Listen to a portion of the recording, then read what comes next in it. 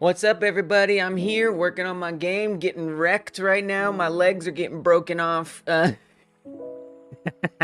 part of the game. It's part of the game. It's a game about an alien invading Earth, and I'm gonna work on it a little more today. This is my story. No, this is what I'm doing. I've been working on level 1, which is kind of what you're looking at right now. You know, that tree was supposed to stop you. I need to think about that tree design today a little bit. Maybe I will. I'm gonna be working on level 1. Some more level 1-age is a big focus for me today. Basically, this game is gonna have about 12 levels split into 4 separate areas. It's about an alien invading Earth, and you need to abduct a bunch of humans or animals, including cows. That's why we're on this farmland area. I'm surprised we haven't died. Actually, that's actually amazing. That it really is. Oh, there we go. Now we're about to die. You notice that the limbs shrink. That's a thing. Limbs do shrink in this game, and that means that you die if that all the way happens with your head getting super tiny. It's like an endless runner setup, and you want to move around and avoid obstacles ideally and not get running into things, but you know, I'm gonna, you know what, why don't I just try to survive a little bit. Ideally you would actually start going slower, and it would affect the way that you're able to move or not. So, you know, you'd be like hobbling, or, you know, something like that. You know, something bad would be happening, but I haven't quite set all that up yet. I've been focusing on so many things in this game. There's so many things to make, so it's a little bit at a time. I'm using Godot engine, of course, and I love it so much, and I'm still learning, I'm still growing, but I'm having a blast. So yeah, so the past many streams I've been working on specifically level 1, getting this cattle ranch farmland area set up. First area will be that. The second area will be, what you want to call it, some kind of like towns, suburbs will be the second area with 3 levels as well, and then the third area will be a big city, and the fourth area will be military. So yeah, so today I'm gonna keep working on this. Yesterday, by the way, I work on this a few times a week, several hours. Yesterday I made, let me see if I can find the one. Basically, look at these like chunks, right? These strips. Like you can see that the cornfield here like takes up this certain area, and that's like a level chunk that is what we're calling it. And these semi-randomly spawn in. There's some degree of non-randomness, and there's some degree of randomness. And so I made this one yesterday, and I'm gonna make some more. I'm gonna make some more, and I want to design more to look better, because you can see there's some blank areas here that there's just nothing going on. I would like to fill that in with stuff. That would be nice. And then I want to optimize some things to be a little better. Like this tree, you used to run into this tree and it would stop you and slow you down. But I made some changes to it that made that not quite work. I don't even see collision working at all with this tree. Something's not right with this tree. I need to fix this tree. Why doesn't it hurt you? Why is it broken? So I don't know. I'll find that out. Is that true with like every instance of this tree? It is. Wow. Because you can actually attack things. Let me just get my character dieted. Yeah, we're just gonna dieted the character, unalive it real quick, so I can see. So you can attack with these arms, right? And then the idea is you abduct these animals. That's actually the gameplay. This whole time I've just been showing you it scrolling, but there's actually a gameplay. There is. You drag the cows into there, and it's great, and it's awesome. Bam, bam, bam. Oh, this is cool. I know. I genuinely am excited about it, because I've been working in this game for a long time. Well, not a long time, but it feels like a long time. And it feels like now it's more the game than it ever has been, which is always nice. You know, some days it's like, okay, I got this little thing done, but lately it's starting to feel like more what the game is supposed to be. There's a lot of things I want to add in here, power-ups, different levels and things, and you know, there's way more that I want to do. But for now, this is kind of nice to be able to run through. And then to beat each level, you have to get a minimum number of abductions. And there's some other mechanics like eating the things. You'll get like bad karma if you abduct or eat certain things over others, and then this little heart in the middle of your body will shrink. So yeah. So I think right off the bat, what I want to do is fix this tree. That would be nice. What's up, Top Hat Gaming? Welcome. Good to see you. Thanks for stopping in. Yeah, so that's what I'm gonna do. I'm gonna fix that tree. That tree needs a little, I don't know. I don't honestly have any idea how that tree got broken, but I know that it did. And so I'm gonna fix that. I'm gonna fix that. Okay, welcome, Pancake. Good to see you. Thanks for hanging out with us today. I appreciate it. I do. It means a lot to me. Okay, so I'm gonna fix this tree. What is wrong with this tree anyway? I mean, I'm sure it's a perfectly... No, it's not, though. I was going to say I'm sure it's a perfectly fine tree, but I actually know that it's broken. So, what's the deal? What's the deal? I did make some changes to it yesterday, but I didn't expect it to completely, break. So, let's see. Let's see. Its collision shape is on. It has its collision shape, so that's good. It's not disabled over here, as is possible. Dun dun dun dun dun dun dun dun dun dun dun.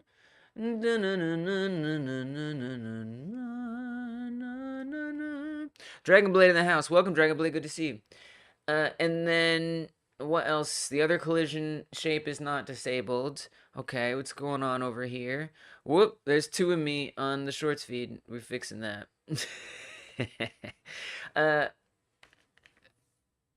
Yeah, it looks fine. It looks really quite all right. The obstacle... Okay, actually, I should probably take a look over here. It's like 2 a.m. there. Good morning. Good night. Go to bed. Get some sleep. I have slowdown amount set to full, damage amount set to lowest, health max set to 1. What if I give it 2 HP? I mean, that doesn't really make sense. It should... Is it... Did I... No, because this would... I don't really understand why it wouldn't be working. That's a mystery. I'm very happy with the progress I got yesterday. I managed to fix some coding problems all by myself. All by myself, which was surprising. Do do do do do do do. Wow. Oh no, but it does hurt. Oh, well now it can be attacked. Oh, okay.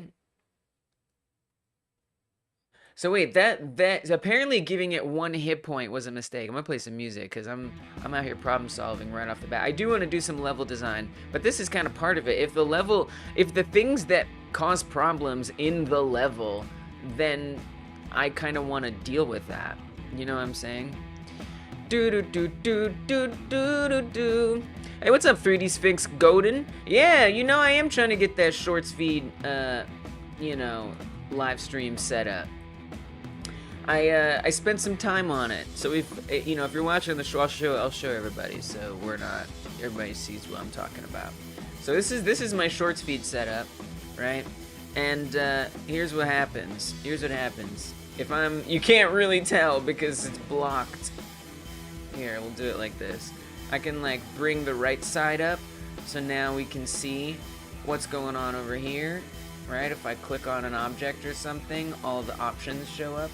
And then if we're on the other side, we can pull this up like that.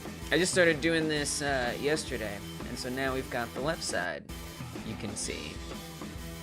And then we can put it back, and there we go. So yeah, I'm experimenting with that, having a little fun with that. You know how it is. You know how it is. Alright. YouTube is just being very generous with the shorts feed live streams. And I'm already here live streaming, so why not? Oh, see, it works for a second. So now I'm bumped. Okay, so it is working. It can't have 1 hit point. It has to have 2 hit points, I think is the main problem. Something that I want to do is I wasn't going to do this, but I've come to the realization that I need to add in health bars for stuff. And so the shorts feed can see me better. That's interesting. I like that. I like that. It's actually an entirely different camera. It's an entirely different camera. Something that I want to do is add hit points, because I find that it's information that I'm missing. Because I wanted to try to, I mean, if you think about like this building, right? If I click on it, it starts to fall apart, right? And that's great and all. Click on this one, it starts to fall apart. You know, and that does give you some indication, but like, you know, I think it's just going to be a lot easier. The feedback will be stronger if there's health bars above it. So that is something that I do want to set up and work on. That, not today, but that's that. So I also lost the animation for this yesterday for some reason I don't understand. So we're going to go ahead and just set this. Basically, the way that this works is as it starts to take damage, this animation player goes further down. So if it has 0 damage right now, then the animation player will be all the way to the left. If it has full damage that it's taken, it's going to be all the way to the right. And so this is, we're going to say it has 2 hit points. So I want to say at the beginning, its trunk and its leaves are visible. So let's update that. Visibility, keyframe visible. We want to make sure that that's set. Come to the leaves portion. Visibility, keyframe it as visible, and then further down over here, I'm going to say by the end, actually out halfway through, let's say halfway through, the leaves disappear. Now my biggest problem with this is you just have this random trunk here, and like, it seems a little extreme for this to be something that's totally stops the player. So what I should do is run a function that updates it to not slow you down all the way. I bet I could do that. That's a fun first task. I can handle that. Screw it, let's do it. All right, so I'm gonna say by the end of this, well, we also want the collision, right? Because there's 2 collision shapes. Oh, these 2 collision shapes. So so it's not gonna have any collision. You need to reimagine the collision. That's what we have to do. All right, do it now. Screw it, let's do it. I'm gonna delete these collisions. People often, when I have performance issues, they're like, you need to make better collision shapes. I'm like, I get it, but you know what? I don't think it's the most important thing for performance. I don't. All right, so I'm gonna say, let's just do a, I want to say I could get away with a box, you know? A box collision shape, and then maybe adjust it just a little bit so it's like kind of rotated. I might hate this. This might be a bad idea. I don't know, I'm just kind of imagining it has like a sort of triangular prism shape to it. Now the other option is I go into Blender and I make a shape.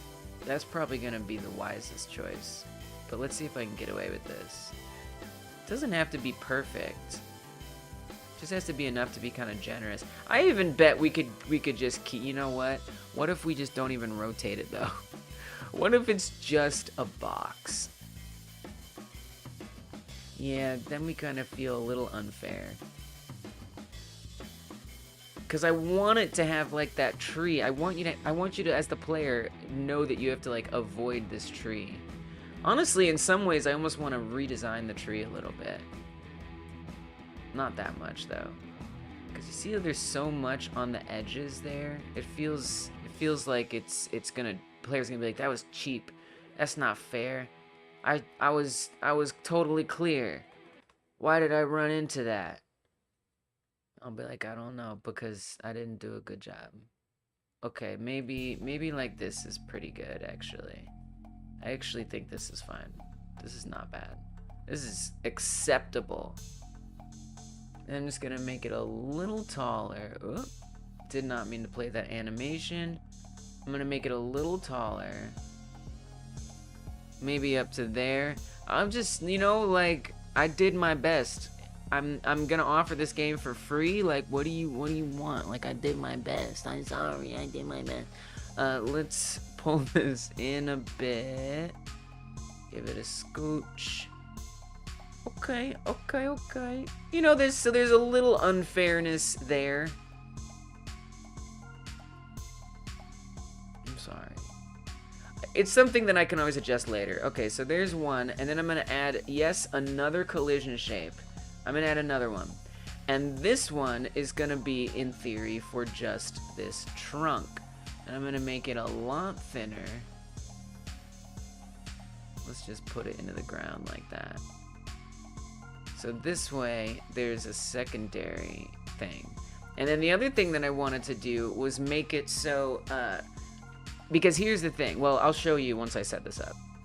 Let's not explain that just yet. We'll get into it. So I'm gonna say that this collision shape at the beginning, its collision property is disabled off. So I'm gonna keyframe that off. We're gonna come to this one, keyframe its collision as disabled off, and then halfway through, I want the leaves to go away, and I want that bigger collision shape. Oh, you see what somebody saw what I did there. I forgot to make it unique. So what I'm gonna do is I am going to make this unique. I'm gonna copy this one, and then I'm gonna Control Z my life away up until here, and then paste that, and we should have two separate ones. Yes. Okay, good, great, fixed. All right, anyway, so we're gonna turn this on as disabled again. I just did a little oopsie, don't worry about it. We're gonna keyframe this as disabled off, and then we're gonna have disabled off on this collision shape as well. Dum dum dum bum bum. What's up, Entropy? YouTube was so weird. Are you streaming? You were streaming both portrait, short style, and landscape? I selected a short first and was confused. Yeah, you know, I hear this a lot. I hear this a lot from other creators who are trying this, that it confuses their audience. I apologize with that. Unfortunately, you know, YouTube is not doing a great job at making sure that people who are viewing on a landscape screen get the landscape stream, and then making sure the people who are on mobile or vertical get the vertical stream. So it kind of just ends up being that people who are keeping track of the channel are going to get recommended both or one instead of the other, no matter which device they're on. So that kind of sucks. But the reason why I'm doing it is because YouTube is pushing shorts live streams very, very well. Very, very well. And the thing is, you know, these big devlogs I do are very casual. We're hanging out. I'm just chilling. We're hanging out. And it's kind of suits, I think it suits well, just people who are scrolling through and pop in and want to say hi and see what's up. So, you know, I figured I'd at least give it a shot and see what we're doing. I'm sorry it confused you. You know what I'm going to add? Something I'm going to add is on the shorts feed, I'm going to put somewhere up here, I'm going to put in there like horizontal feed on the channel, or go to the channel for the horizontal feed or something like that. So that way people maybe know a little better. Apparently there's supposed to be a button that you can do that, but I think that someone might have made that up and it's not true. So so yeah, we'll get there. We'll iterate. Thank you for letting me know. I appreciate the response or the feedback, just to know like how people are experiencing it. It's good to know. Yeah. Yes. Right. Because I mean, I think the best I can do is just tell you to go find it. There is like the description. Potentially, I could put the link in the description. It's a bit of effort though to do that. Yeah, I have a feeling that if YouTube is gonna add a feature like that, it's gonna be a while. It's probably gonna be a while. That's all right. Okay, so I've keyframed these collision shapes to not being disabled at the start. Halfway through, I want to make sure that the leaves collision does get turned off, and then by the end, I want to see the trunk, that is to say, when it's taken its full damage, I want to see the trunk visibility go away, and I want to see the trunk collision go away. Looks like I have the trunk collision in a terrible place. So real quick, I'm just gonna move that somewhere that makes sense. Would be good. Did I womp that tree? I did not. You know, someone was asking about it yesterday, and I kind of was just like, yeah, you know, I put some shapes together and blobbed them. But it might be interesting to even see how I did that, because I kind of forgot. I kind of forgot. I feel like I used like the remesh modifier would be my guess to turn it into like voxels. Actually, I'm about 100% sure that's what I did. That's what I did. Yeah. There also is a paid thing for Blender now. It's like 20 bucks. Conjure SDF that works in Blender. Actually, I think it's like 50 bucks now. It actually got more expensive since I last checked. But this will let you do SDFs in Blender now. So that's something to think about if you're interested. If you're interested, I'll put the link in the description. But dude, I should probably put it. Let's put this other link. Try this other link too. Here's two links. Two links for you. So the way that I made that, I'll pull it up in Blender and try to show you. But really, it's just like a bunch of like. Do you know what I'm saying? You don't? Okay, that makes no. I can see why you wouldn't understand what I mean when I say that. What I mean is, it's like they're like blocks that are skinny and they stick out really far. They're pointy and they're all like pointing out. And then I put a remesh modifier on that and it blurs them all together. And that's how I made that tree. I made that tree very fast. I made that tree rapidly. Let's see. Trees. Let's go to, sure, tree 1. And then we'll go up. This one is tree 2. Okay. Almost got it. There we go. So this is the tree in Blender. I don't know if you'll even be able to notice how I made it, because I probably applied the modifier. I did. I applied it. Oh, you know how else I could show you? I don't need to, but now I want to. It's cool. Yay, it's cool. I love that. You see the Conjure SDF? Nice. That's what's up. Hey, what's up, Q Mark? Welcome. I'm gonna say, let's go to, that was a member stream. I remember that member stream very well that I made it, because I was grouchy and I made tons of things because I was in such a bad mood that day. And I just wanted to soothe my mood with Blender, and I did, and it worked. And I made four assets. Really? Dang, I made so many assets that day. Okay, here we go. It's happening. This is how this tree was made. Looks like I was using a bunch of, it looks like I was just experimenting with modifiers. I got deform, remesh. Maybe I threw a subdivide on there at some point. What was the starting shape? Oh, there you can see all the little points that I was talking about. How it was just kind of like a bunch of pointy things sticking out every which way. And then I started applying modifiers to it. And then eventually it blurred together into that shape, which gives it that SDF-ness that you're thinking of. It was fast. I made it really quickly. Really, honestly, more than any, and I use like displace, really more than anything, remesh. Remesh is the key. There's what it looks like underneath all of that. That's what it actually looks like before the modifier. And then that did that. So yeah, that was actually a really impressive experience because I did not know what I was doing, but it came together somehow. And now that it has come together, let's make it be what it needs to be. By the way, those Blender streams I do for members only every Monday at 8 p.m. at 2 p.m. Eastern Time. They're about 8 hours long. They're streams that you can only get if you're a member of this channel. So consider joining and supporting. I appreciate if you're willing to do it. It means a lot. You'll get emotes and all kinds of other stuff too if you join up as a member. But also that live stream. It's a big one. So there, this looks good. I mean, this looks fun. I think this is done.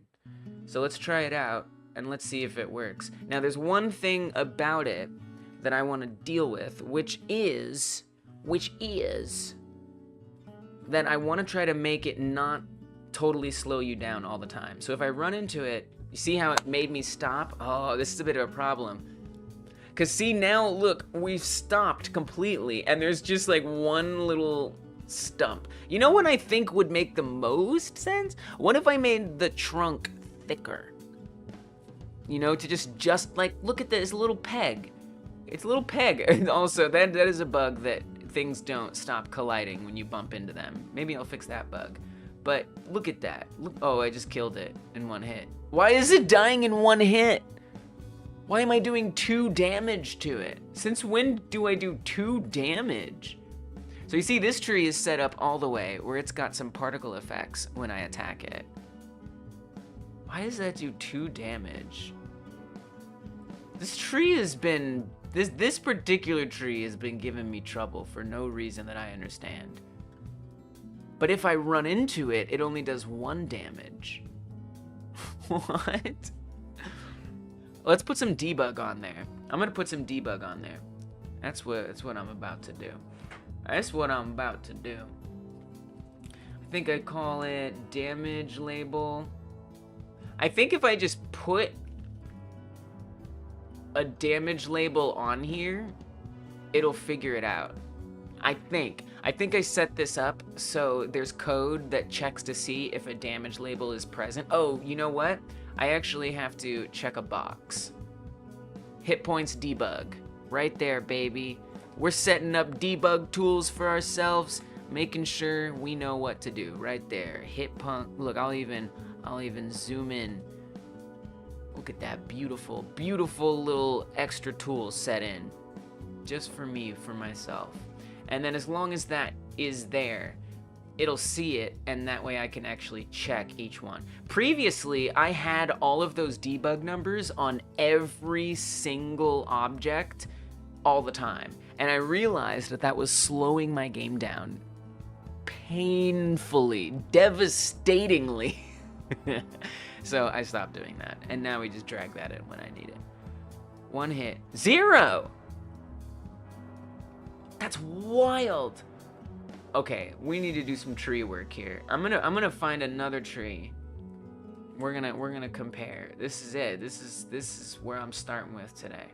I'm gonna open up this and we're gonna mark its hit points debug to be on, and in there I'm gonna not paste something, but I'm going to drag in the damage label. Make sure it's visible in there and stuff. All right, and let's see. Let us see if this behaves similarly or not. All right, there's a bunch of trees. So this has got 8 hit points, pretty obviously. This has 2. If I hit that, 6! 4! Okay, well, there you go. Now I know we are dealing 2 damage every time we attack something. Couple things. Number 1, I didn't even notice we were dealing twice as much damage, which means that everything must be a little too strong, because I didn't have a problem with things taking so quick to die, or something like that. But number 2, how did that even happen? How did that happen? It still doesn't, address the issue that I have, which is that this little skinny stump completely stops the player. That feels ridiculous, but I'm less worried about that now.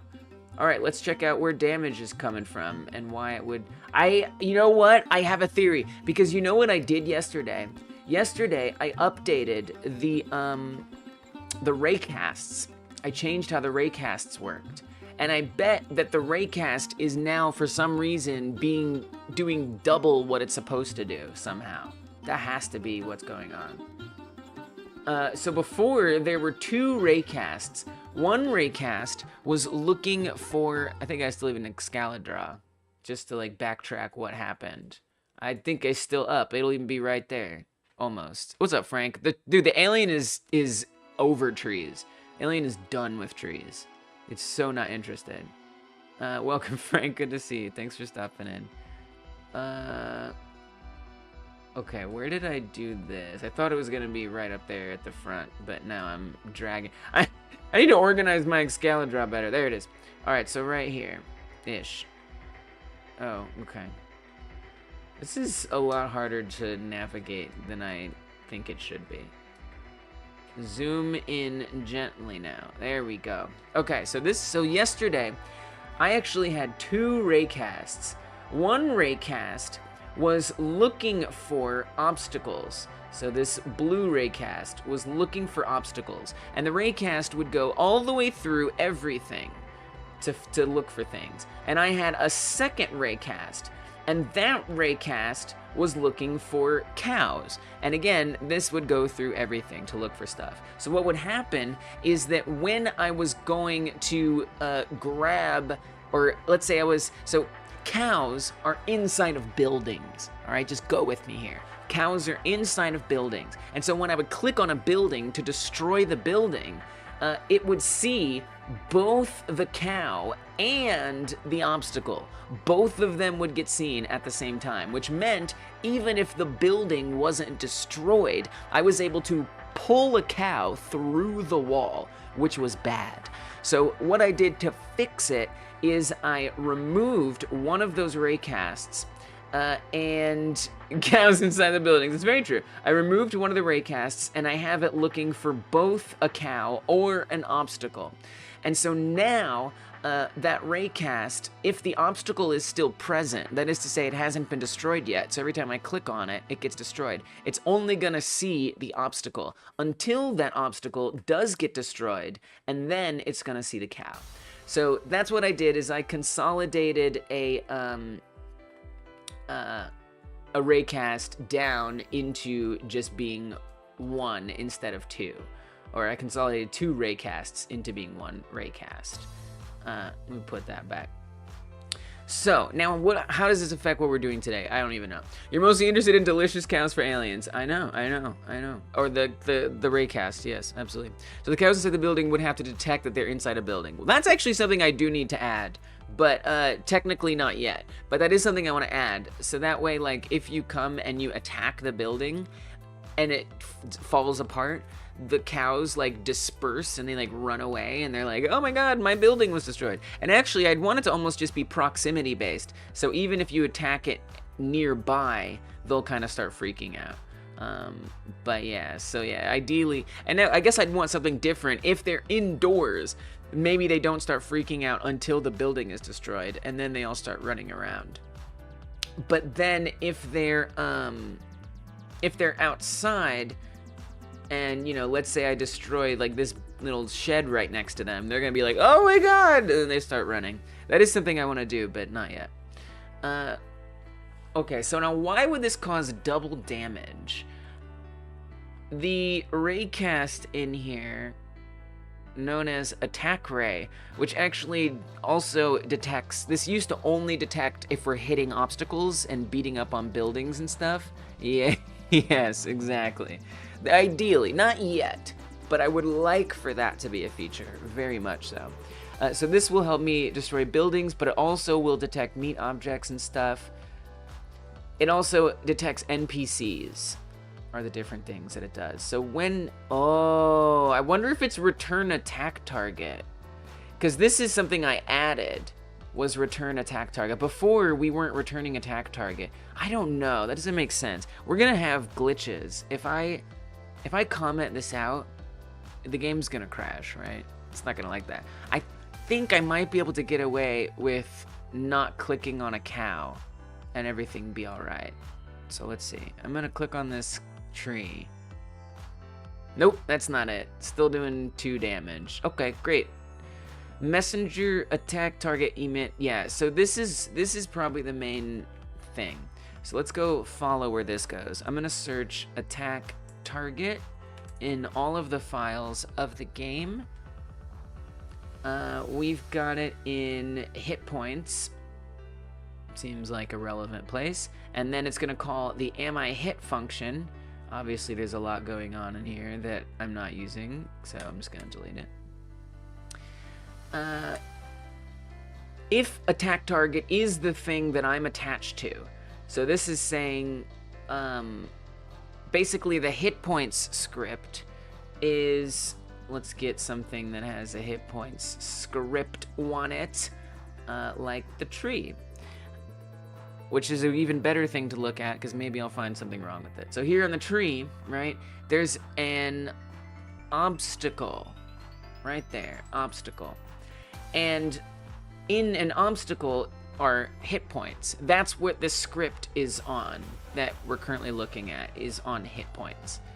And so when the collision occurs, that is to say, when am I hit runs and it checks to see am I the thing that was hit, it's going to look up a level at its parent to see is that the thing that got hit. And so that's kind of what that's doing.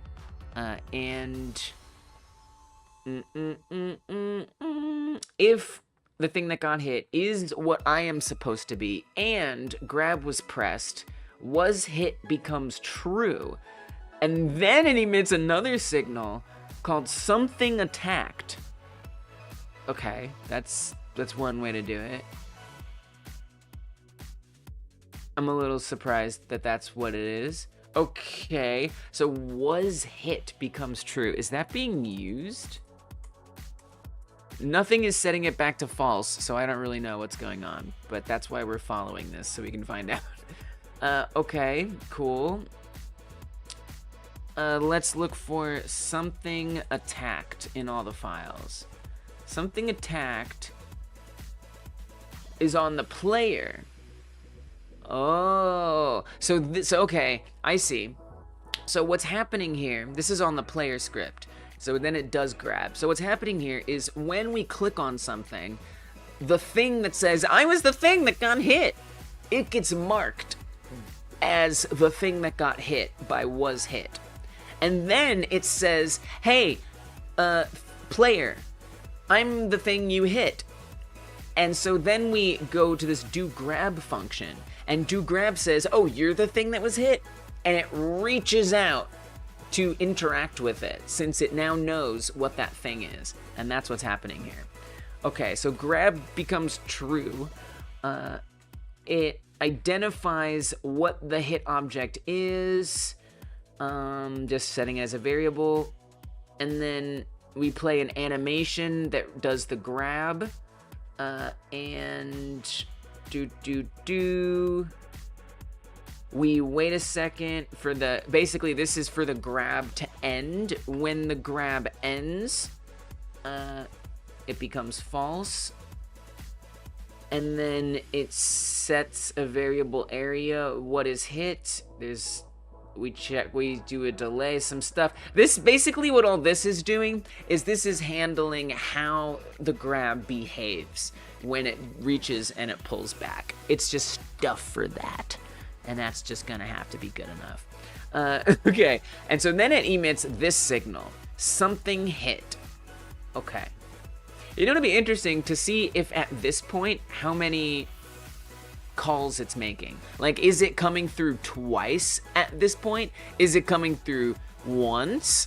If it's only coming through once, that will be, you love it? Yeah, I mean, you know, I'm kind of new to coding, if you couldn't tell. So I just kind of wing it with some of these variable names. Thank you. Thank you. I feel very affirmed that that was noticed. I refactor them here and there to try to make more sense. All right, so I'm going to say here, player knows that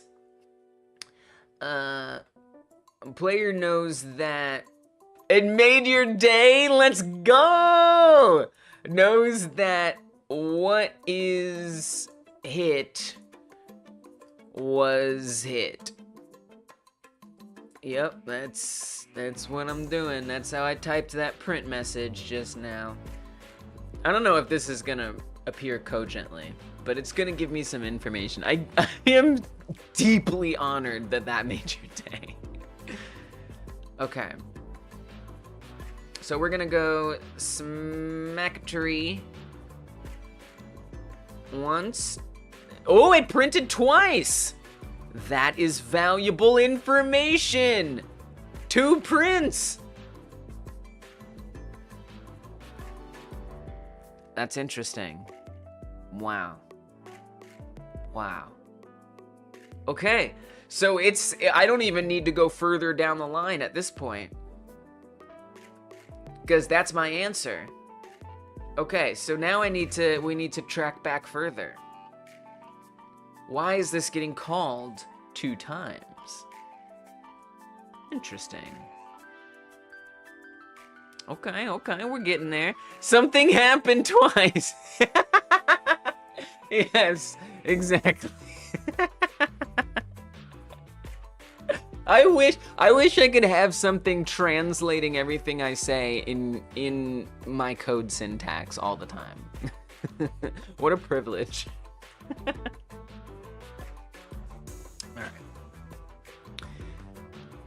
So I guess what I'll do is I'll come back to the obstacles themselves before it calls the do grab function. So if we come back into here in already, oh, this is the wrong thing, is it? Obstacle, oh, hit points, right, it's on hit points. Gotcha, not obstacle, it's on hit points. On something hit. Okay, right here. Am I hit? So on something hit is, I think this is what gets hit, gets called after. Yeah, so this is what gets called after that grab reaches and smacks it and it emits something hit. This is the function that it runs, is on something hit. And then that's what that delay was, is to make sure that if it's going to take the damage, it waits for the grab animation to actually get to the object. So that's why there's that delay on there. Okay. Good. So let's see if that's happening. Let's see if it's doing a double call before it even checks to see if it's the thing that got hit. Well, of course it is, because tons of... we're just gonna get a smattering of things if I do that, because basically this runs on every single obstacle when anything gets hit, right? So we're gonna get as many obstacles are in the scene, we'll print stuff. That's too many things. So actually I don't want to do it there. I would want to do it here. So we want to say obstacle noticed that, or we'll even say attack target, comma, notice that it got hit. Notice that it was hit. Okay. So we'll see where that gets us. This should be interesting. It's either gonna be 1 or 2. If there's 2, we look further back down the line to see what's causing that. Alright, time to smack a tree. Give it a little tap. See what happens. 2! Further back. We gotta dig a little further back. Okay, cut that on out. So this is getting called 2 times. So that brings us, which makes sense, again, like I was saying, I was making changes to the raycast. So back here, this raycast, oh, I got it. I just realized what's happening. I don't know how to fix it yet, but I realized what's happening. So it's checking right here. Look, every time so this attack ray is being called twice. It's being called twice. So that makes sense. It's being called, so I need to even be more specific here. Check if attacking a meat object is what all of this is doing down here. And I'm even gonna put this like next to this. Check if attacking a meat object. So this is not clear because all it's saying is if you press a grab, that's it. Then assign attack ray to the raycast result. which means it's going to call that function. Now that function is already being called. So what that means is I just need to get rid of that other place that it's being called, right? And that'll be fine, won't it? It's called in process right here. It's just called for no reason with nothing to do. Get it out of there. Get out of there. Throw it in the trash. And so yeah, so this isn't really checking if attacking is a meat object. Actually, it's not really what it's doing. That's actually right here. So this calls the function. So I'm gonna say shoots the ray. Like, I don't know how to remind myself, but this is where this gets called initially. And that's the only place it needs to get called, is the same place that it gets assigned. And that's actually very interesting that we're only shooting it. If you think about it, well, that's not necessarily, well, it raises a bit of a question. So, I mean, first of all, our problem's gonna be solved. Our problem is gonna be solved. So if I click on this, 1 damage, done. And now it's a little skinny tree. So huzzah, I need to be happy. I solved a problem, good, good, good. With that said,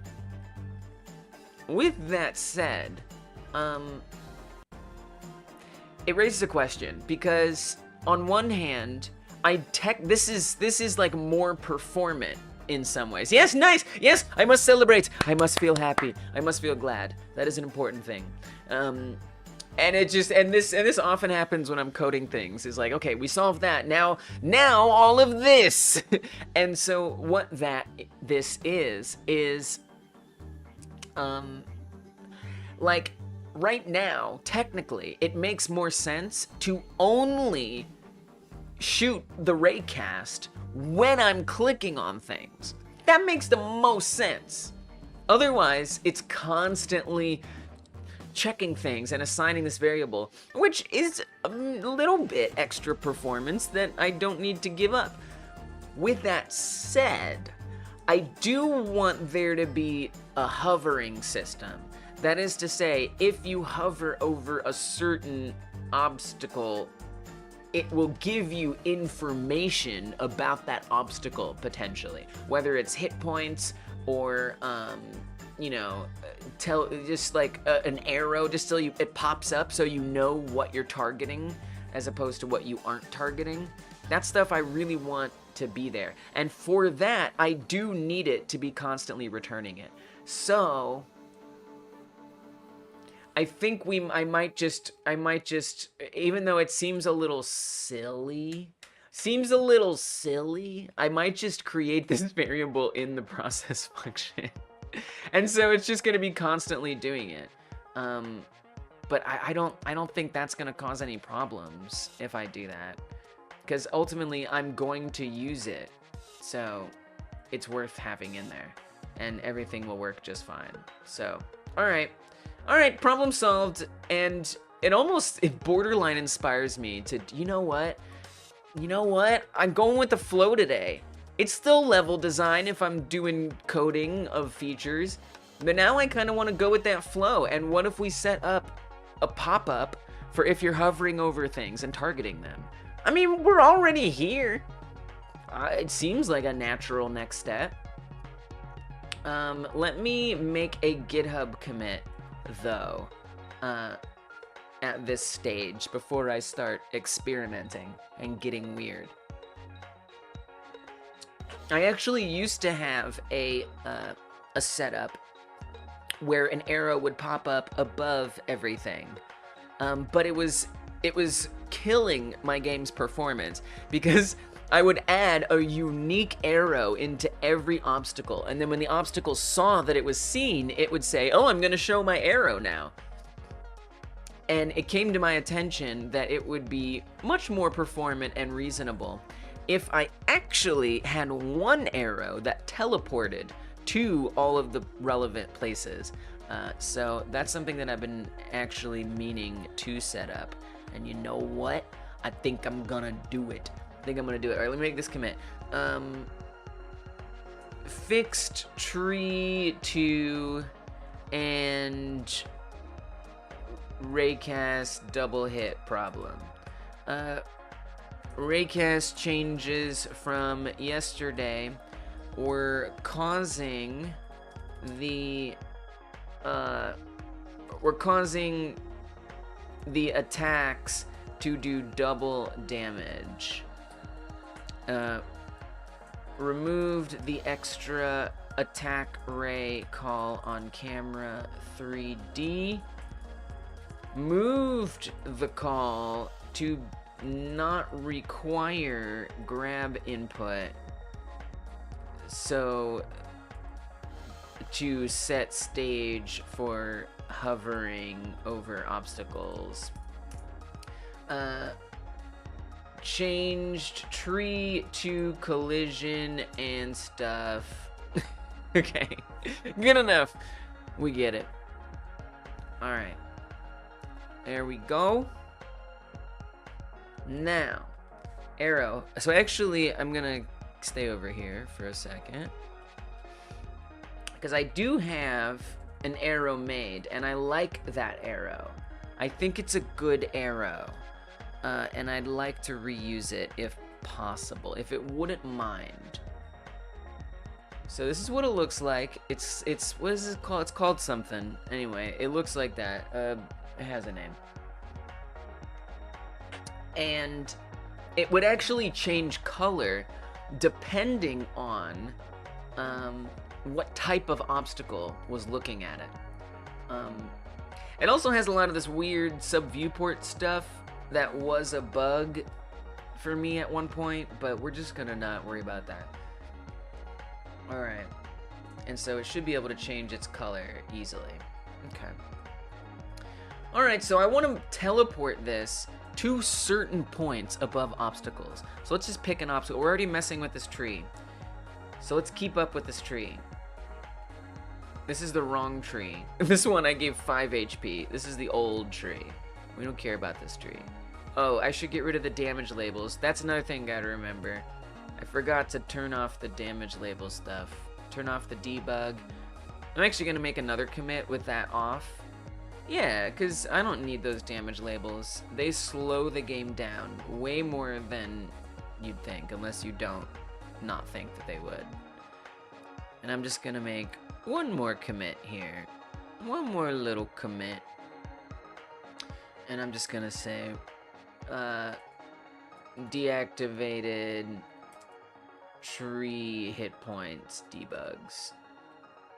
You know, because if I screw everything up, I want to at least be able to come back to a nice point that I'm like, okay, this is good, this makes sense, everything is fine, we're gonna be okay.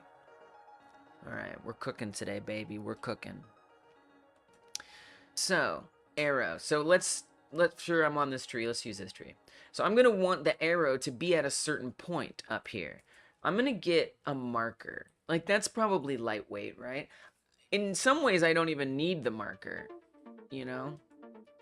I assume this is very lightweight. I'd be surprised if it wasn't. It seems a bit unnecessary. Like, maybe I could, instead of using a marker, I mean, I could just use the marker for now to get, like, coordinates, and then... Let's see, so if we hover over it, we'd want to fetch information, right? And then that information gets sent to the arrow to tell the arrow the position that it needs to go to. So from what we already looked at on the hit points script,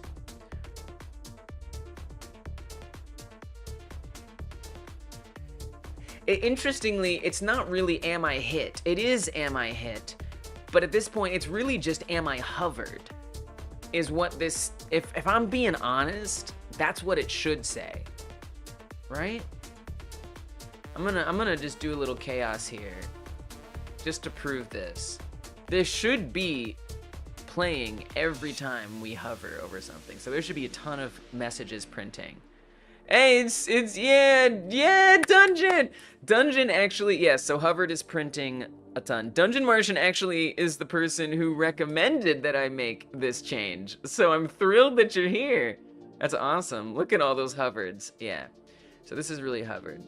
I am finally doing it. Because I happen to be sort of nearby what would make it work. And I'm like, you know what? Screw it, let's do it. So here we are, doing it. Doing it. Dun dun dun dun dun dun. Now, hope you're doing good. Oh, Dungeon Martian's a member right now. Did you know that if you are a member of this channel, not only do you get access to the Monday member stream, emotes, badges, crap like that, but you also get a song sung to you by me. So let me just vibe with this song for a second.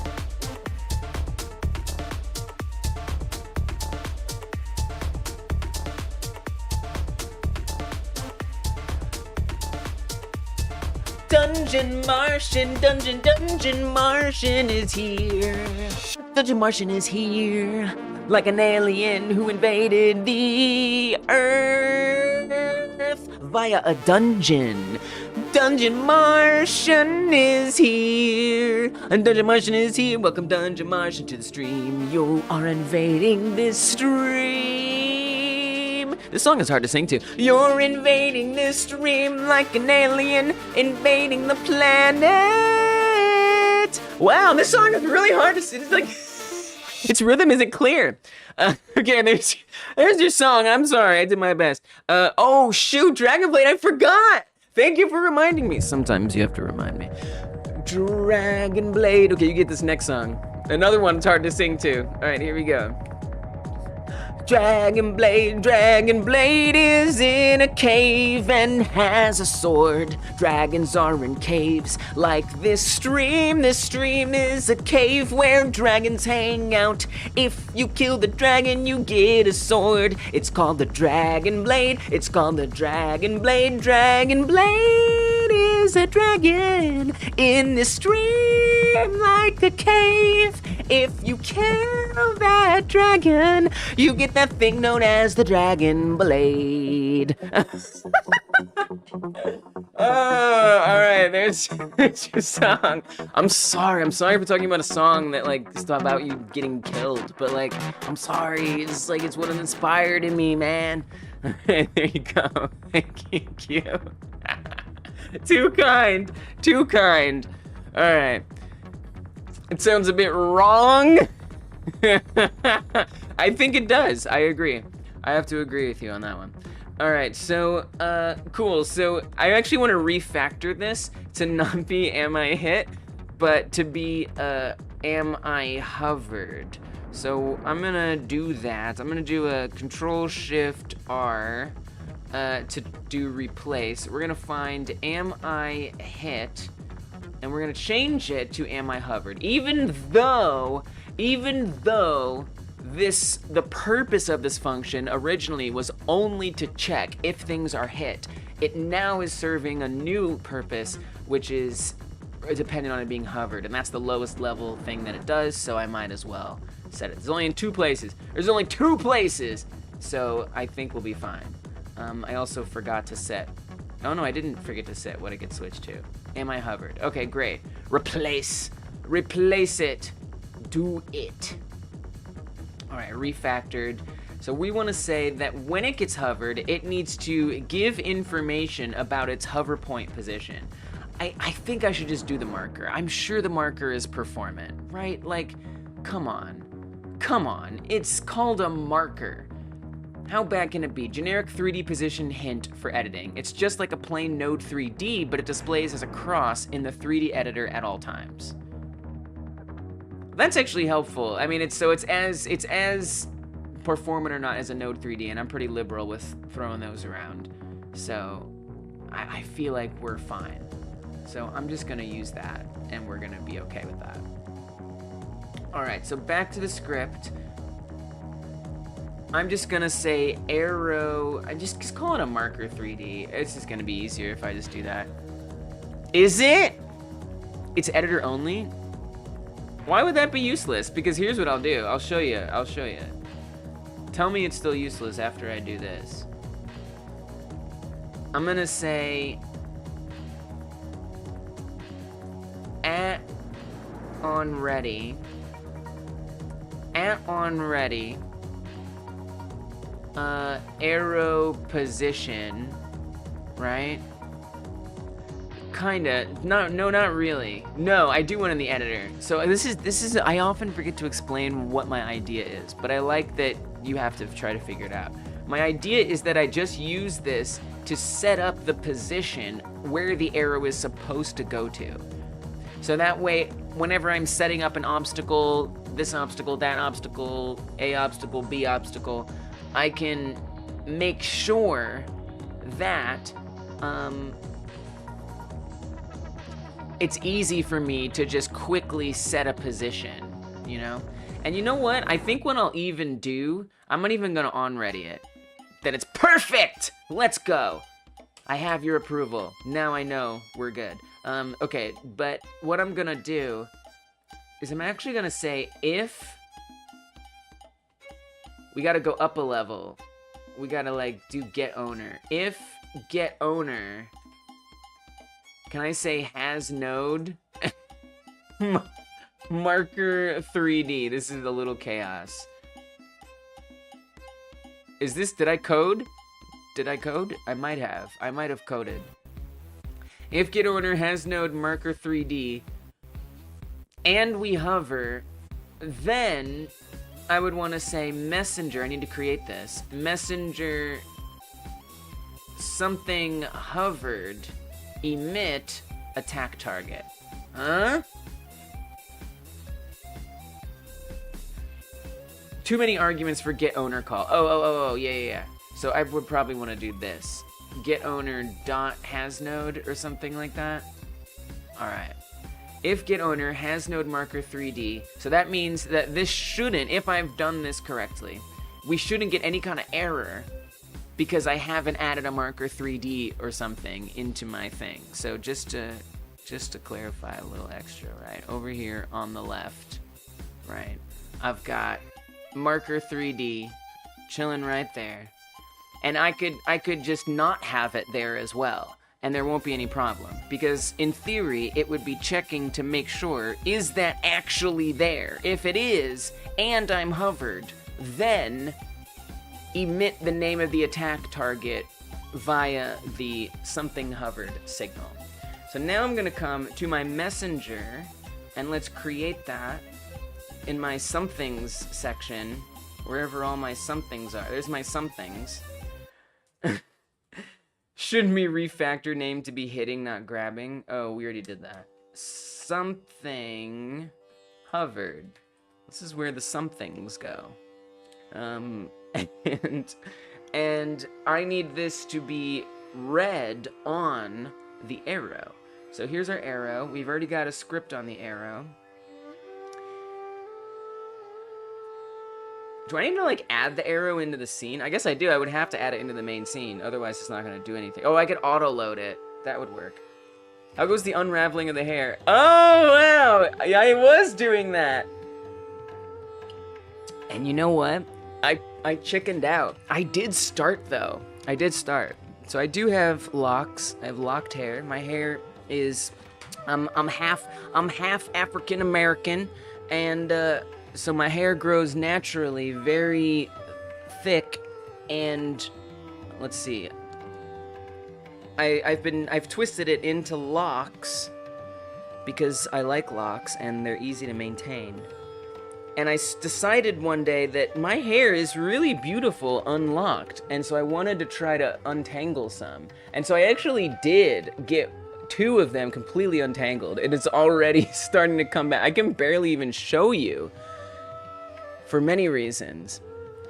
Wow, there was a time where I could have shown you more easily, but they're starting to lock up again. But I did get like 2. This one is a little fluffier. Oh, you know why else you can't see? Because of the green screen.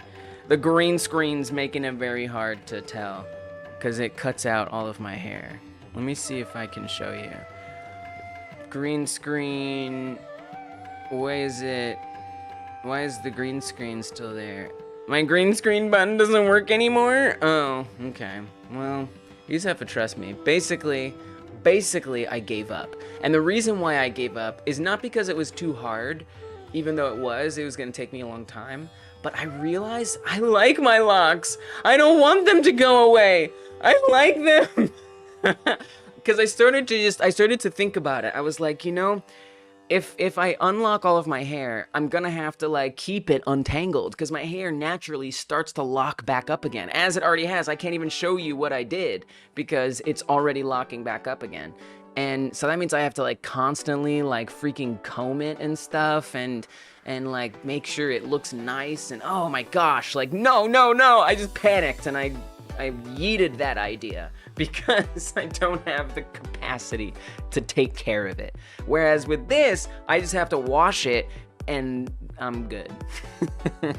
So yeah, you know, twist some of the new growth once in a while, but for the most part, it's very low maintenance, and I like low maintenance.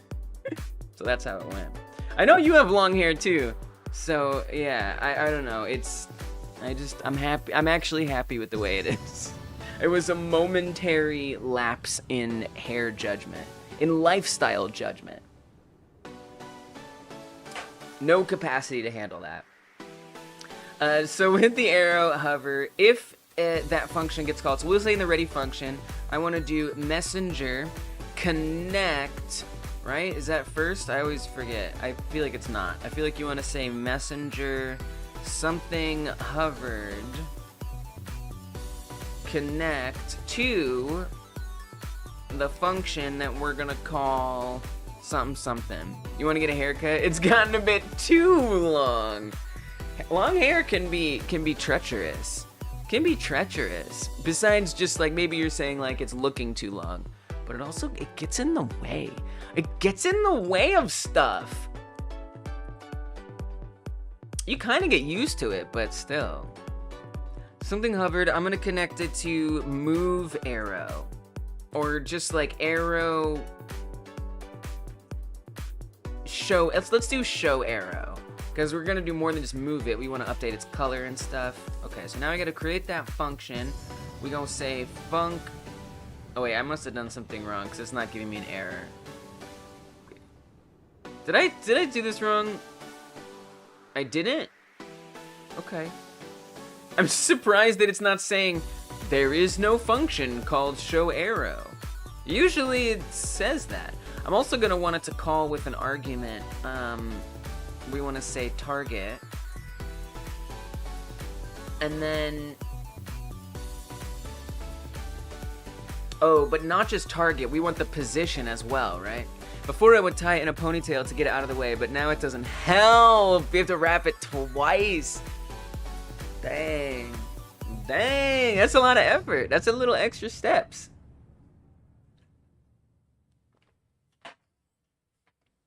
So you're saying like it's got like it's like double like this, like double pony. It's kind of cool. Or maybe you mean like it's like, there's a lot of different ways you could mean that. But I understand. That's long. That's gotta be longer than I've got even. That's very long. I've got it like down to maybe just past my shoulders, but it keeps getting longer. It do keep getting longer. Alright, so back on the hit points. We don't just want to emit it with the attack target, because I also want that marker. We don't just want to say if it has that. I want to say emit with the attack target and the position of the marker 3D. So I'm going to say past half of your back. Oh my gosh! That's so long! Holy moly! Wow! Okay, that's super long. That's super long. Oh man. Oh, yeah. Wow. I mean, at that point, you basically have to like almost style it. Like, you almost have to style it like away from its longest length. If you just let it ride at its longest length, I mean, that's gonna get in the way in so many circumstances. So you have to like almost like the way it looks wrapped up, and that be the way that you always wear it. Which almost kind of sucks to always be like wrapping your hair. I don't know, Man, wow, that is a decision. You have some choices to make there. I love to see people in the Shorts feed chat. You guys love making games. Me too. I love making games too. I'm glad you guys love making games. 67% of you do. That's what's up. I love to see that. I want to say that the arrow position gets set. Don't fully wrap it. All right. Gets set to the marker. So we still have to go to get owner. I still have to make sure that I've set this all up right. Wait, this wasn't the tree that I did it in. It was this tree. So we were literally just putting it in get owner. Like, I think that's fine. Just drop it right in there. Get owner. And we want to say marker 3D. Is that's not how coding works. That's not how coding works, is it? Expected indentation after dot for attribute access. Wait, why don't I know how to do this? I think someone would call it anime samurai style. Whoa, that sounds cool. It sounds like it probably looks awesome. Actually.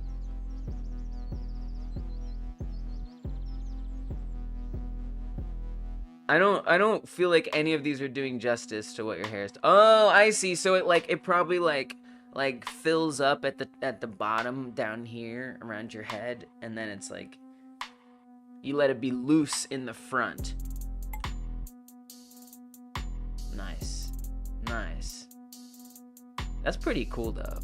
That's actually a good style. Wait, why have I not referenced a node in 25 years? There's nothing like it, okay.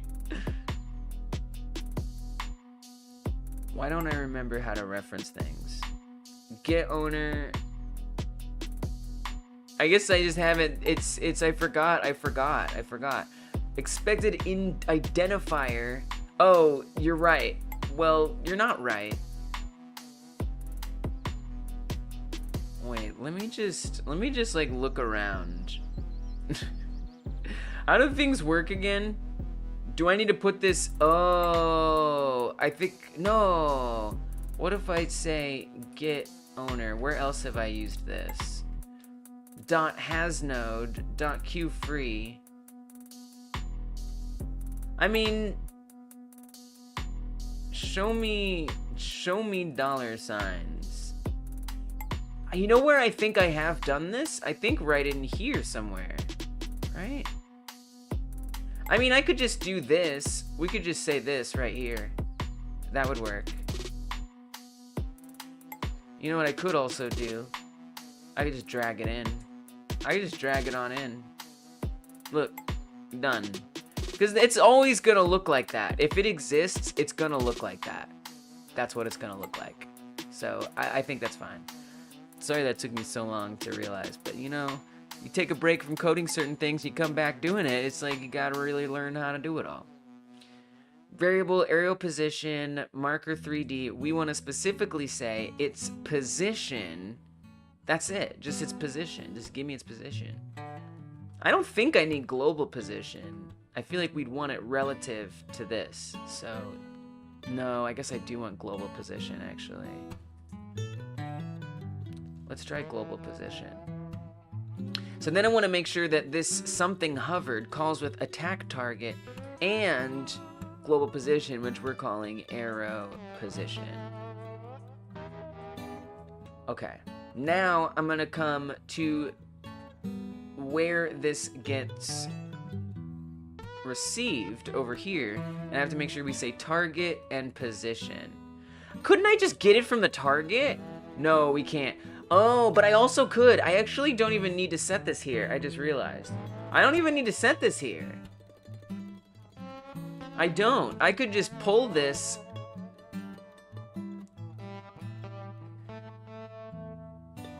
I have a different idea. What if instead of calling it here, we call it from the arrow? You know what I'm saying? So I'm gonna come over back to the arrow. And we're just gonna say we're gonna say arrow position, create a variable, arrow position.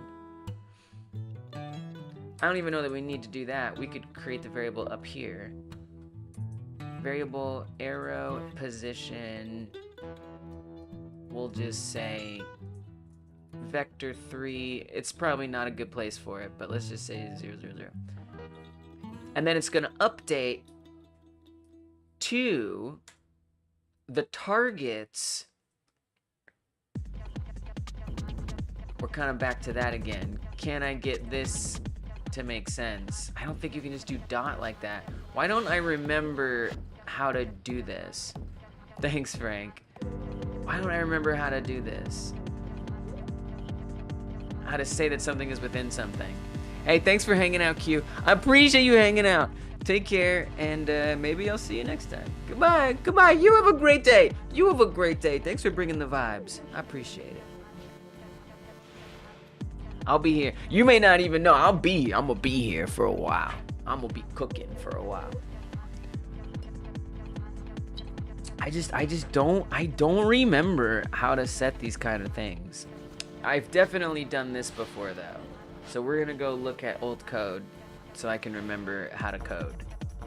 I did something like this in the... I'm gonna feel so silly once I figure it out. I'm gonna be like, right.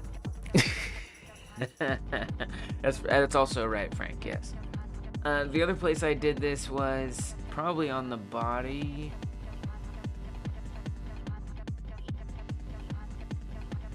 Maybe I have to say get node. Maybe I don't think so. Is that's not a thing, is it? Do I really have to say get node? I guess I do. Is that what I want? I want to say get node.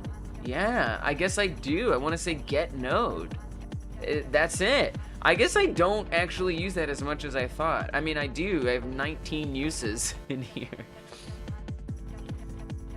I forgot. All right, we're gonna get the node. That's it. Go to the arrow. Target. Get node. Marker 3D, and then of that node, I want its global position. Huh? What do you think about that, Godot? Then I'm gonna want to actually set its position to be that. So I want globe position to become arrow position. So let's see if at least that much works. And it's gonna be kind of weird. There's definitely weird. There's elements of weird here, and there's likelihood of failure. But I'm curious. I'm curious to see what we get. Nothing. Oh, I only put it on one thing. I put it on a tree.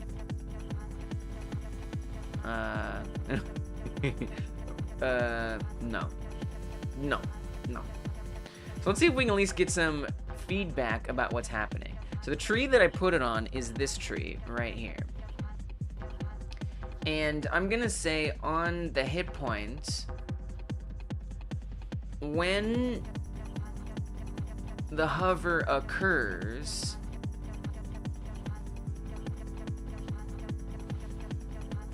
let's at least make sure that it's seeing the marker 3D.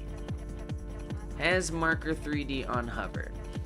Let's just get, let's go back. Let's a little bit at a time, chunk our way back.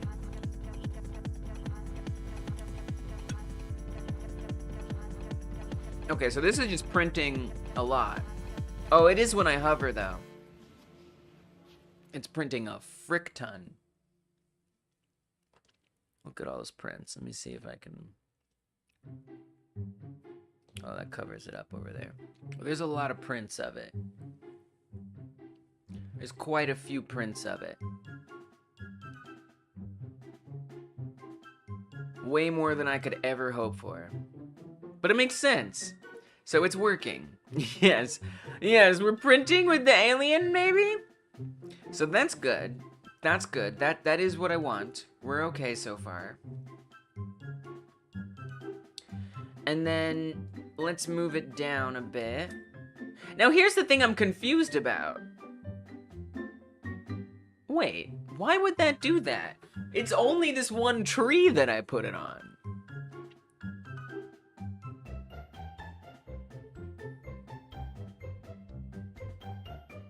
I guess because if I hover anything, all of them get set off. So in fact, I actually do want this in here.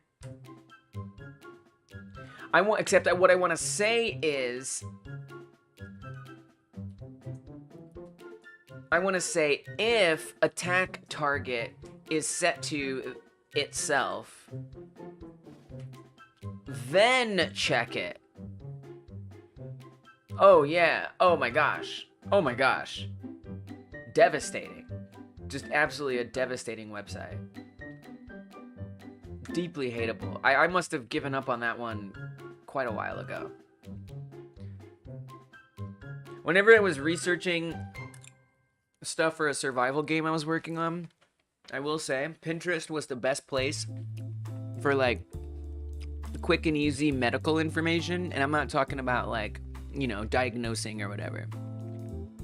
But like, apparently a lot of like nurses in nursing school use Pinterest and have posted all kinds of like easy charts and mnemonic devices for learning stuff.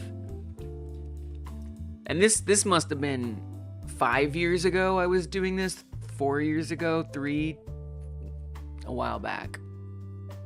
And it was bad then. And I've only heard that it's getting worse. If attack target is set to that, then check to see if it has it. So this should be a little less chaotic. We shouldn't be getting as many signals. It should only be when I hover over the tree that it reports all of that. Yeah, so now it's not spamming messages at me. But if I hover the tree, it does. Okay, good, good, good. We're getting there. Closest things you could find, you posted them. Do your hairstyle, your samurai hairstyle. Nice. That's kind of what I thought. It's kind of like this one. It's kind of similar. I see. That's a lot of hair. That's a lot of hair all over the place. It's nice though. It's nice. It's because it's got a lot going on, you know? It's like saying this, and it's saying that, and it's saying this, and it's saying that. It's like, it's saying this. It's like multi-dimensional. But even if you cut it, you probably wouldn't lose all of it. You could still do a lot of that, but you might have more flexibility if you did trim it down a bit. I can understand that. I can understand that. Okay, so this is good so far, but we're still not getting an arrow. Oh, you know what? I wonder if the arrow is not visible. Oh, it's visible. Never mind. We don't know what. For sure I can cut some of it and still style it the same. Right, right. So like for like practical purposes, it might be worth cutting. Plus you can always regrow it.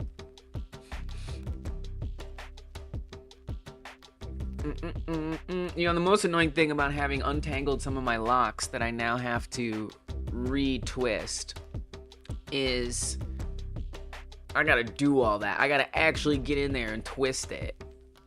Even though I could let it do it itself, it's not gonna look as good as if I put some effort into it. It's already coming together in really bad ways. I should fix it. But you know, with cutting, you might, if it's not like locks or something, it might be easy just to grow back anyway. Do it now! Do it before it's too late and it's already winter again.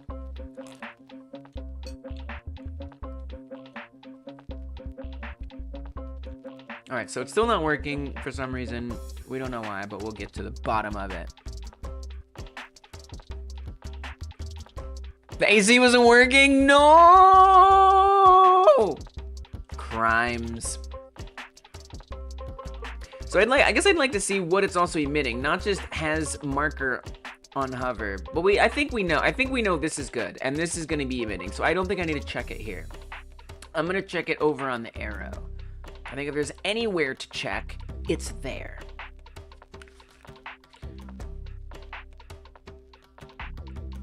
So let's make sure that it's coming through over here. We're gonna say arrow received signal. Print stack? I should use that. That sounds useful. Is that like the kind of stuff that appears down here in the debugger?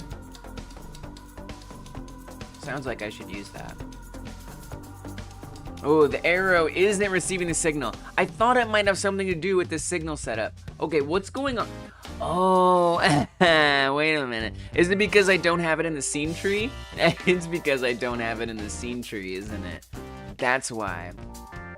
Let's make it an auto load. Dude, that seems so obvious. I feel silly now, but I have just realized that it doesn't exist anywhere. So how could it show up if it doesn't exist? Now this is saying adding a script, but I would like to add a scene technically. I can do that, right? I could like add just a scene, right?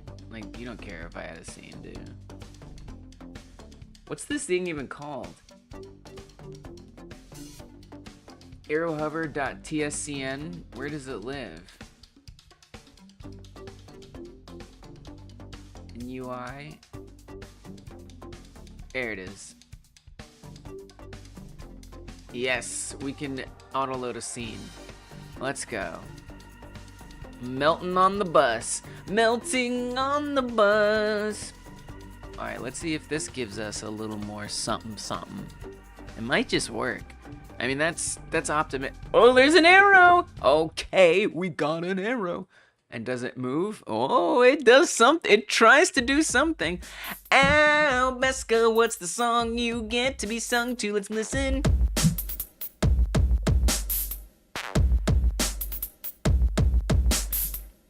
Albeska, Albeska, Albeska is the best, you betcha.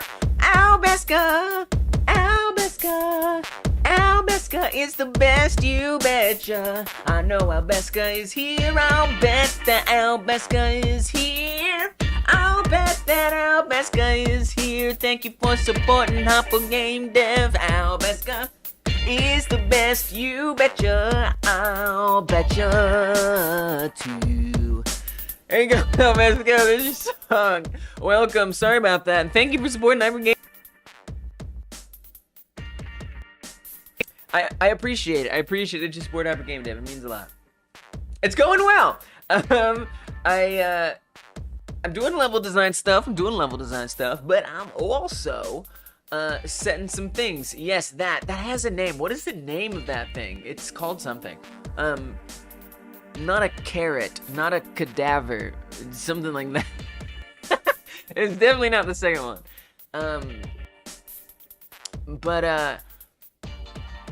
So I want to do level design stuff, but I ran into a situation where it became amenable to set up my arrow hovering. So if I hover over an obstacle, an arrow will teleport to it and say, the carrot, maybe. No, it's not, but it's like, it's something else. Oh, it's like on the tip of my tongue. It's on the tip of my tongue. Types of arrows, it's like, it's called something. It really is. It has a super duper name. Not a carrot. Oh man. What's it called? It's definitely one of these. It might even be what that emoji name is.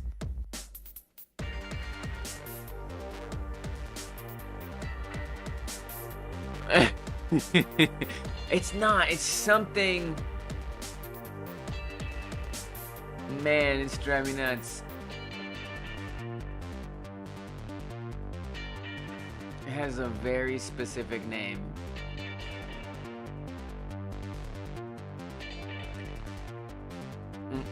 It's driving me wild, makes me really wanna know.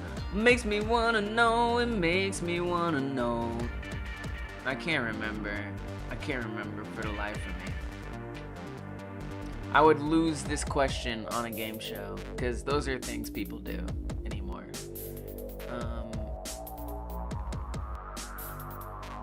Something. It's something. I swear. I'm not making it up. Oh, maybe I should be... No, but like design arrows, not like arrows that you shoot.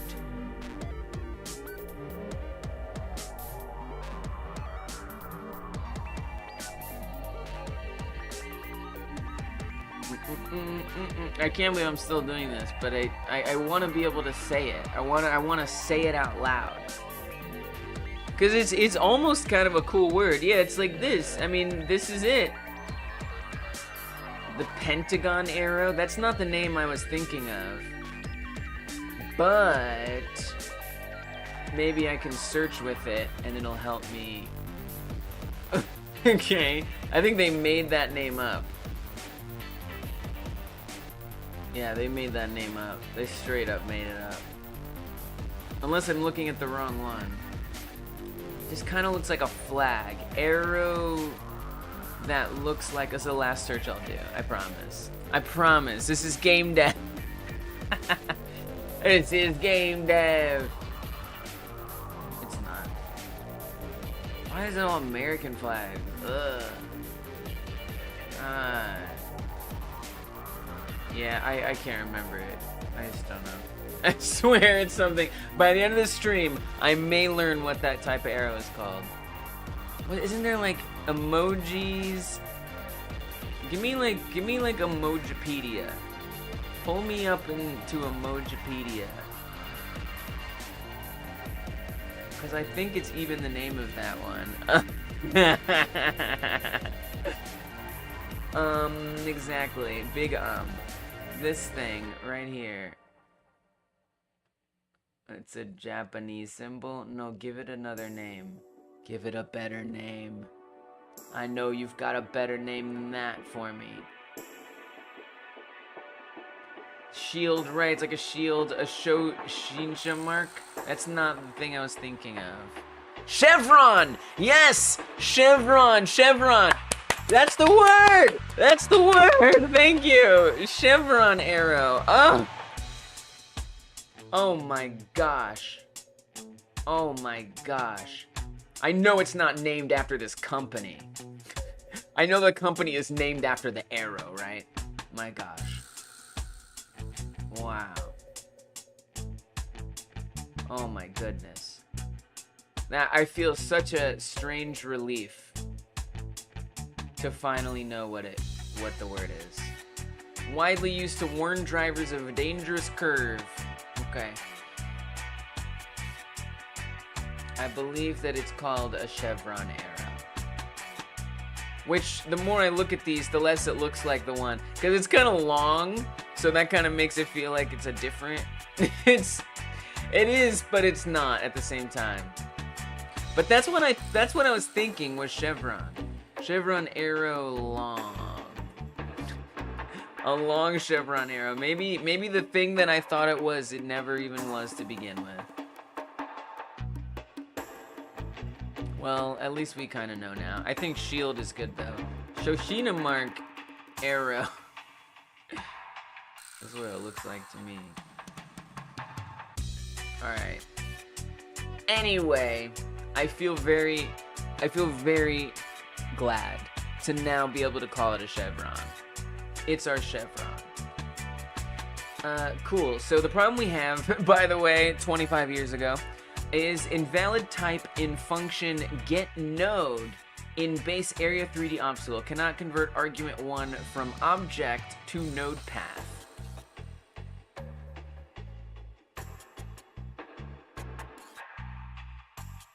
Really?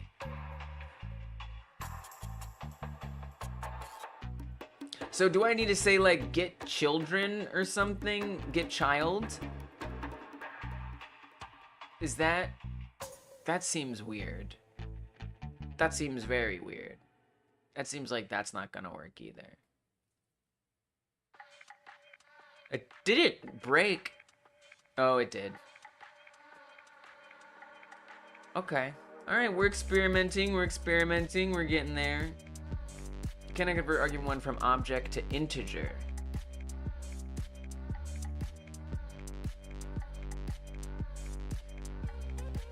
So argument 1, meaning get child. So it's getting it as an object, and I'm asking it to become an integer? Oh, because I guess child is that. And then if I say get node, it's trying to convert that into a path. So do I need to do, is this, oh, does it need to be a string? You want me to make a string? I could make it a string. I could string all day. I could string over here, string over there, string down there. That all works. Oh, okay. Nope, no strings nowhere.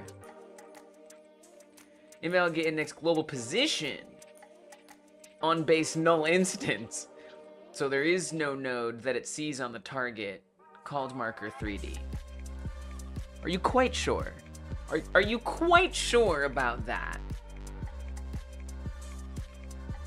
Really? I mean, it's not that you don't want the dollar sign. You want the dollar sign. Don't you? This is some easy stuff that I'm struggling with, and that's just the truth. I'm gonna keep it real. I know it, but that's okay. Noob is gonna noob. Still seeing it as a null instance. Okay, all right.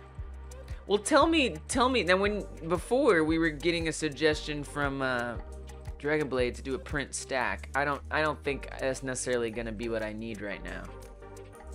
But you know what? Screw it. Let's do it. Wait, how do I even do that? How does that even work? How do I even type that? How the heck do I even type that?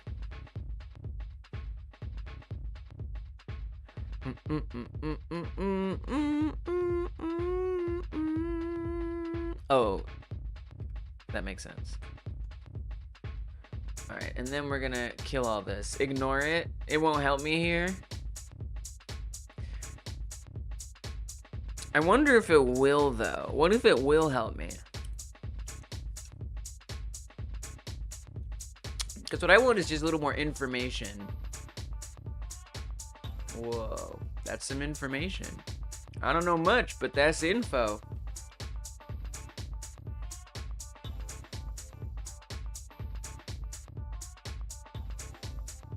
Nope, yep, you're right. I should have ignored it. You're absolutely correct.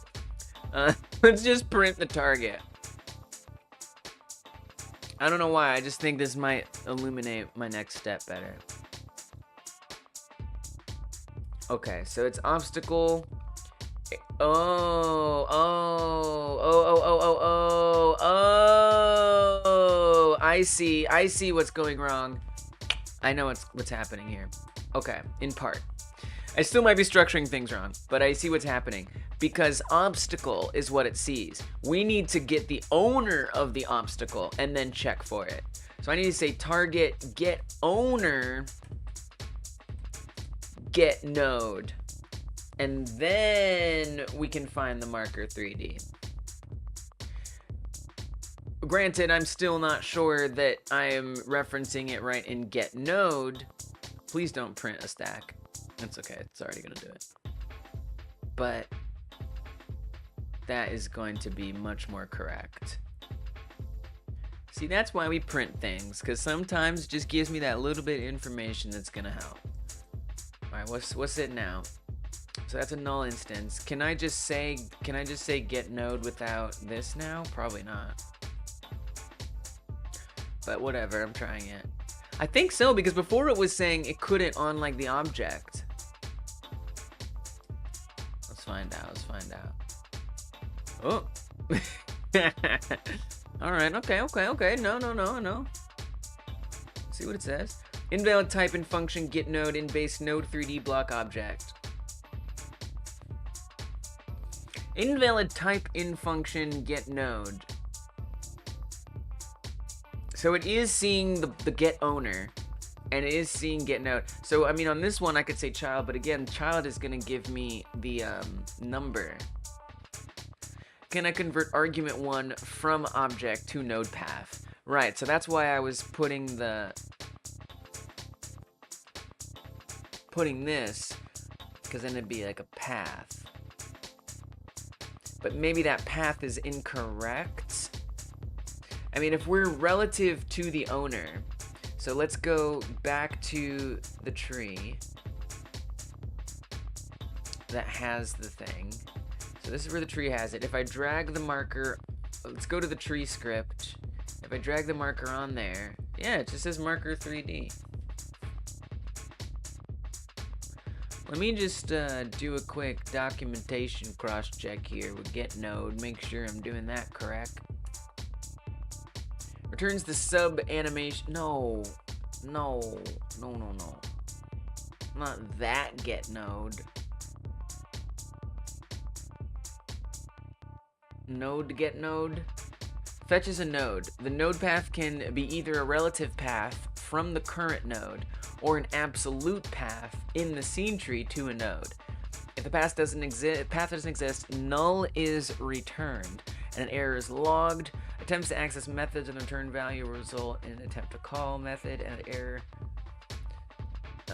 Some examples: assume your character node is uncharactered in the following tree. Possible paths are sort. Oh, we don't need to put the $sign. Okay, so I'll try it without the $sign. See if that helps. Come on, come on, come on.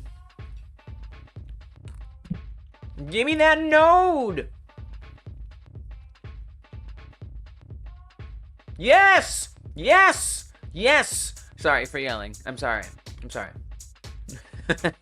It's way more exciting than it needed to be, but you know what? I love it. There's some funny things happening. There's some funny things happening, but at least we're jumping. Wow! I'm really proud of myself for not only checking the documentation, but finding the answer via that documentation that I checked. Documentation saved me. Sure, I probably might have guessed it eventually, but saved me a little bit of time. Alright, cool, good. Now, obviously, it needs to go away after a certain point. The other thing is, it seems like its relative position changes, which is interesting and surprising. I'm a little fascinated that it... Oh, wow, right, because the obstacle itself is moving. Wow.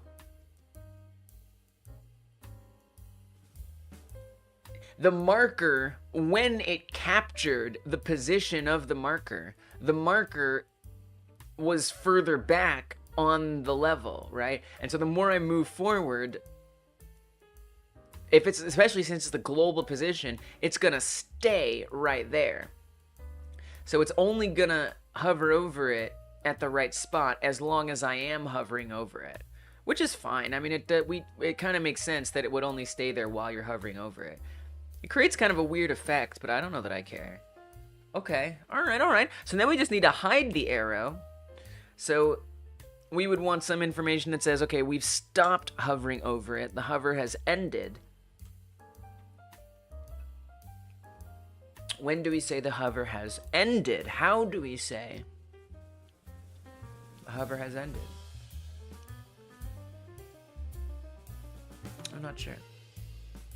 I'm not actually sure what the best way to do that is. Because we're not really using like an area. We could just do like area exited or entered. Or like cursor.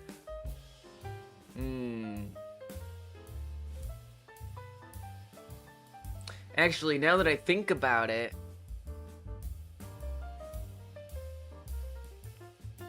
it might be a good idea if we just say cursor entered or exited. You know, because that's actually a thing we can do. That might make more sense.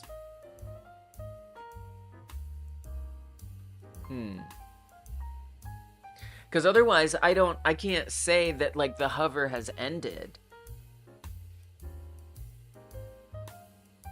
I mean, I could say if the attack target is not it, but the thing is I think that's only gonna change if we hover over something else.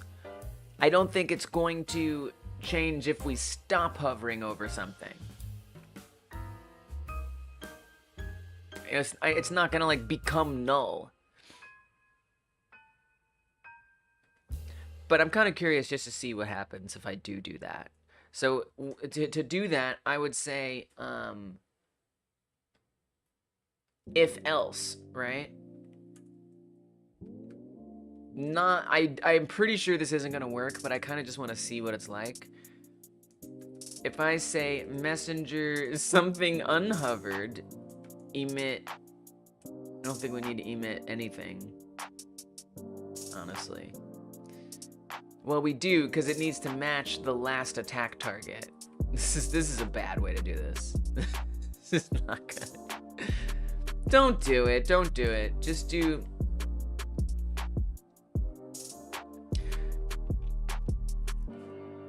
The only thing is I just have to like cross-reference a little more. Like we have to say...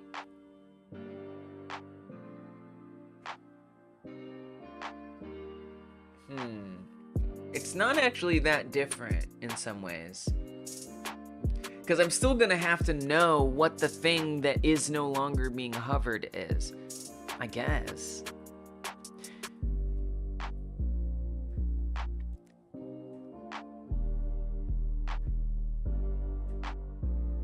I'm hovering over this tree right now. Even if I move away from it, I might not be hovering over something else, and so it won't reset necessarily right away. If I say it's the mouse entered, then we can just more easily put that out. Yeah, alright, let's try mouse exited. Let's just try that. We're just gonna try it. So back on the hit point script, I'm gonna want to connect that. So we're gonna say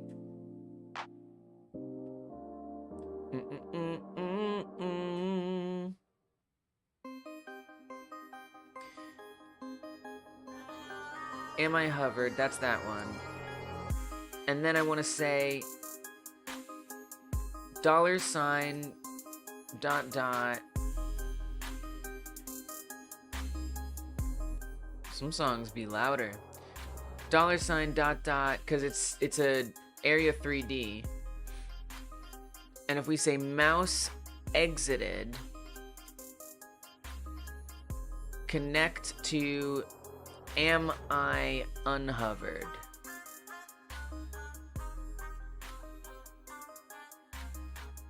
And I assume this could tell us what the thing is. So that'll be good.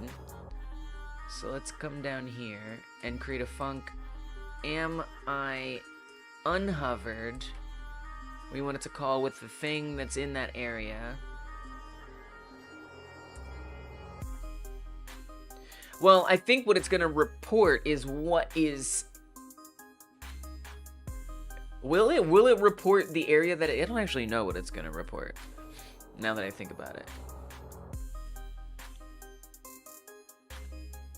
I think, I don't even know what it calls. I could look it up, but I'm just going to print it.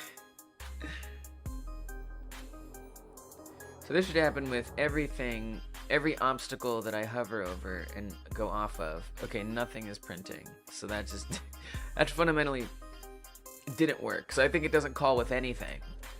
So that's fine. But is this at least working? Unhovered? Can I at least get a confirmation that I have set up a working function? Maybe? Possibly? No. That's not detecting the cursor at all. Interesting. Why not?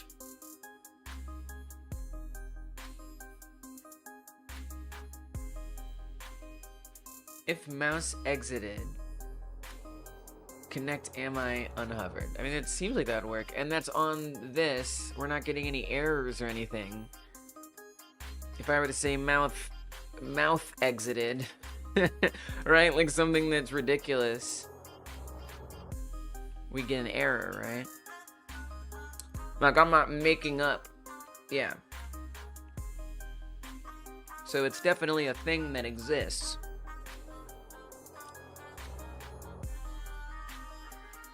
Oh, you know why? Well, no, I don't know why, actually. No, I don't. Because we're looking at the thing above it, which is the obstacle, and that has collision on it. I was going to say because hit points doesn't have collision, but it shouldn't need it.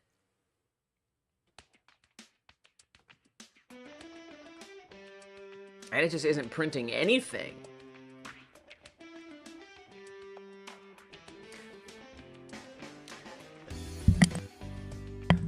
I guess I could take a look at the mouse exited.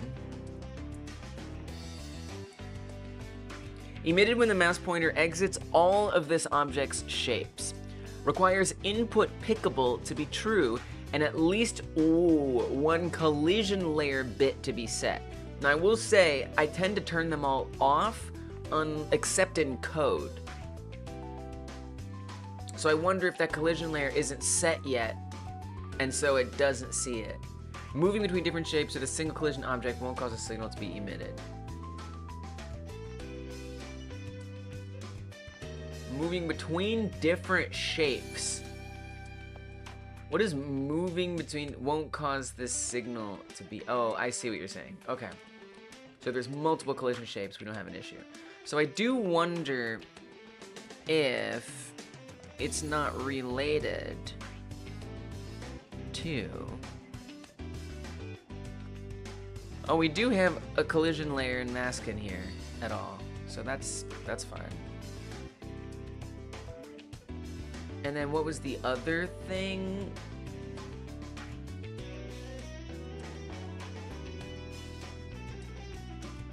Input pickable needs to be true. Okay. Make sure input pickable is true, wherever that is. Input ray pickable. It's true. It's true! And I don't think that's like on the collision shapes or anything. They're not off.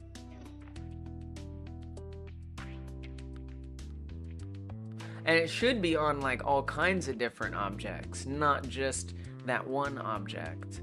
Due to the lack of continuous collision detection, this signal may not be emitted in the expected order if the mouse moves fast enough, the collision object's 2D area is too small. It may not be emitted if another one is overlapping. Well, I might have to come up with a different way to detect that it's not being hovered. The other idea I have is we look at a different raycast. I do have another raycast that might be good for this situation.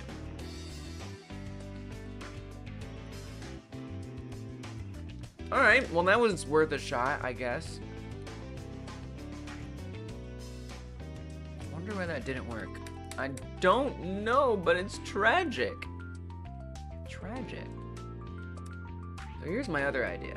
I'm gonna come to the camera node, which has the, or the camera script, which has the raycasts on it. We have this hover ray.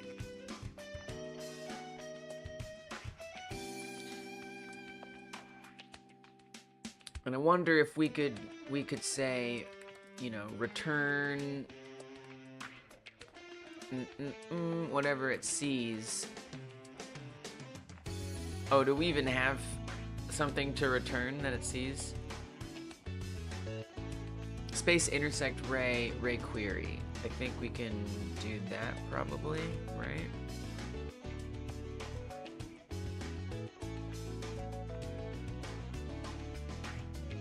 Oh, that is on here. Oh, okay, cool, great.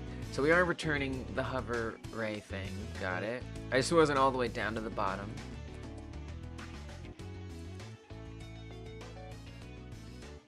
And that gets called over... Wait, there's player hover ray. Oh, hover ray is just a mask. Right, I see. So we call that for things that we need it to.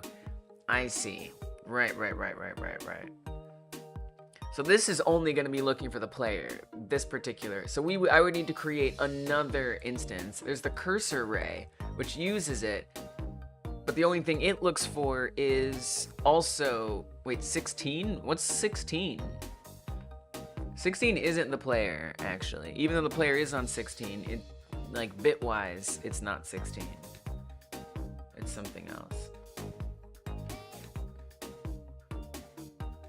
Let me just find something with collision. Anything will do.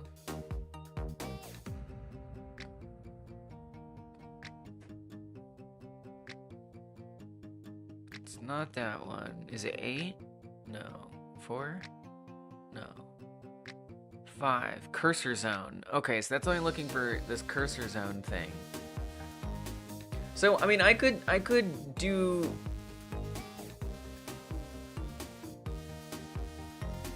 It really just needs to be looking for anything at all. It has no discriminate thing that's looking for. But that's what this hover ray does. Is it's limited to certain things. That's what our mask does. Ray query collision mask. You know, I guess in theory, I could just say, don't call with anything, but I would need to set that up somehow to tell it, you know, say like, if has mask, then do this, make another one, has mask, and then every time we call it, we do this and we say true. Come to this one and we say true. So that should fulfill all of those. I hope, maybe. Oh, here as well. True. We have a mask for all of those iterations of it. But then if I make a new one, we'll say func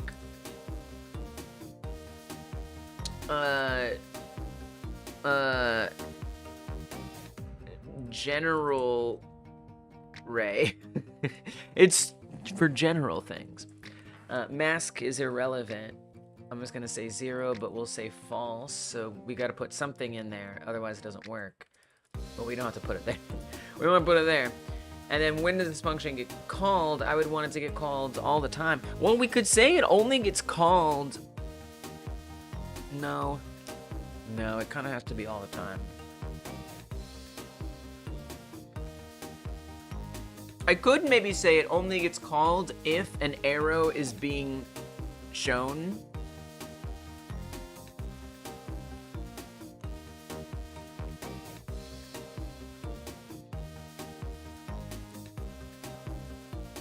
But for now, let's just have it called all the time. So we're gonna say general ray, and that's gonna call hover ray. I don't even really need to do that. Well, for now I'll do that, but I kind of don't eventually. Well, anyway, we're gonna say 0 false, and general ray is gonna, for now, get called in the process function. 75% of you on the shorts feed love making games? Me too! I love to see it. We're gonna say over here.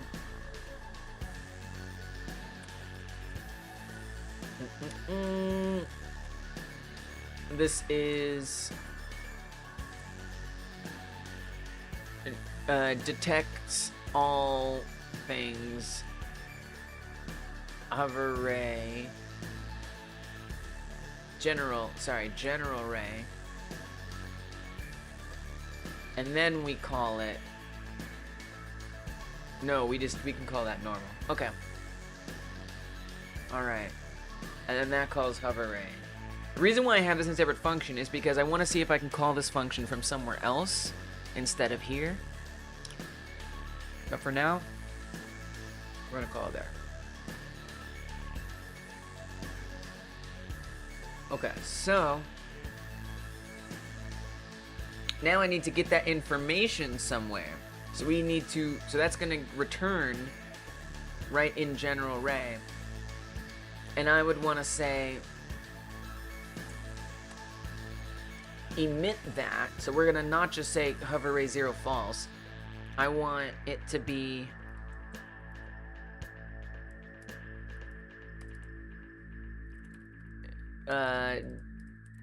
general array result. Apologize. General array result. I kind of want to call it all array because it's shorter. Create the variable, and then I'm gonna create a new messenger. This time it's anything seen, and that's gonna emit general array result.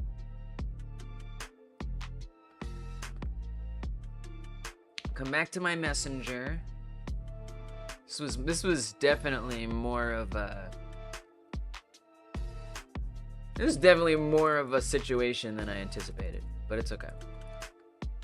I'm gonna say this is Raycast results.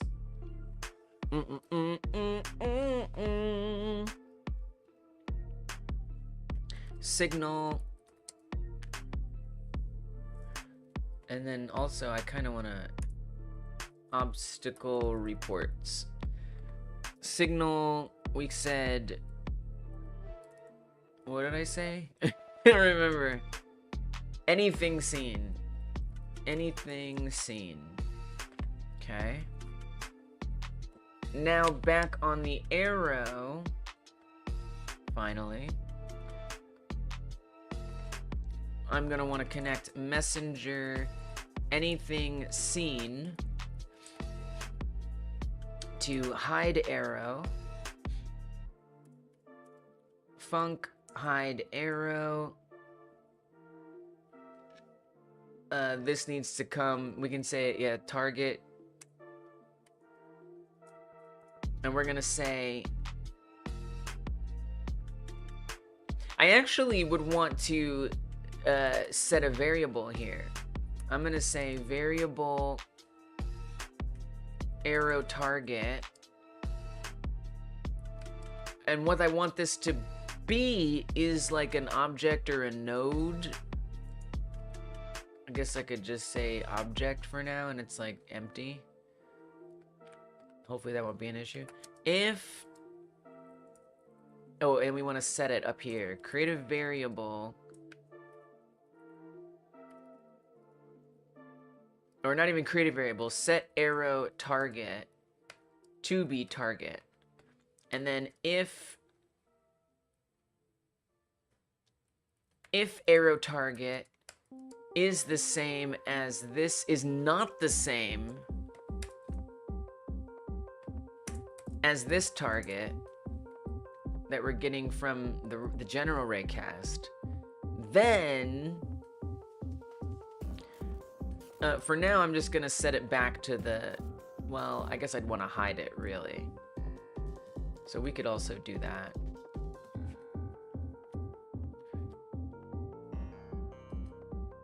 I don't know if show is gonna work for the arrow.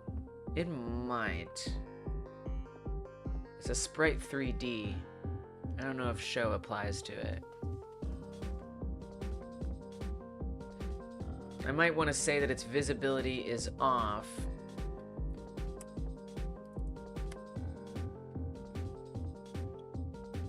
Really, we don't even have like an if statement here. It's just if this runs, show the arrow is pretty much it. So I would say visible equals true. What do you think about that? You like that? Okay.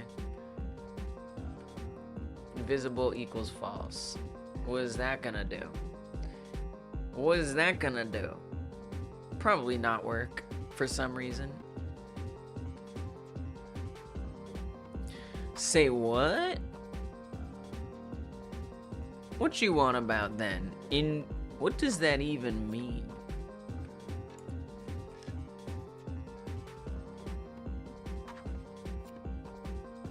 Invalid operands object and dictionary in operator. Did I not use exclamation point equals correctly?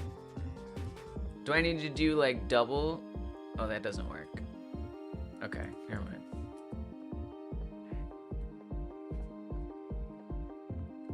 Is it like because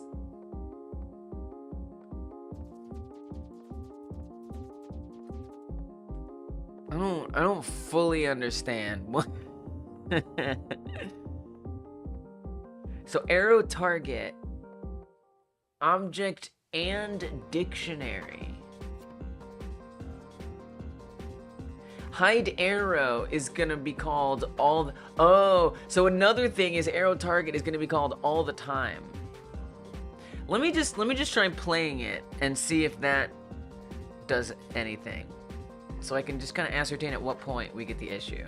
So if I keep my cursor off screen and I'm just chilling, right? I'm not actually hovering. Sorry, Shorts feed for, oh my God. How long have I been blocking everything? You guys are champions for watching through that. I'm working on remembering that. Okay, so I don't think I even hovered over anything, but it still might have seen something. Let me try that again. I'm trying to get better at remembering to unhide it. If you don't know what I'm talking about on the main stream, the horizontal stream, you're both the mainstream. I love my children equally.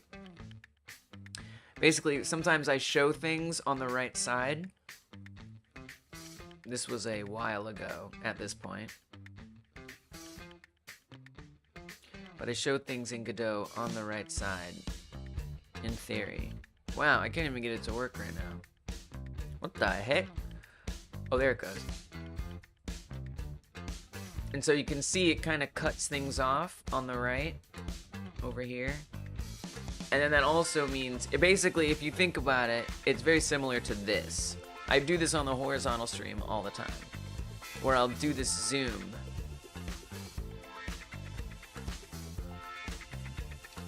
And it's the same kind of thing, except over there. You know what I need to do? I need to make them one and the same, so I only have to check one or the other. That's the play. I want to update it for next week, some of these things. Alright, anyway. Let me try this again, and this time I'm going to really make sure that I'm not hovering over anything. So hopefully that mouse doesn't even get detected. So it does see something. And it is General Ray. Print greetings, world. Hey, what's up, Jones? You did it! You coded in the stream. You're doing stream coding. Nice job. Welcome. Good to see you. Hope you're doing well. I am, I mean, I want to do level design, but then there was this little task that I was like, I can knock this out. I can do this real quick. We'll just knock it out. No problem. And, well, I'm still doing it 2 hours later, so. So that's fine. Maybe an hour and a half later. Let's give me some credit. But it's all good. Hope you're doing well. Thanks for coming through. Sharing your greetings.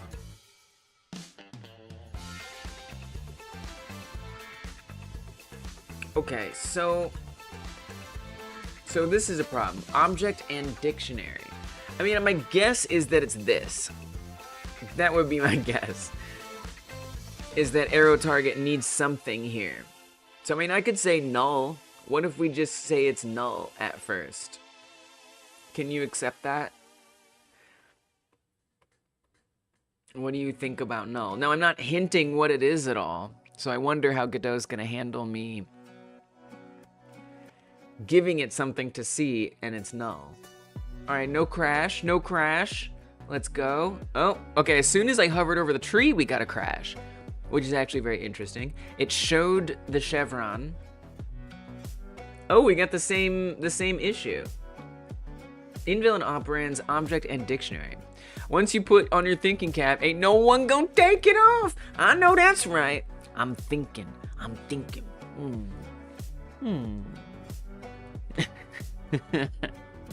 You darn tootin'. Gotta get this solved. Invalid operands, object, and dictionary.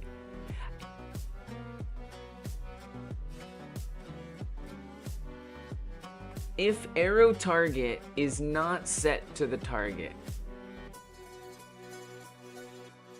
What if I say, just to be a little wacky,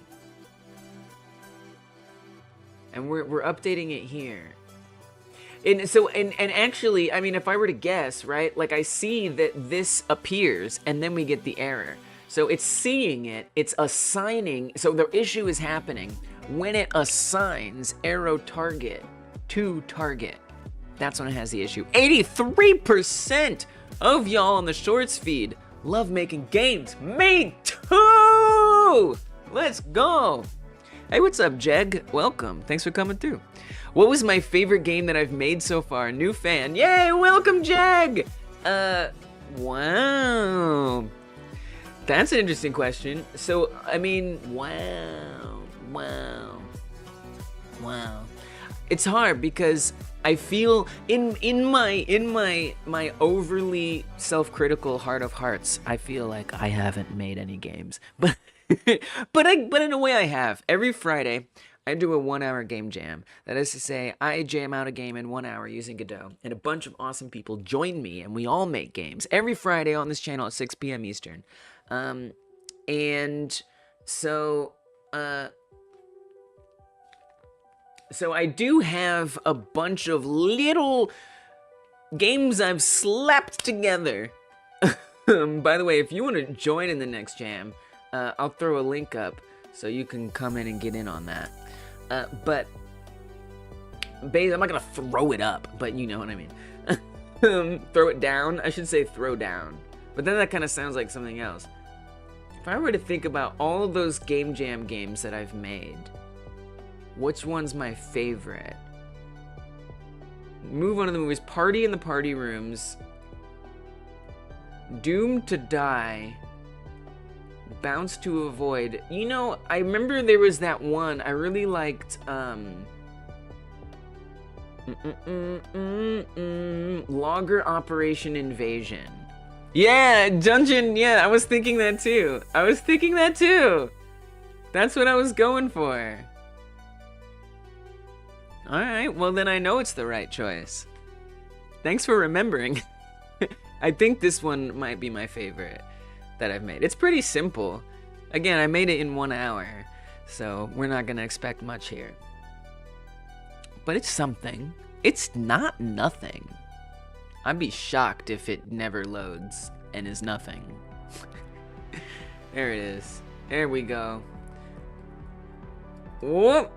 Oh shoot! I already died. Dead already. Wow, it's cutting off the restart. Jeez.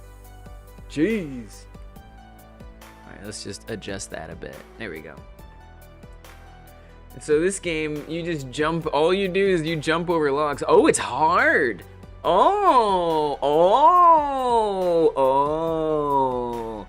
Oh, is this why this one is so fun? Because it requires like it's like challenging. Oh, this requires some skill. The topic for this jam was exciting evil. And I didn't really plan much. I just dropped some cylinders and made a game out of it. And I decided that it's an evil logging operation. Oh, dang. It's an evil logging operation. And you're invading it like Fern Gully or something to try and, you know, stop the trees from being deforested.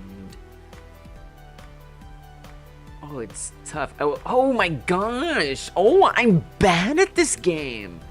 Wait, no. I can beat my own game. Okay, you gotta back up and then go forward. Back up and then go forward. Back up. Oh, I went too far back. Uh-oh. You also can't move left or right. There's poor trees. You can only move forward and backward. Maybe that was part of what makes this fun too, is that you get that limitation in your movement. Oh, God. Dang. And there's a finish line. There's an entire finish line, and I'm barely getting there.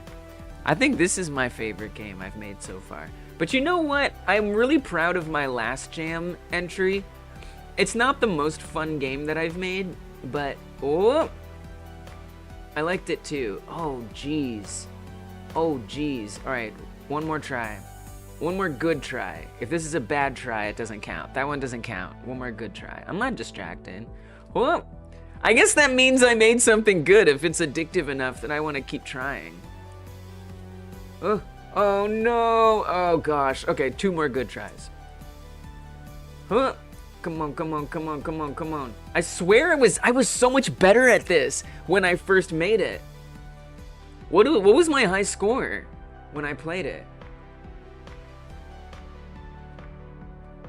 I was beating it. I got it in 21 seconds.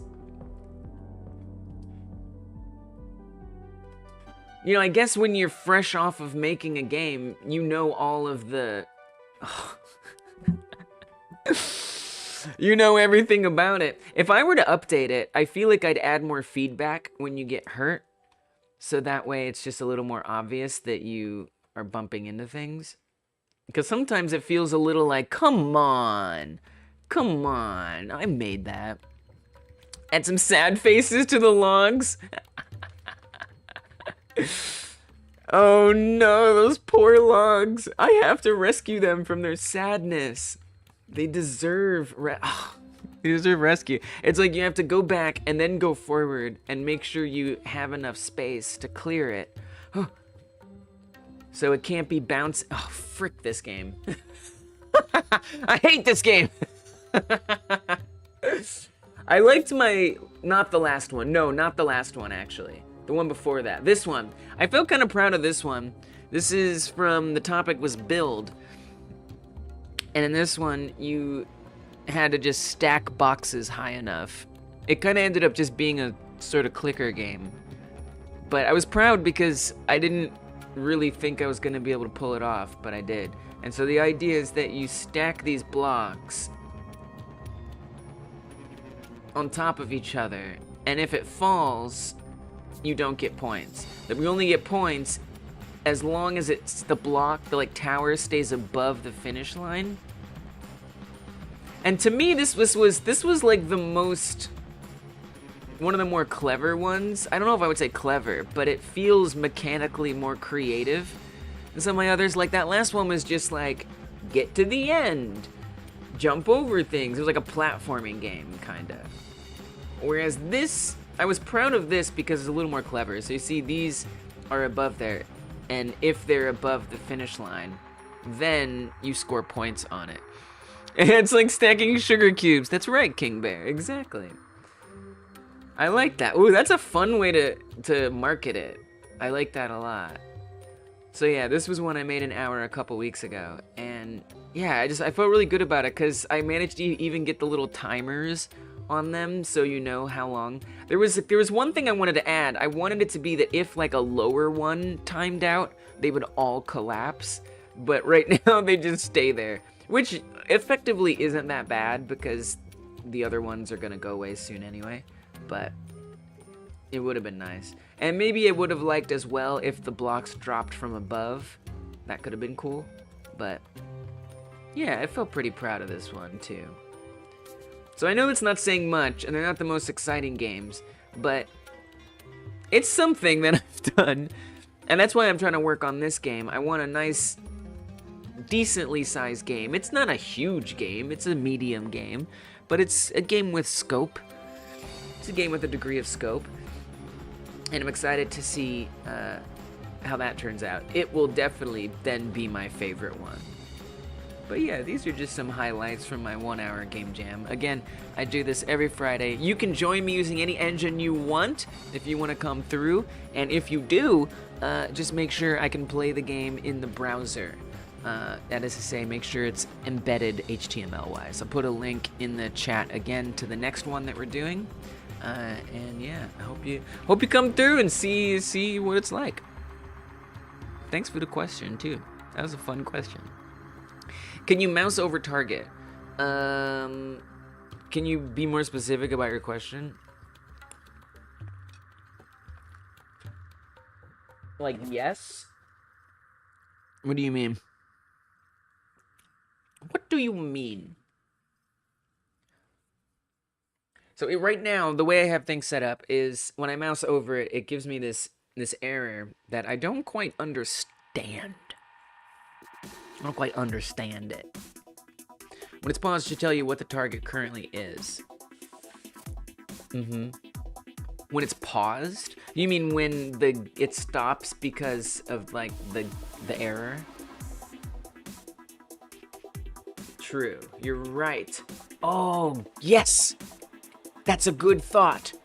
Thank you. Okay, yes. Let's look. Arrow target is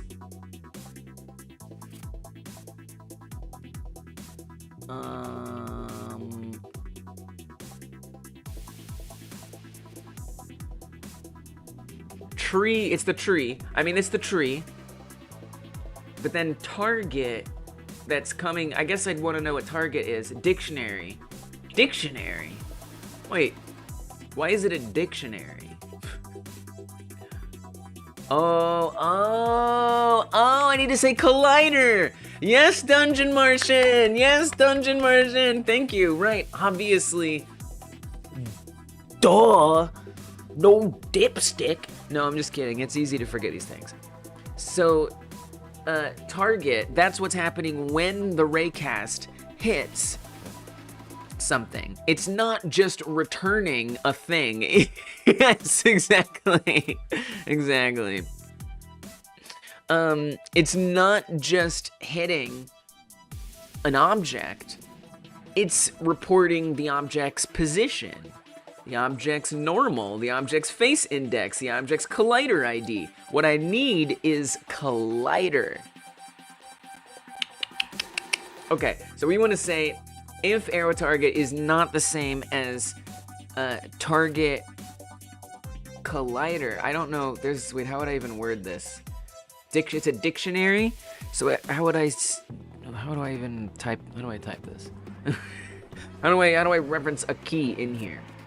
Target collide. I mean, that's wrong. Do I have to put it in like a brackets? Like this, target collider? Like that? That seems wrong. It seems incorrect. Like that? Yeah, like that. Okay. Okay, come on. Let's see what happens. Crash. Okay, cool. Immediately bad. Good. Maybe I'll get next collider. Okay, cool. So that's I'm almost a little surprised. Target dictionary size 0. Okay, so we want to say if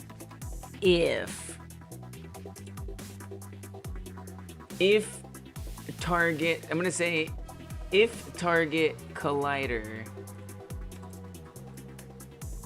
I think, is empty. But we want to say if it's not empty, so I'm going to put an exclamation point there. That's how you fix things, right?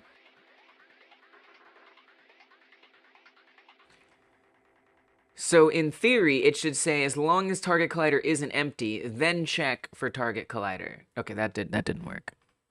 I'm close. We're nearing. We're close. Non-existent function, empty, unbased static body. Okay. All right.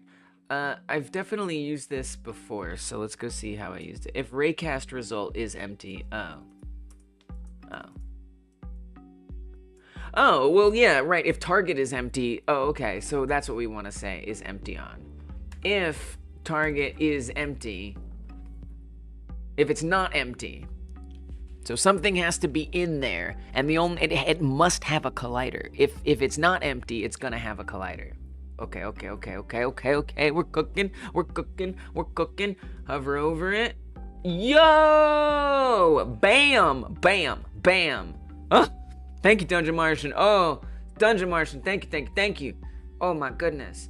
Let's go. I just needed that little nudge. I needed that little nudge. Sweet, so now this tree, we can hover it, and it goes away. Yes!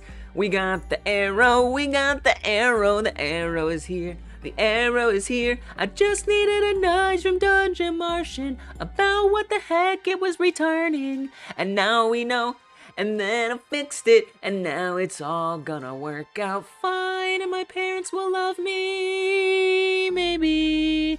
Okay, cool. So now I want to probably make this better, because right now, and look, I don't need to do it this way. 86% of the shorts feed viewers love making games? Me too! Let's go!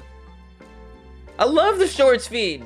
All right, I do have a poll for the shorts feed. I'm sure you could deduce that, but I'm happy to hear it. I'm happy to hear it. Horizontal feed's like, what are you talking about? So it's just between us. It's just us. Sorry, it's just us. Sorry, it's just us. Sorry.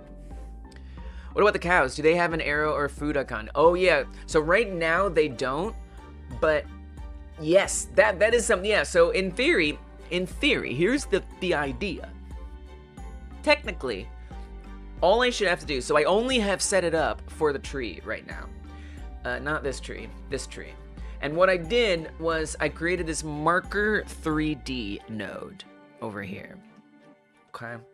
Marker 3D right there.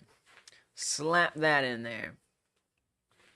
And then I put it at a position that I want the arrow to appear. So, in theory, I should just be able to go to, let's say, a cow, or this tree here. Let's just do this tree since it's right here. And let's add a new marker 3D. And if I move that up above it, that should be plenty. And literally, I don't have to do anything else. Technically, that should be it, because, well, there actually is a catch here. Oh, you know what? It isn't set up on the cows. I just realized. I'm glad you asked that question. First of all, let me throw some credits around. To you guys. Obviously, Dungeon Martian for helping me with the arrow hover thing. I don't even know. Do I have like a credit for this? Character design, character rigging, HP bar design, player limb, code reference, obstacle detection, maybe that. Damage flash, grab movement, moral support, multi-arm attacks, reach animations, so many things. Non-player dance, particle effects, debug tools. You did help me with debug just now, actually, if I'm being honest. I feel like that's where we give you that credit right there. Debug. And then we'll say for PT, that was a game concepts credit. I think that's where that goes. I do be giving credits to everybody. That's how this works. It's just what I do. Okay, and I just deleted your credits. Okay, there we go. Okay, new credit for PT Jones. Now, there is a problem, because I've set up all of this code that lets the arrow know that something was hovered. I've set this all up through the hit points node. And the hit points node isn't on the cows. It ain't on the cows. The cows have something else. So luckily I can set that up. So let's do it. Let's do it. It's not a big deal. I just have to do it. So I'm going to come to the health script, which is what governs the cows. And also, by the way, so I know I went off track. So I did just set up the marker on this other tree. So just for the sake of completionarianism, let me go look at that tree so we can see that an arrow will now appear there. It doesn't appear over other things like, you know, I haven't set it up with this corn stalks yet or the solar panel. But now this tree, dink, and you can see it's a little low. Right, it's a little low down, so let's actually move that marker up a bit. Whoa, it did not update very well live. Oh, maybe that's an example I wanted to tell someone earlier. The other day, I was like, some things coin them, don't update right away. And that's one of them. So it's still not quite high enough. Put it up a little bit more. So that's one kind of annoying thing, is I'm gonna have to like experiment with each obstacle to find out where its correct height is. There we go, that's a little better. All right, so now those two have it. I would even say for this tree, it could go a little higher. As for our cow, let's pull up one of them. We need the most recent cow, ideally. I think I've got that here. Oh, I don't know. Why does it have an arrow there already? That's not a good sign. Why is there an arrow there already? What? What? There's... What? What? That's a bug. That's like a visual bug. That it has to be just a bug. There's... I assure you there is no arrow in this cow, okay? I don't know what is going on here, but that's wrong. I swear, there's no arrow in that cow. If I click on the cows that are inside of these, for example. Cow already knows it's... It knows it's on the menu, baby. Open it. Why is there an arrow here? That is bizarre. There is no arrow node inside of here. That's wild. Wait, what if I reload? I'm reloading the project. This is just tripping me out. It's gotta be just a glitch. I assure you, there's no arrows in there. But it unsettles me, because I used to have an arrow on every single object and obstacle. And Dungeon Martian advised me against that. And I have finally now taken that advice. Okay, it's gone. And so I was just, and not only did Dungeon Martian advise me against it, but I later realized that it was causing performance issues and it needed to be removed. So seeing that there just gave me a little trauma response, like, no, please, no more performance issues, not again. But we're good. It was just a visual glitch. Thank goodness. All right, anyway, well, actually, let's add in a marker. I mean, well, not yet, because it doesn't really matter yet, right? I gotta add it to the script itself. Because, again, all of that code that I set up on the trees, which is going to be on every this hit point script, is on every single obstacle. The buildings, the corn stalks, hay bales, fences, they all have a hit points script. So they are already going to be, all I got to do is drop a marker in there, and it's automatically going to figure out where the arrow needs to go. However, there is no hit points on the creatures, which, if you think about it, maybe they should have hit points. I think that's more than I'm interested in setting up for this game. That's honestly out of scope, so we're not going to worry about that. So, I need to put this somewhere. I do have one script, and that's the health script that all of the cows and the humans and other animals use, would be this health script. So, I need to... It definitely gets detected, so I don't know that I even need to set up... Let me see. There has to be something that it detects. How... Oh, right. The detection is actually all set up. So this kind of raises another question. Jones, thank you for sending me down this rabbit hole. So going back to what I was talking about earlier at the beginning of the stream-ish, and yesterday, all of the cow detection behavior is currently set up on the Raycast script. It's all on the Raycast script. It's not on the individual animals. The only reason why this is here is because somebody, Dragonblade, in the chat, helped me make this code. And he didn't exactly know where everything went. And so I had to just make it work where it was. But I feel like it should go onto the cow. And so I could do that, but that is gonna... I might regret that. Since this is already set up. So I guess what I'm saying is it raises the question of whether I should leave this on here or move this. Because if I move this, it will already all be set up like we had on the obstacles. Kind of. How do I want to do this?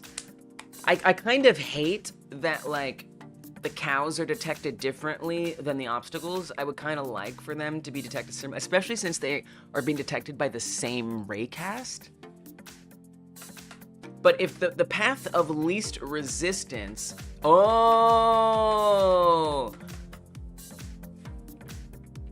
You know, Psychonic? I like this advice. This advice feels wise. Does it not feel wise? Psychonic says, don't change it unless you have to. I don't.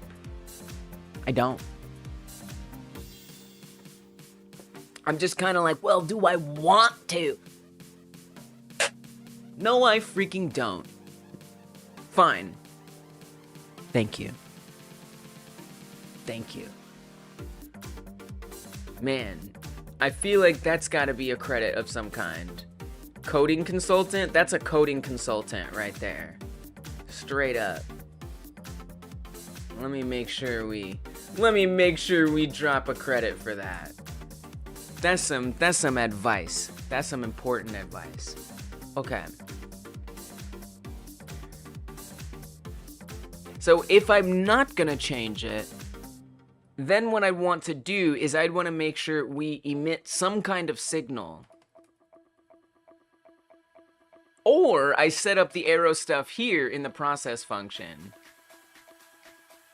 I could go either way, actually. Because here, we're just checking to see what the raycast result is and if it's in the meat group. And if it is in the meat group, then it's going to assign what that meat object is right there. So many games get published with suboptimal code. You know, I do keep hearing, I see that, you know, on Twitter or on Reddit or something, people posting, you know, look at this great game's code. It's freaking dookie in a box at someone's doorstep. And I'm like, wow, it is. Wow. But I don't, like, internalize to myself that I'm allowed to then also make code that's not perfect with suboptimal code. I'm like, no, I have to hold myself to the highest possible standard, obviously, because I have a perfectionism complex, so I have to do that. The GTA 5 source code leak had some dev comments saying they don't know how things work or just leave code as is because it breaks other stuff. Oh my gosh. Oh, actually, yeah, wow.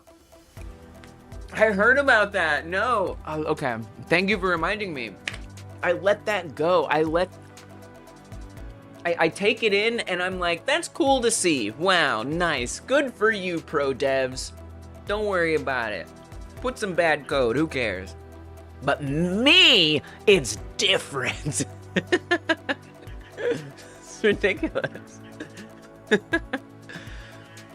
Undertale has a 1000 plus if switch case. That's amazing. I want to see that. Undertale 1000 if switch case. Is it real? Is it real?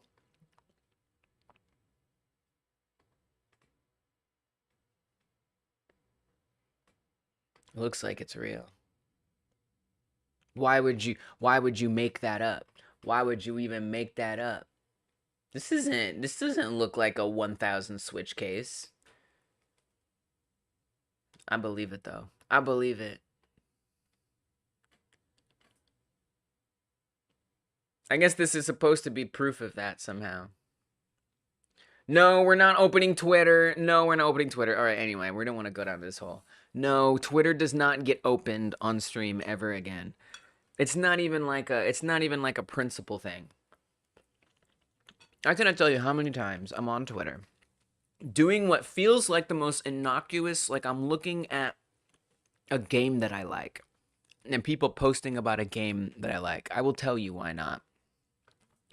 And suddenly, in the feed, right next to it, somehow, There's hardcore prawn right there. I'll let you figure out what word I'm saying there so YouTube doesn't get mad. Just right there, just bam, right in the feed. Just like bad XXX adult stuff, right? Yeah. GIFs, by the way, looping freaking GIFs. I'm like, what the? Stop.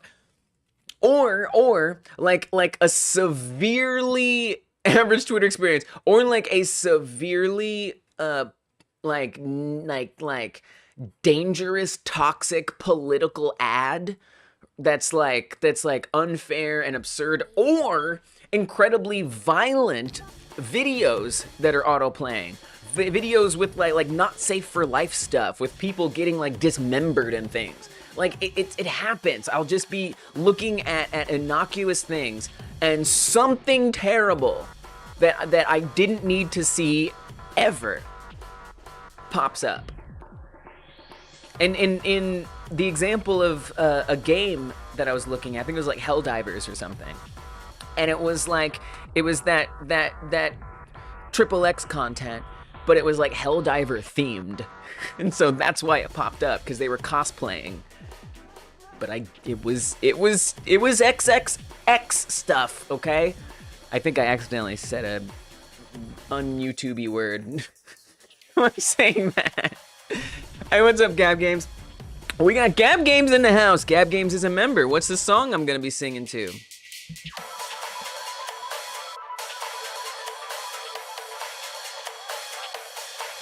Oh, Gab Games, we're gabbing about Gab Games, Gab Games, Gab Games, oh, Gab Games, thank you, Gab. Gab Games is here, we're gabbing about Gab Games. Gab Games is here, we're gabbing about Gab Games. Gab Games, welcome to the stream. I'm so sorry. But there we go. That's what happens. Look, if you're a member of the stream in whatever capacity, whether you got gifted that membership or you bought it yourself, there you go. There it is. I give you the song. I see over there in the shorts feed, 88% of you love making games. I love making games. Me too. I love that. You're cooking at the moment. Let's go. I made some quinoa, and I'm going to take a bite in honor of your cooking. Okay. I dropped some. It's fine. So... Alright, so I was gonna not change code before I went off into a thing about why I won't show Twitter on stream ever again. I'm trying to decide where I want to put this. If I want to move this, I don't think I do want to move it. So we're saying if the Raycast result is in the group Meet, then we assign the Raycast result to Meet Original. So this is the thing that I need to pass forward to the arrow. So the arrow will move to the position that I want it to be at. 89% of you over there on the shorts feed love making games. Me too! So I'm gonna say...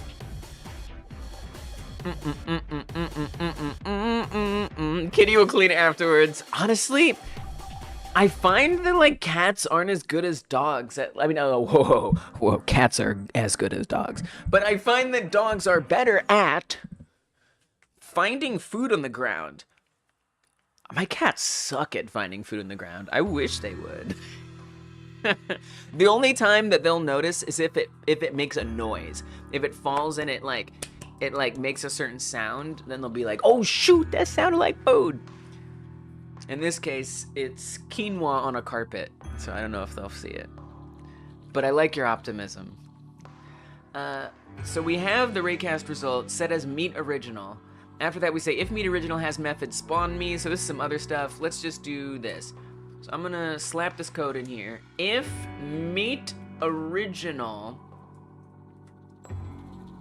Well, we kind of already know everything we need to know here, so I don't actually need to check anything. We would just want to say... We would just want to start running all of this, I would think. Right? If Meet Original... So what does that read? That's going to return the obstacle, right? So we want to say Meet Original get owner has node marker 3D. And if that's true, then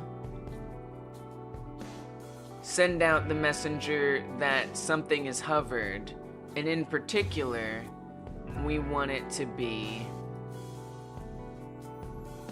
meet original. The reason why we have meet original is because a new one does pop up. Alright, so let me see what that does for us. This one gets a little weird. No, actually, it won't be that weird. Okay.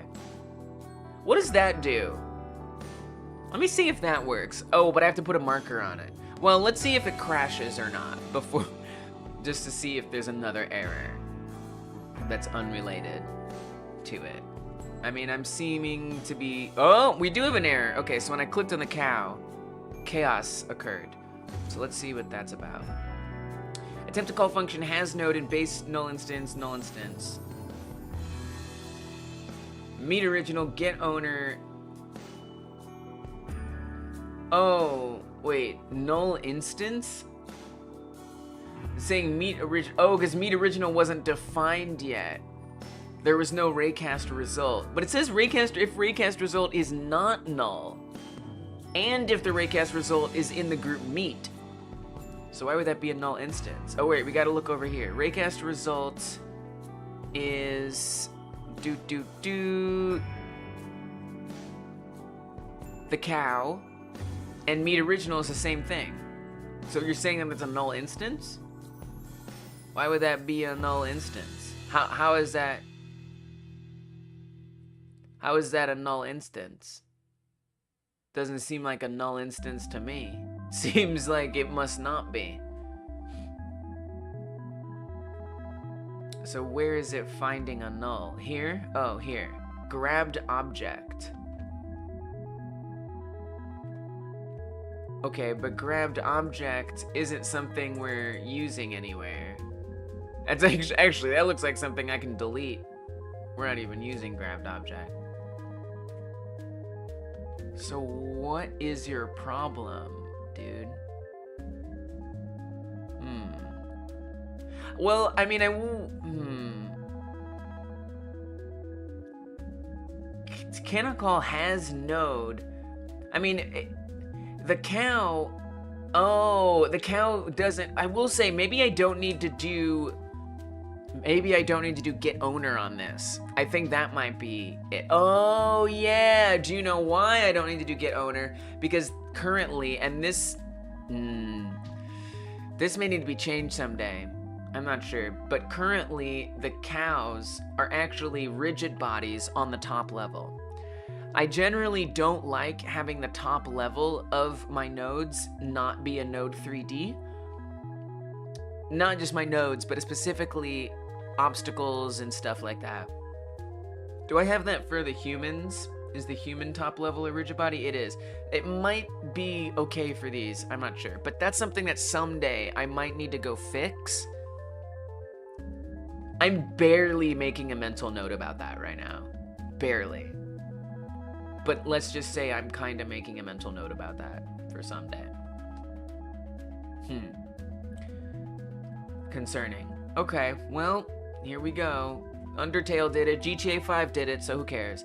If Meet Original has node marker 3D, so let's see if that works.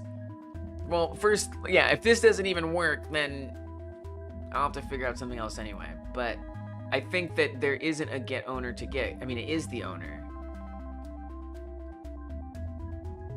Oh, I didn't grab one in time. Okay, hold on. Oh man, those are a lot harder to destroy when I don't do 2 damage at a time. Okay, no error, we're good. Excellent, good sign.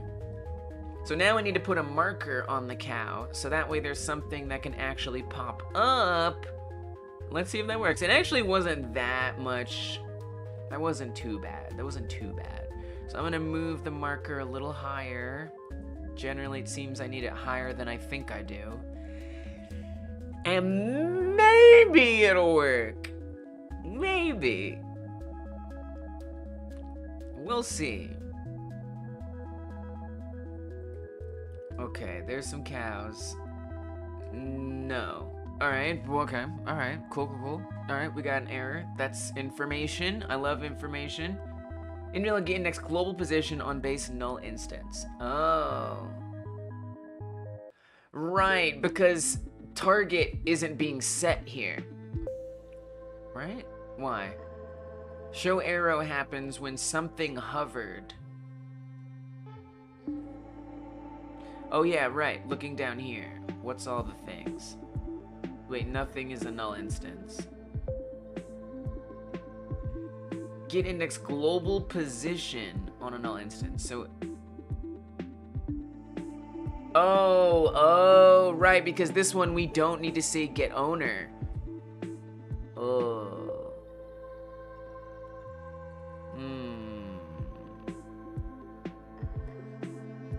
That's a little trickier. I guess I could say, okay, all right, how about this? Yeah, you guys are letting me go down some iffy paths, but you know what?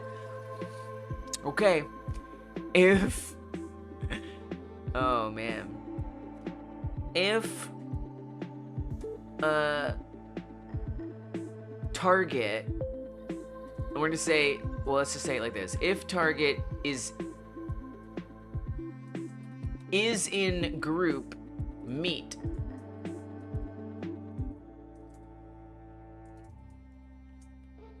Oh, meet, not group. If target is in group meet, and we're gonna put an exclamation point here to say, if the target is not in the group meet, then assign the arrow position to target get owner. Otherwise,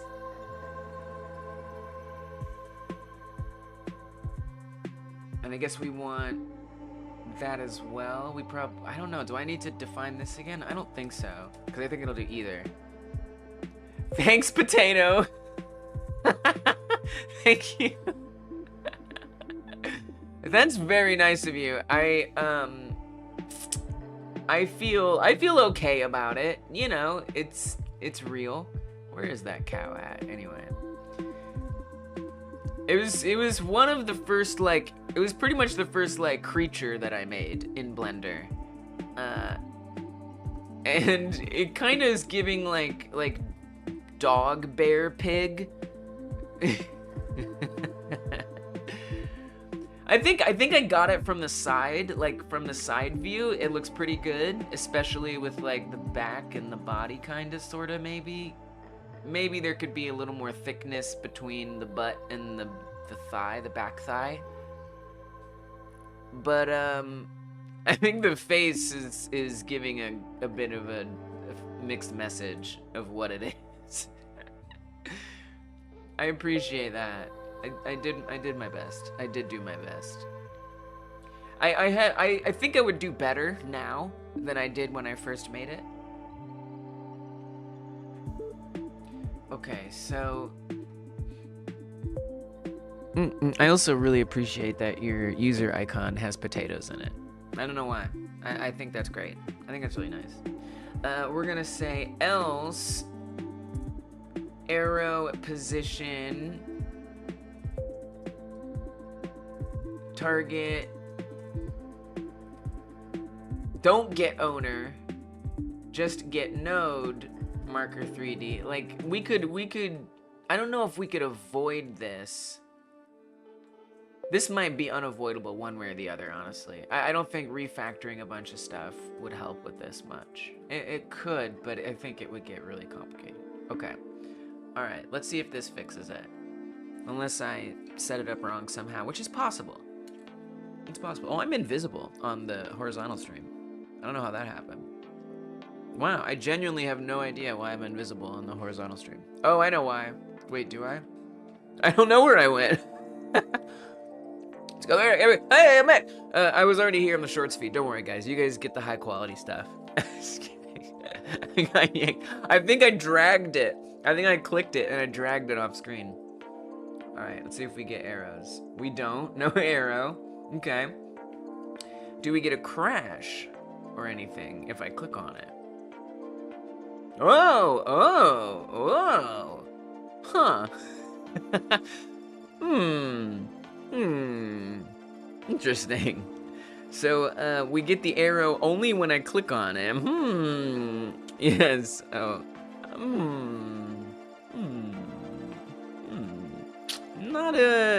not exactly sure what's going on there. But it only appears if I click. Then it's there. That's the opposite of what I want. I actually want it to be the opposite. I want that the arrow appears until you click it. I'm quite surprised that it's working that way. Now, why would it do that? Why would it do that? All right, I'm gonna have to explain to myself and everybody also what's going on here, because if you don't know, you won't know, and so now you're gonna know. Basically, the cows aren't actually getting picked up. I know. They're technically not actually getting picked up. What happens is, let's see if we can get a good cow to grab here. Here we go. What happens is, when I click on a cow, and you'll notice that the rotation of the cow is going to change. I'm not actually changing the rotation of anything. When I click on a cow, the cow that I clicked on disappeared. And a new cow is spawned in at the cursor position. And then that's the cow that you drag around. And when you drop it, that's the cow that is spawned in, the new one. So there's technically still a cow here. Right there, there's still a cow. It's just invisible. And so when I set the meat original here, I was under the impression that meat original meant the cow that's right there. But I don't know anymore. Because that's what it's supposed to be assigning the arrow to, is the position of the meat original. Which, to me, means the one that is before you grab it. So yeah, so that's important context. So why would meat original not mean what I think it means?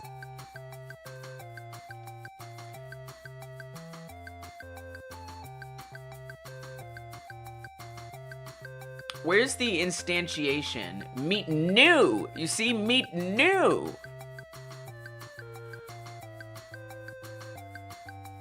Okay, I will say, they both would share. You can use the cow to destroy stuff? No. Yes, that would be cool. I don't know if I hate that idea. I don't think I do. But what actually happened is, I think I clicked on it at the same time as when I picked it up. That has to be what it is. I don't think you can use the cow to destroy stuff. I think just because my mouse is hovering over it. Actually, I don't even know anymore. I'm not actually sure what's happening, if I'm being honest. Maybe you can use the cow to destroy things. I don't think so. While I didn't mean for that to happen, I wouldn't say it's a bad thing. Wait, I can't prove this wrong yet. Okay.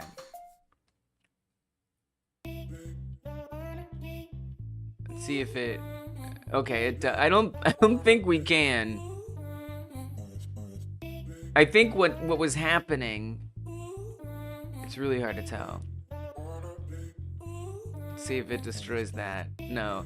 I think what was happening was it was registering another click at the same time. And so the hand was actually attacking it. And it just looked like if I drop it, I guess if I drop it and I pick it up on top of something, the hand is probably likely to break it. I don't know. I wish. I kind of wish that was an emergent thing, but technically it's not possible yet. So we instantiate a new one here. Now both cows, the one that spawned in and the one that's originally there, they do both have arrows on them.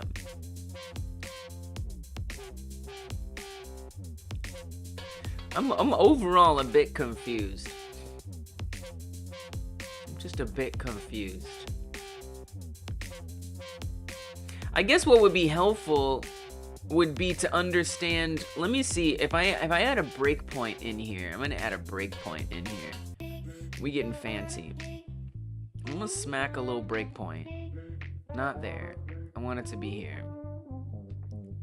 Because I want to see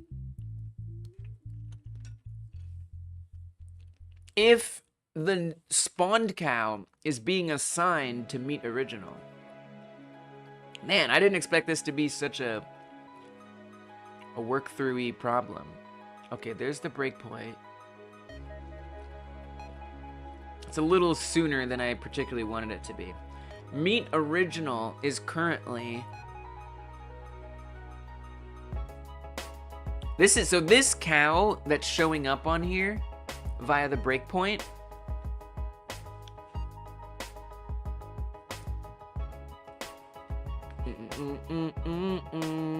let me make sure that's, there we go. This cow that's on the breakpoint, this is the cow that's originally there.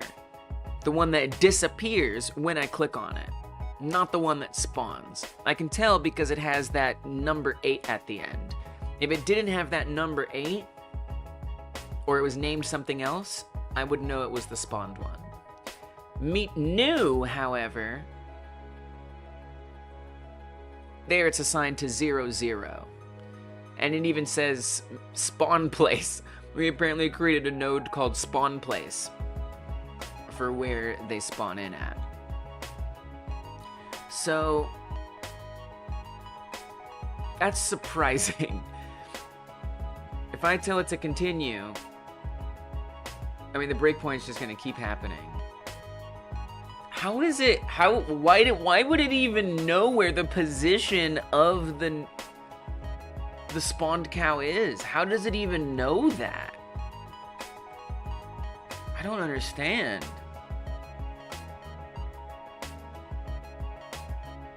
I'm very confused about that. Let me go to the cow itself and see if I can understand what's happening when the grab occurs. So I'm gonna add a breakpoint somewhere else. Let's put a breakpoint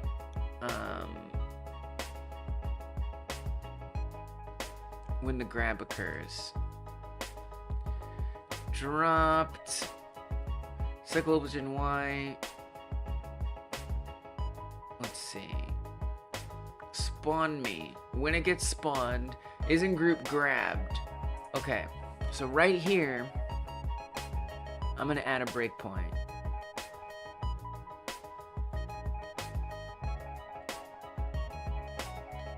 Let's see if I can get that to stop.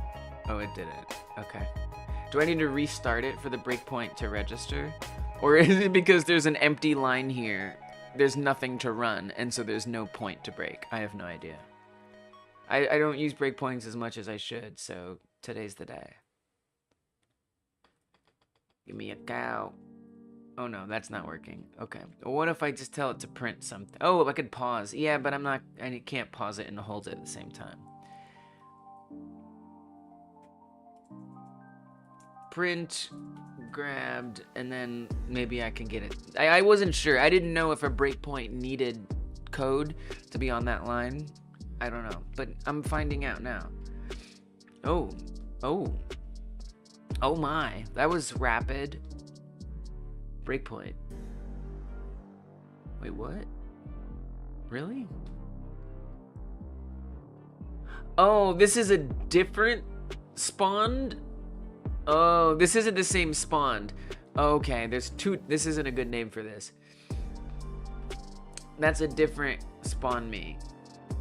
Wait, what? Oh, I do have on mouse entered and on mouse exited. That's interesting. I might want to do that instead. If those work. Okay, this is We'll get there. We'll figure it out. We'll figure it out. Just take me a second. So what is making, when it instantiates, what's making it follow? Is that literally all on the camera? Because what this spawn me thing, that's not actually the spawn that I thought it was. This is the coin flip at the beginning for whether or not the cow actually appears on the map. Right, and I even see that here. There's the Boolean. If it's not in group dunked. So I don't think there's almost anything on here that's related to spawning it in, instantiating, I should say. I think there's nothing on here about that. So maybe I should just use meat entered and meat left.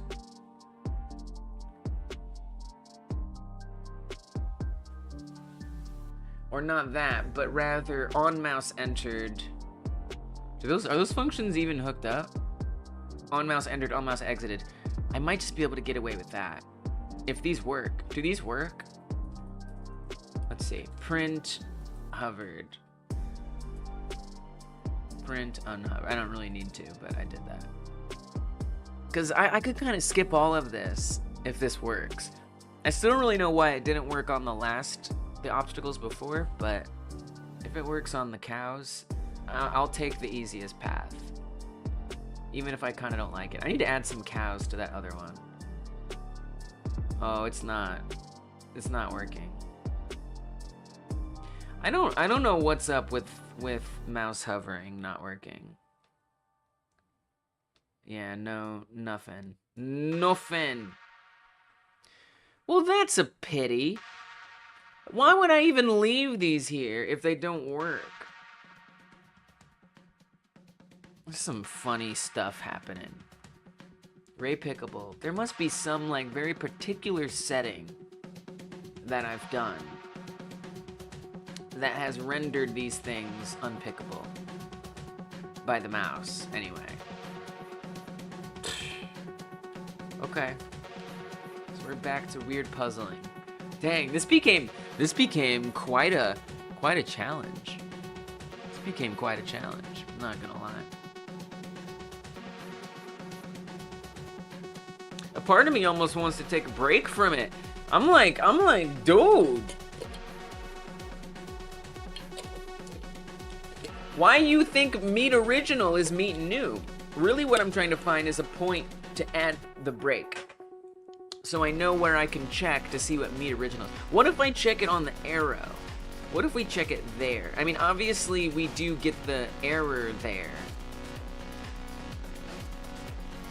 So, I mean, I was already able to check it on there. Oh, it wasn't an error. Oh, there was no error. I see. So let's say that once we grab it and the arrow is showing. So arrow visible, arrow target, all that stuff.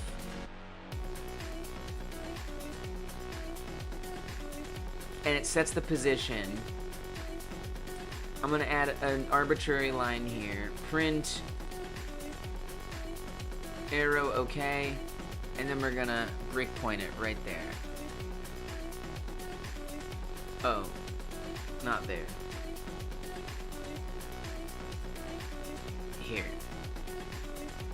Did it automatically get rid of the breakpoint because that line was blank? That's good to know. That's good to know. This is probably in your if-else statement. No, it's not. Okay, good. Wait, is it? It's not. Okay, good. I just want to double check. We got a go.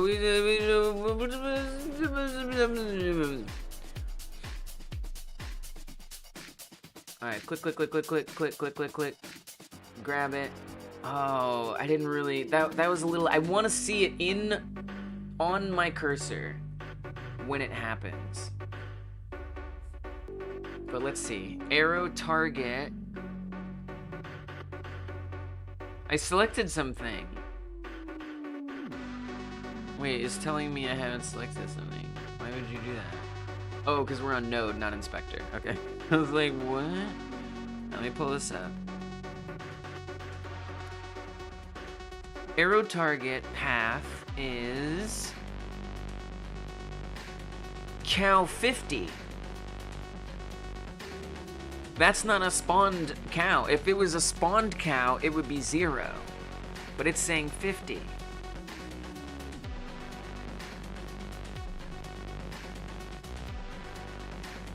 So the arrow should be on the thing that's in the scene, not on the cow that you've picked up. Unless I need to delay my breakpoint somehow. It's so weird.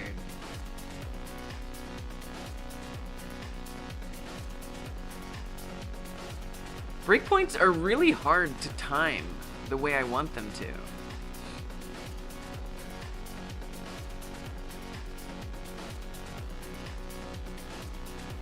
How do I even get it to be at this moment when I have it in the cursor?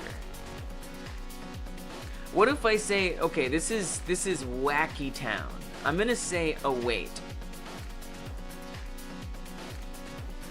Let me search the whole project because I always forget how to do await. Yeah, this, whatever. I'm gonna give it time for it to be in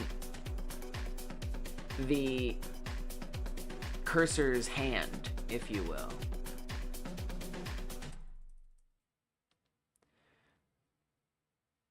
I'm gonna say 4 seconds. And then run the breakpoint.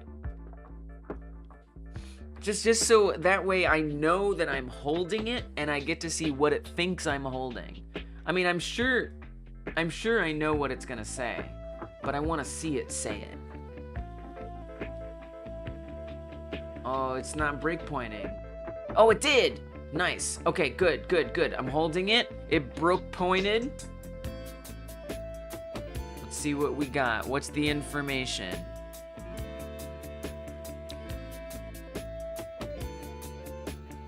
Target, arrow, yeah, whatever. What's target? Sure, tell me what target is. Target path is not the spawned cow. Arrow target is the spawned cow? It's different. Okay, arrow target is the spawned cow. Okay, I wanted to see it with my eyes. And I see with my eyes now that currently arrow target is set to, see how it says 00 at the end of the path? That means that it's seeing the spawned cow as arrow target. I have no idea how, unless the only way that's happening is meat original must be getting replaced with the spawned cow. That has to be what's happening. That's the only explanation. It's interesting that target, however, so over here we have target as a local variable, which is being set. There's actually a couple places it's being set, so I'm not sure which target it's talking about. But since it's the same function, my guess would be it's the show arrow target, right? Yeah, because I haven't even, I think that's gotta be the thing. So this target is the original cow. Which makes me think, where is it? Where's the path? Show it to me. I want to see it with my eyes.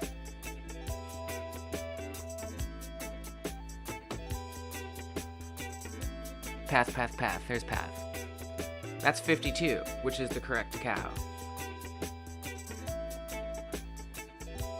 And I'm supposed to be setting arrow target to target. So whatever the target is what arrow target should be. But somehow it's getting updated to be something else.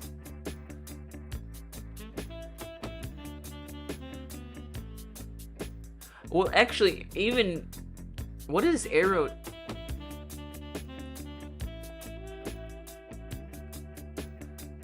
Because arrow position, we're saying if it's not, if it is in the group meet. I wonder if, it's very surprising. I could also say arrow position equals arrow target, but that would seem worse somehow. Right? Like, that seems not better. But then again, I am defining, if you think about it, I'm defining arrow target up here, and then I'm not using it. I haven't even used arrow target anywhere in here. The only place I use it is down here in the other.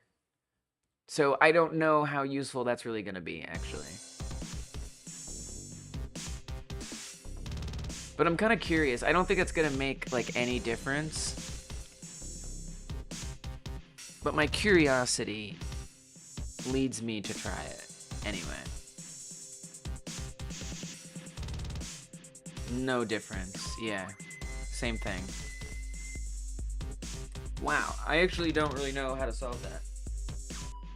Alright, let's come back to that code over here, and we can try putting it somewhere else. Maybe we don't say meet original, you know? Or, you know what I could do? I could send a signal to... That might make the most sense. I'm so shocked that it's updating it. Meet original spawn false. So how does that even, I can't believe you guys are still with me. I'm really just like circling around the drain on this one. I don't know what that phrase is supposed to mean. If input is action pressed grab, if raycast result is set to null, if raycast result is in-group meet, press the grab button. As long as it's not nothing, then see if the result is in the group meet. If it's in the group meet, assign that result to meet original. Then we're saying if meet original has the node marker 3D, emit this signal which tells the arrow what it's supposed to be. And then we're also saying if meet original has the method spawn me and it's attempting grab. I do wonder about that. And I wonder if we need to put this a little lower and is in-group grabbed. Well, this is after it's grabbed. Oh, not in-group grabbed. Disappears the object. What if I just need to move this down a little bit? What if, oh, hold up. I don't know. What if I just drop that in there?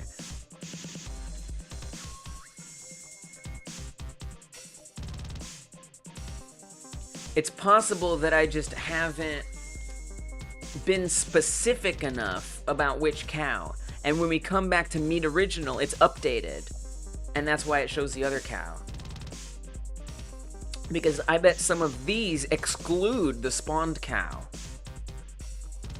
Hold up. Okay, I didn't get a cow in time. I gotta go to a different cow. Okay, here we go. Oh, it's not appearing. Okay. Alright, it's not progress. So it doesn't hover when I hover over the cow. But you can see for like a split second sometimes, the arrow appears and then it disappears. So this tells me something interesting. I mean, this isn't great. This isn't great, because remember, this is entirely the new cow. And it's still flashing that. I'm a little disappointed by that, actually. And then, this is even another problem, because I still want the spawned one. Okay, we need a new, I need an entirely, this is bad. I need a new way to do this. Okay. Alright. Regroup. This is not the way. This is not how we're gonna do this. So what I'm gonna do is I'm gonna literally remove this code. It's gone, it's out. Goodbye. I'm taking it out. Let me make sure nothing's broken, because the reason why I need to just yank it out is because I think this is the wrong time to identify when the arrow should be looking for the cow. I think we need to create something else. Okay, so nothing is broken here. If I were to do it just like the obstacles have it done,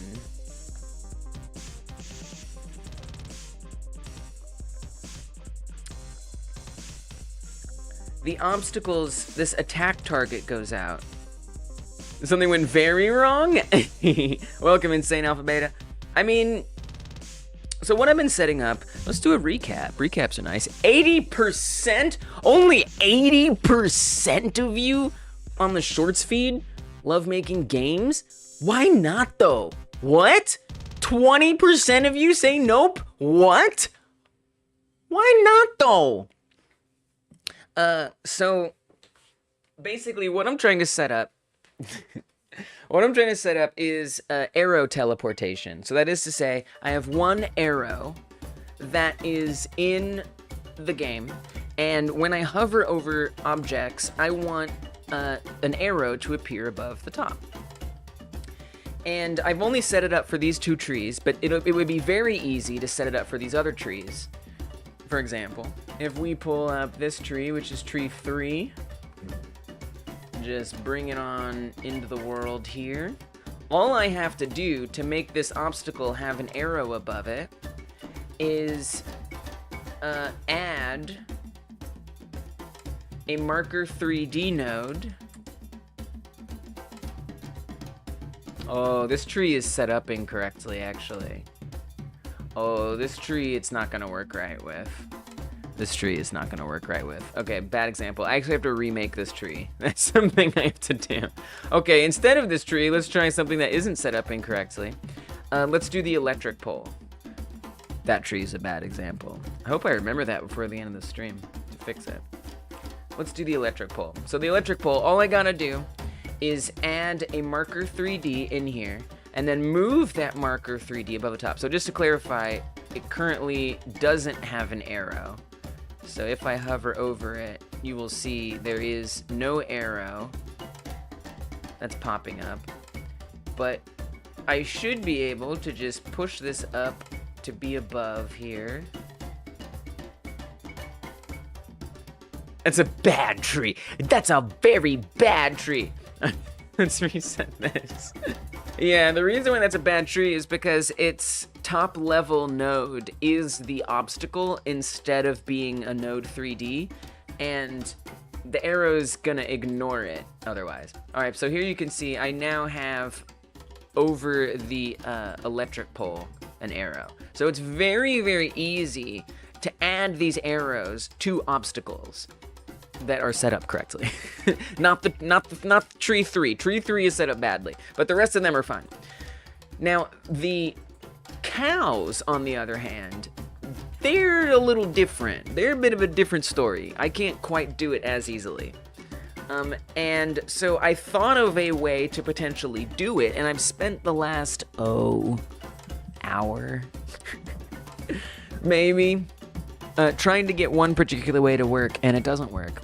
82% of you now on the Shorts feed love making games. Me too! Me too! Thank you. Yeah. So now I'm thinking I just need to come up with a different way to do it, and that's it. That's what you walked in on. That's what you walked in on. So it is what it is. It is what it is.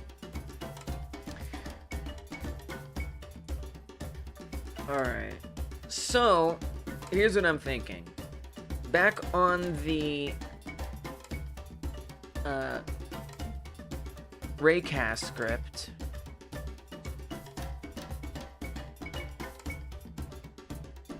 when the Raycast that detects cows, obstacles, trees, all that kind of stuff, when that detection occurs, it emits this.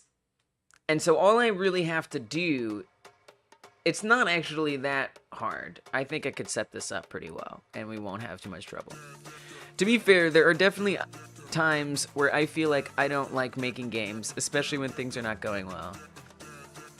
That's fair.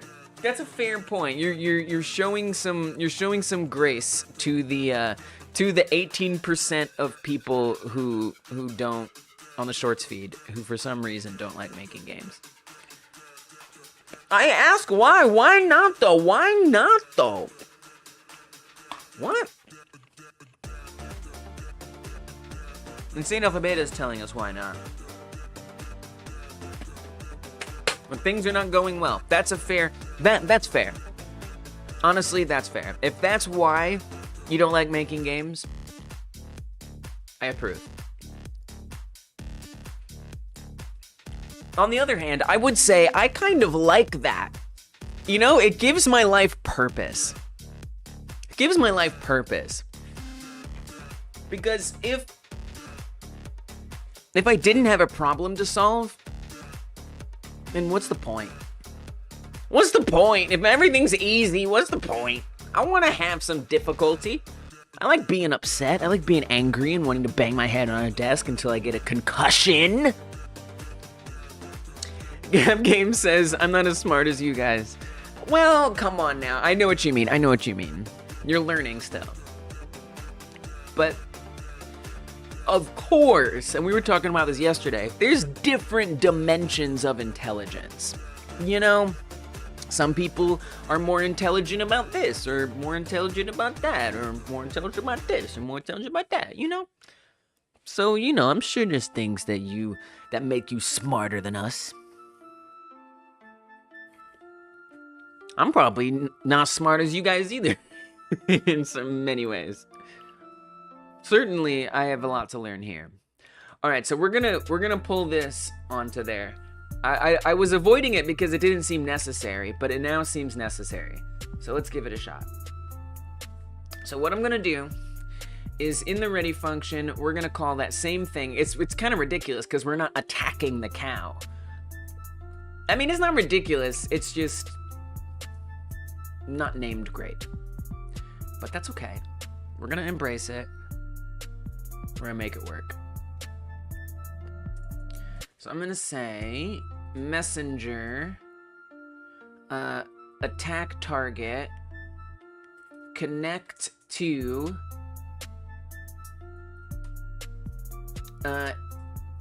am I hovered. We're just gonna set it up the same way, pretty much. A little different, but very similar to how it's set up on the obstacles.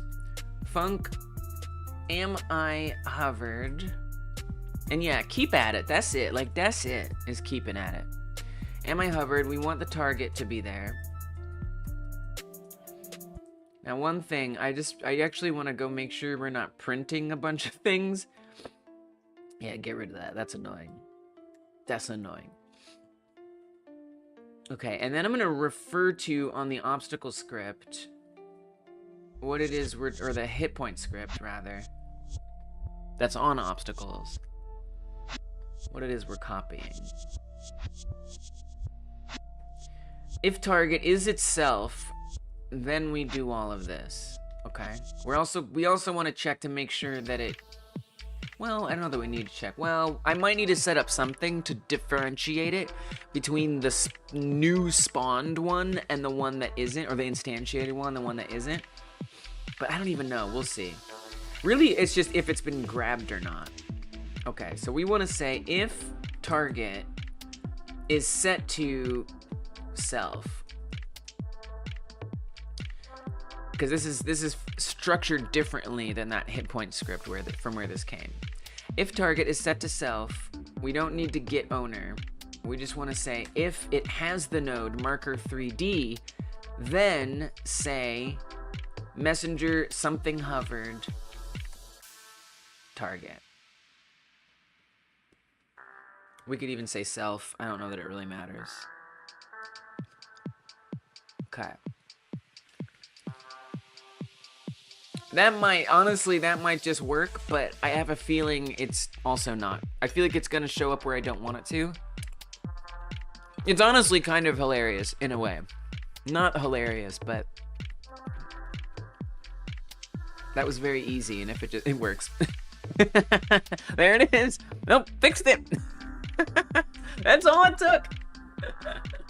I was like, okay, if we do this, this is this, and if we do it like that, and then we're gonna put this over here, and maybe I'll do that. It may not be a good idea, but I'm gonna do it anyway. We're gonna do this, we're gonna make it like that, and this variable is gonna be here, and we're gonna make sure we set this, and we're gonna debug it, put a breakpoint right there, and I'm gonna make sure that there's not an empty line, so that way we can see it, and then we're gonna analyze the data and debug it, so that way we know for sure that it's the right thing, and then I'm gonna switch it to something else, so that way it definitely does the right thing, and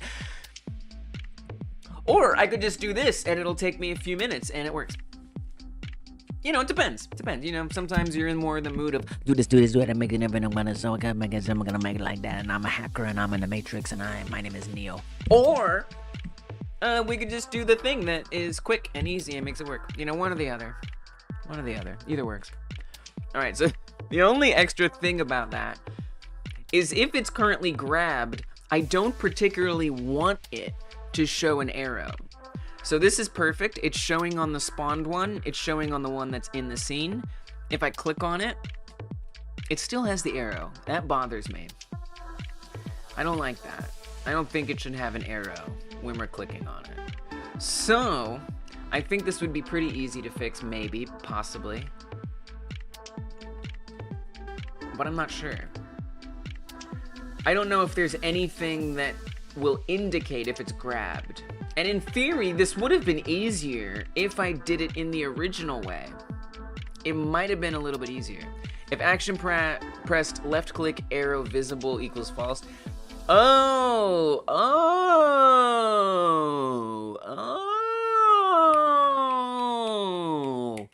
I like that.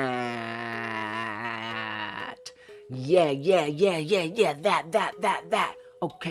Okay, let's do that. Occam's razor, I like it very much. Okay, cool. So we could say,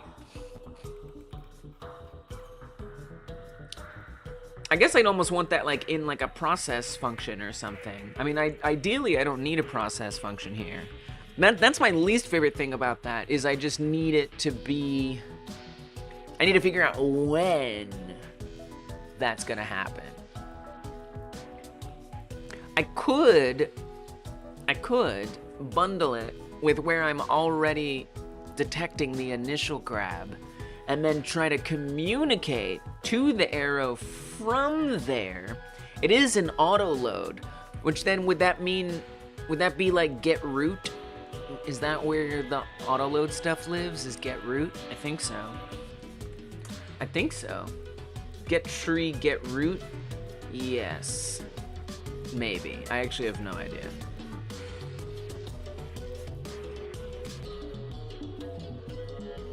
Godot auto load, get root.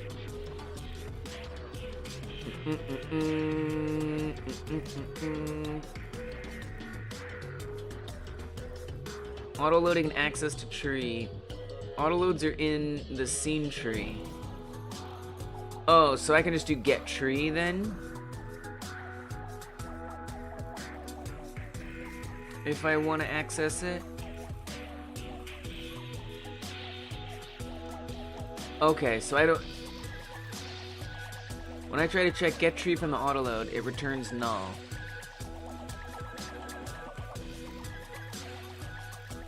If you've instanced your scene, then it should be somewhere in the scene tree at runtime. Okay, so that should work, in theory. Hey, Q-Merc. Yeah, when you said bye earlier, I was like, I don't know if Q knows that I stay here for 8 to 10 hours. We not even halfway through yet. Let's go, game dev time. 83% of you on the shorts feed love making games. Me too. Let's go.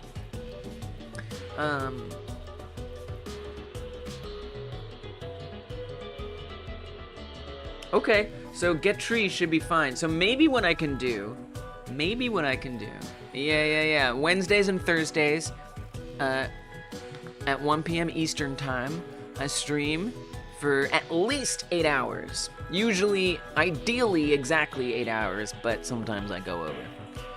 And then every 3 weeks, or on the 4th week, I take 1 week off, and I don't do a Wednesday, Thursday stream. This is the first week of that cycle. So for the next 2 weeks, on Wednesdays and Thursdays, I'll be doing 8 to 10 hour streams, baby. That's it. I gotta work on this game. I also stream on Mondays at 1 p.m. Eastern, 8 to 10 hours. But that's for members only. It's only for members. That's it. It's all who's allowed. That one's Blender stuff. Blender for the members. All right, anyway. Welcome back, Q. So, I'm gonna say, if I wanna say on input, I'm gonna come back to the Raycast script where the input exists.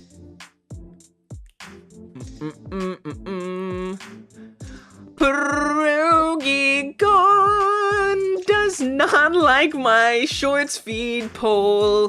What? Say what? Why not? Alright, well, you are a member of this channel, so you get a song. You get a song. Let.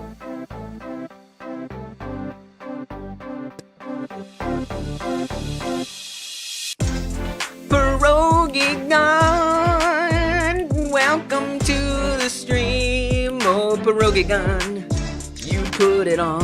Pierogi Gone puts on a show. Welcome to the stream, Pierogi Gone.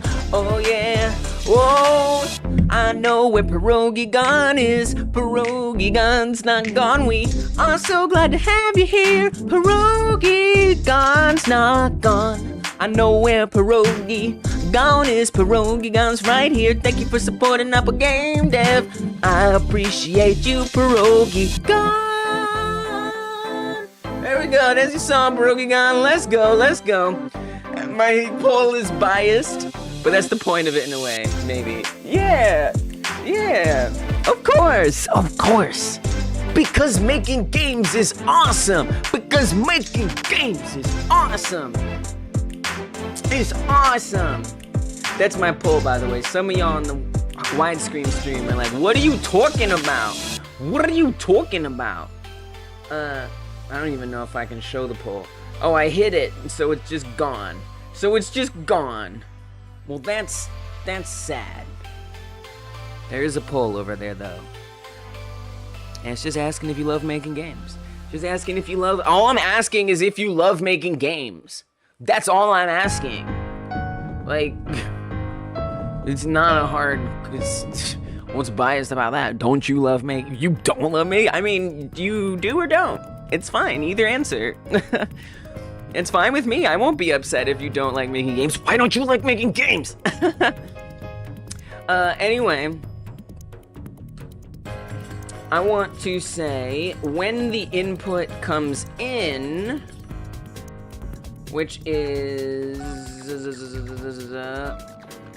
up here, input, no, that's different input. That's another input. Wait, is it? Physics process, camera, wait, where is it? Oh, here, there we go, input action pressed.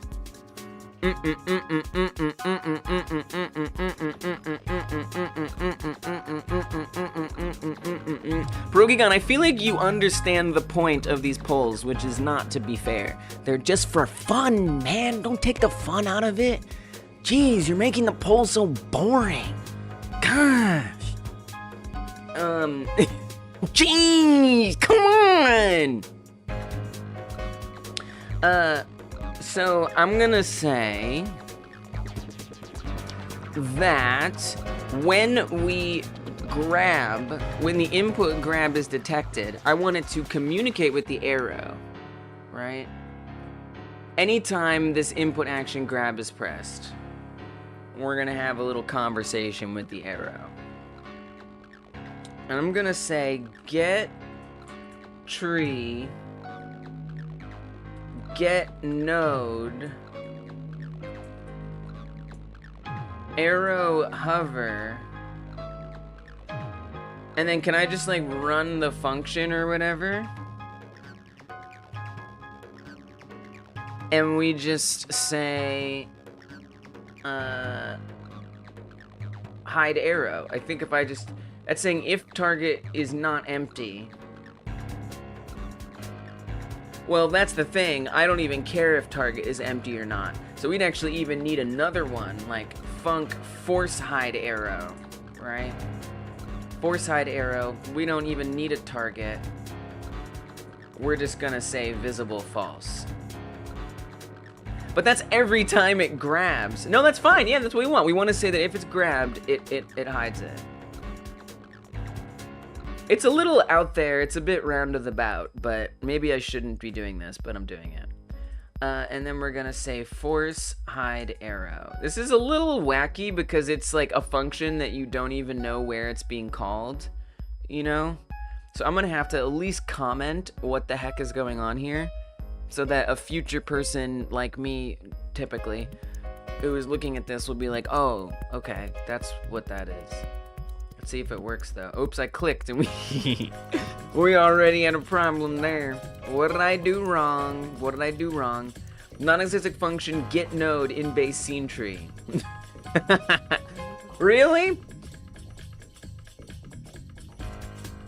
So would I just say get tree? That can't be how you do that. That's not how things work.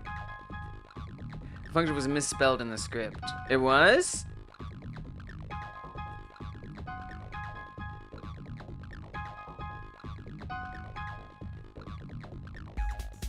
That's a lot of L. You got a lot of L suggestions today, Rogi. I'm just saying. You're right. You are right. I did spell it wrong. But I don't think that's where the error was. So that's a W. Straight W. And an L, but also a W. That's 1 for 1. That's a tie. So we still have an issue though. So that I definitely would have come up against that problem. But we have another problem. And the problem is that I don't know how to reference the arrow hover. Non-existent function get node in base scene tree. Really? I can't get a node in the scene tree? I mean, that's not. Surely get current scene, get tree. Oh. I guess I never used get node. You're on something today, Rogi. You're on something. My gosh. Alright. 50-50. 50-50. 100-0, according to me. Good. You know what? You deserve that confidence. You've earned it. You have. Guys, I don't know if you know this. Rogi is making videos. Can I just plug Rogi? Like, I just want you to know it's all love. I adore Pierogigon. And Pierogigon has been making YouTube videos, and they're bangers. Yep, they're super great. Pierogigon has a YouTube channel. I'm gonna link it. I'm gonna plug it. You guys should check it out. If you're a game dev and you're interested in learning game dev in a way that you didn't even know you were interested in learning game dev. And there's an introduction here that introduces you to the channel and stuff about the channel. It's really interesting. You should probably check it out. And Pierogigon has a video about games being fun. And if games even have to be fun. It's honestly, it's a video that has changed, and I say this with deep sincerity. It is a video that has changed my perspective entirely on games. Like, I'd never thought about games this way, and it continues to come up for me as I am thinking about games, looking at other people talk about games. I'm like, wow, fun does not mean what I thought it meant. And Rogi convinced me, and it's really interesting, can help you develop your own games. Rogi's got some shorts out here, some like things that you can learn how to do. Rogi's got your back, so don't get me wrong. Rogi's a real one. Rogi's a real run and deserves your attention. Subbed. Yes, let's go! Let's go! Okay, so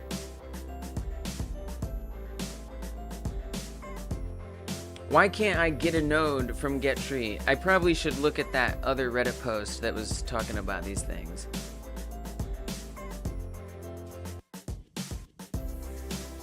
Right, but why can't it do get root? Do I have to say get root? Am I missing like an extra thing in here? Is that it? Is that it then? Is it just that? Do I need some extra stuff? I'll do it. I'll do extra stuff. Oh. No. What's the problem this time? Attempt to call force hide arrow. Oh, okay. In base null instance on a null instance.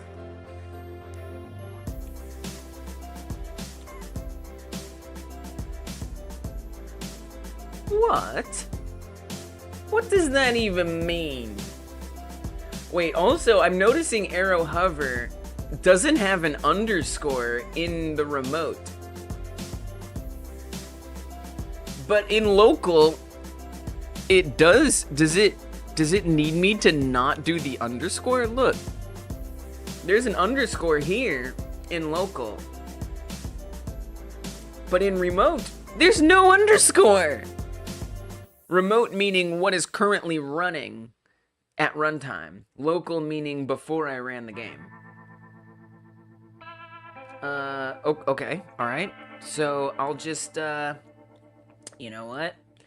I'll just remove that underscore. Seems strange, but if it works, that would be good. I would be happy. That's odd. I wonder if it has something to do with being an autoload. It might not even fix it, but it's interesting. Oh, then it's not crashing now when I click. What? Alright, let's see if the cow, when I hover over the cow and click on it. Oh, I didn't stop on time. We want to stop. Let's break that house, that building. Yep, it works. That's it. It works. That's it. When I click, the arrow goes away. What? I'm a little offended, actually, that Godot would just say, "Oh yeah, your underscore? Screw your underscore. No, not interested in your underscores. Why would it do that?" Yeah, I fixed it. I'm clicking and it's going away as it's supposed to. Locally,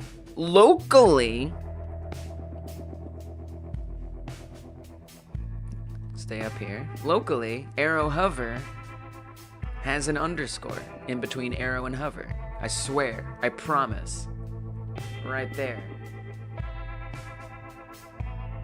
In the remote runtime version, they just said no underscore for you. Bye-bye underscore. We don't care about your underscore.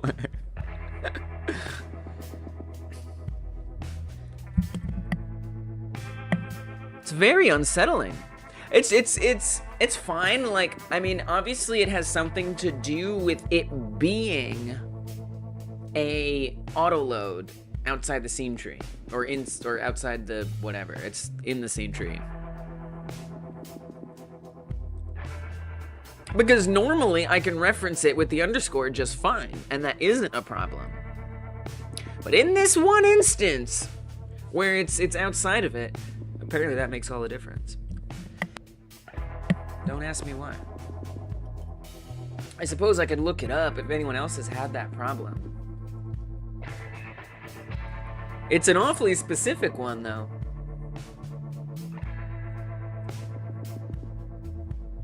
Godot autoload underscore.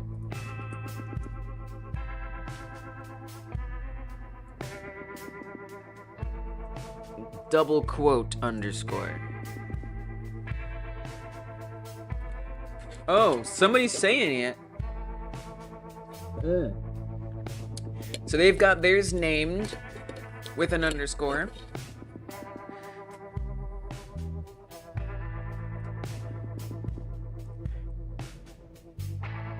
When you add it as an autoload, it will have removed the underscore. There it is. Oh, and it even capitalizes if it's lowercase? I guess autoloads be doing things. Open your auto load settings and check. Oh.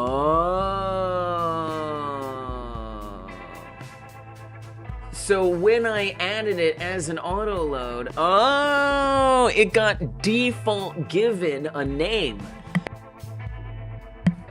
I see. It's not, that's, wow. That's surprising. And so can I add an underscore in there? Will it allow me to? It will. It will. So when you make something an auto load, it's going to assign it a name, and that name may not be the name of the top level node. I mean, it obviously was, you know, I honestly am not sure. It either could be, like, I could test it, I guess, if I wanted to learn. I guess I like learning. All right, I'll learn. Let's find out what's going on here. Let's figure it out. Let's be the resource. Let's be the knowledge that we want to see in the world. So I'm gonna create a new node or new scene. Let's actually come up here first, and I'm gonna create a new scene. Not a new node, a new scene. And I'm gonna call that scene node 3D, node of scene. I'm even gonna put spaces in there. I don't know, just something really specific. Node of scene. I'm then gonna save this, and we're just gonna call this scene of node. I'm gonna put spaces in there. Scene of node. All right. Now, if I go to the auto load settings and we add it, scene of node in here. So it does offer a node name right here. It's like, hey, you wanna call it scene of node? So it's not looking at the top level node. That's not what it's looking at, because remember, I named the top level node, node of scene. So what it's basing the suggested name on is the name of the file that you added in. And it's adjusting the name of that file. So here we had arrow hover, lowercase a, lowercase h, and it's uppercasing them. And there was an underscore in between. In this case, I had spaces, scene space of space node. And it just eliminated the spaces, but capitalized all the letters at the beginning of each word. Okay. All right, so that's what it does. And so if you want it to be something different, so I would want it to be, you know, node of scene. Oh, so it won't let you put spaces in there. So it definitely wasn't gonna allow that. But underscores are okay. But even if you put the underscores in the file name, it's still gonna obliterate them because, I don't know, Godot's gonna do that. So if you wanna make sure that your autoload name is the same, you have to make sure that when you add it, you actually think to come in here and change it. Noted. Noted. Noted. It's just, I just noted it. Okay, good, great. Now I knowed that. Yeah. Surprising. You're welcome. I'm gonna rename this over here now because I do want the underscore, even though in some ways that's gonna confuse me even more. It almost makes me want to name it auto-load or something, you know? Auto-loaded. I don't know, it's a little wacky, but like, for readability sense, somehow that I like, something about that I like. I'm gonna delete that scene that I made, and then I know this is super weird, but it kind of bothers me because now that I know that it's not basing the name on the name of arrow hover, I could see myself getting confused someday where I'm like, but this is pointing to arrow hover, but I changed the name of arrow hover. Why isn't it not working? Oh, because it's different. It's the auto load version, which isn't the same thing. So I'm gonna literally add arrow underscore hover underscore auto loaded on here. kind of wacky, kind of a mouthful, but I want to leave that clue to myself about what's going on. All right, wow. So where do we go from here? Now the arrows work as I want them to, on different things. And if there's anything else that I'd want to get all the other obstacles to have an arrow teleport to them, if I'm being honest. I think that would be nice. Things other than cows.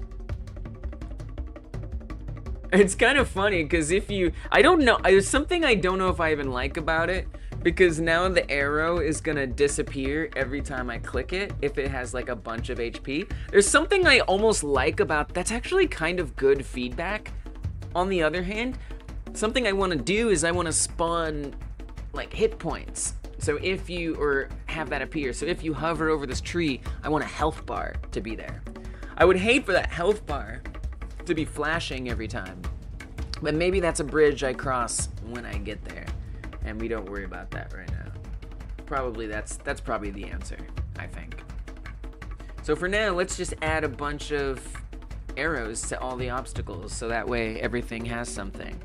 Now I do need to fix that tree, because that tree is set up incorrectly, and it's time for that tree to become a good tree and not a bad tree. So let's do it. Let's fix the tree. So the reason this tree is a bad tree is because it has an area 3D at the top level, or rather it has the obstacle class as the top level. Yay! No, it's yay! It's definitely yay! And thank you, Dungeon Martian, for the idea and the suggestion and all of that. I feel like I gave you credits. I feel like we've credited you. I gave you like a debug credit, I think, or a coding credit. Something like that. Thank you. Appreciate your help. It means a lot. And this is something I've been meaning to implement for a while. And so now I just get to go through and make sure every obstacle has a marker, so everything, it all pops up. Which is definitely, like, it leaves room for error, right? Like, I could easily forget to add a marker to something. That's okay. I don't think there's any way around that. Somehow I have to define where the arrow appears. I can't, like, somehow have it figure out where the arrow should be. I mean, maybe I could, but that sounds boring. So we'll just do it this way. Alright, so this tree needs to not have that as the top level, which means I basically have to redo it, remake it. I am going to get the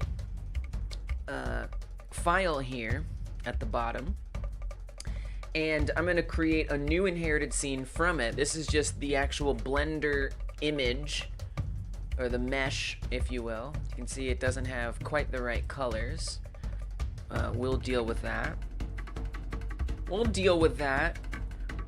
Before I deal with those colors, or screw it, let's just do it now. We're already here, let's deal with the colors. I think I can actually load this. Tree 3 color leaves, bam. Oh, that was the trunk. They made the trunk be the leaves color. Incorrect.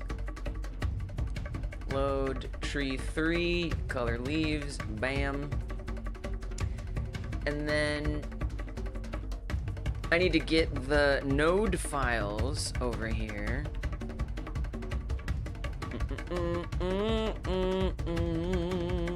From the other tree. I want the collision shape, the hit points, all of that. I'm gonna put that on my clipboard. Come back to this one. I need to create an obstacle. So this is the obstacle class. This is the thing that was at the top level of the bad tree. This needs to be not the top level on the good tree. And then I'm gonna paste all this junk in here. The collision shape, hit points, make sure those positions are correct. They seem fine. Oh, you know what I realized? The hit points node was what I was using as the marker. Well, that wouldn't work for the cows, so I might as well just keep it separate and a little bit more consistent. But I could also use the hit points as the marker, because it actually is already at like an above position. We ain't gonna worry about that. You know what? Nope, not thinking about it. Cool. Okay, so I'm gonna make sure the animation is set up correctly. It is. Nice. So you can see that it's not actually disappearing, so we need to, yeah, and actually even down here, let me get rid of all this mess. Down here, the path is not correct because we've changed where these are located. So I need to adjust these path names or just reconnect it somehow. Can I rename? I'm clicking so much. I don't think it wants me to be able to rename it. Okay. Why not? Wait, I can't edit it at all? You want me to make it unique or something? That must be the issue. Animation, manage animations. This. Click the save. Wait, where's that? There's a button. There's a button here. Is it this? Not the save button. Oh, make. Oh God, that's so confusing. I hate that. If I press this save button and I then click make unique, I'll be able to modify it. It's because I copied it from that other tree. It's like an instance of that other animation.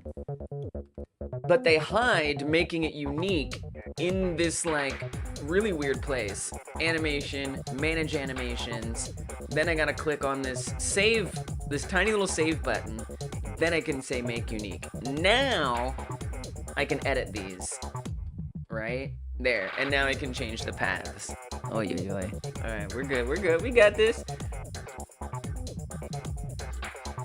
So the path name needs to be, and does this collision path work? Yeah, because that's right, because this is looking up, this needs to look up an extra level. Instead of before, it was only looking up one level to get to that stuff. Now I need it to look up 2 levels to get to that stuff. I don't know how it wants me to type that, to be honest. Do you want me to say ... Yes! Yes! I have guessed it! ... Let's go. Bang! Sweet. Okay, cool. Good. Updated. So I want to change the name of the top level node. I have a special way that I like to name these, and I have a reason for that. The reason why I like to name these a certain way, which is gonna be this tree 0300. And actually, this is a little different. This is tree 03-0200 is this one. So the reason I like to name it this way, I like to put _00 at the end of all of the things that I'm gonna add into scenes, multiple of them. The reason I like to do that, so let's go to, let's say, this cattle ranch. And if you look at this list, so there's 00.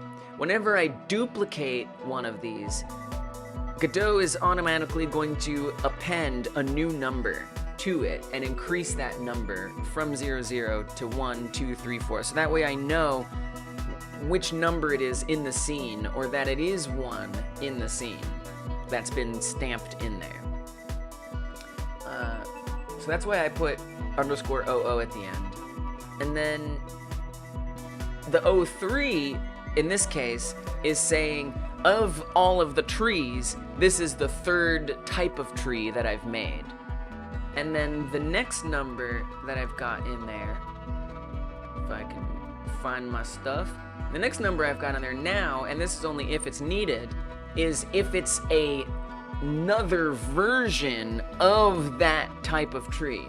So in this case, there was this tree, which is the first iteration, the first version of the tree. In theory, this would be 03-01, whatever.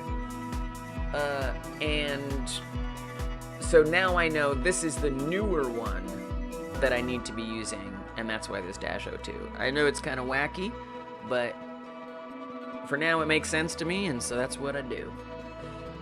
So I'm gonna make sure that's there, and then I'm gonna save it using that new name. And Godot doesn't like my hyphens. It doesn't like my underscores. So it actually has corrected. It changed my dash to an underscore. So I try to adjust it. Name type variant placeholder number. Yeah. Ooh, thank you for those labels. I like those labels. Yes, exactly.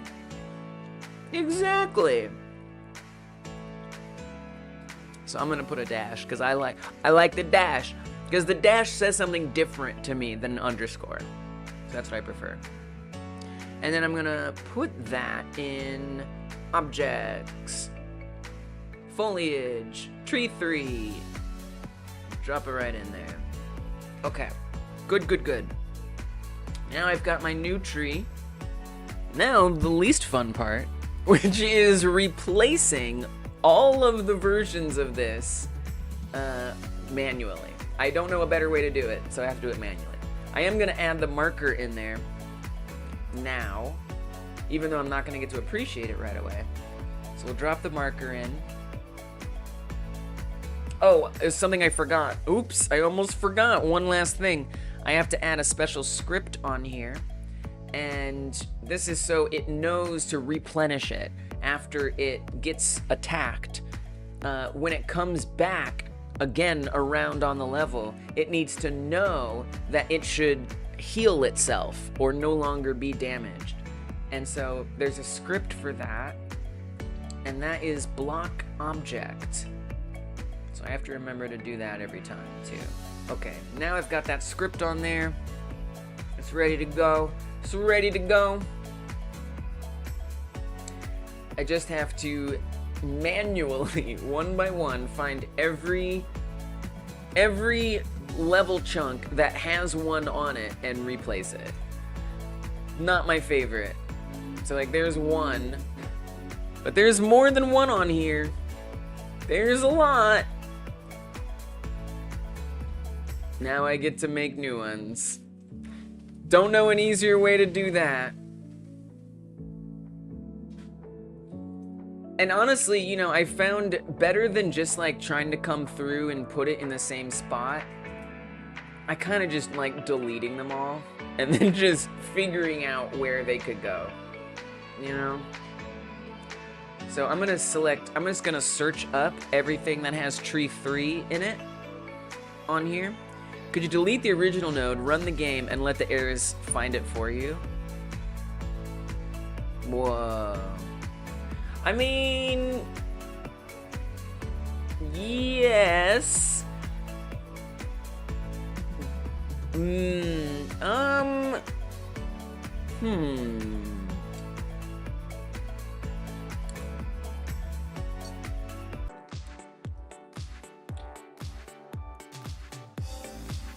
I see that you have corrected what you said. Yes. Exactly. Yeah. That would help me find the scene for sure. That's a good thought. Oh, shorts feed. 85% of you love making games. Me too. Let's go.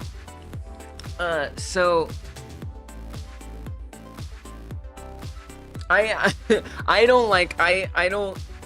I'm not, that idea isn't bringing me joy, but there's something about, if I really,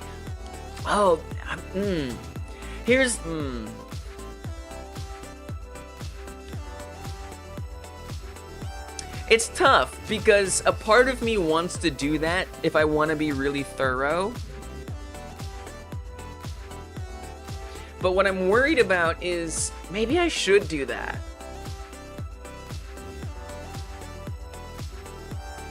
I don't know. I don't know how I feel about that. It's something about that scares me. It feels dangerous. I'm too scared. That's my answer. I'm too scared to do that. I'm too chicken. I'm too chicken to do that. So I'm not gonna. Instead, I'm gonna delete them all one by one. So I'm gonna search up in the scene tree, tree 3, and then every single one of those, I'm gonna delete them. Maybe someday, I'm gonna keep that idea in mind, and then one day, I might decide that that's something I wanna try. That's what I'll say. If it's starting to become a problem where I'm finding all kinds of old things that I never got rid of, and I need to deal with that, then I'll do it. I think right now, it's gonna be easier to do it this way. That's an intriguing idea. Alright, so I'm just gonna repopulate all these on here. Just gotta drag them, drop them, maybe rotate them a little so they're a bit different every time.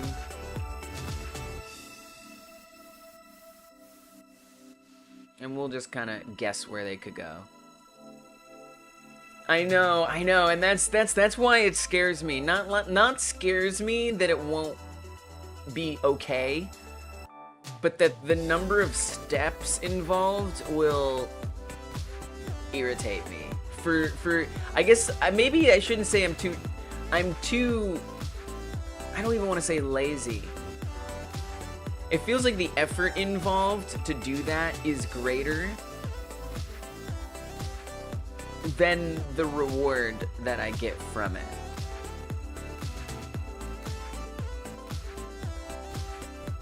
I hear you, I hear you. No thank you. No thank you.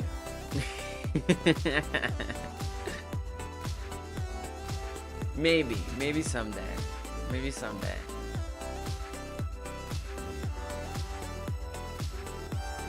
Because, like, yeah, that would help me find the scenes, but I also know the scenes that it's in.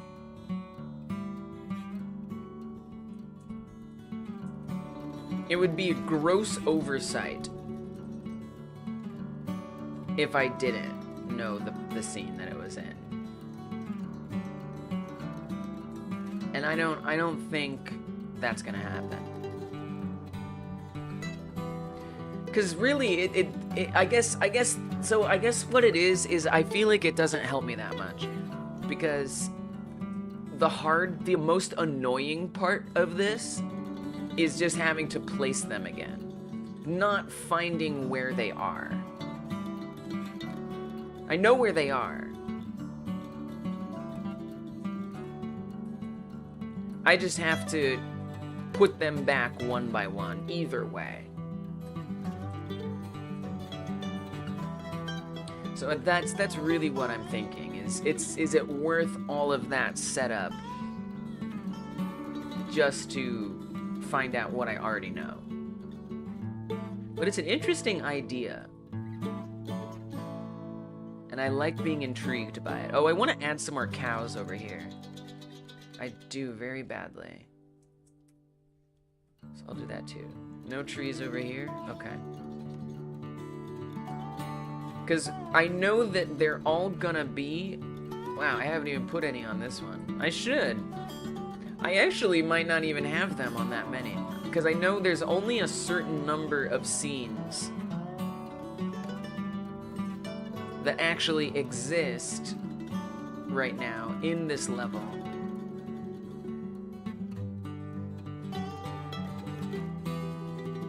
So I don't have to, like, really do a lot of guessing. On one hand, it's like, it could be a nice way to, like, do a clean sweep, but then on the other hand, I don't know.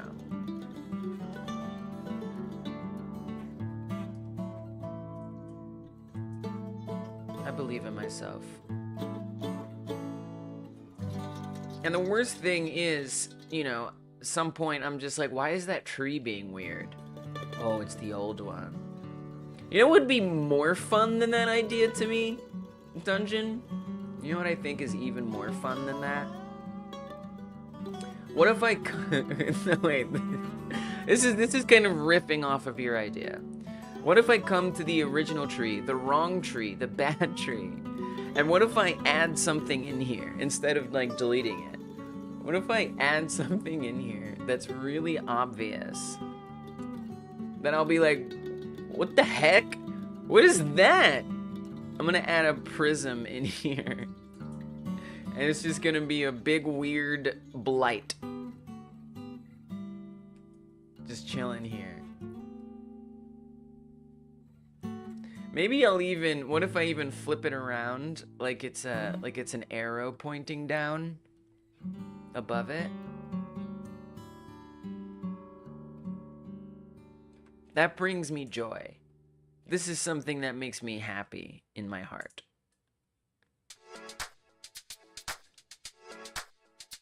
Right. But then I have to do that. That's not fun that's not fun. This is fun. Then like every time the game loads, it's deleting stuff, you know? Oh, back to 85% on the short speed. Me too. You love making games? Me too. Good choice. Me too. Look how hilarious this is. It's just gonna be a giant pointing arrow in the scene. So when I hit play, if I forget that I did this, I hate that idea so much. Dungeon Martian, you've gone too far. I despise it. I hate it. No. It does look like an armature bone thing. It absolutely does. So now the ones that are bad have this huge blight on it. This is hilarious and fun. And it's simple, and it's not gonna cause any performance issues. It's not gonna make things messy for no reason. No!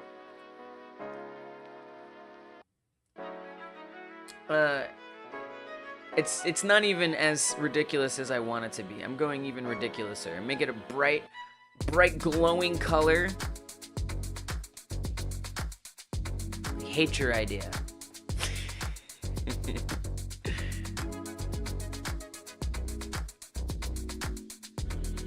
I'm gonna make it 2.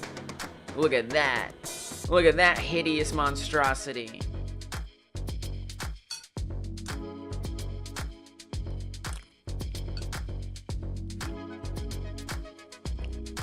Yes.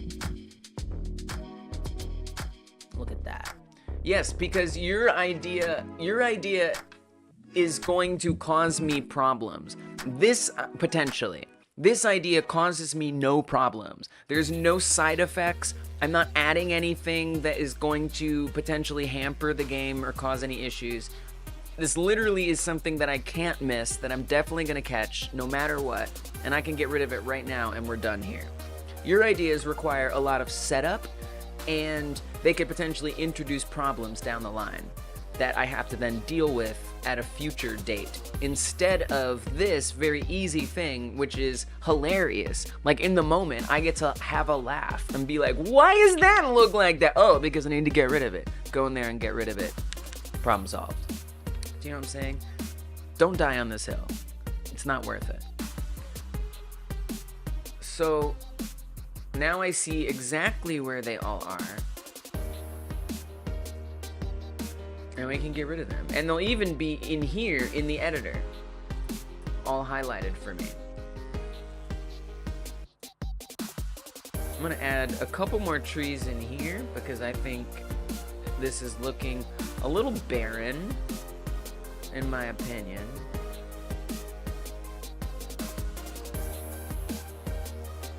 Might as well throw some trees in. So Ranch 3 doesn't have any. Ranch 4 doesn't have any. Although I could add some in there. Ranch 2 has had them all replaced because there's no hilarious pyramid prism on top of anything. The only ones that should be left are on the forest. So let's pull up the forest. Oops, I had that open the whole time on the shorts feed. Sorry, shorts feed. I'm going to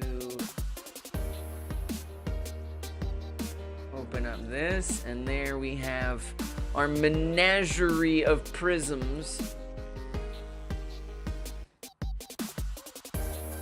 which makes it all very easy to replace. In fact, this actually, you know what? In Dungeon Martian, I'll give you the W of inspiring me to even do this. Because actually, I just realized this makes it easier for me to add in new ones. Dude, this is actually awesome. Because if I drop the new tree on top of this, if I drag the new tree on like this, now I can easily click on the thing above it and delete it. So I can actually put these back exactly where they were. Because before, when I didn't have this giant prism on top, it was like near impossible to try and replace in the exact same spot. But now I know exactly the spot.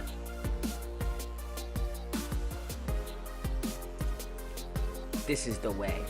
This is the way. I just stumbled into that one, but I'll take it. I love it.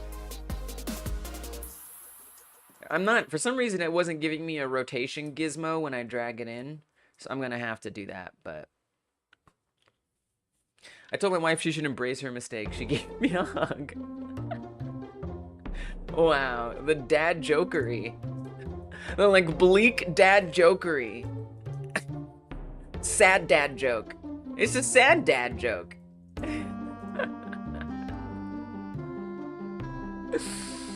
I mean, you know, for real, at least she followed your advice.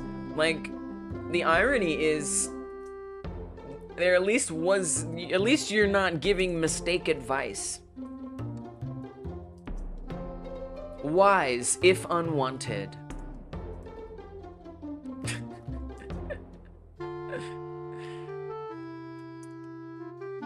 Silliness.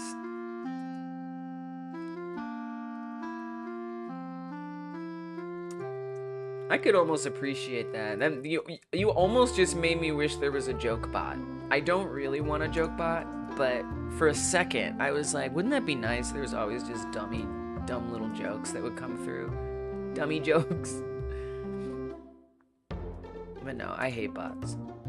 Bots are overrated. Okay, so none of them are rotated, which honestly you can barely even tell the rotation because they just look the same. These don't have anything unique about them.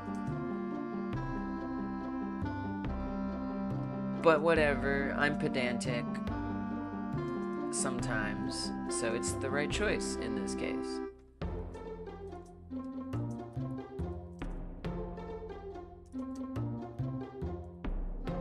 Dun, dun, dun, dun, dun, dun, dun.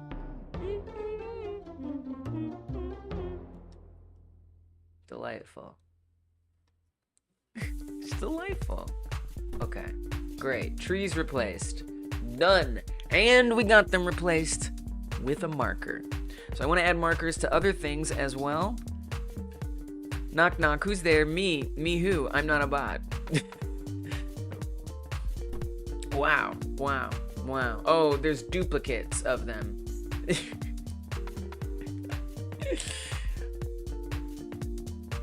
Wow.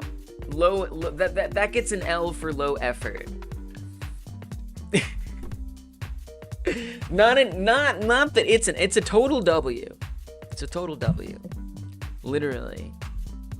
A W for being low effort.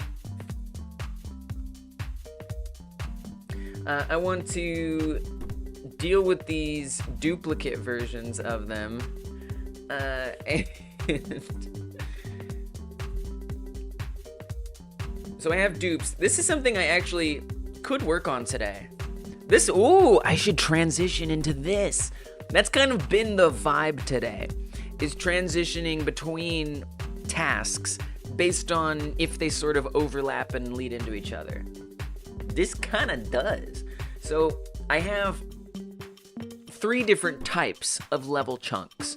There's safe level chunks, there's points level chunks, and there's obstacles level chunks. Safe level chunks are like cornfields or currently empty space. They have things on it that can't hurt you. Points level chunks are things that have cows on it, for example. So you can collect points and score points. And they do have some obstacles. The obstacles chunks are only obstacles. That's what this is. This is an obstacle chunk. And it just has a bunch of trees on it to hurt you. And the game expects there to be a minimum number of chunks per section, per type. And so I've just been duplicating this one for the obstacles over and over and over and over again. So that way it meets that minimum, which means you're gonna constantly see the same obstacles chunk over and over and over again, instead of seeing unique or different ones. So maybe the next thing that I work on, so it's still all level design stuff, is adding more unique obstacle chunks. Something I want to do is I want to add like a shader into here and get the ground to look a little more foresty, whatever that would be. So yeah, I am going to keep doing the markers for the arrows, but after that, maybe we'll do some obstacles. Okay, so I'm going to delete all of these duplicates, because these duplicates have that arrow on top, the bad arrow. I'm just gonna call this dupe 1, duplicate it, dupe 2, just make a good bunch of them until that minimum is reached. The minimum is kinda, especially for obstacles, it's a little more vague, but whatever. Okay, great. So now we're gonna play the game, and there's gonna be no more of those hideous prisms upside down pointing. And then all the trees now have arrows. Let's go. And the cows do as well. Now, something that I would like to add, if I'm being honest, would be something different depending on what you're hovering over. Actually, PT Jones made an interesting suggestion earlier. Like, if you hover over the cows, does it show like a food icon as opposed to showing, whatever, an arrow or something? And that might be a good thing, is to have like special icons that tell you a little bit about what it is. So things that you can attack, maybe they get like crosshairs over them or like something, And then maybe for cows, I don't know if it would just be food. I don't know what it would be. That's the only thing, is I'm not sure what those icons would be. And so like for the time being, I could have them be different colors. Y'all know I don't like relying on colors because some people experience color blindness and then that alienates them. But it is nice to see temporarily, I don't like using color as a way to differentiate between things. But it could be a way temporarily just to like put out there that some things are different than others when they're hovered. I don't know. Insane Alpha Beta says, might remember you can jump in this game. Waits for when we get to the city level so I can do some hardcore parkour on the building's rooftops. Nice. I can't remember if you can jump, but if we can, I'm gonna so try that. You can jump. Well, technically you can jump. I'm not sure yet if that's going to be like a power-up ability or if it's going to be something you can just do automatically. I had experimented with some levels where you had to jump to actually get up higher. So if you wanted to climb something, you could get up higher. It came with some challenges. It wasn't as easy as I wanted it to be. In a pretty significant way. So I'm kind of getting the vibe that there's something about jumping that, or not jumping, but climbing, that might be a bit in the overscope range. With that said, it is still something that interests me someday. Basically, if I feel like it's missing from the game, I might add it. But, you know, I kind of don't think it will be. And so then, what jumping would probably be, I don't know. I don't know if I'm gonna keep jumping. Because jumping also really gives you a lot of freedom. Like, you can basically ignore all of these obstacles if you just keep jumping. Like, the game becomes a lot easier. Not all the way, but a bit. And it's almost like, why wouldn't you constantly jump? And sure, I could add in some reason that would dissuade you from jumping, or just not have jumping. Because there's also going to be a transformation where you can fly. And the transformation is going to hover you above the ground, kind of like at the jump height. So you can fly over things, but that transformation will come with other downsides. So, you know, it makes me think maybe jumping won't be in the game. I did say alienates. Alright. Yeah, I'm gonna not worry about the hovering types for now. That is something I want to think about. I don't know if it's what I want to think about at this moment. Oh, I didn't set the tiny trees up correctly. I forgot to give them hit points. Let me fix the tiny trees a bit. Tiny tree, we want its health points to be, what, 1? I think it has 1 hit point. I think that's its deal. But yeah, that would be really cool to jump on buildings. Maybe in the remake version of the game someday, that could be a thing. But in this version, it very much goes against a lot of the ways things are set up, and it requires some severe ingenuity that I don't know if I have the patience for, considering everything else I gotta put in here. So yeah, definitely a cool idea though. I like it. All right, let's add some more arrows. I'm not gonna worry about types of arrows right now. It's too much. All right, electric pole, human. Oh yeah, sure, give the human. There's not any humans in level 1. Actually, there is one at the very end of the level. But eventually, I'm gonna want to set the human up. So let's put a marker on the human. Push that marker up. Call it a day. If it's not perfect, someday I'll come back and adjust the position. Tree 1 already has a marker. Tree 2 has a marker.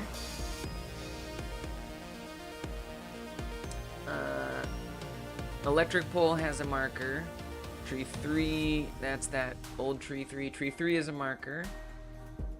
Okay. Oh, fences. Oh yeah, fences need markers. Too quick, actually halfway decent ideas, methinks. 1 sec.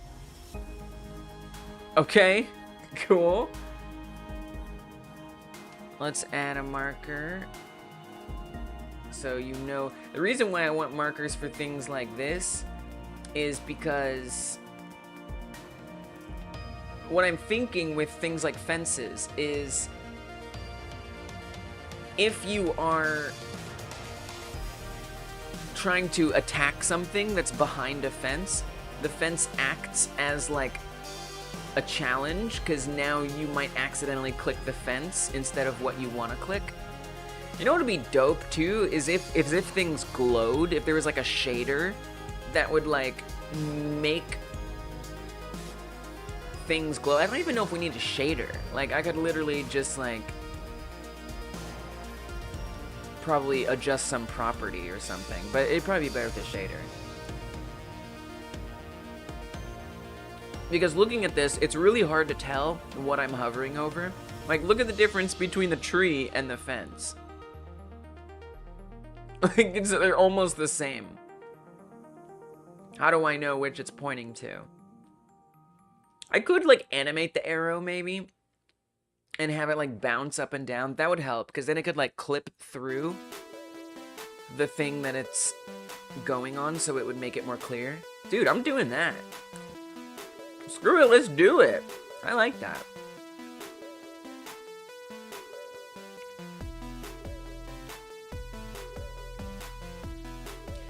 One idea from Insane Alpha Beta is, if you want the trees to look more natural without having to make additional assets, just rotate them. Oh yeah, I've been doing that. I'm done been. That's a good idea. I think that's a good idea. I like that idea. Believe it or not, they are rotated. Sometimes. Completely agree. If you want the trees to look more natural, 2, one downside to jumping / flying is it makes you an easier target for the helicopters.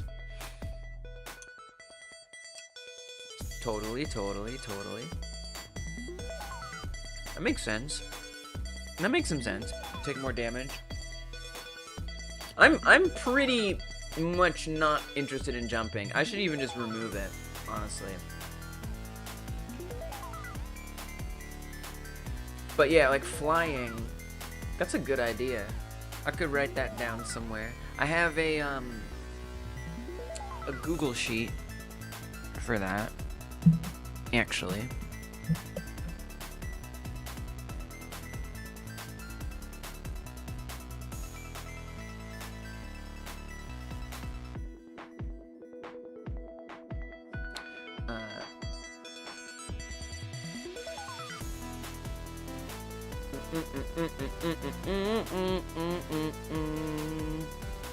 Here.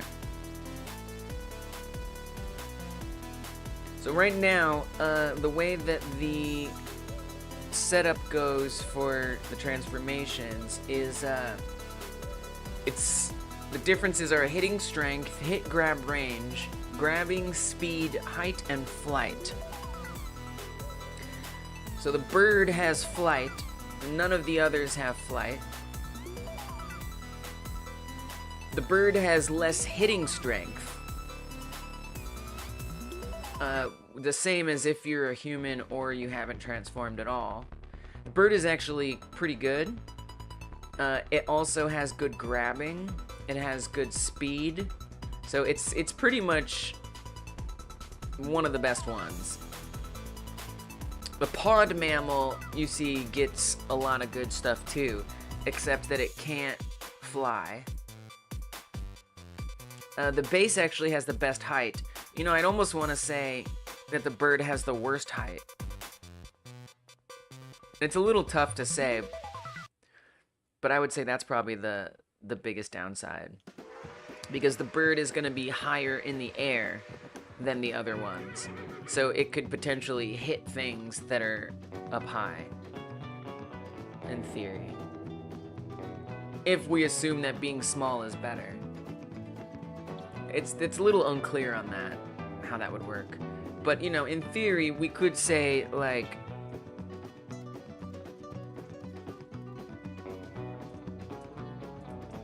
it's tough, yeah. I mean, I guess I would say, you know, if I were gonna do helicopter, it'd only be flying things. I don't know, something about that makes a lot of sense to me. I like that you have ideas, I do. But something about that doesn't feel like it makes sense. Birds seem hard to hit. I don't know. I hear you.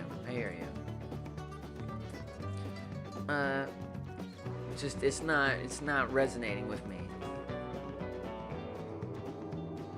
Oh, the marker animation. Dude, I definitely want to do that. I'm doing that right now. Let's animate it. I'm gonna make it visible for now. I might regret that, but for now I'm gonna make it visible. I wouldn't say I regret it, but I might be like, wait, I don't want that visible. I forgot. Make an animation player. We're just gonna say bounce. And and we're gonna set its position over here. Transform. So that's like its starting position. I'll keyframe that. I'll make it go up. And then I'll keyframe that. New position.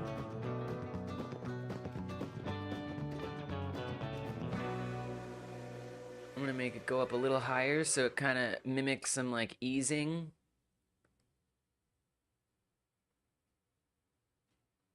Let's make it a bit longer of an animation. So it goes up. I'm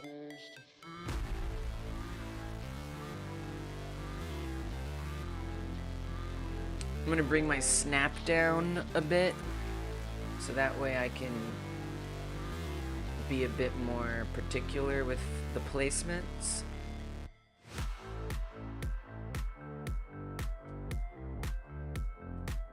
And then I want it to go back down a bit. And I'll keyframe that position here.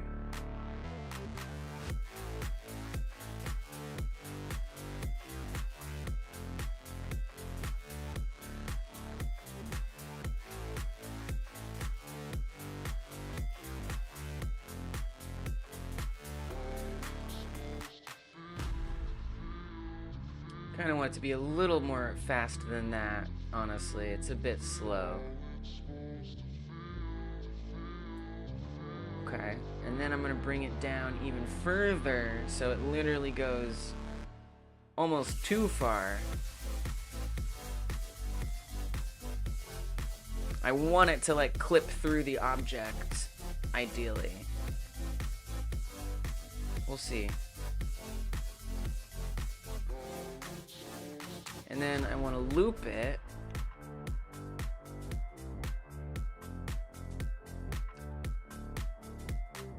I almost don't need this one.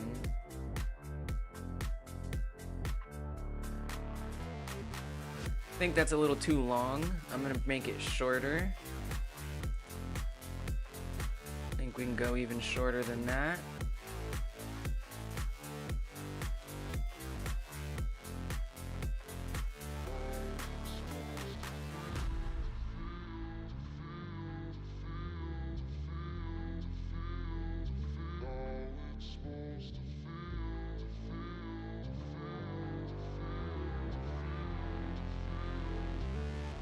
Kind of like that.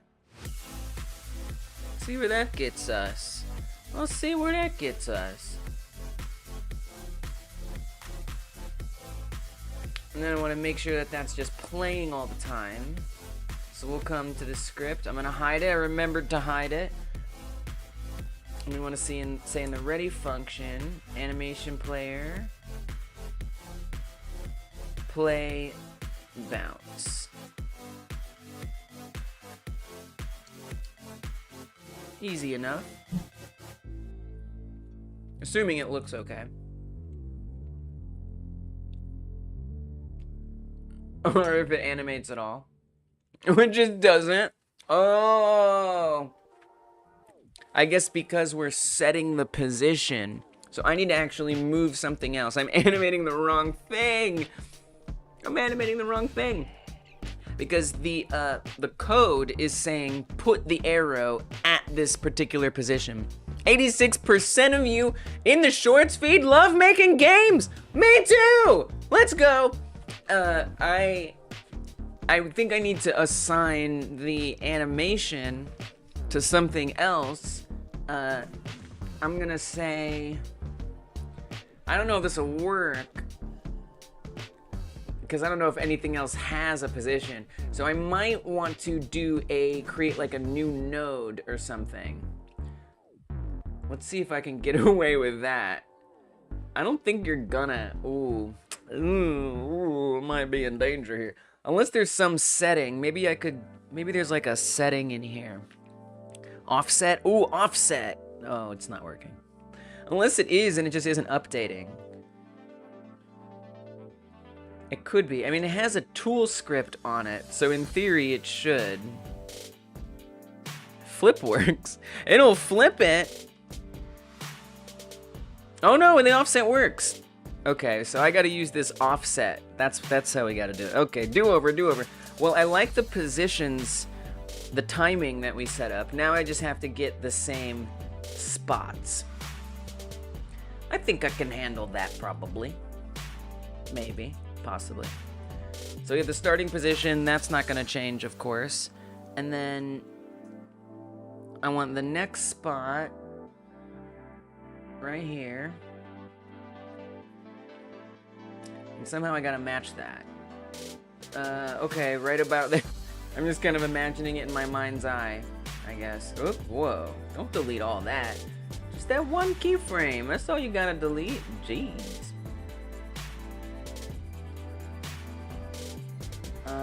0.72, and what's this one? I guess we're just gonna redo it. 0.20 and 0.72 are our places. 0.72, we want it to come up higher. It happens. And we also need, oh wait, hold on. I gotta create, we just gotta get rid of this whole track. You know what would probably have been easier? What if I uncheck mark it, right? So that way I can still reference back to it. That seems like a good idea. I can still reference back to it. Then I'll come to the arrow hover, and we're gonna set the offset at 0 as its own keyframe. So keyframe that, come to that 0.7, 0.68, whatever the heck position it's at. Go right there. Now I can sort of look at it. Oh, it's not gonna update it right away. Well, that's fine. Bring it up until it's about somewhere that seems good. Keyframe that. I don't know if that's quite where I want it. Let me see. It's very different. So there it's like almost lined up with the blue line here. But on this offset,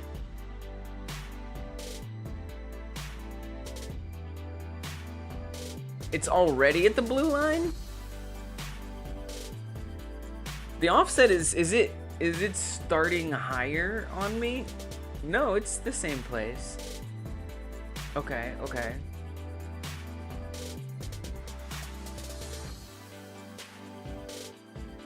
It's definitely moving differently. That might be because of the angle. Like, it could be that since it's facing the camera at all times, the position is changing. It might actually be for the best. So we'll see. I'm not going to worry too much about it. So we want to bring it down lower. Is this like a gradual lowering is what this was? Goes up, it goes down, and then that kind of speeds it up. So that's not so gradual. I think that's like faster. Oh, it brings it back up there. Here it's there. It goes up. It comes down. And then it's going back up at that point. So that's its lowest point. And it needs to be below where it started. I see. Cool. Good. I like that. Which means -0, basically. Which seems strange. I don't know, something about that doesn't hit right. That doesn't make a lot of sense to me. Why would I do -0?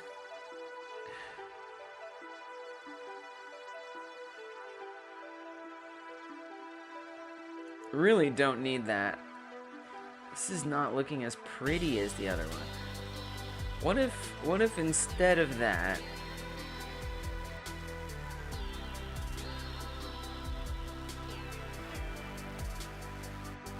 I'm surprised that it's so different.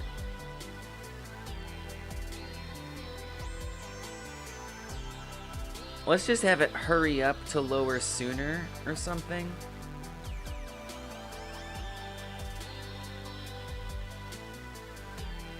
Oh, that ain't smooth. That is not smooth. Oh, that's ugly. Oh. Oh, I hate it. Oh my goodness. Why does that look so bad? Oh, are there two on here? No. I'm shocked at how hideous that is. Jesus. There's something, I mean, it almost has like an appeal to it. Like it's like reacting to something. It's like almost, not quite, but almost. I still don't really like it. Especially because I don't necessarily know that what it's hitting is going to be what I want. Alright, I'll just let it go. We'll just have a more boring animation. Let's see what it looks like. I'm also going to go higher. It looks like it's not high enough. Arrow hover. Let's pull it up even more. And keyframe that. And let's see what we get.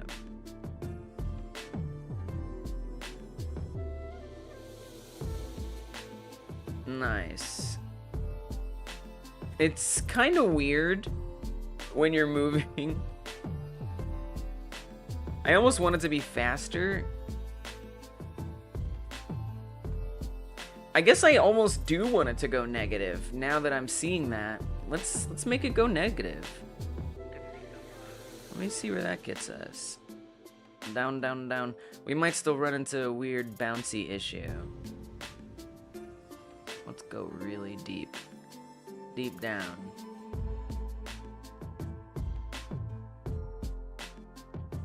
Alright. Alright, show me what it looks like. Let me see. Let me see.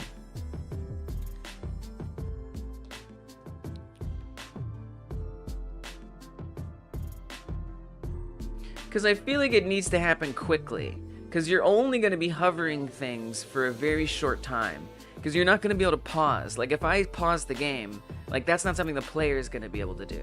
That's something I can do, but not the player. Also, the animation looks janky. That looks janky.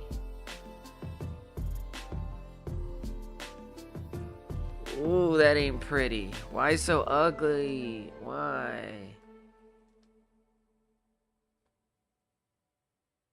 I wonder if there's a different way we can describe. No, it's not gonna help.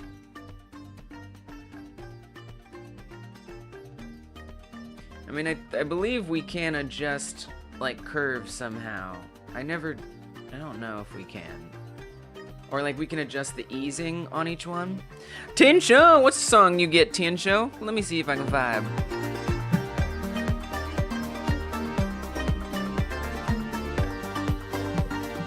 Tinsho, oh Tinsho, oh Tinsho, you're here hanging out with us. Welcome Tinsho to the stream, oh Tinsho, you're hanging out. Welcome Tinsho, oh Tinsho, don't you know you're hanging out here? Tinsho, oh Tinsho, don't you know that you're hanging out? Tinsho, welcome, thanks for supporting Hoppo Game Dev. Tinsho, welcome, and thank you for supporting Hoppo Game Dev.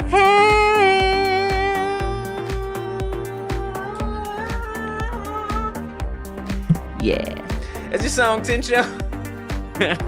Sorry about that. But also, you're welcome. You're also welcome. Yeah, of course. I am animating. That's true. That's true. You can adjust curves by selecting a frame and dragging the constant line on the right. Right, that's what I was thinking. Wait, is that what I was thinking? I was thinking this easing thing. Is this what you mean? Yeah, I'm animating. I don't know, this is animating weird though. I'm doing the vertical position of a sprite 3D. And it behaves a little oddly.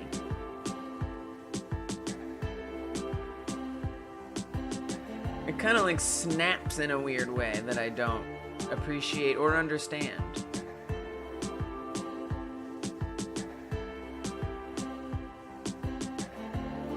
Oh, there's a second keyframe here. What are you doing? Get out of my face. Well, no wonder it looked weird. Found the problem. Found the problem. Thank goodness. Oh, yeah. Oh, yeah. Okay, but I need it to be faster because the player is only going to be looking at it like this for a very short amount of time. I say you go even shorter than that. It's a quickie. This is rapid move. Okay, that's all right. Chill. Okay, hold up. Whoa.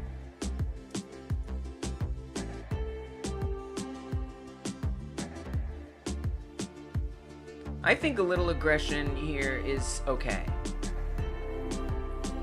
I mean, we're in the heat of the moment in the game here. We need the information as quickly as possible.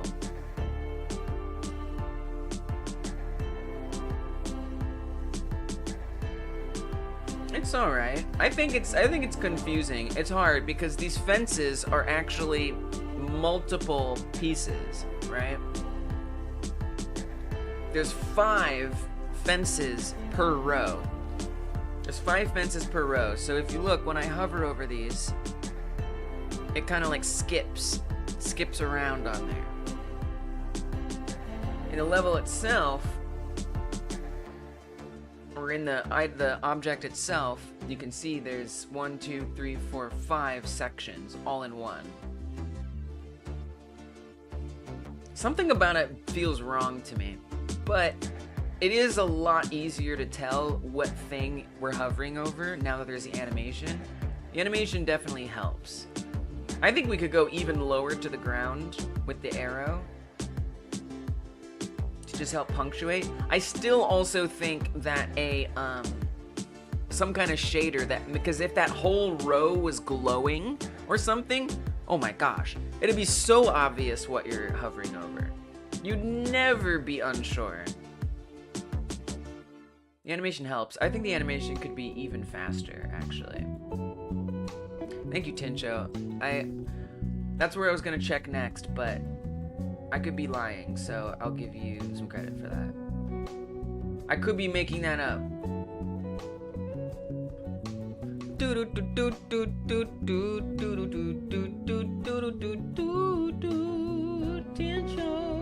Tincho, Godot consultant. You remember, so I'll sing an extra song for Tincho, don't you know? Okay. So.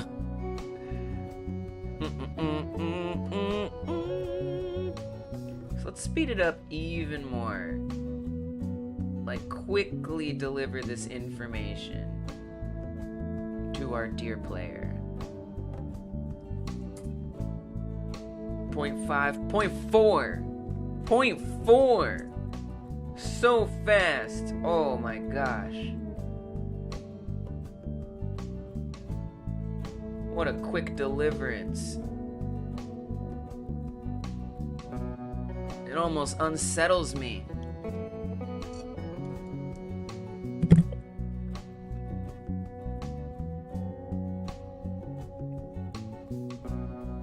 Oh, and I want it to go lower too.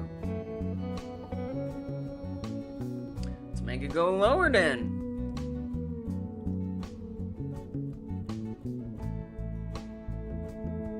So this keyframe's currently sitting at -19, -20. Let's go way further. That seems like a lot. It seems like a lot. -41 from -19. Over twice as fast. Twice as low. I don't know, it might be too extreme. Oh no, it's awesome. Bounce, bounce, bounce, bounce, bounce, bounce. You almost see it less time with the arrow pointing. And, you know, it's like, looks like it's slicing the cow. Poor cow. Oh, I haven't set up all of them yet. Maybe a bit too low. Yeah, that might be a bit too low. Let's try -34. Something like that.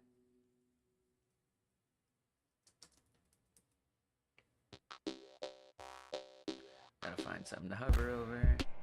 Oops.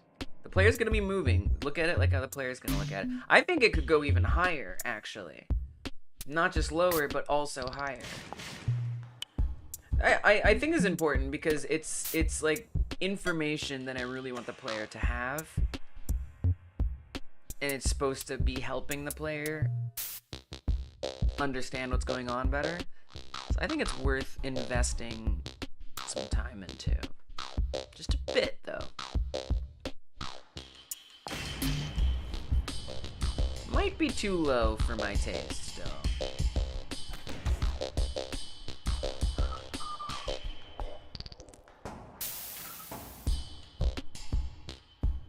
Get back to the lowest one. Bring it back down. 26, negative 26. This gotta be pretty good, right? Nice. It's nice and fast. I get the information quickly. That's the thing. Now the fence is still a little tricky to see what it is. I still think some kind of indicator of whether you're hovering over one thing or the other is going to be important. But it is nice to have some extra information. 2 frames on the same spot? You mean like, oh, yeah, that's a good idea. Like, have one, like, underneath and above, like doing like this, right? That happens. That happens. Maybe. Oh, you're talking way, way back. Oh, yeah, I did have 2 keyframes in the same spot. I did figure it out. Yeah, that was it. Yep. That's right. You got it, though. I just, like, accidentally stumbled on that. You figured it out. I had to stumble on it. Yeah, it's working. Yeah, it looks good. Thank you. I gave you a credit. If you skipped over it, I did give you a Godot consultant credit for that. Just so you know. A part of me almost wants to have it be like on top of every render on top, but then I'm worried that's actually gonna make it like more confusing somehow, because then you lose like some of the depth. It's Edward! What song are we singing to Edward? This is the vibe?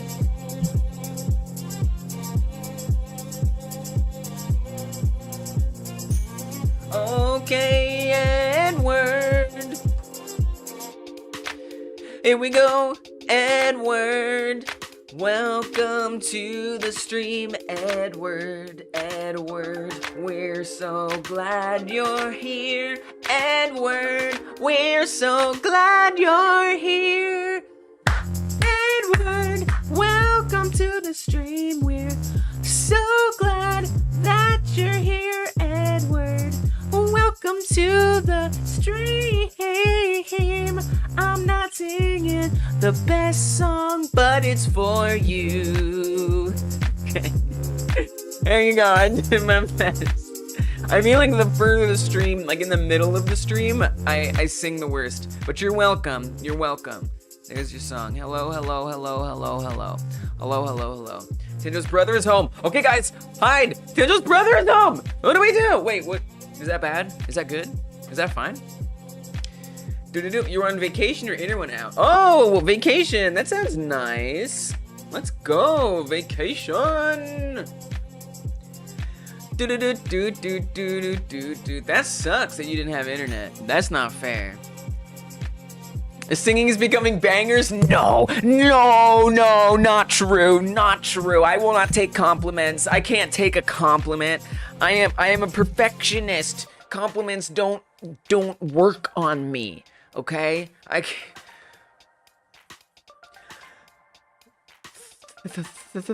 Thank you. Thank you. Thank you. Oh, I see 87% of the shorts feed loves making games. Me too. Let's go. Thank you. It's very nice of you. You're referring to Ed. Oh, I see. I see. I see. I see. I see. Okay. Okay. Okay. Yes, Edward. Yes, Edward. Yes, is your brother. I see. Not really, but in a. Yeah, I see. I gotcha. Colloquially. Understood. Understood. Understood. Something I don't like about it. I don't know. There's things I'm not I'm not as happy with it as I would want to be. I could be happier with it. Let me just see what it looks like if we render it on top. Do I remember how to render it on top? Someone told me recently in a game jam, and we did get there. We did figure it out to some extent. It just like doesn't have a name that I thought it would have. No depth test. I think that's it. I think no depth test. That's gotta be what it is. It's like what, like, I guess it, like, it probably makes technical sense, but, like, what, like, it's not, like, intuitive. So that should make it, oh, we run into some other problems. You can see it's actually conflicting with the fog. You can even barely notice it over the electric pole there. It's having some kind of conflict with the electric pole. And that's the fog. So then I gotta set something else, alpha cut, somehow. I don't even know. Let's try that. That didn't help. I thought opaque prepass would fix it, actually. But that was already set. Oh dear. Well, that's a pity.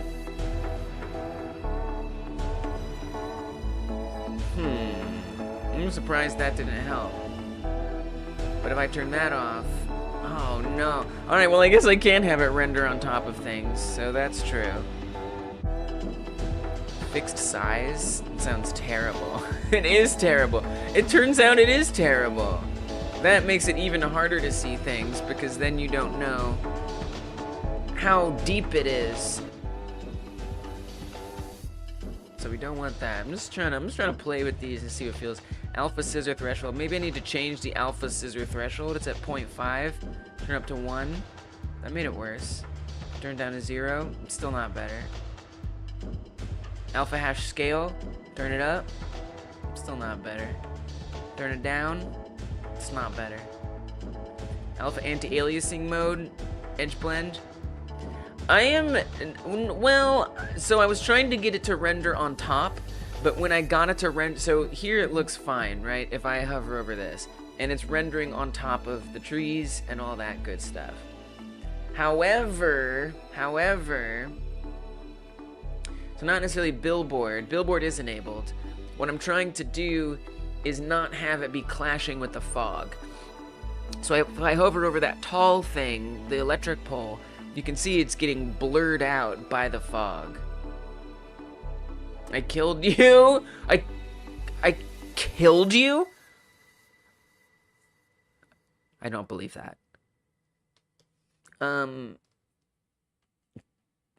Global illumination. I don't know. I just don't even know where that, if that. It used to be that if I set opaque prepass, it would sort of deal with it. I wonder if I look at the arrow instance itself, if there's something I could change on that would make that look better. Like the panel. It's an Argentinian expression. I know nothing about that. You killed me. I like that expression. Oh, you killed me on that one. I see.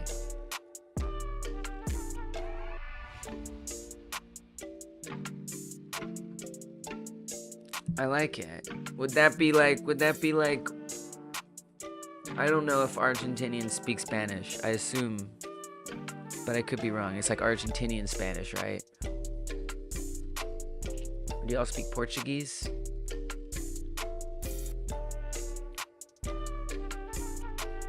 Muertas?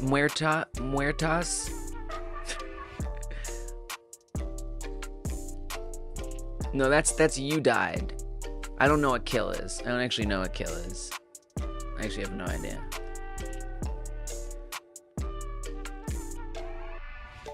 I feel like I learned it once, but I forgot it already. Argentinian Spanish. Gotcha. Matar. Oh, that's a strong guess. Me mataste. You were close, Iconic. Learning Spanish without me.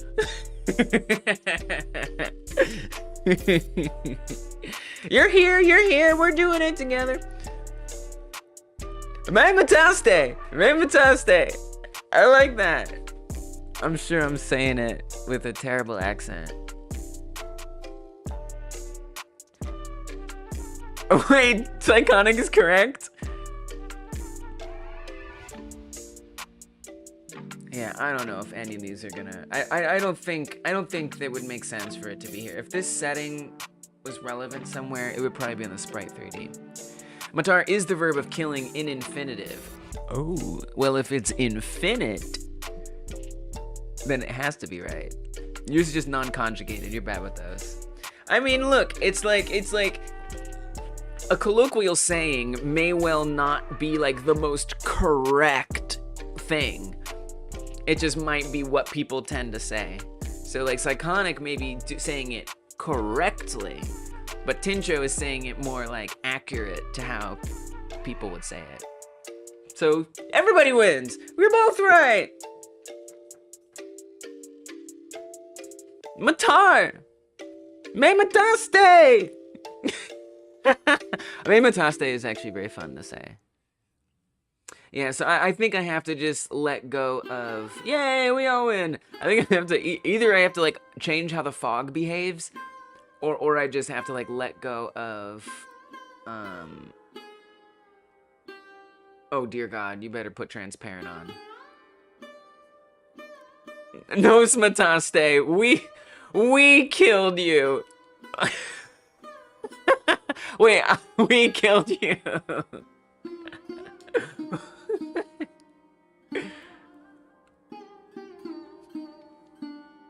Oh, it's starting to get out of my depth. 80, oh wait, only 81% of the Shorts feed chat loves making games? What? Why not though? What? Why not though? Can't believe you guys don't love making games. I can't believe someone would come through here and say they don't love making games. That's unbelievable. It's hard to believe. I don't know how to say anyone. A nadi, to no one.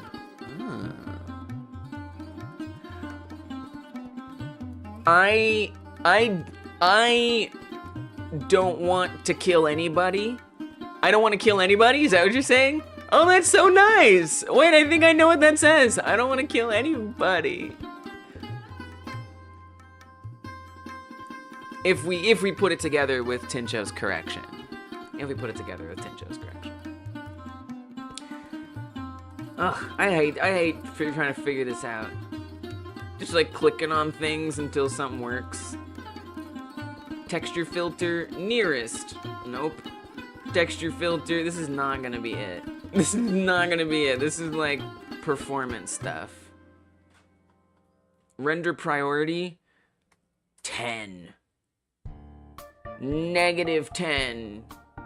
Nothing. Nothing. No quiero matar a nadie. Don't want to kill no one. Look at us learning. Learning all kinds of different things together. It's beautiful. Unlike those people who don't love making games. What? What? I knew it was Nandi, but I second-guessed myself because it's been years since I studied Spanish. Trust in yourself, yeah! You have the confidence now! You're allowed to have the confidence! Yay! That's nice. Global illumination, there's no way this is it. It's just not. I gotta let it go. I really wish I could have it on top. I really wish I could have it on top. I think that would be really nice if I could have it on top.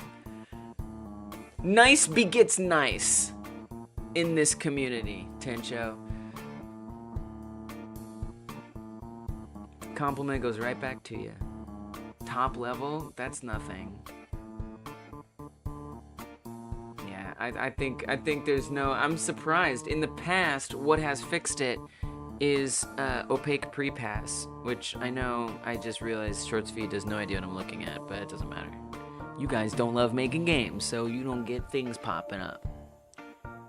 81% of you. No. It's not. 81% of y'all know what's up. The 19% who don't like making games, I literally can't with you. I cannot with you. Absolutely cannot with you. Yeah, I think I just gotta let this go. Whoa. I mean, shaded, interestingly, made it look less bad. You can see it's sort of like glowing. Well, you can't if you're on the shorts feed because you guys don't love making games. All right, here, I'll show you guys in the shorts feed. No, you know, 81% of you do, so I'll give you the love. So there's where shaded off. You can kind of see it, and it's like glowing in the fog. And if I turn shaded on, now it's not glowing in the fog in the same way. That's about as good as that gets. Why billboard? That didn't help. No billboard. That didn't help. None of it helped. But what does help is if I say no depth test. Then it does exactly what I want, except it's not rendering on front. So really, honestly, there is a way around this.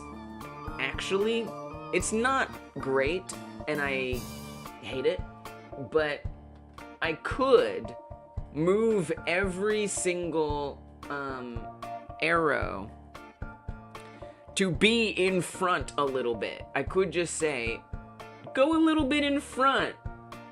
It's gonna be inconsistent on every single one of them. Unless I choose like a place, but each design is gonna be different, so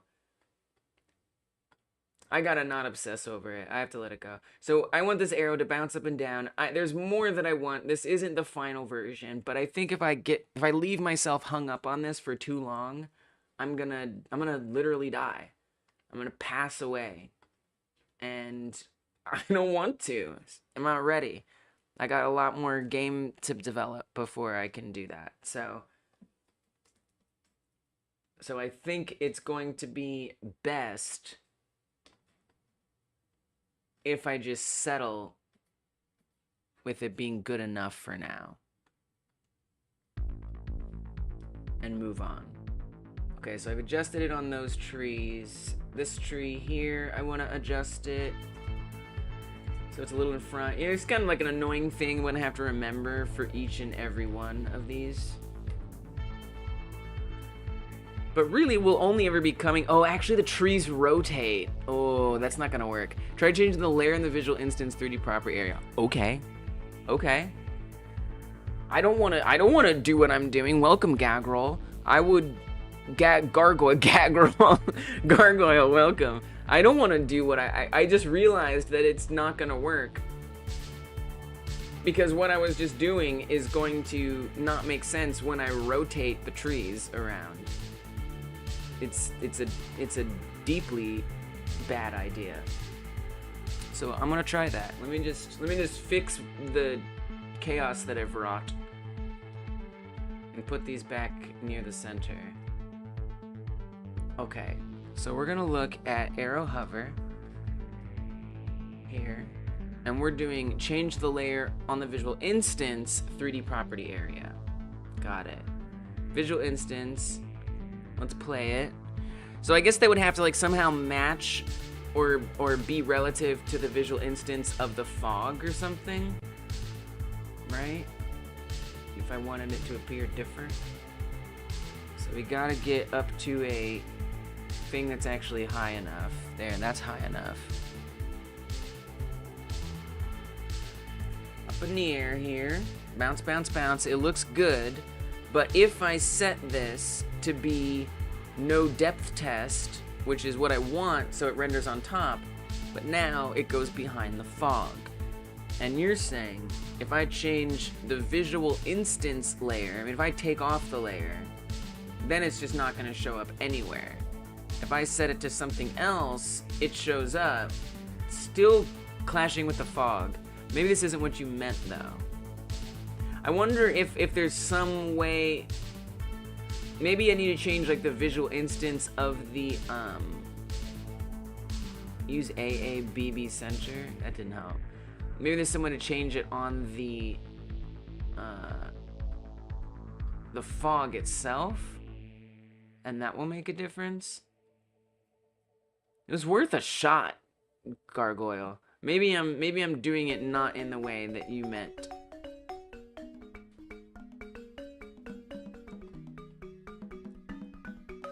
But I'd almost think I need to assign the fog, which it's weird because the fog is like,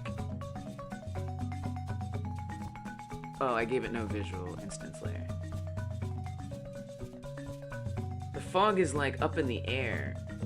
It's not, I don't even know. Let's go look. Let's go look at that fog.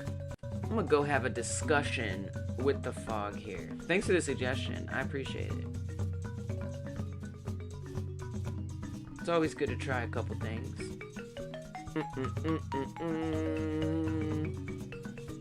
World environment.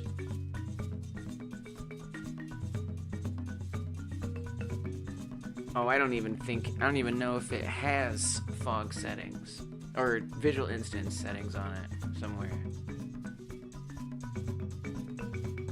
Yeah, it doesn't. Unless that's in the project settings or something. Sometimes even if I search for it, it doesn't necessarily show up. And that's the other thing. I could come and tinker with the fog settings. That might also help somehow. If I really think about it.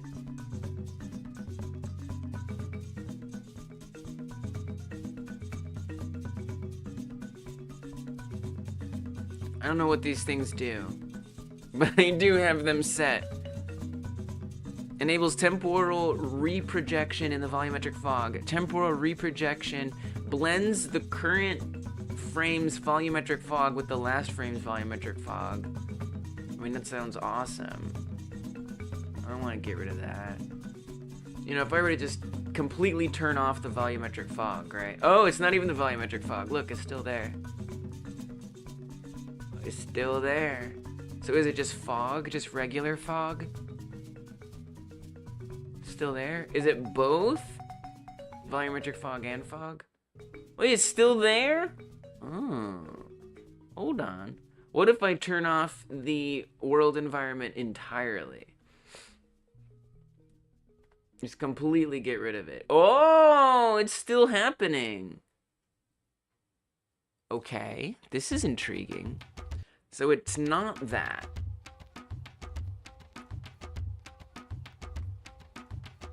What is it then? There is fog on the right side and the left side.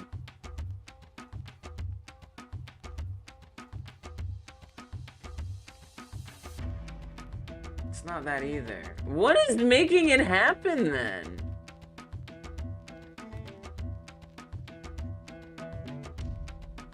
It has to be something that exists anywhere. It's not the lighting. It's not the fogs. It's not the world environment. I still see fog. There's fog somewhere. Oh, is it on the camera? Oh, maybe it's something that's on the camera.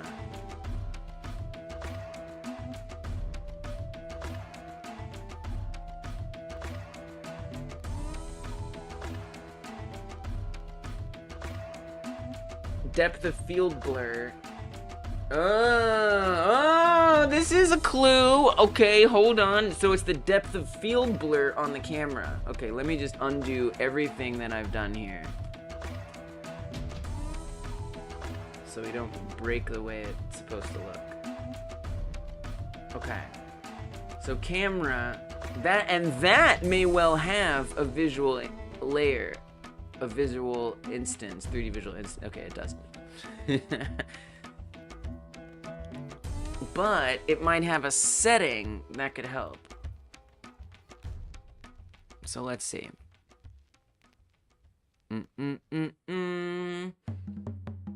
Exposure, auto exposure, offset, projection, Doppler tracking.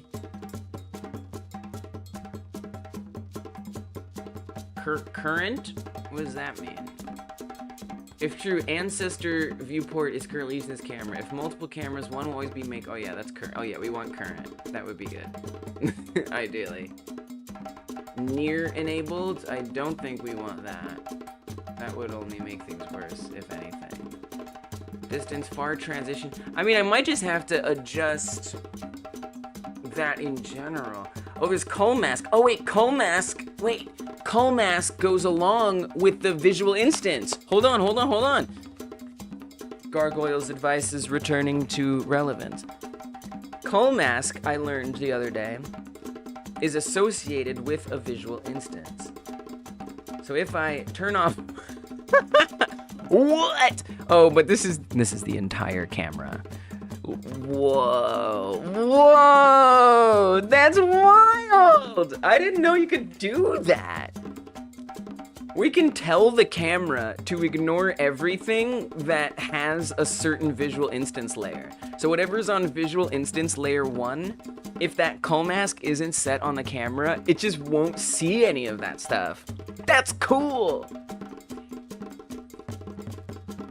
Everything that has the visual instance of 2, if I turn off its cull mask, it just disappears. That's actually a neat trick.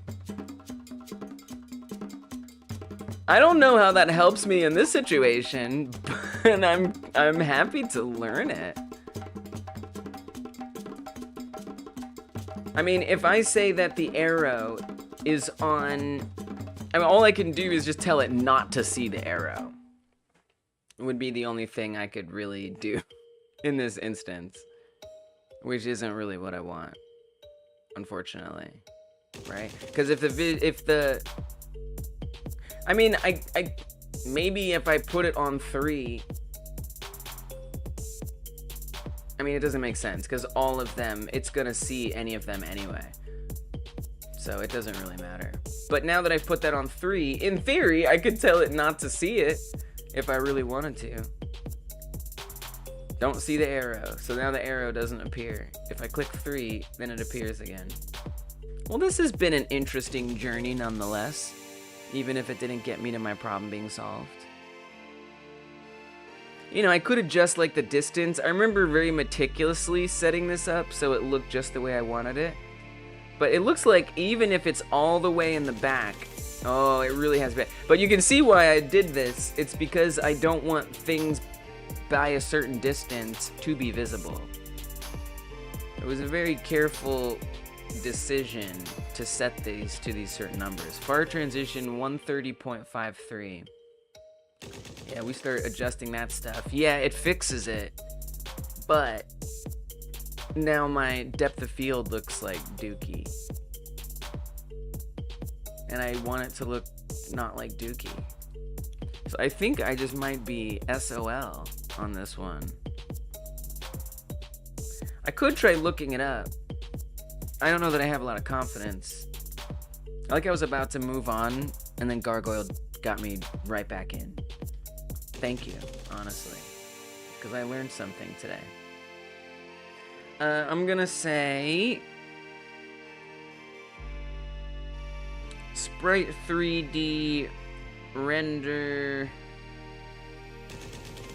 camera FOV blur. I don't know, is that... Oh, okay. 3D sprite and depth of field far blur problem. Yeah, that. 2020. Oh dear. Sprite tends to get blurred even when its distance to the camera is way closer. Cool. I didn't see any workarounds in there. Issue seems to be closed with no resolution. Cool. Maybe related to this bug, try applying the workaround described there. Oh, I like that. I like workarounds. I get down with workarounds. Oh, it tells you how many people clicked on it? It's interesting. Steps to reproduce. Where's the workaround? Just give me the details. I want to know. Hacky way to resolve. It's hacky, okay. Setting spatial material parameters, draw depth, opaque prepass. Oh yeah, wait. That's kind of what I thought. Wait, didn't I try that? Spatial material. Where is that? Where does that exist? Opaque where does that live?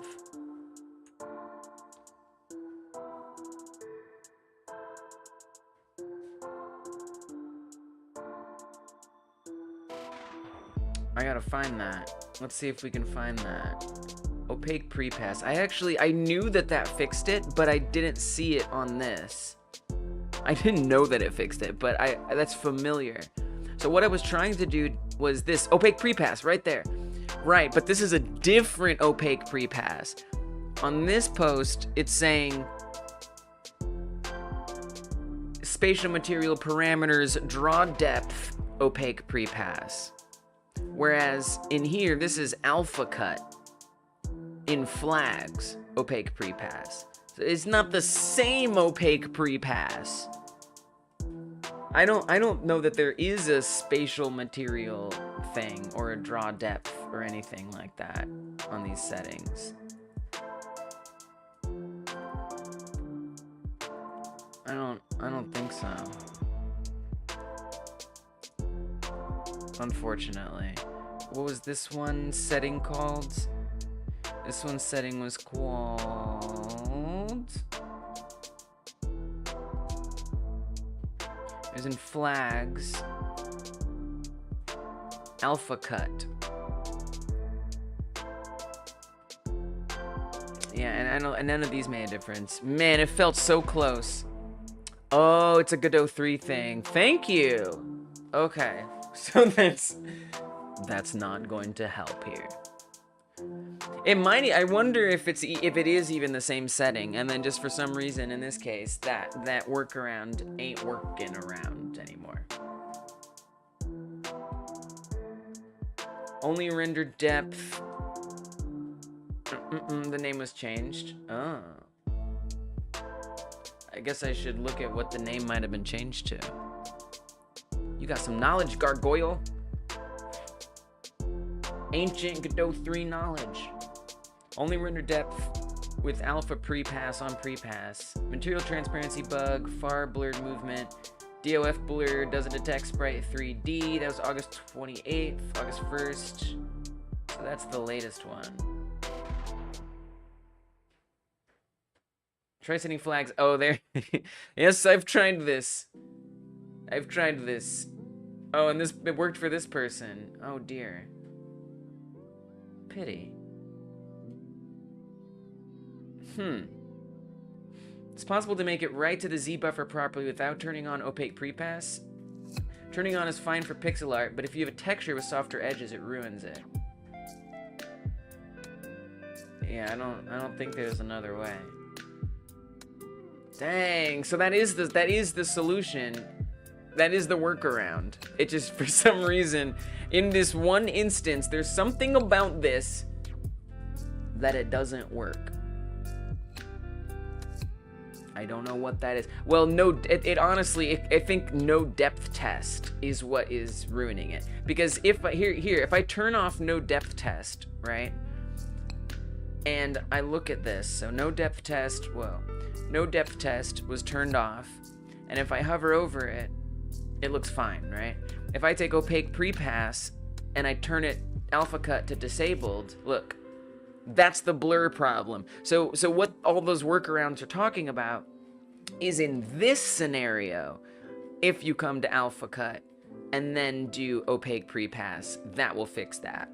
But if you go further and do no depth test, that just ignores it, and now it's not doing it. Okay, all right.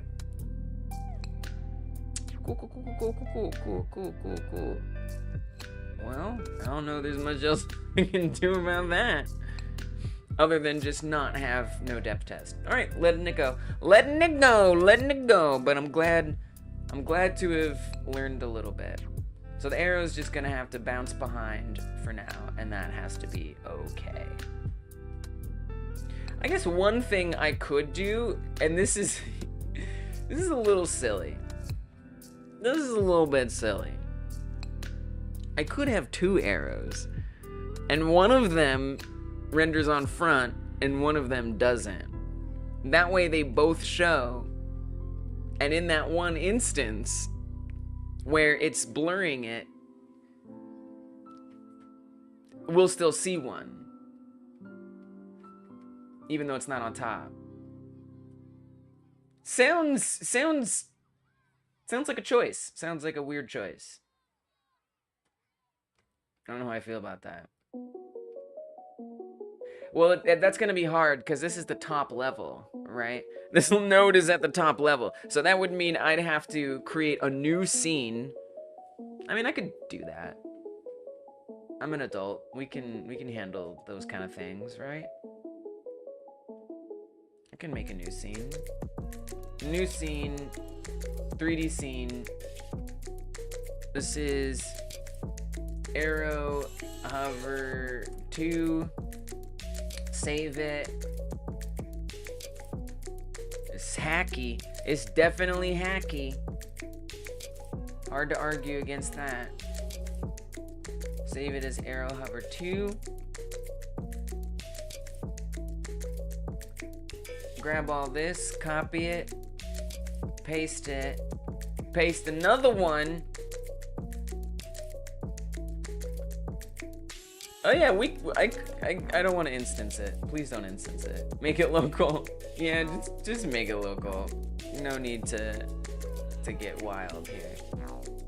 Paste it in, and then the second one, this is silly. It might not even work. Or set the first one, or whatever. Set one of them to have the no depth test.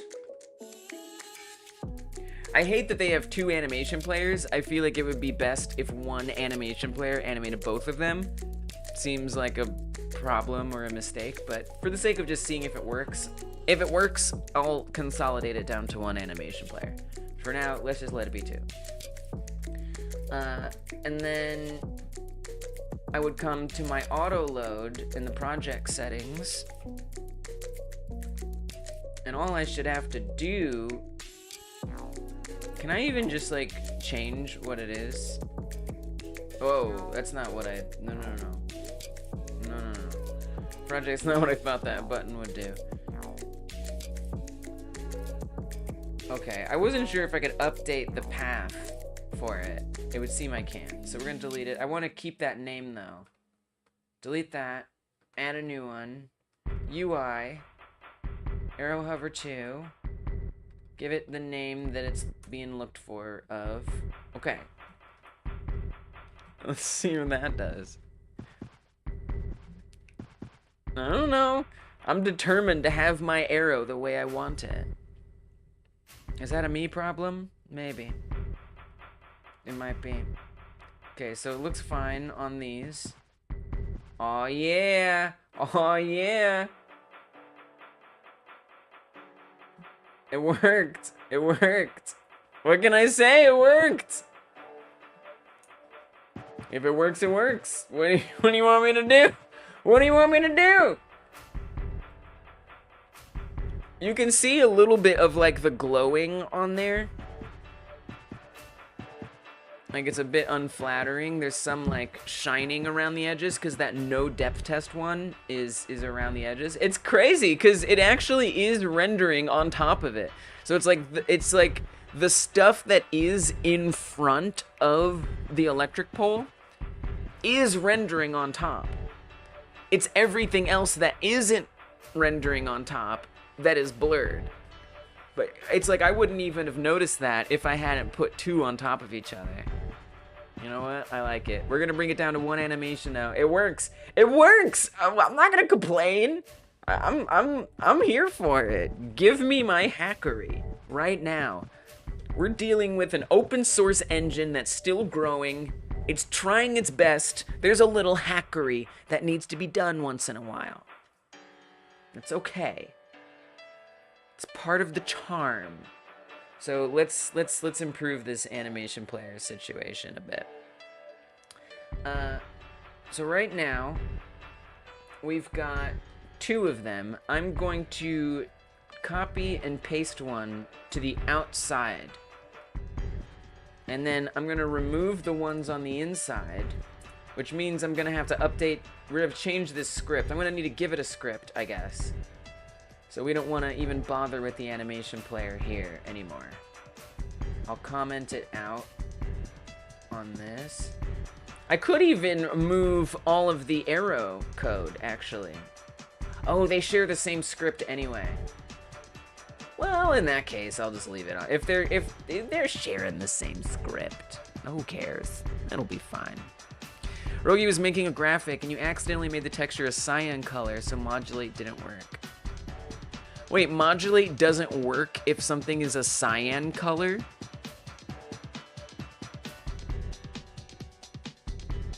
Why would that be true? So you ended up writing a shader to make it work, which is ultra hackery and unoptimized. Nice. Oh, I like that you're co-working some Godot visual stuff. Some shader stuff. Nice, nice. It works, but not like you think. Whoa. I love that you're doing shader stuff. Shader stuff is awesome. So I need to change this animation player path, because right now it ain't gonna be animating diddly squiddly. It's trying to animate the entire node. I can't believe it actually is finding an offset property. Let me change this over here. Like, what offset property do you think you see? I don't really understand, but okay. We want two of these, so I guess I want to maybe duplicate. Can we duplicate a track? I don't know if I can. That's okay. We'll be fine. Probably, maybe. It would be nice if I could duplicate a track. Can we duplicate a track? I don't think I can. Pity. I can add a track. I don't need to add a track. It's fine. So the path that I need is for each of these. Can I copy a path here? Copy node path? That's not gonna work though, is it?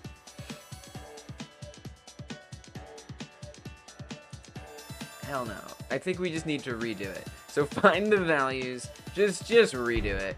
Just make new ones. Because I can easily just look at this and I make a new one. So we're gonna add a new track here.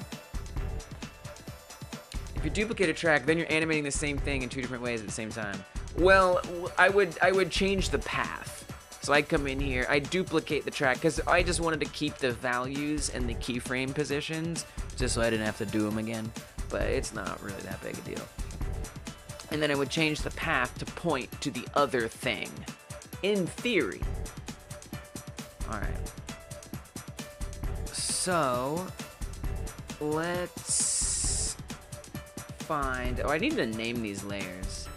I'm gonna say this is arrow. I just realized that I have all these things in here. This is ground. This is main stuff. This is kind of off, but I'm just naming my, I'm naming my visual instance layers now that I've did that camera test. I know what they all are, so I might as well label them. We're gonna find the offset. I'm gonna keyframe it at the default position over here. Then we'll come to this spot. The value that the offset needs to become is 57. So I'm gonna add a keyframe and we're gonna set its Y value to 57. And then I'm gonna move out here. We're gonna add a keyframe, not there. And its Y value needs to be negative 27.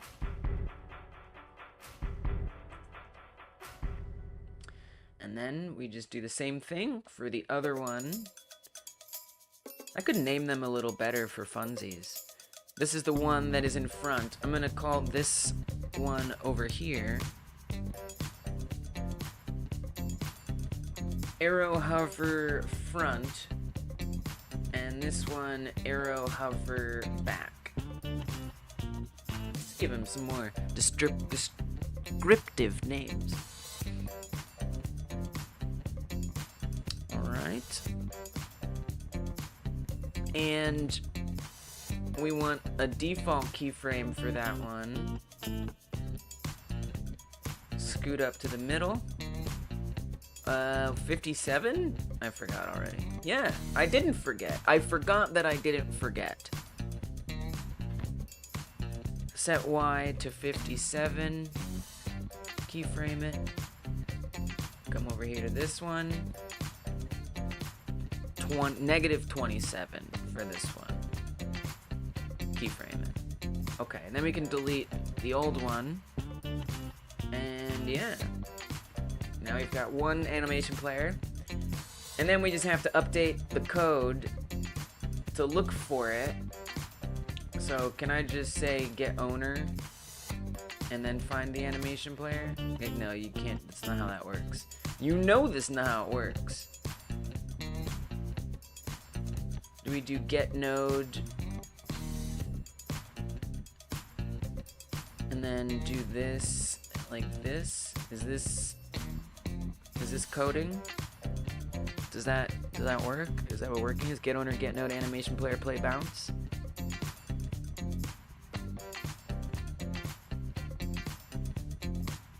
Oh yeah. Nice. Here we go. Done. And no more obscuring or blurring. Let's go. Worth it. Totally worth it.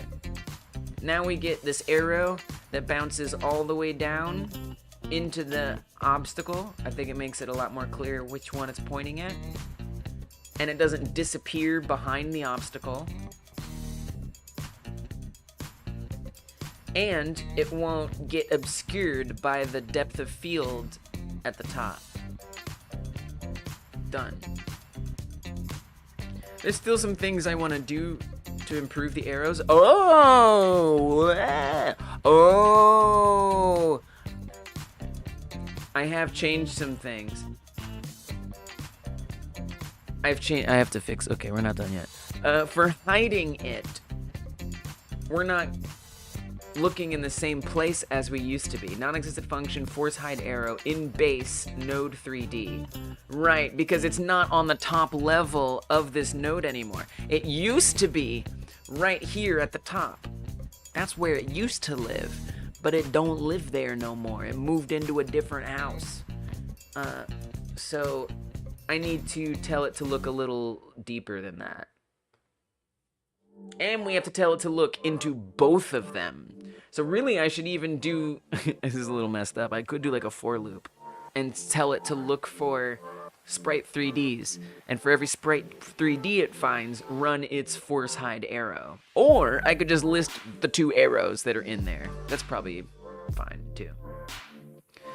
Okay, alright, sure, fine. So we're gonna get the node arrow hover auto-loaded. We don't want to do force hide arrow yet. I would want to do arrow. Wait, so how would I even say that? I guess I would do slash in here, right? Auto-loaded slash arrow hover front, right? And that's the node it looks for. And, you know, it's a bit much, but we'll just do it twice. If it works, it works. Arrow hover back. Yes? Yes? Maybe? Maybe we can click that thing away now? Click it into oblivion? Perhaps. Yes. Fixed. Let's go. Alright. We click and it disappears. Wow, what a task. What a task. That was worth it though. I enjoyed that. I don't know, it was a lot for a little, but it felt learnful. It felt learnful. Oh, I like the bouncy a lot. It's a lot of fun. It adds something very urgent to everything. And it's actually very helpful. I feel like I've been missing this feedback. Joe Schmo. What are we singing a song to Joe Schmo with? What's the beat?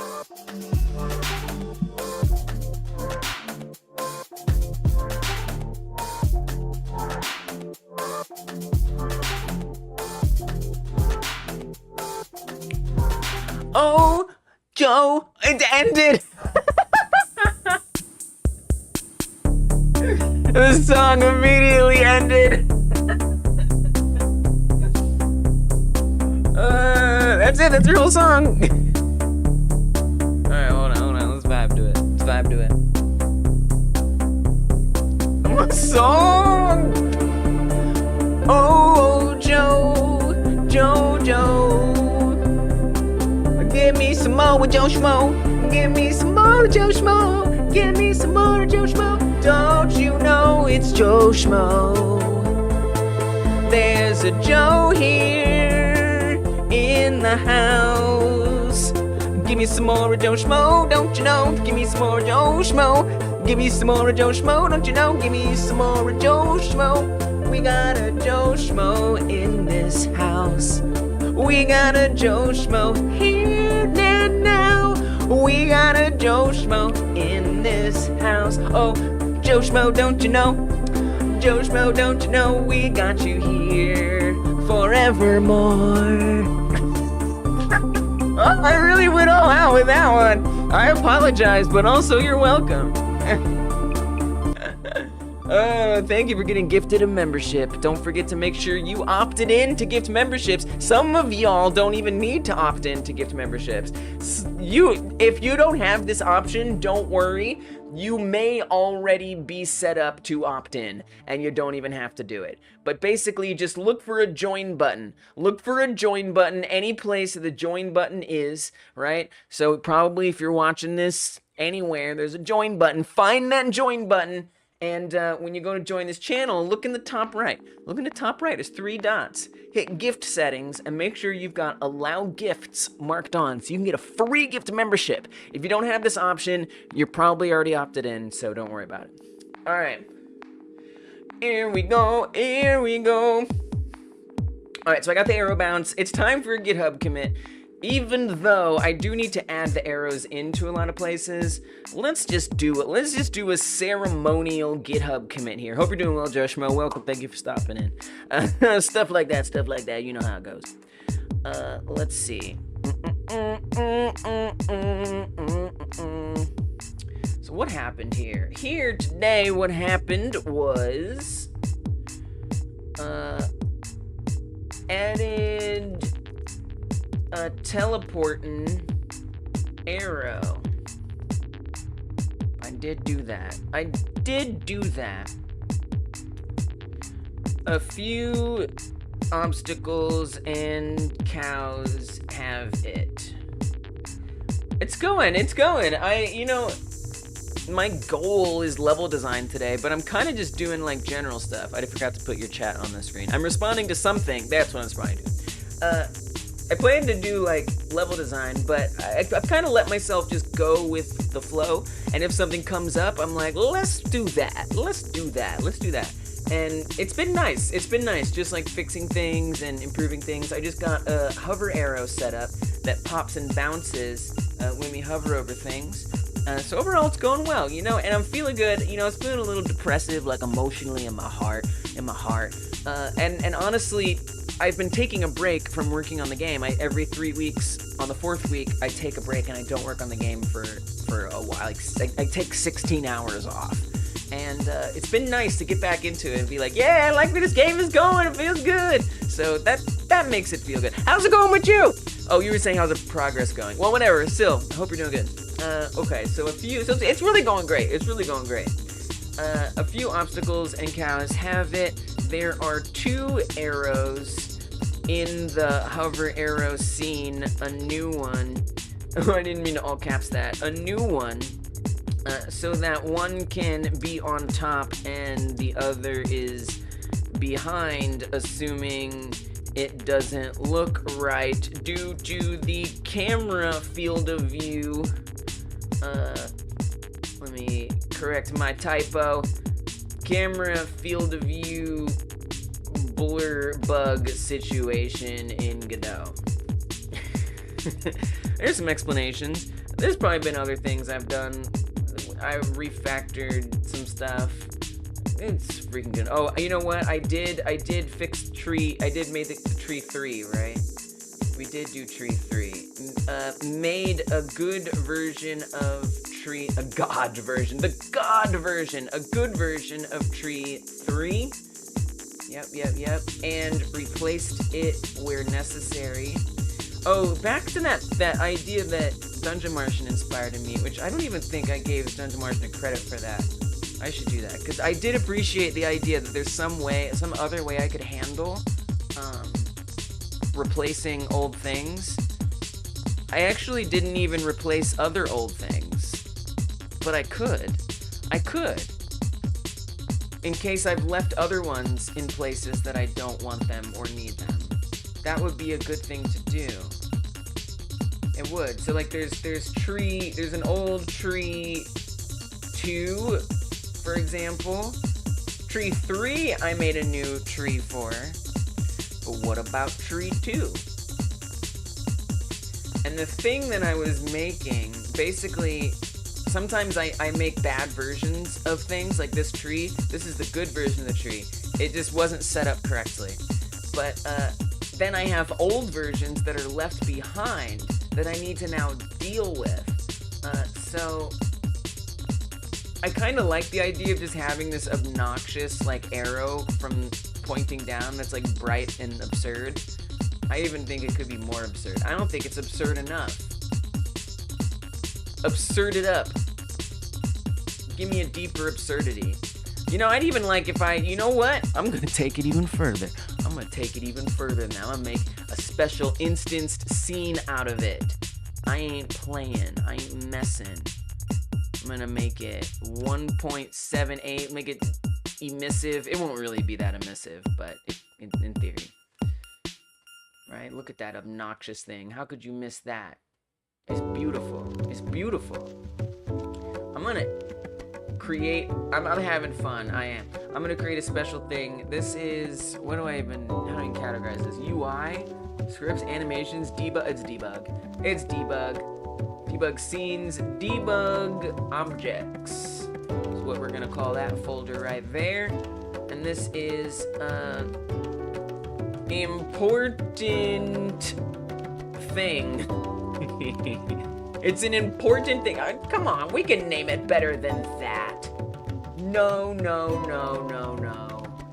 I know you can do a better name than that. Let's call it important arrow mesh debug. A super long name. Basically, I want it to be searchable, so if I'm looking for it, it'll be easy for me to find. That's the idea. Okay. So there's that. Super easy to find. And then, now that I've got it like set up like this... Oh, I should even rename this. This is like debug arrow. I should give it a good name here. I am doing naming stuff. Okay, come over here. I don't know, you know, it's just the vibe today. The vibe today is just doing stuff. Save it. Then I can copy this as an instant scene. I don't have to go pull up the other tree. What are you talking about? I just saved it. What are you talking about? I'm saving it right now. What do you mean? Last saved 86 minutes ago? What are you even talking about? Yeah, save it. Why are you making a stink about it? I'm gonna paste this into this old tree in case these pop up, you know? In case these pop up. I wanna have a way to check them and get rid of them. Did you actually save it? Why do I feel like you did something, Godot, that maybe it did everything fine and there is no problem. I want to see that with my own 2 eyes. Okay, it's fine. No, it's It's still asking to save it. 87 minutes ago. What? What does that mean? Does that mean there's like an old one open somewhere or something?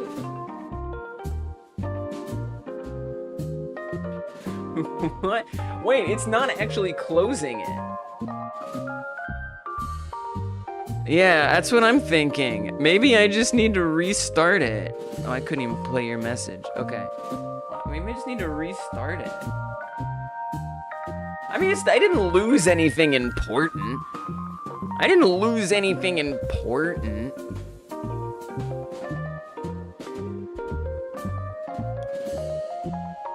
It just feels a little rude for you to be so silly, Godot. Fine, don't save it. Don't save it. See if I care. Okay. Maybe it got confused with that instance. You know what I'm saying? I won't restart Godot. We'll just say maybe create an instance and I bet renaming the instance after creating it within there, that made Godot a little confused. Yeah, what have I been doing so far today? Let's look at the GitHub commits. Let's look at the GitHub commits. Can I see all those here? Probably. Yeah, I can. Let's look at this as a way to find out what I've been doing today. Today, I have fixed a tree and a Raycast double hit problem. Fixed tree 2 and Raycast double hit problem. Oh, yeah. Wow, I did that today? Oh, there was a new Raycast problem, actually. So whenever I would attack something, it would do 2 damage instead of 1 damage, and it turned out that I was calling the Raycast twice instead of once. So I had to refactor a little bit to make sure that it only got called once, and that was fun. I did a little bit of refactoring to get that. So I've actually been doing mostly code stuff. I would say primarily programming today. And then deactivated tree hit points debugs. Oh, that didn't matter. Added a teleporting arrow. Yeah. And I guess that's the other thing I've been working on, is adding a teleporting arrow. So that way when I hover over things, an arrow will jump to that thing that I'm hovering over. I also fixed a tree. I fixed a tree. So it's been 6 hours. I have fixed 2 trees, a bug, a Raycast bug,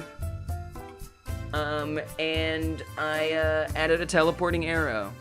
6 hours. That's what I did today. Yeah.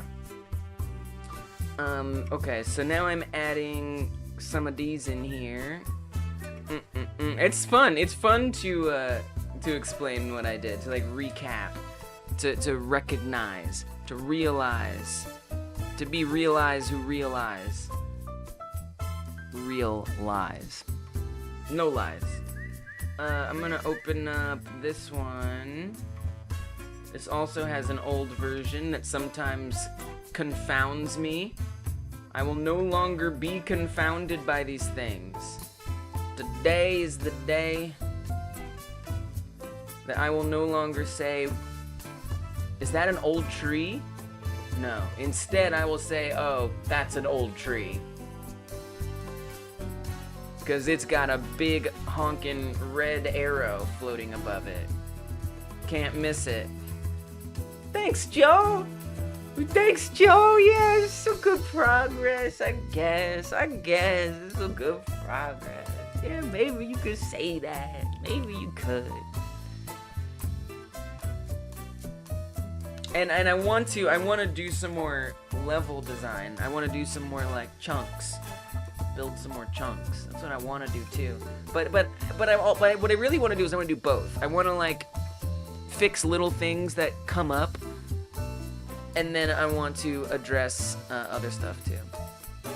I got a lot of progress done yesterday, or build out levels too. I got a lot of progress done yesterday, so it's been a really good week. It's been a really good week. I want more. I wish I had the capacity to do this every freaking day, 8 hours a day. Sometimes I wish so bad that I could do that, because I really just I get into it, and it's like, oh man, I gotta stop for another week, dang, but I like doing this. It's okay. I think it's probably better for my mental health that I space it out. What other things have old versions? Nothing really. Oh no, you know what? Maybe there's an old barn. There is an old barn. This is an old barn. Wouldn't want this to be confused of, so it gets one too. Just old stuff gets one of these. That's the rule. That's how this works. What other old things can I replace?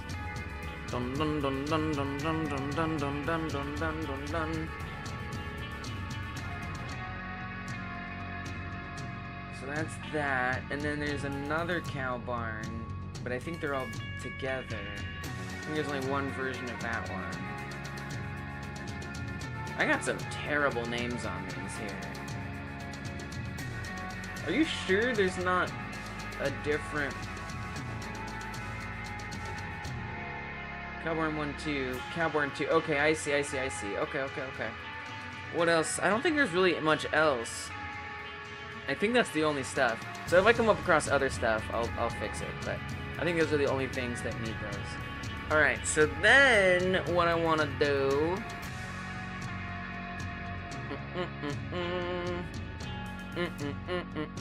Oh, I need to add markers to the rest of the things. Like this. This needs a marker. Let's give it a marker. The marker is what's going to let the hover arrow appear, or it's going to tell the hover arrow where it should appear. So we're going to make sure it knows this is where. Approximately. I'll adjust it if I need to. This cow barn needs an arrow. We should just be able to add a marker in there. I think the helicopters will be a little complicated potentially. Maybe not. The helicopters have a couple hit points on them, and the hit point script is what it looks towards. So it might get a little complicated with that. What else is in stuff? I haven't set up the pickup trucks yet. I'm procrastinating that, and I intend to continue procrastinating it. What else? I don't know, I need to look. I'm trying to do it from memory. Oh, hay bales. Hay bales. Do the hay bales. Fix them. Oh, the corn stalks? Definitely want to do the corn stalks. I'm starting to crave having a shader that makes things glow. I might want to do that. You're jealous of how I stick to a project? That's 90% of the battle in getting a finished game. Thank you. Thank you for that vote of confidence. I appreciate that. I think so. And I've heard that advice, and I believe it strongly. Well, and I felt it too, where I start something new and I'm like, ooh, this is fun. I like this. This is new. This is shiny. I'm gonna work on this. Forget that other thing. I'm working on this, man. Right? That is so easy to do. And then, you know, you start working on that new thing a little bit. You get a little ways into it.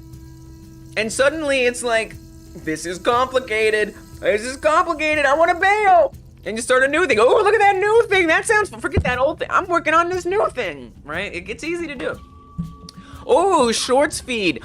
82% of you guys love making games. Me too. Let's go. Yeah, I really am committed to sticking with it. And then I think something else that helps is making sure I set time every single week. Every single week. This is when I'm gonna work on that game. Here and here. And I always come back and do it. And that helps too. So making sure I'm committing to that game and making sure I'm scheduling time to work on it. So it's like there's no other project that gets my attention. It's not like, oh, I'm gonna work on some games. No, I'm gonna work on this game. This is the game I'm doing right now. Thank you though, I appreciate it. It's definitely very intentional to make that the way that it is. Hey Bales, what else is in these ranches? Oh, the corn stalks. need to add the corn stalks in there to be hovered over nicely. Do do do do do. Is this the latest one? I think. Maybe. Oh, there's nothing in here. Okay, no, that's not the right one. Is it this one? Yes. Okay, I'm gonna add a marker.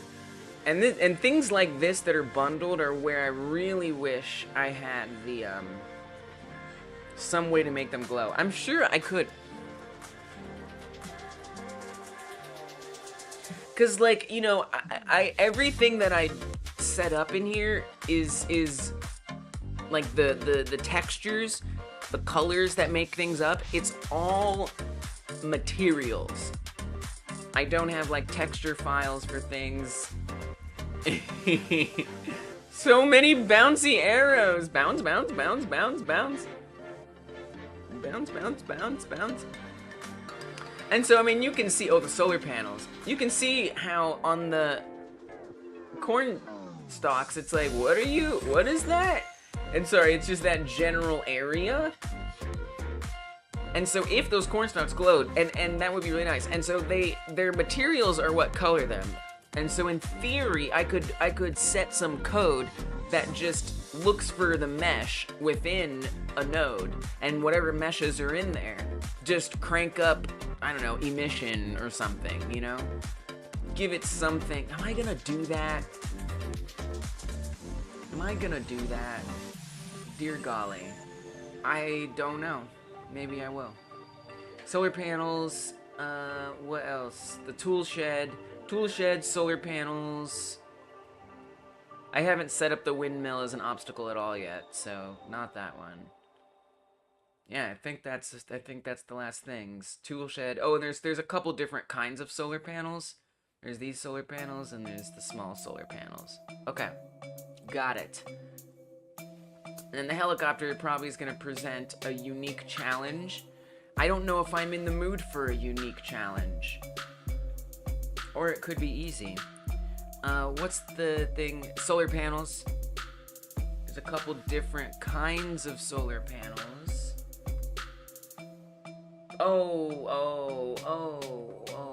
Wait. Ground one. Are we using both of them? Yeah, because one's big and one's small. It's a little confusing, because you know how I was saying, like, earlier I was saying that I number things, like what version something is.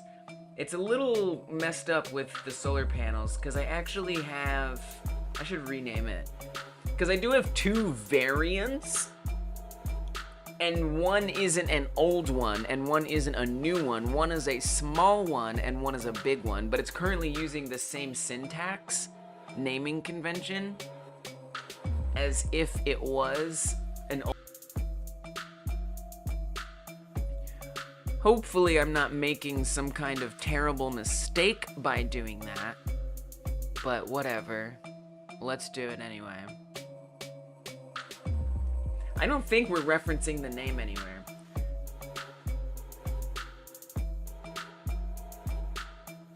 So I'm gonna say this, we do actually have, oh, that's solar panel mounted. Okay, so I'm gonna rename this to solar panel 01, no dash 01.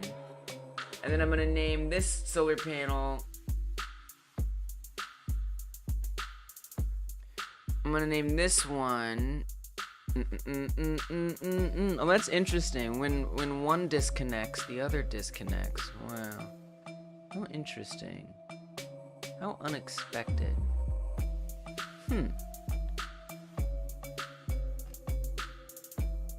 Anyway, it doesn't matter. So, I was looking at some stream stuff. I want to rename this one to be solar panel ground 02. So that way it maintains the,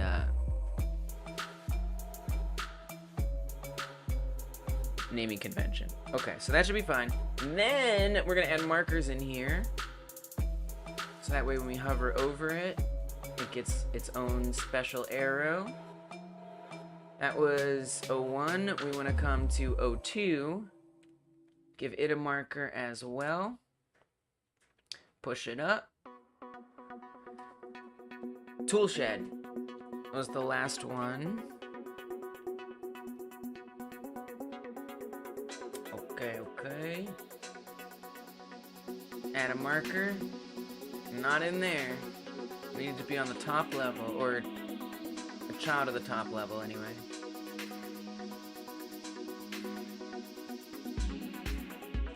Oh, it's stubborn. Oh wow, I've got like a whole weird snap configured on this scene. Wild.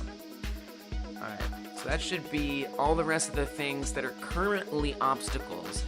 They should now have arrows that pop up. I love the bouncy arrow, I do. Okay, that has one, good. It's got one. Hay bales, solar panels. Make sure the solar panels look good. Yeah, pretty good. I think they could be a little lower, if I'm being honest, but that's alright. It's nitpicky stuff. Good.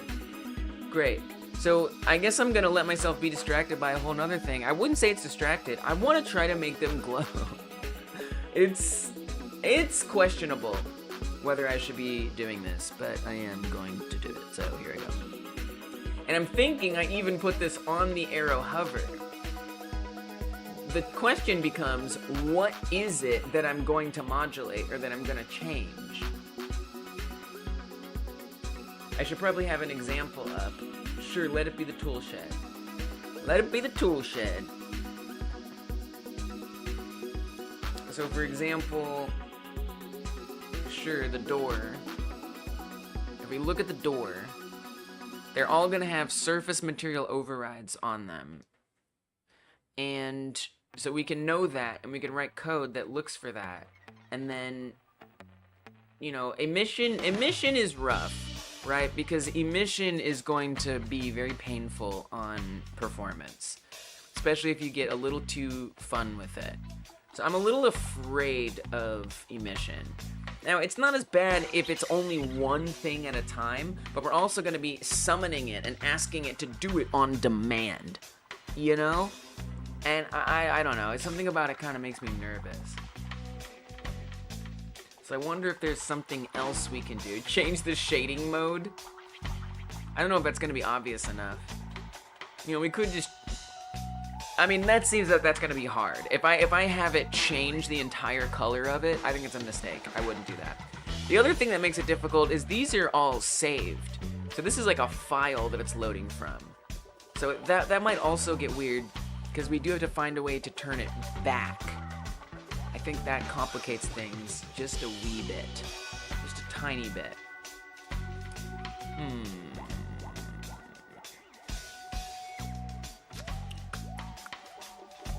What is global illumination, anyway?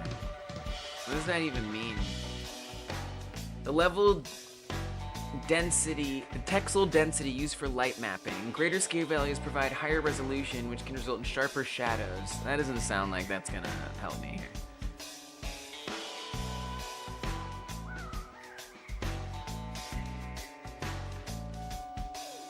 Grow sounds not like what we want. Metallic doesn't sound great. Especially if something is metallic. I think emission makes the most sense. We could do rim, because rim is kind of like an emission. An emissiveness. Right? So there you can see it glows a bit. That might be more gentle. We only have so much power we can give to it. And I don't know if that's really gonna jump out like I want. Oh, emission is weird on web? Oh.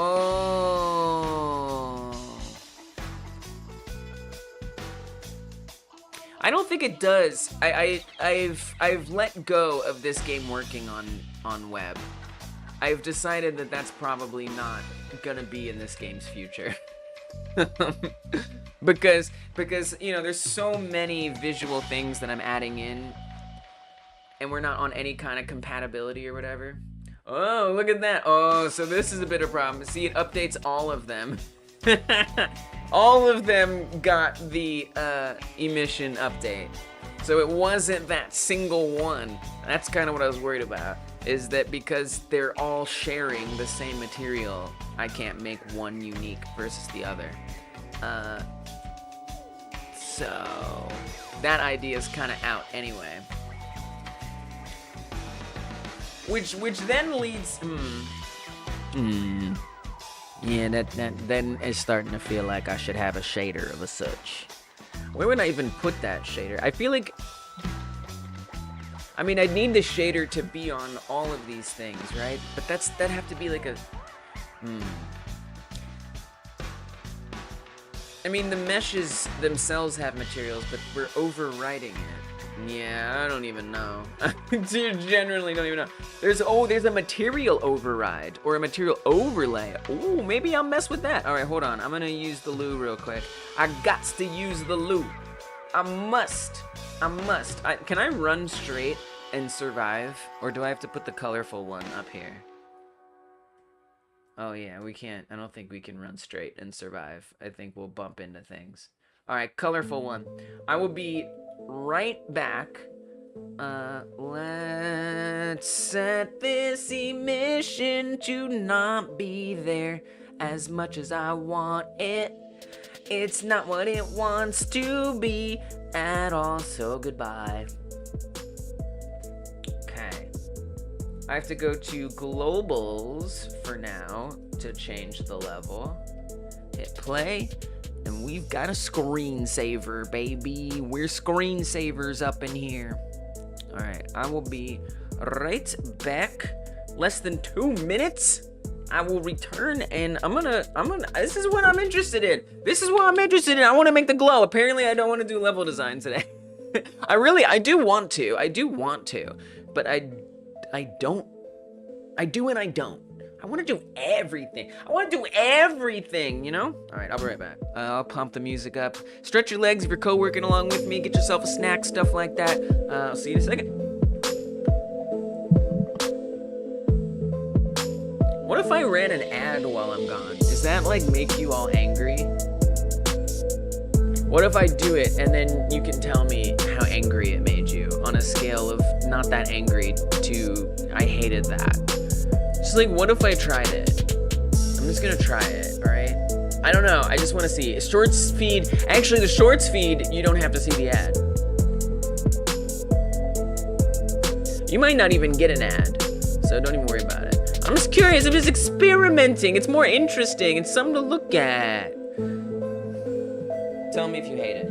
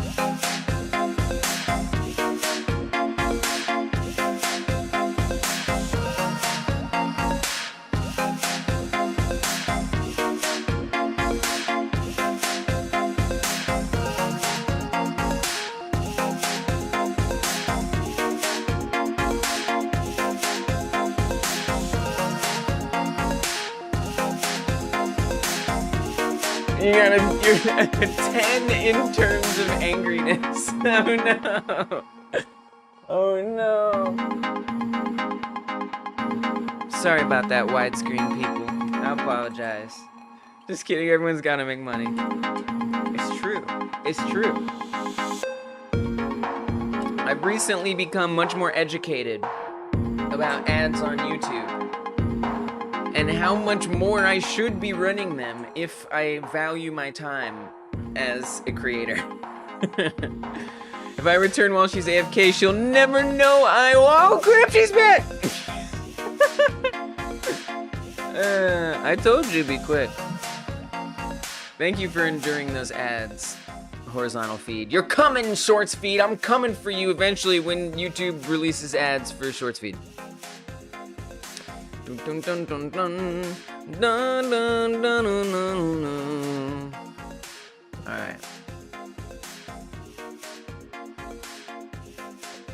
Like, I want to be thoughtful about it. I want to ask. I didn't really give you a chance to answer, but, you know, in some ways, I want to be...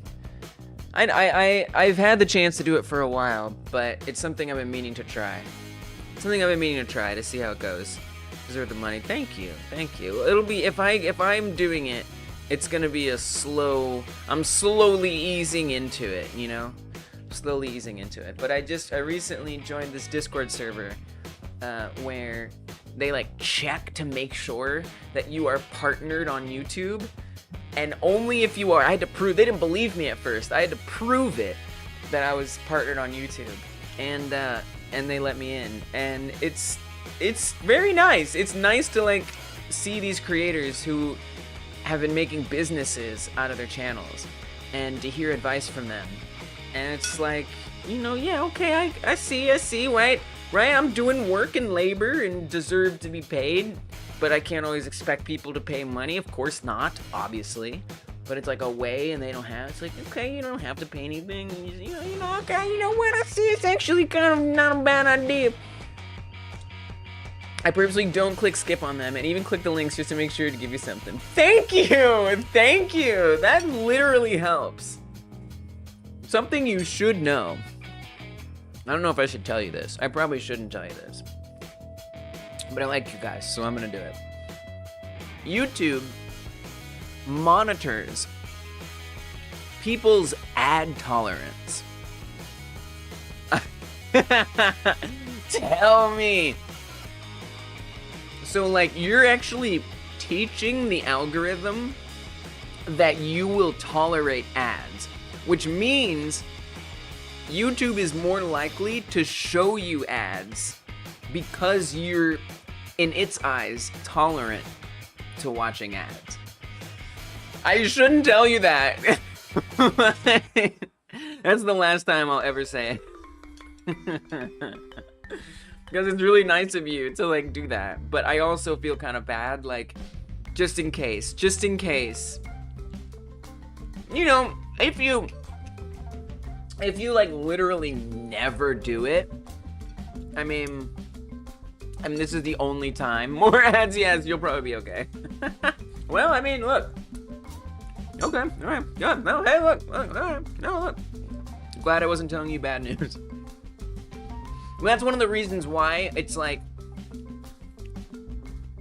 I don't feel as bad about running ads sometimes, is because YouTube won't always show people ads. If I say it's okay to show an ad here, it's okay to show an ad here in a video, YouTube might be like, oh yeah, this person ain't gonna watch that. We're not even gonna bother. So that means that the people who tend to see ads, it means that like they actually are more likely to watch them, which doesn't necessarily mean they want to have them, but it's interesting. It's interesting to know that that's how it works, I think. All right. Anyway. Enough about all that weird stuff. Back to the main level. Right, I want to try to make these things glow or something. So maybe this material override, I mean, obviously I'm going to have to set this for every single mesh, which is unsettling. Doesn't bring me joy. We have material override and material overlay. What is the difference? Imagine I email YouTube like, y'all ain't giving me enough ads on livestream, I need more. Understood. Say understood. Understood. Yes, right away, right away. More ads coming right up.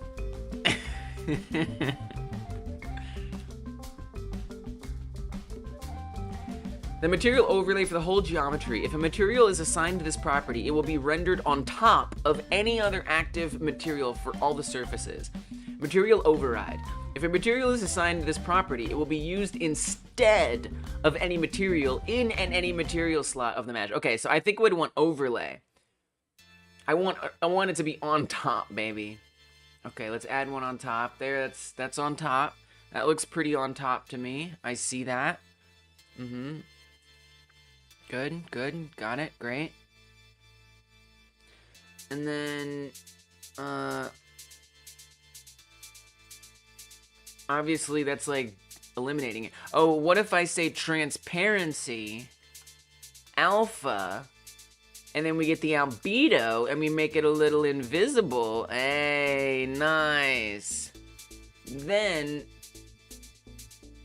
oh, that looks beautiful. There's a little glow for you right there, baby. Zoom, zoom, zoom, zoom. I love that. Zoom, zoom. I don't know why I keep making that noise. I know why I keep making that noise. I do. Okay, noted. Good. Good, good, good.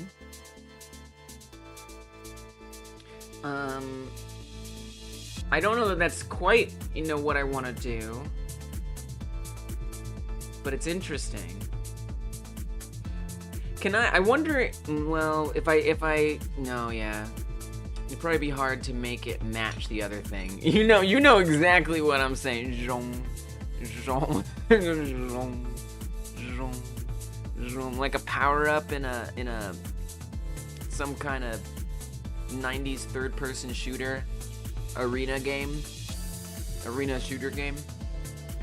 First person, not third person.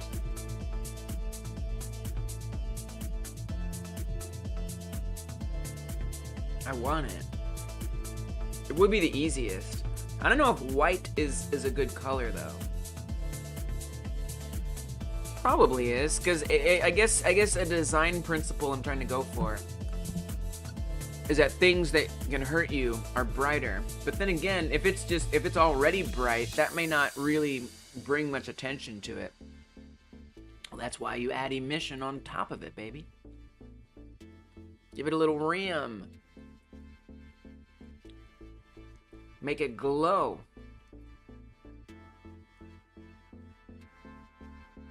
You would do warm, warm. Oh yeah, I see that. I mean, I hear that. You could see it took longer to load too. Much brighter. Nice. That looks pretty good. That looks very attention drawing. You see? Look how attention drawing that is. That looks very nice. I can see that from a mile away. It does currently match the arrow, but I don't know if I will keep the arrow that color though. But in theory, it does currently match the arrow. And then presumably, let me get one in view. Presumably, if I change that alpha, I don't know if that's true. Let me say, ideally, if I change that alpha, it'll also hide the rim. I think. Let's see if I can tell. Yeah. Yeah, I don't see any rim on there. Nice. Cool. So then all we have to do is on every single it's not a subtle task, but it's something. You make objects glow? Oh, in like your games? It's nice. It's a nice, useful effect. I have to go on every single mesh, which means everything is destructible. So it means that there's multiple parts in every mesh. And I have to go on each one of them, and I have to manually add a material overlay. Luckily, I'm not changing the color, so I'll literally just click add a material overlay. And then I have to enable rim, and that's it. That's pretty much all I gotta do. because I can set... I mean, I guess I have a couple questions to the world. Like, if it's at 0 and the rim is at full blast, I'm just asking it, you know, the royal you I'm asking, not literally you per se. If this is at alpha 0 and the rim is on, does that render as heavily as if it was at alpha full?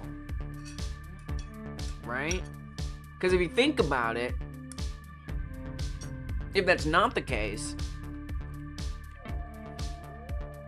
that is to say, if keeping this at 0, but the rim is on, that means every single mesh is going to be blasting a high performance rim rendered in some way all the time. It just won't be visible. But knowing Godot, I feel like if it's not visible, it isn't rendering, would be my guess. Oh, you're making a joke about your name being Alpha. Oh, I see. Since you're definitely talking to me, I'd assume not, since it's basically just vanishes. Yeah, right? You know, I could, just to be safe, tell the rim property to only be enabled if it's hovered, and if it's not hovered, it gets turned off. That could be one just security feature. You're lost? Google Maps? Oh, you mean like about what I'm doing? So, I want, when I hover over things, right, you see this little arrow that pops up and very excitedly bounces. And it's recap time! Exactly. When I hover over these things, an arrow excitedly bounces, which is pretty fine for some of these objects, especially, you know, this house, this little tool shed, where the frick this is. It's fine. But, you know, I come to some of these other things, like this corn stalk. This is actually 15 of them, right? And it doesn't look like it's pointing at 15 of them. And so I want it to glow or something whenever I hover over, and all 15 of them to glow. And right now I'm looking at this tool shed, for example, and what I found is we have this material overlay option. And a material overlay will apply a material on top of the existing material. So I just created a fresh material overlay, which made this white material, and I turned on rim. So I hit enabled on rim. So that way that would be on. Now, right now the alpha is at 0. So if I increase the alpha up to full blast, or 255, if I turn it all the way up, now the glow appears on that. Right? It starts glowing.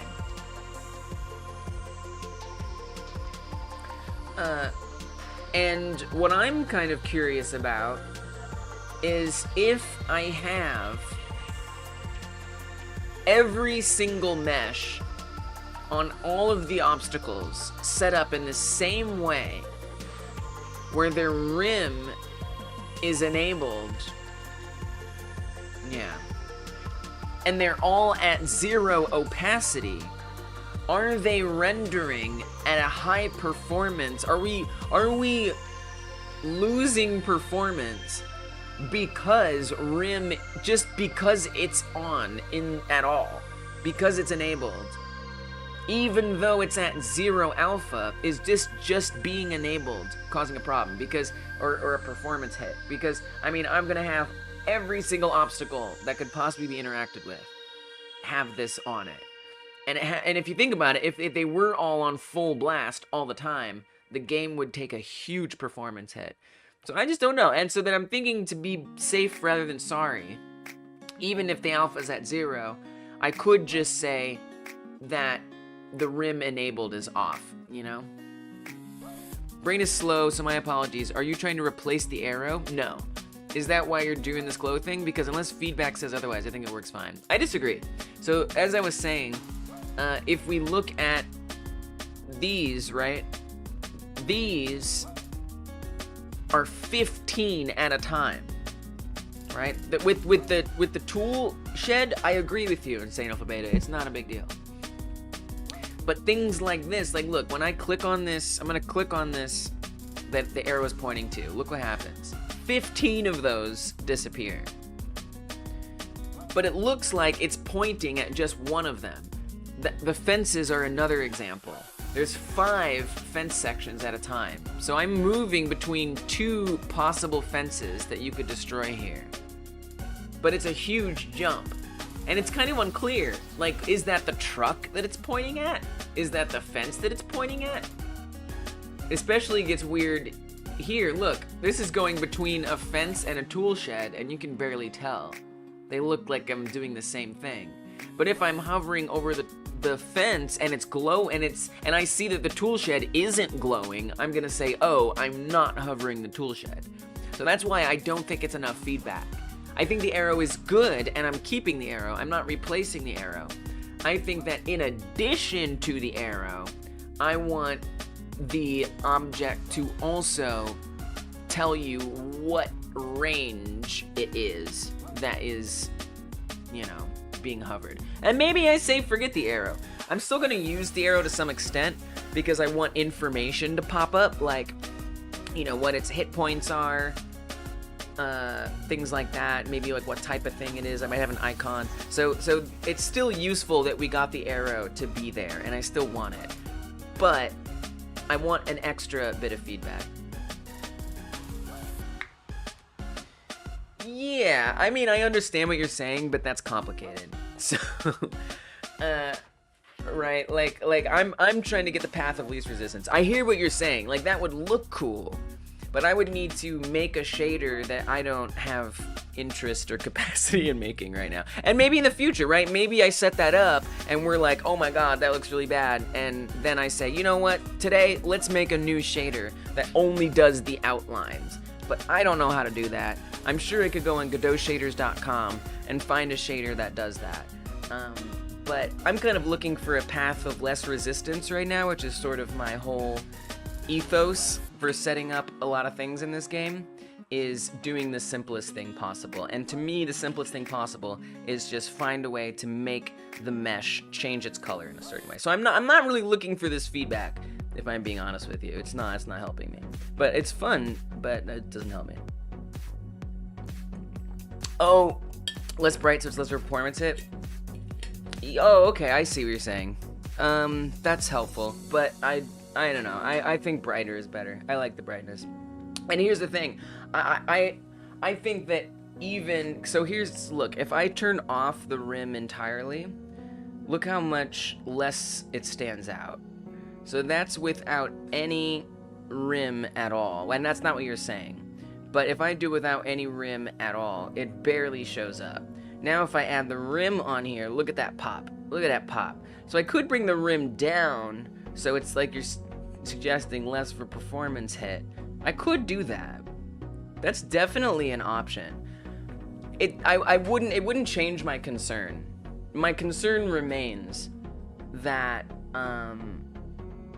even if there's a little bit there, is it still causing some performance issue? But yeah, that's a good thing to keep in mind. I appreciate that. Here's what I'm thinking. I'm thinking I just keep the rim off unless it's hovered. I think that I will feel better, and it'll be interesting because maybe if we see like a frame drop at that moment, that could be interesting. Just guessing. I don't know. You know, I could look it up. I don't even want to try. So, yeah, just guessing.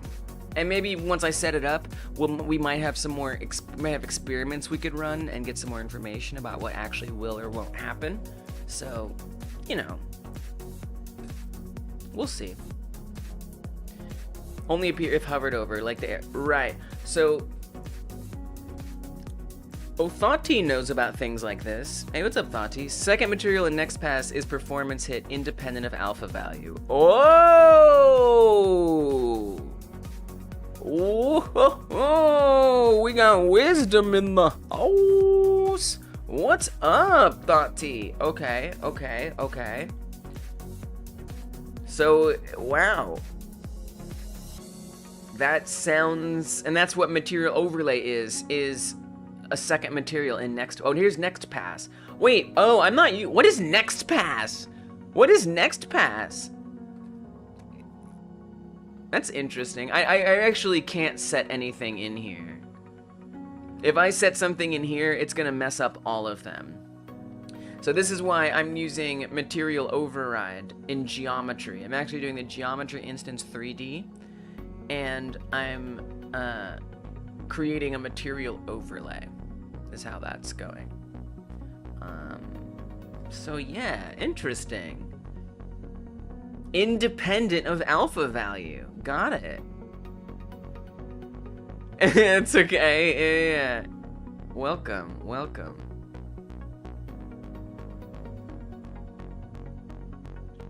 I've done an outline shader, no clue how it works, but yeah, if it doesn't work for your game, then obviously no need for it. Oh, it was like easy, it wasn't hard. You just like were able to slap it in and it worked. That's nice.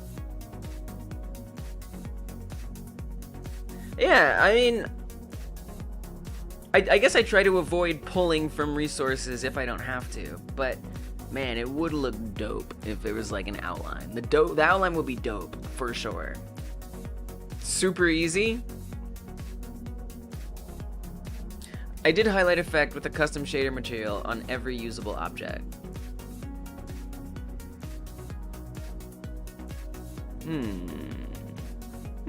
I was saying, no, we're not gonna do a shader. That's too much. We're just gonna make it be one little overlay. I'm not leaning towards shader. I mean, you know, I see the path here much more clearly. How much of a hit it is, because if it stays above 60, then it's totally fine. Yeah, I hear you. I guess I'm still not sure, like, what things are gonna come down the line as I keep adding more to the game, so I'm trying to be a little bit careful. But you're right, you make a point. You make a good point. I mean, to me, and maybe Thoughty would disagree, but to me, by turning off the rim at all, I think that's gonna save some performance, would be my guess. So if we disenable it whenever it's not being hovered and we enable it when it is, my hope is that that would save performance versus if it was enabled all the time. Like, it's still gonna be some bit of a performance hit, obviously, that we even have the material overlay to begin with. But I would think that by keeping the rim off, that'll help. What? I can't turn it on and off in code? No! No! Devastating. Bad news. I use that material on these objects, and it's just one material / object.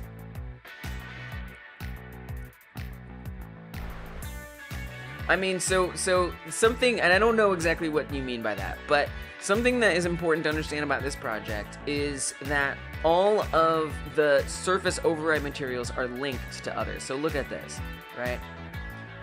Let's get this material overlay out of here for now. So no material overlay, right? And if I change the color, so if I change the color of this mesh, look what's gonna happen. All of the other materials that match this on other objects are gonna change their color as well. So I can't have them, I can't change anything on here for whatever that's worth. I have to add an extra material on top of it. Which I think it's still probably acceptable for me to use material overlay. So maybe I could put a shader on material overlay that does this or that, and then we'd be okay. We'll see. Joining into performance issues? I wouldn't say performance issues. It's more me considering me trying to avoid potential performance issues. Also, welcome, Pressipire. What are we singing a song for you about today? Let's see what the vibe. Ooh, this is a tough one to sing to. I'll try.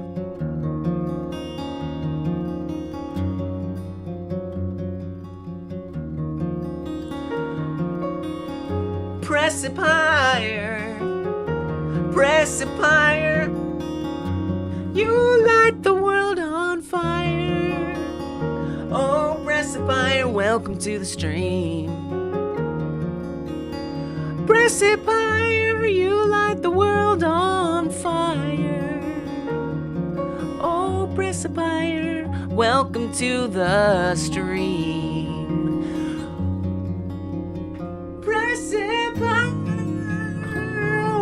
Appreciate you. You don't draw any ire from me. That's true. Pressipire, you set the world on fire and draw no ire.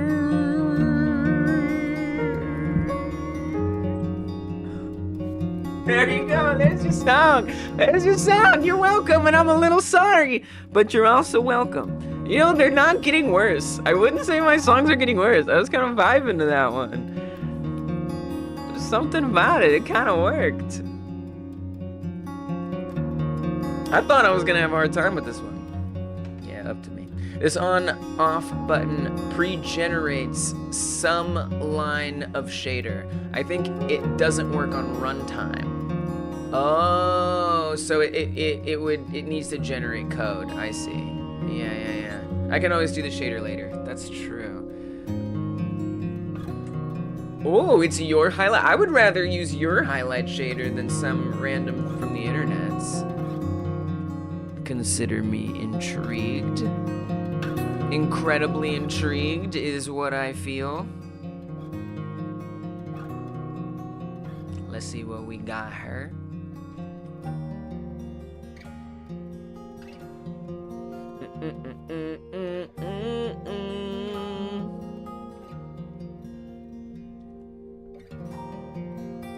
Oh, my buttons aren't working? Okay, hold on. Sorry, shorts feed. I see that we're blocking half the screen for the shorts feed. I'll fix it.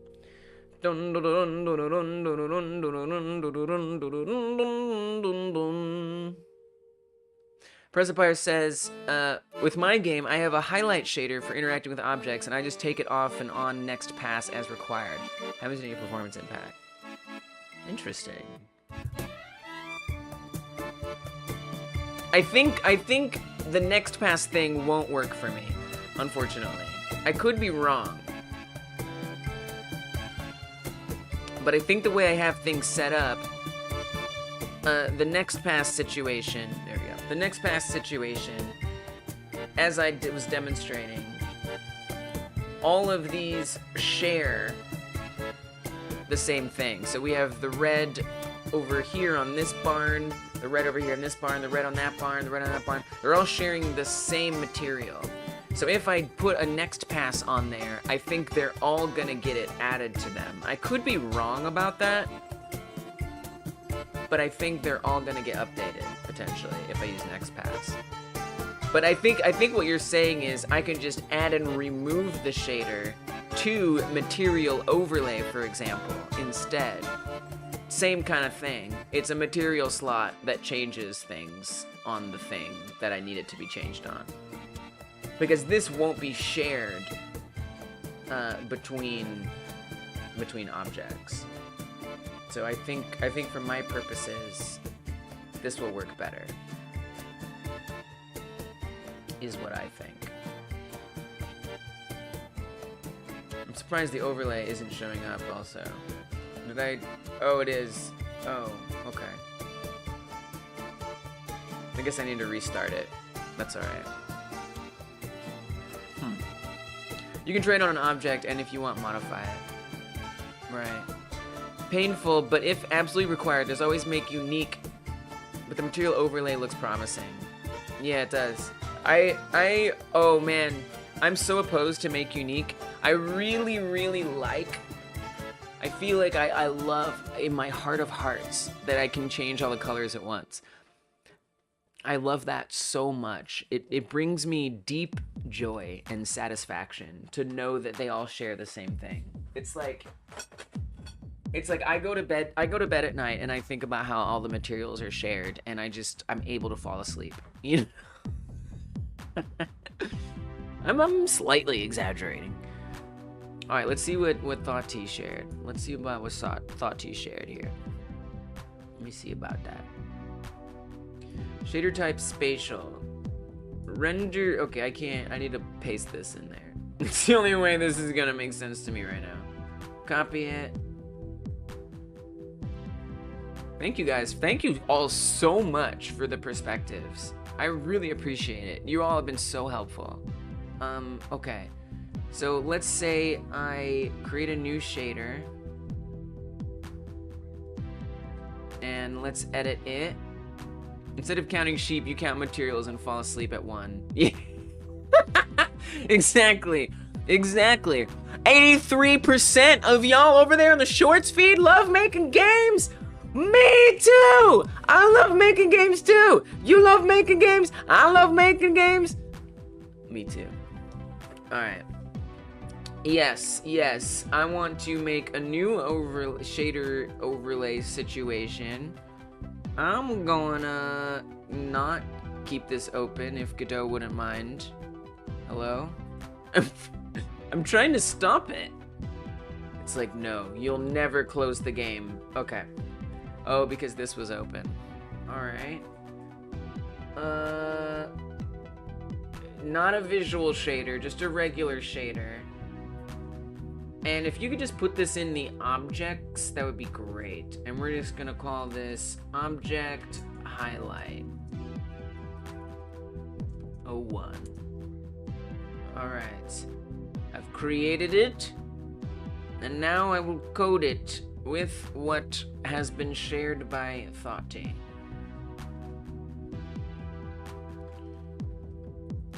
Paste it on in. What do we got? Shader type spatial, render mode, blend mix, depth draw, opaque, callback, diffuse. Okay, so let me see what settings, shader parameters, highlight color. Wait, why is it still... I'm surprised it didn't look different. Is that real? That it just looks the same? Okay, so it just shows me the color that it currently is. And you're saying if I just play this right now, is it gonna be doing the thing?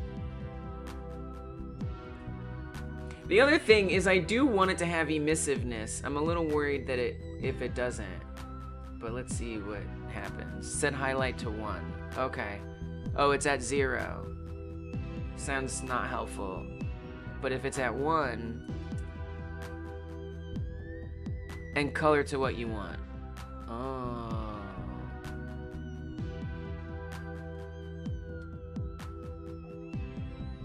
I'm surprised in the high texture to a gradient. Oh. This is cool. I was gonna read it, but then I decided to do this instead.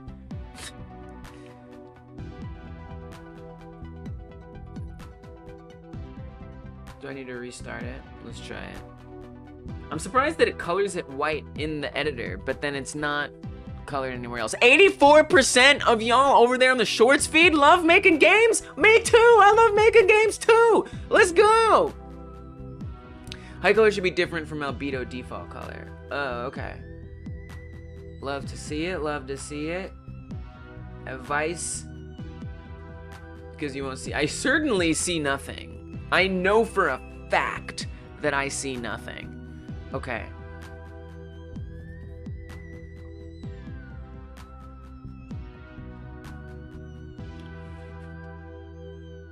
Increase the emission power. Oh. Whoa. Whoa.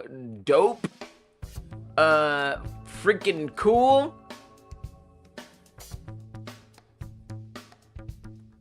Let's see if we can see it in the game. Dum dum dum. Why you know in game? Why you know in game? I want in game. I get an editor. I want in game. Let's see. Now we are using the material overlay, which maybe is throwing it off a bit. Like maybe it doesn't know how to deal with that. Oh, render priority. Fixed. Fixed it. Its render priority was too low. Look at that. It's kind of nice. It's definitely not the kind of look that I would have wanted. I don't know. It's a cool look, but is it the look that I would imagine for this game?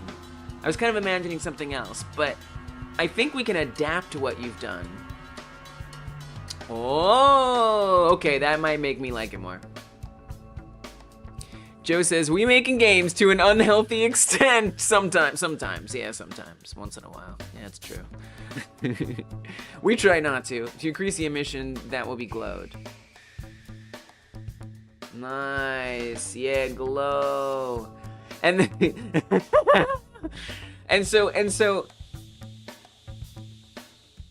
I mean, so then what I would do is I would just add it as the material in the first place. So whenever I hover over it, add that material. Whenever I unhover it, remove the material.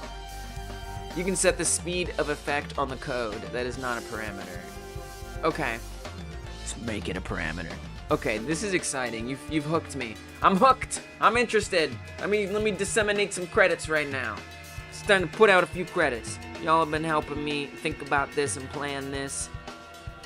I don't even know fully how I wanna explain it. How do I wanna credit this? So, I mean, Insane Alpha Beta was sharing some thoughts about it. You can use as main material and just set highlight what you want, 0, 1. Right, but but doesn't that bring us back to the same? So that was sort of, I liked what Precipier was saying. Precipier was saying, yeah. No, you're right. I like the idea of using stuff that you guys made, though. That makes me way happier to be able to say, Thoughty in the chat made this shader. That feels way better to me than something I just grabbed from the internet.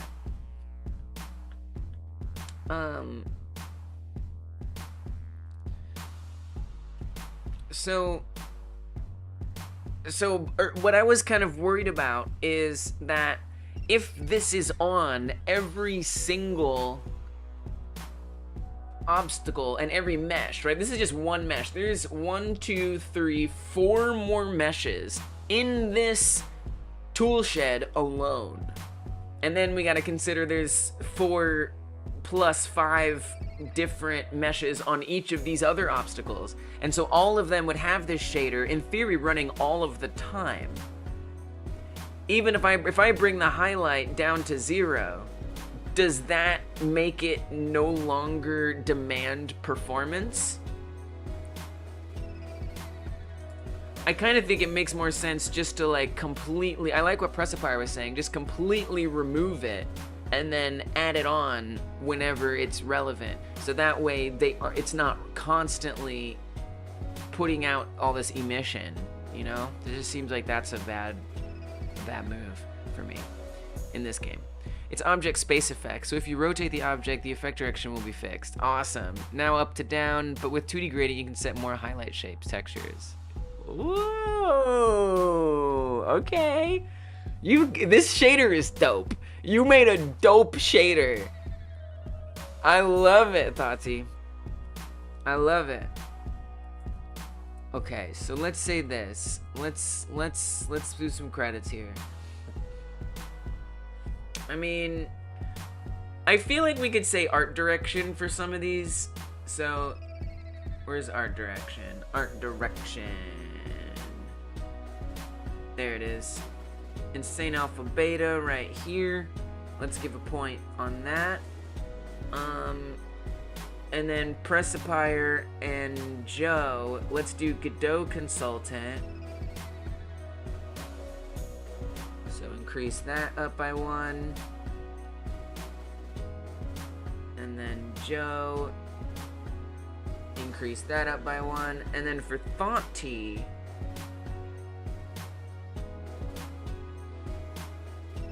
where are you at? Oh, you're way up there. I kind of feel like you did some Godot consulting, but you also just hit me with this shader. I think that's its own entire thing. Do I have like a shader thing? I do have this lighting and environment, obstacle design, terrain spawning, textures and shading. Bam. Let's go. Give you a credit there too. All right.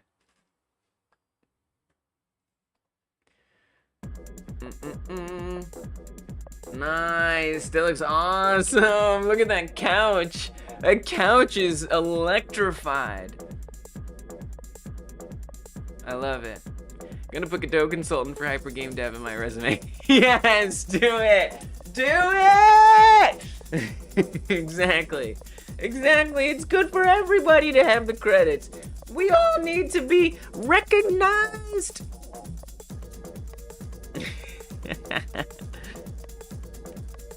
I'm gonna get a phone call. So did Pressapire actually? Oh yeah, absolutely. Couldn't have done the game without them. Alright, so I think I'll try adding it on and removing it. I think that makes the most sense to me. And I don't really know how I'm gonna do that in code yet. The couch has been suspended outside of time. It does look like that. It's exactly what it looks like. It's floating.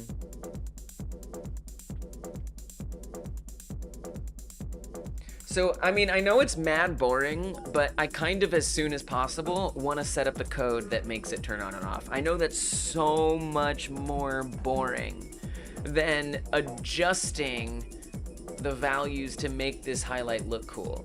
But I know the longer I go tonight without setting that up, the more difficult it's gonna be for me. So I'm gonna do that first. First thing I'm gonna do is I'm gonna set it up so that when I hover over this, it's going to check whatever that thing that's being hovered. It's gonna run a for loop through that object, and it's gonna look for any meshes. And whatever mesh it finds, it's gonna add this shader onto that mesh.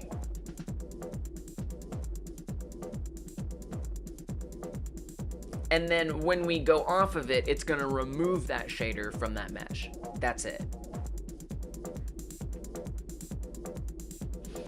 So I am going to save this as it is, which should mean if I just remove that and we load it back on again,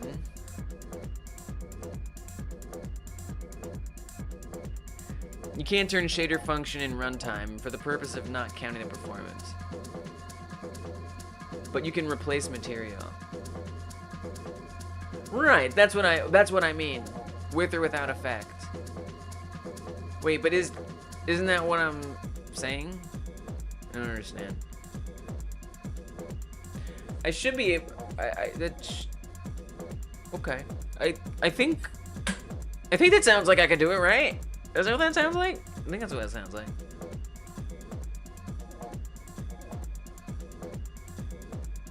Alright, let me open this shader. I'm gonna rename this shader. I wanna make sure this shader has your name on it.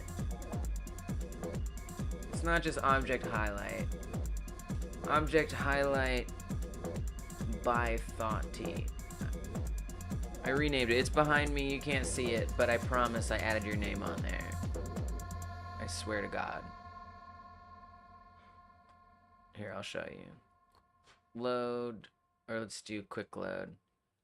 Basically, this material should only have to be loaded once. That's what I want. That's what I want. That's exactly what I want. That's what I'm saying. There. By Thought T. We will not forget this. I'm just gonna add it on again. I don't know, it just makes me feel better. Okay, there it is. Looks just like the way I want it. Obviously, I'm gonna want to change it and update it. But for now, let's just get it so it even can appear in the first place. So, in order to do that,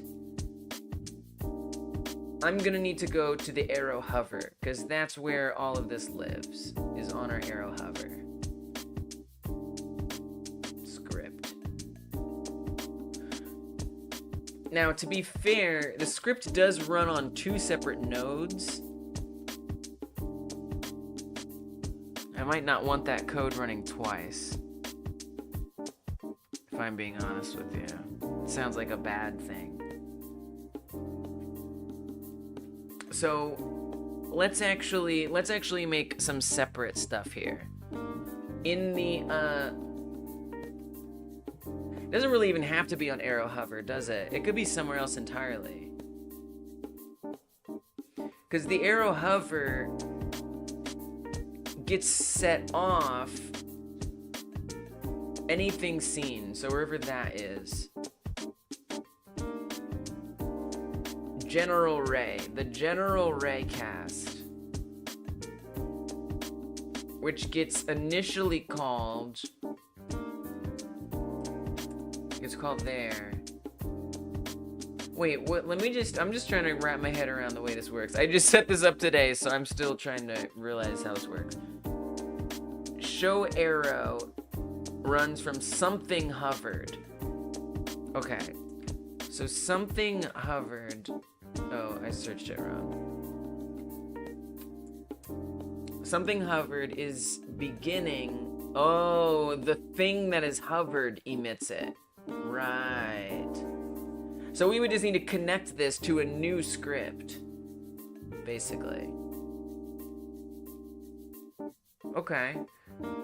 I might actually put it on the arrow hover script. Or at least not there, but on that scene. I think that probably makes the most sense to me, at least just in terms of grouping things. I could also put it like global. I could make it global. That seems like a waste of a global slot or something. I don't know. Okay. And then the other thing is anything seen, which yeah, I think that's what I'm gonna do. I think I'm going to go to the arrow hover scene. It almost makes me think I need to rename arrow hover. But for now, that's where it's gonna live. So this is just a scene that has the arrow hover. It controls the bouncing. This doesn't feel great. In fact, I think I'm gonna rename this. I'm gonna call this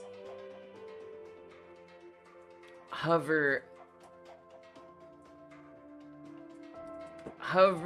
Interactables is what I'm gonna rename this to. I'm doing a little refactoring here. It should hopefully be as simple as changing the children's their mesh instances material overlay variable to a material you have made with the shader attached on hover. Yes, that's it. What's up, Coffee Stain? Long time watcher, first time getting caught. I got you. I got you. I see you. I see you. It's going good, Coffee Stain. Hope you've been well. Hope your art and your projects have been going well. Yeah, I'm working on this game. About an alien that's invading Earth in Godot. I've been working on it pretty consistently for the last 9 months or so. 85% of you in the shorts feed love making games. Me too. I love making games too. I love the shorts feed. You guys are amazing. Yes. I've been working on it, and it's going well. It's going great. Today, I've been doing a lot of different stuff. And specifically, I want to make things glow real quick, and I'm trying to figure out the best way to do that and where to organize it. But yeah, you're an alien, you're invading Earth, and you gotta abduct some cows naturally, and you get points. This tool shed is glowing. Don't worry about that. You can destroy things in the environment, including running into them. Some of them hurt you and break your limbs off. You may remember once upon a time I was working on a survival game where your limbs would get hurt when you ran into things or when you fell on the ground. And so that's kind of where this idea came from, is I wanted a game about managing your health on your limbs and that changing your abilities and what you can do in the game. And it kind of evolved into this. So now you can see we're on the ground. It doesn't actually slow you down yet, but I'll work on that.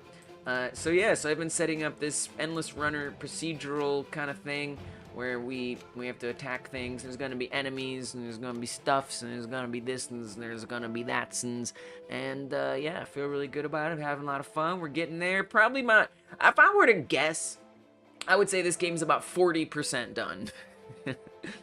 And that's being generous. That's being generous. Yeah, Survive Escape was the game. That's right. That's right. And I was trying, a lot of different engines. Unreal Engine, Unity, GDevelop, probably something else that I forgot already. And Godot just felt the best to me. And I didn't really like working on so many games at once. I wanted to work on one game, and I realized the game I wanted to work on was not going to be Survive Escape, because Survive Escape required so much effort. It was too big of an idea. So I scaled down. I didn't even scale down the idea. I just said, let's pick one thing that I was really excited about in this game, and I'm going to make a game based on that one thing. And that one thing was limb damage. And then when I go to make that big dream game Survive Escape, I'll have some experience in setting up, limb damage mechanics, and then I'll be one step closer in a way. And I'll have learned game dev along the way. So yeah, so this is that smaller game. It's definitely smaller. But it's still got a good medium size to it. So yeah, that's what I'm up to. It's going great. I'm gonna figure out how I'm gonna set this up right now. I'm renaming this to Hover Interactable. Am I spelling interactable correctly? I wouldn't wanna. Oh, I am spelling it wrong. I thought it looked wrong. I need an A on there. I'm gonna go ahead and need an A, please. Okay, Interactables. And then I actually wanna rename the name of the file itself. So right on down here.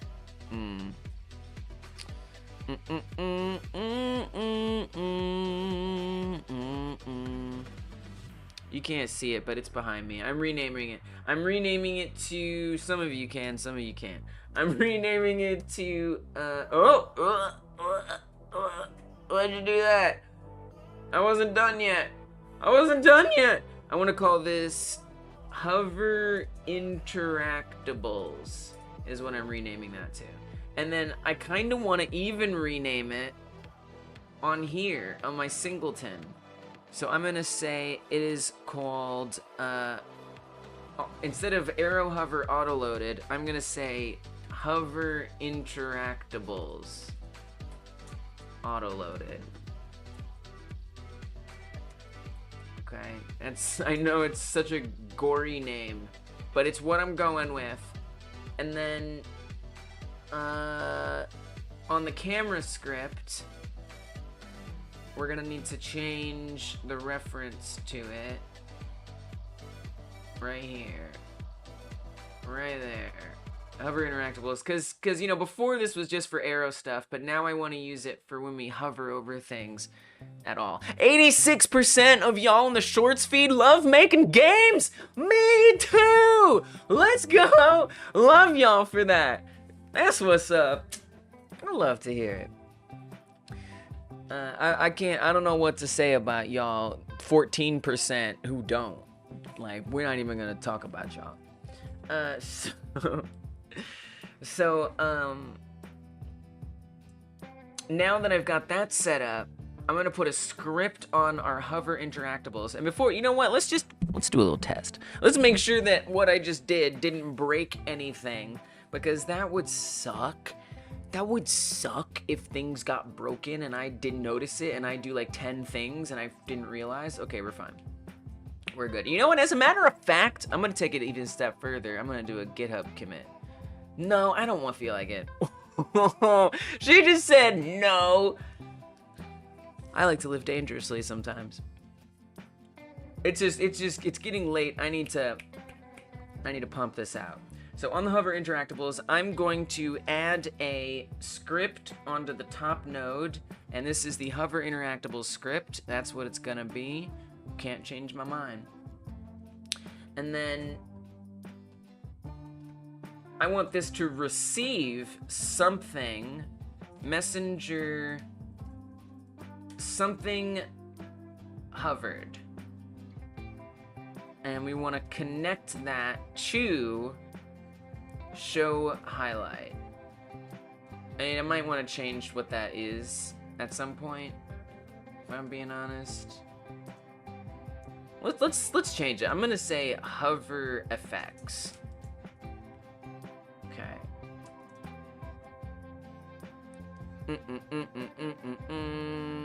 Oops, didn't mean to do that. There we go. Okay, func hover effects. And this is actually gonna call with something because there's the target that it's going for. Over here we have the same thing, something hovered, and it calls with a target. And we want to make sure that we're for looping through all of the meshes on that target. So for mesh in target, because it's going to be right in there, right? I think we might need to do get owner. Actually, I think we have to go up one level. It should hopefully be as simple as changing all the children's. Oh, you already said that. Wait. Oh, it's coffee stain. I looked at the wrong message. Whoa, 2 chats. It's trippy. That's such a weird elevator pitch, though. This game is an evolution of another survival game, but I lasered in on what interests me. Broken femurs and metacarpals and torn ligaments. Yeah. You're darn right it's a weird pitch. I like the sound of that. I'm a freaking disgusting, violent human being. Like all of us. Deep down. No, I don't really believe that.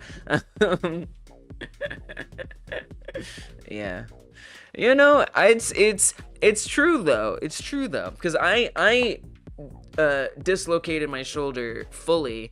It was the most the most painful thing I've ever experienced, because I was hiking in the wilderness alone on the hottest day of the year, and this was about like 12 years ago now, and I thought I was going to, if not pass away out there, I was going to be out there for such a long time in terrible pain that I was at least going to experience a different quality of life after it was over. Something bad was going to happen to me. And it was horrifying. I was stuck out there. I couldn't move because if I moved, I passed out basically because the pain was so bad. And I was in a ravine and I couldn't get out by myself, especially not with that arm the way it was. You know, maybe after like 2 days or a day or several hours, I would have been able to get it together and get out of there, but it would have been, I'm sure the survival instinct would have kicked in. But luckily, people heard me screaming and I was able to get rescued. And basically, this was a situation that made me want to make this survival game. So that's why I have that interest in limb damage, because I realized how powerful that is to not have access to your limbs that you otherwise had access to all of a sudden in a scenario. And I've just been obsessed with exploring that concept in some way, and a survival game was the way that I decided to do that. All right, anyway, I didn't need to say that, but I did. For mesh in target, so it's not just the target, because the target is gonna be the obstacle, and we want to actually look up a level. Now this is gonna be different. It's gonna get complicated with the health objects. So for now, I'm just gonna not worry about the health objects, because I don't have capacity for that right now. But what I could do is I could say, we're gonna say target. Let me just look at what I did before, because I'm not gonna deal with this. Target get owner, get node. Oh, so this is where we're doing the for loop. Yes, of course. We're gonna iterate through all the children. We wanna say get children, I would think. Okay, target, get owner, dot get children, right?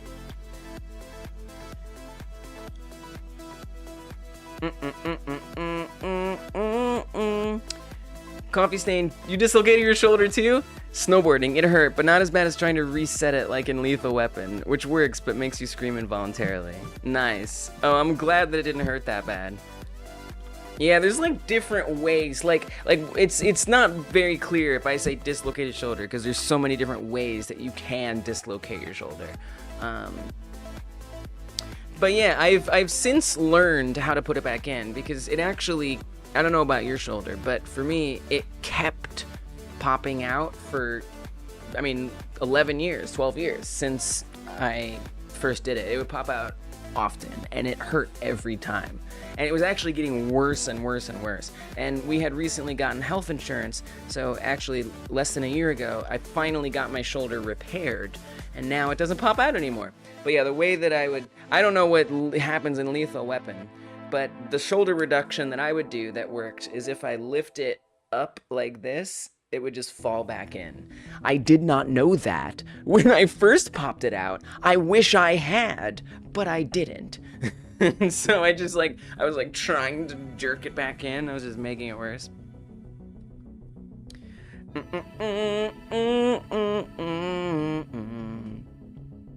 So we're gonna get all the children in there, and let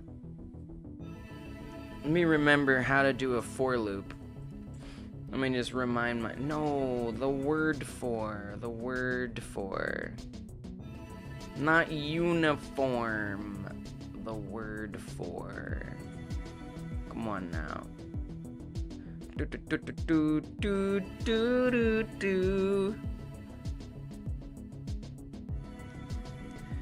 trying to remember how I set it to just meshes. I feel like we do this in, okay, let's not search it there. It's in the block object or the terrain block script. If has no for object and get show. If object, there it is. If object is this. Okay, so we want to say if it's a mesh instance 3D is how we would do that. Okay. If mesh is mesh instance 3D. Very, very logical. Very logical. For every mesh in target get owner get children, if the mesh is a mesh instance 3D, then we have to tell it to add that in there. So I don't know how to even get a material overlay, if I'm being honest.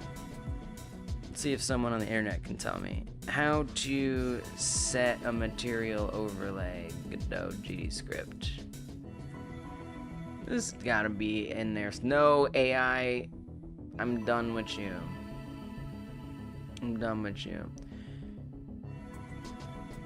Oh yeah, I could just look at the documentation, might have that answer, actually.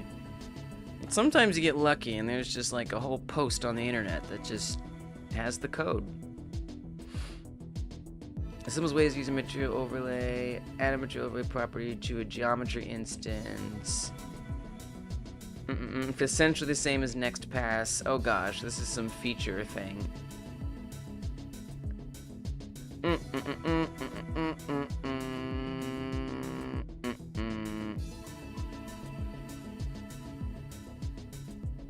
Wow, there's a lot of people doing this kind of same thing though, which is kind of nice. If your node is a mesh instance 3D, it's just material over. Really? Oh, right. I should have looked at it that way. This is something I'm still trying to get better at, is realizing when is a good time to look at the documentation. If I just pulled up mesh instance, oh, it's not in here. Maybe if I search help, material overlay. Oh, there it is. That's what I should have done. I mean, we had Precipier here to help me, but also material overlay. That actually didn't help me as much as I would have hoped it would. I have to believe you. It's just material overlay. Okay, well, I'll take your word for it. I wish I could find it, so I could, like, you know, I guess my next step. It's a parameter on geometry instance, so its mesh instance 3D extends. Oh. I honestly barely realized that. Oh man, I would not have found that. Wow, there it is. I see. So we see here geometry instance 3D. It's inherited by all of these. Wow, really? GPU particles? You don't say. Feed into material or null to turn it on or off.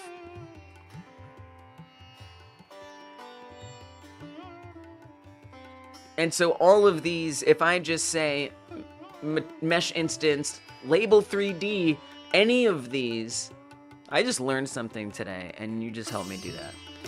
If I'm referencing any of those things, I can just run, or I can find any of these properties and change them. That's awesome. That's so useful. Thank you. My gosh. Coffee Stain says, that sucks. Mine stayed in. Nice. Lucky.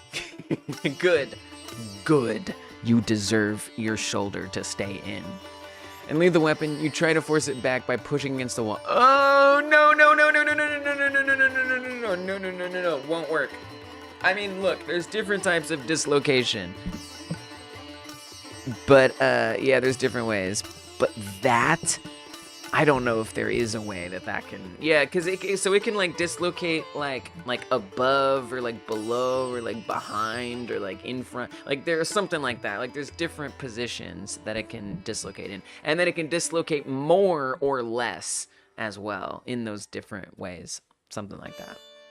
Mine was the most in one of those ways. I don't know which one. But absolutely, most certainly, it would not have been better if I smashed against an object. Yeah, it's really weird, but like lifting it up, it would make it like fall back in. It was a bizarre feeling. It follows the same structure you see in the add node screen.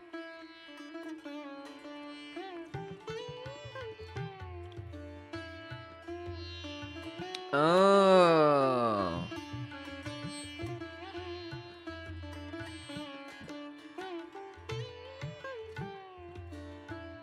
So everything that's in a visual instance 3D, a mesh instance will have. Everything that a geometry instance 3D has, a mesh instance will have. Everything a node 3D has, a mesh instance will have. Everything a node has, a mesh instance will have. Godot is cool. I mean, these are some fundamental things that, like, I kind of understand, but until I, like, have a practical application, I don't really fully grasp and easily get into using and working with. But what you just taught me, it just made it all click a little more. I just made it all click a little more. So, honestly, that resume spot is looking a lot better, Recipier, I think, for you. So, we're going to go ahead and we're gonna garnish that resume a bit. Where are you on here? Where you at on here? I know you a little higher than that. There you are. 5. Let me sort it. Where are we at? Where are we at with this?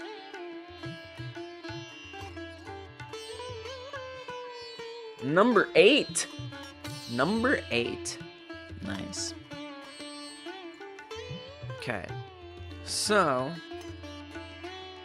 now that I understand things, now that I get things, we're gonna check this node to see all the meshes that are in there, things that are mesh instance. And then I want to say mesh. Really, it's for node in target. If node is mesh instance 3D, then to the node. Top 10, yes, top 10. I like that. Heck yes, exactly. You got up there quick too. And then the property is going to be material overlay. And that's a property. And so we have to do like equals, and I guess what it's gonna want to equal is something. What is the selling point to you for Godot compared to other engines? I was playing in Dreams again this week. I miss it. Oof. I'm so done with Dreams. I mean, if you want to talk about comparing to Dreams, something like Dreams or Roblox or Hype or Unreal Engine Fortnite or whatever, they're all locking you in to a platform. And you're stuck on that platform. Yes, Dreams is a creation tool on the PlayStation 4 console.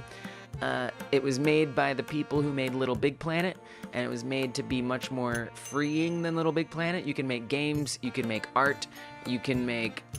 Oh, okay. Are you... Okay, great. Well, anyway, there's a little bit. It's... I thought you were here yesterday, but I I know that when people mention Dreams, I'm just like, I can't explain it. Anyway, yeah. I mean, look, I would say that the biggest thing is that you're locked into that platform. And yes, you can export your images and crap like that, but I'm talking about games, all right? Godot lets you export your games. It's free and open source software. The version that you have will always be the same license. You never have to worry about anything getting shut down or updates not... Well, if updates stop coming, you'll have an open source community. It's been open sourced, so people can always fork it and make changes, and it can live on forever no matter what. So, I mean, it's immortal. It's as long as the universe continues to allow us to have computers and stuff, it will be here. And you will be able to make games with it and put the games out there if the platforms exist. So yeah, it's perpetuity makes it, to me, incredibly attractive. And then it's free and open source software. It's not proprietary. So even between something like Unity or Unreal Engine, Game Maker, it has that on it. There's no company that you have to owe a license to for anything. And you don't have to worry about them making some wacky change that can't be, you know, ameliorated with a open source adjustment. So, and it's easy to use. It's easy to use. It's intuitive. Things just make sense, man. It's like, it's not overly complicated. It's designed for a small team or a bigger team, you know, whereas like Unreal Engine is like, if you are a AAA studio with a ton of different people, we got you, right? But like Godot doesn't demand that that's your setup. It's very flexible. So yeah, and it's freaking great. And it's powerful. It's powerful. It's lightweight. There's another selling point. It's lightweight. Like, you don't even have to install it. You don't have to install it. It's just an exe file that you open. It's portable, you know? I love it. It takes very, very, very few resources on your computer.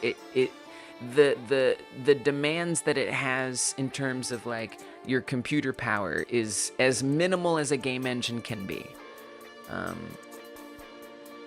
So yeah, I love it.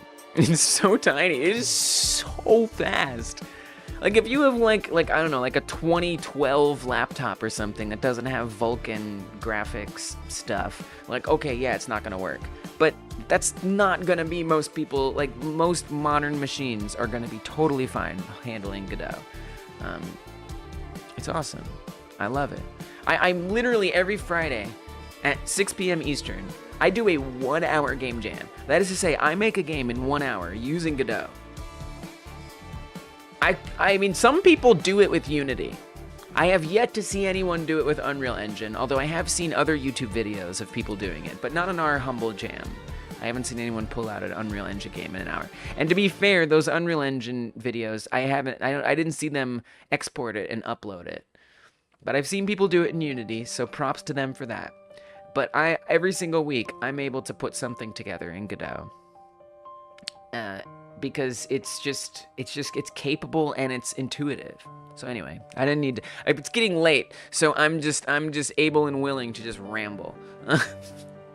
And definitely not get any closer to getting my task done.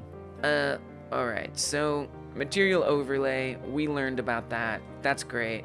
Let's keep working. No material overlay equals Oh, right. I was gonna look to see what it wants from me to put in there. Oh, we want to set it to a value. That makes sense. That makes a lot of sense. Okay. Come back over here.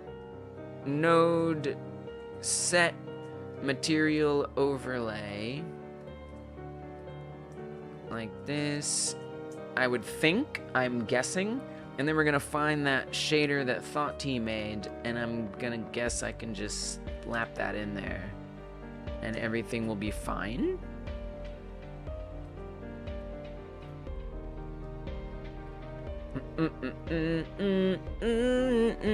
Most people in the world obviously don't have top-of-the-line hardware. Where do they turn? Not Unreal or Unity, but Godot. Yes, yes. Exactly. You're gonna probably have to make a material resource, attach a shader, and set it like that. Okay. It's looking for a material, not a shader. Oh, okay. So I gotta do like a on. Oh, and that's where when the game loads, it's gonna have it. I see. So on ready variable, highlight. We'll say material highlight.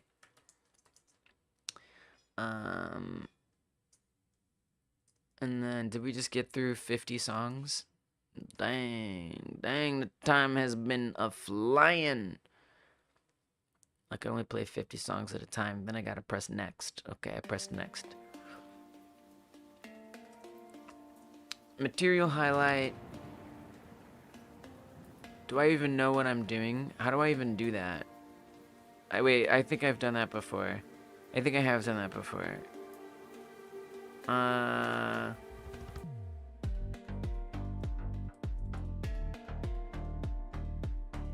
No, not whole words. Like this, just make a new one, right? Like this. That's what we do, right? Okay.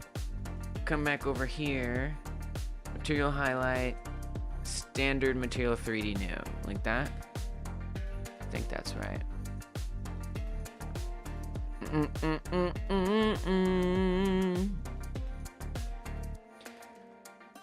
I still haven't used resource files at all, and I am not about to learn it today.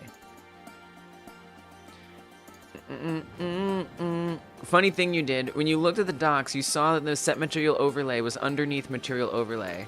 It's called a setter and will run when you do mat equals new mat. When you looked at the docs, you saw that set material overlay was underneath material overlay. It's called a setter and will run when you do material equals new material.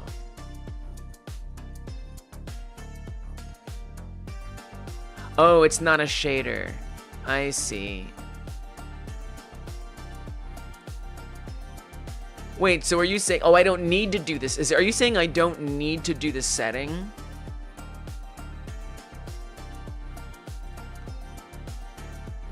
Expected end of statement after variable declaration, found parenthesis instead. What? What are you talking about? What are you even talking about? Instead of calling that whole function, you can just do what you had before. Material overlay equals new material. Oh. Oh. Okay. All right. Fine. Fine with me. Oh, I need to do equals. I was like, what is happening? We got this. We got this.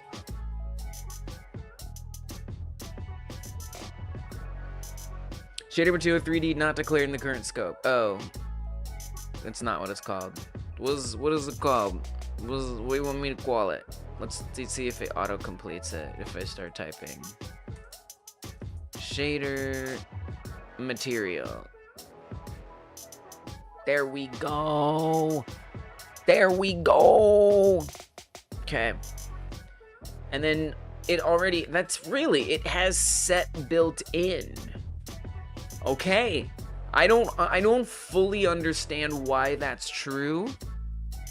And so are you saying that it wouldn't have worked? Setters and getters are a cool thing where you can make functions run when you set or get variables. I mean, if...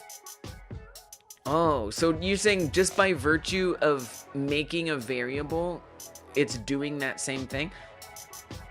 I'm confused. I'm confused. Like, this just wouldn't even work. Like, if I were to... I mean, why would I even do that, I guess? If I did set material overlay, material highlight, that wouldn't work, is what you're saying. I can?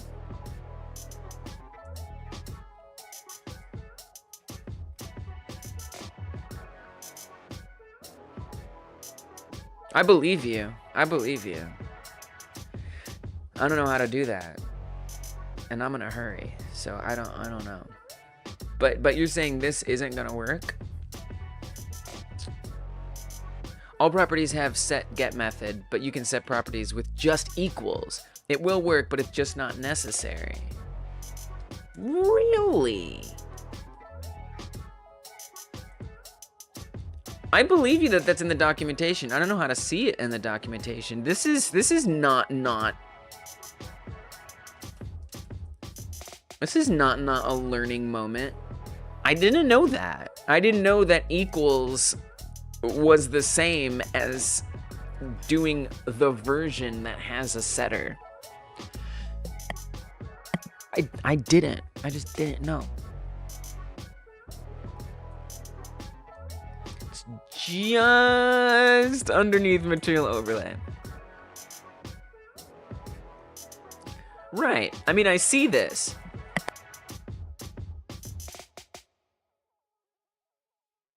That's why I did set material overlay. What I didn't know was that an equal sign would achieve this. And I thought you were saying that the documentation would tell you, you can do this or you can do an equals. And I'm sure it does say that somewhere. But I was like, that wasn't there. That wasn't there. Here it just says, yeah, this, right. And I did see that.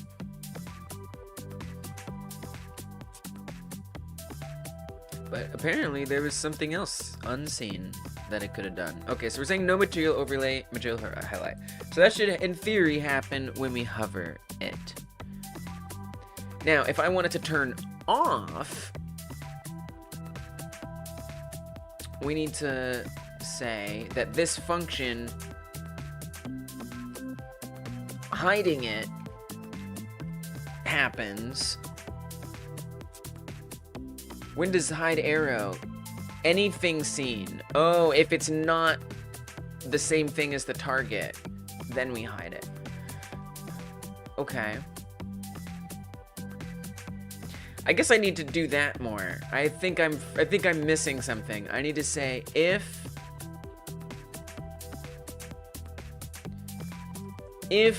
target is set to, I guess this is a getter, so then is this doing a getter by doing double equals? That's beautiful. We do need to do get owner. If target get owner is the same as itself. Wait, that doesn't make sense. That doesn't make sense.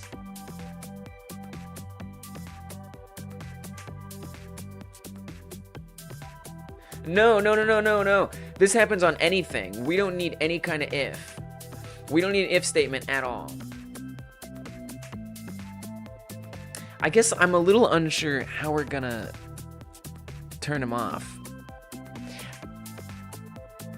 That's actually gonna be, this is actually not so easy. I mean, we can test this and just see if this works, but nothing is gonna unset them. And I'm actually not sure how I'm gonna get them to unset right now. It actually sounds really difficult. Whoa. Something just happened there. If you do shader material thing from code, you need to set material highlight properties at code. What is not a pleasure way. Okay, couple things are happening here. A couple weird things are happening here. First of all, I need this tool shed. You can create shader material as a resource file that you need to just preload and code. I'm afraid I don't understand what you're saying. I need to remove, I have no idea what you're talking about. I just don't understand what you're talking about. Doesn't make sense to me.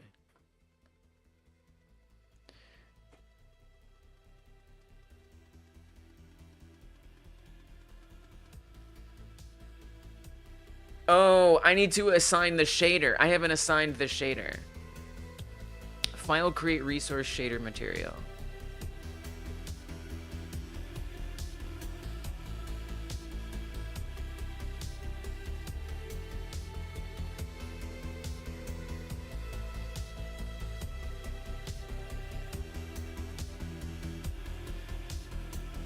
I don't understand. Oh, over here.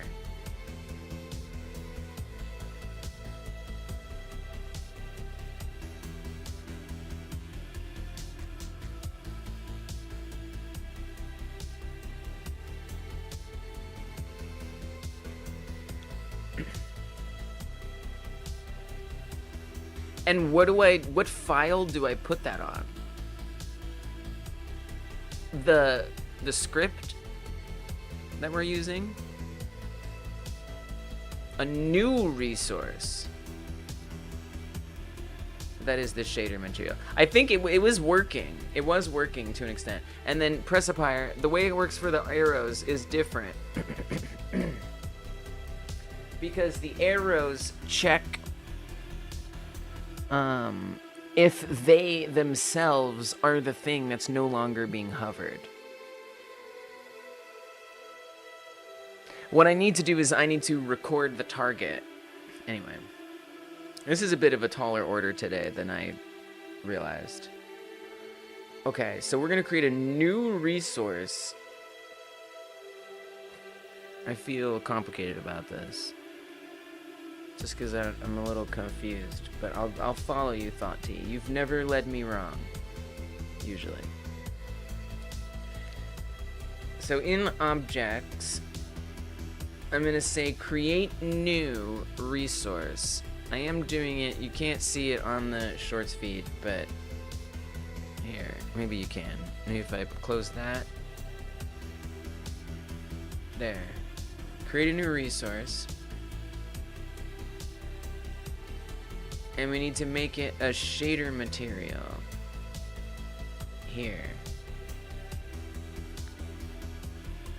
And then we're gonna pull up, oh, we save it. New shader material.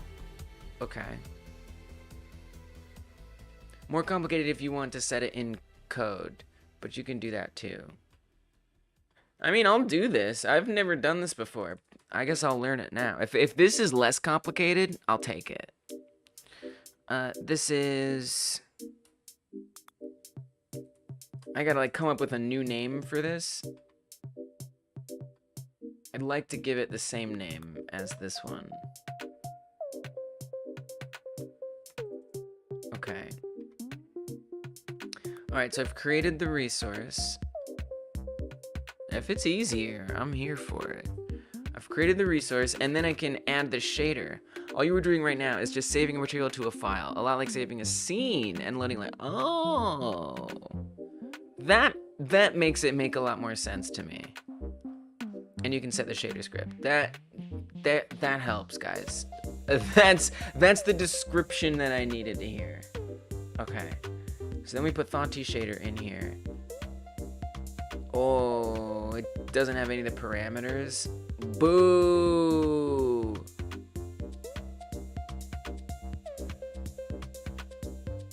Boo. Highlight 1, highlight color, bright, albedo color, not bright.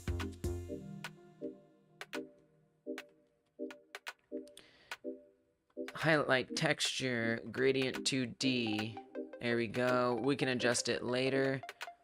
Click the save icon at the top.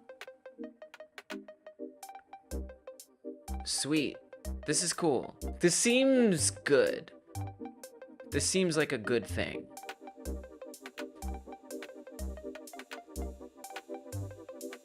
And now I need to do something with it. Where do I do something with it? Preload in code. Now you should be able to load it in the same way you load a scene in code.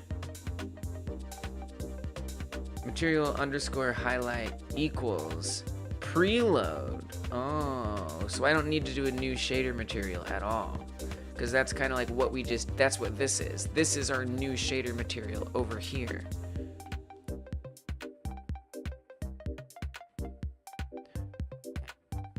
OnReady and preload, those play nice together? I guess so. Okay, so then drag the path. Okay. Alright. Let me get that path. Put that in here. Yes, yes, yes. I like it.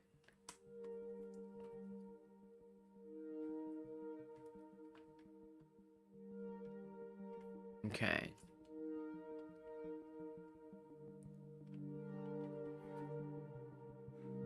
This was easy. I couldn't have done this without you. It would have been a very different experience. Okay, material highlight equals preload. Great.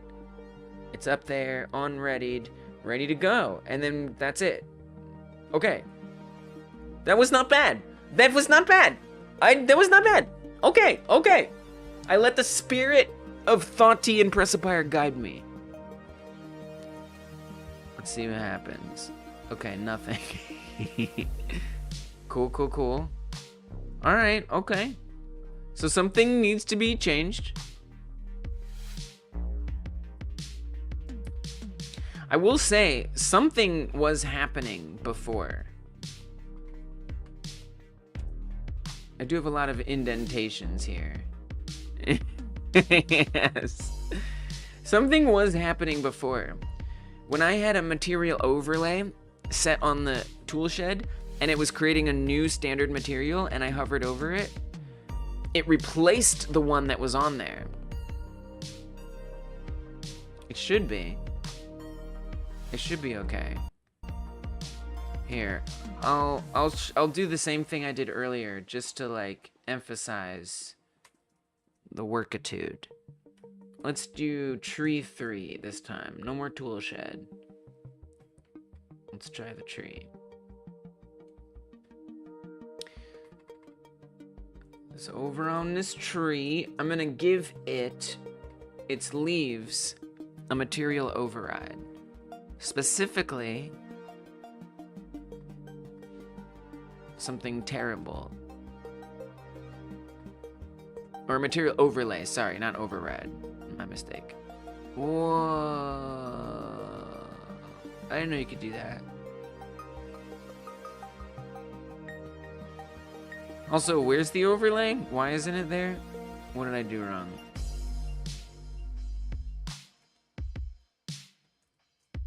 Wait, why isn't the overlay appearing?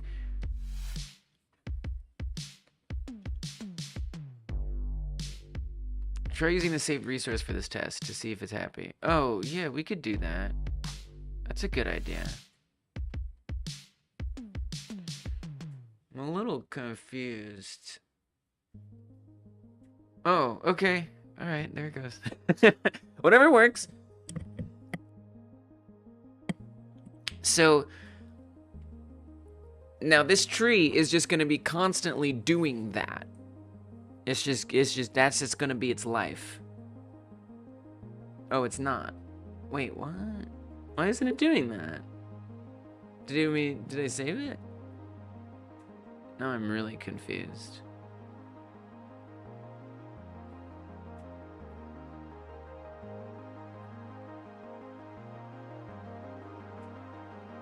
It's definitely the same one, because if I make changes on this, it changes all those. Render priority? Oh, I forgot. Nope. It's this. It's this. It's render priority. That's what it is. Gotta say, I don't know why, but we gotta say render priority. So that's probably something I should do on the resource file. right? So let's fix it. Let's fix it!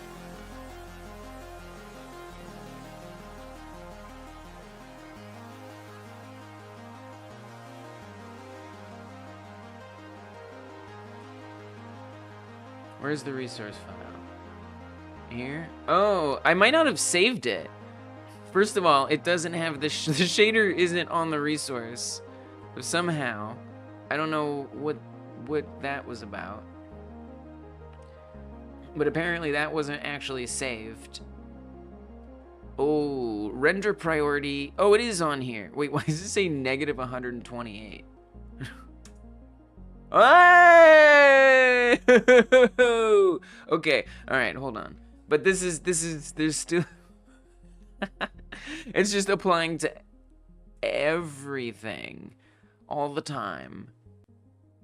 Oh, because we're not unsetting it. Oh, yeah, it's working. It's just because because it got set on and it never got set off. There we go. Okay, save it, save it. Good, good, good. Okay, okay, we're cooking, we're cooking. I don't want this to have that by default. Pop this open. We're getting there a little bit at a time. A little bit at a time. It's exciting. Bam, bam, bam. We're painting. Wow, that's how you make a painting game. Dude, this is dope. No, I'm just messing around at this point. Yeah, paint everything with the Thought T shader. Oh, yeah. Okay, obviously, I want it to unset. So the way that I'm gonna need it to unset, I know, honestly, there was barely a performance hit. I mean, maybe there was, but I wasn't really perceiving it, personally. And well, maybe there's a bit of a performance hit, actually. I see the frame rate's dropping pretty severely there. Could be other reasons. Could be other reasons, maybe. You know, maybe that was because of other reasons. Maybe. Maybe not. I think it's getting worse. I think it's getting worse. We're cooking, baby.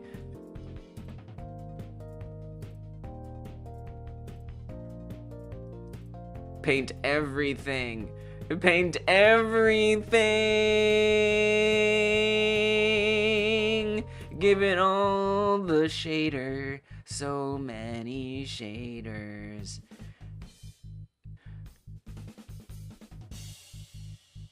Oh, it's interesting that those roofs aren't getting... Those roofs aren't meshes?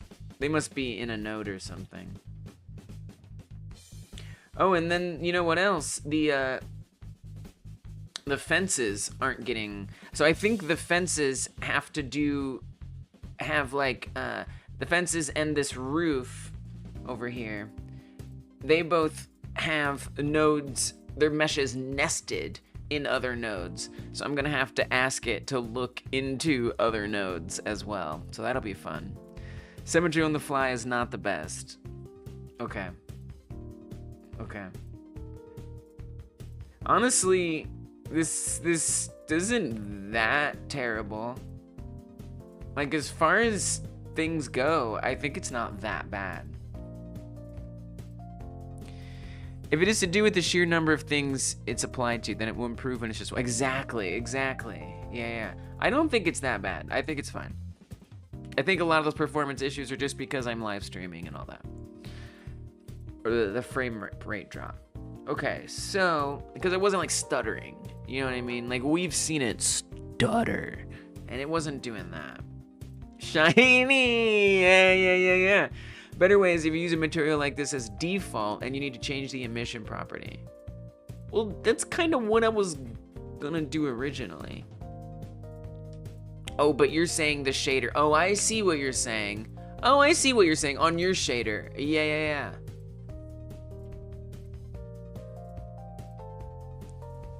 And you're saying material-wise, that, or, right, performance-wise, that'll be more of a hit.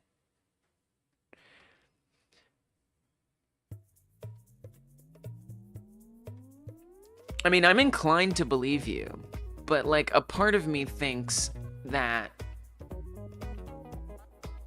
it running on, like, cause it's either we're changing the material on the fly, or instead of setting it on the fly, it's constantly running on everything. And then it changes, you know?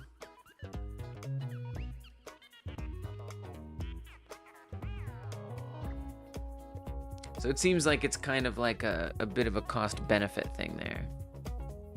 Oh, I lost my other internet, not this internet. Dun dun dun dun. That has a little more standard performance hit, but replaced material is a spike in performance.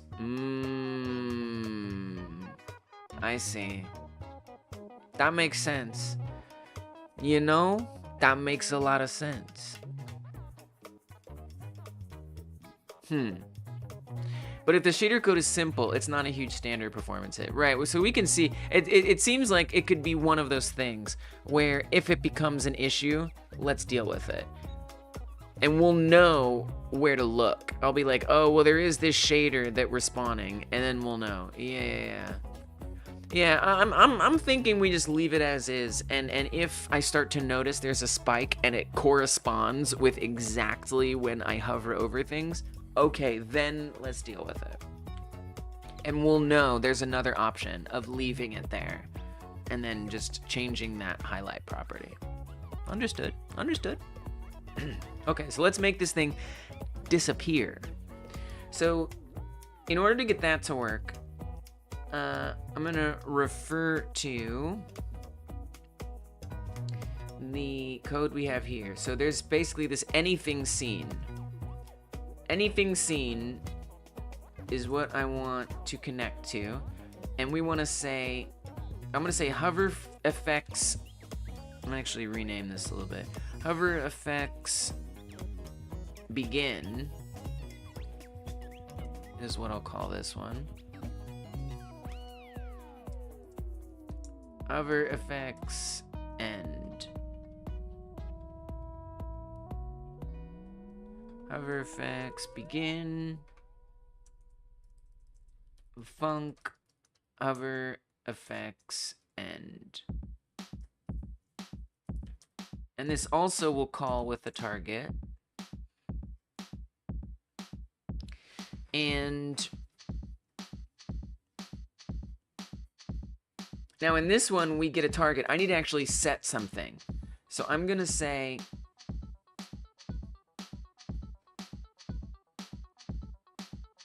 current hovering current, hovered current is set to the target.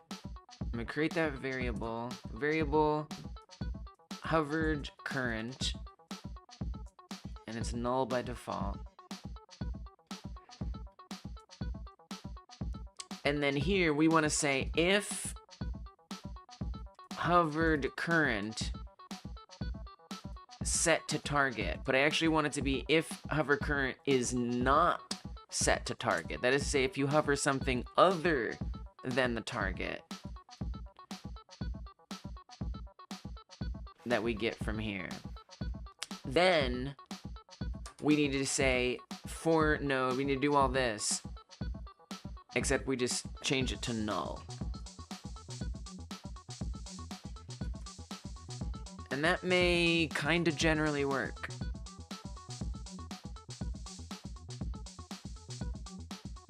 There's a couple edge cases that have nodes in different places than just get children, but that's okay. So we want to set this to just null per Pressipier's instruction. And in that situation, if I've done this correctly, it could work. It's nice in a way to have a PC that feels these performance hits. Oh, I like that point. I like that point a lot. Yeah, it's kind of nice to have a computer that can't handle things. Kind of is good. No, but you make a good point. When you had those performance issues earlier, my PC didn't visually see them, but the profiler could. Yes, I love that. Because I do have a really good computer, a separate one, but this is the one I stream on. And so obviously I'm out here I'm now running 2 streams at the same time. So it's like, yeah, it would be nice, or it would be less nice if I were running on that other computer, because it wouldn't have all the strain on it. That's a great point. Also, something went wrong. Object in diction. Oh, I had this problem before. Oh, we gotta say target get owner.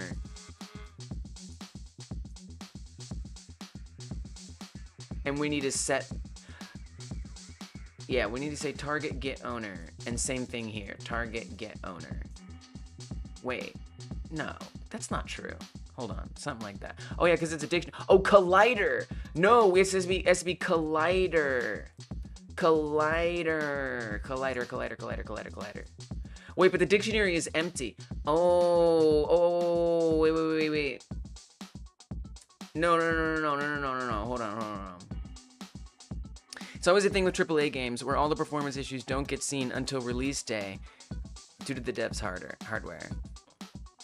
I love that. Let's go. I'm all for loving having a less good computer. Right here. If target is empty. And we have this on the hide one as well. Okay. Hold on. We got this. I figured this out earlier. So I don't even have to think about it. If target is not empty, then do all of this stuff. And let me just make sure I didn't miss the collider thing. Oh, we do need collider. Yes, we do need collider here as well. We don't need it anywhere else, just there. Okay. That was close. That was a close call. Yeah, we got some advantages being a little hobby indie devs. Or I do. Wasn't meaning to speak for anyone else. Okay.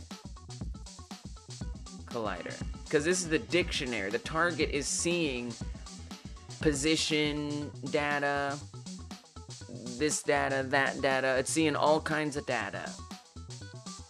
We specifically want the collider. That is to say, the thing that collided with the raycast. Okay. Now it should not crash. Right? When it starts? Probably. Okay. You know, we'll fix it. You know what? I'll just fix it. Non-existent function get owner. Oh. Okay, hold on. Because that's the dictionary. Right. I should have just copied exactly what we had in here. Oh. We just say if the target is not this, if the saved thing is not that. Okay. I don't know why I know why, because it's late. It's because it's late. Oh, the for loop. Right.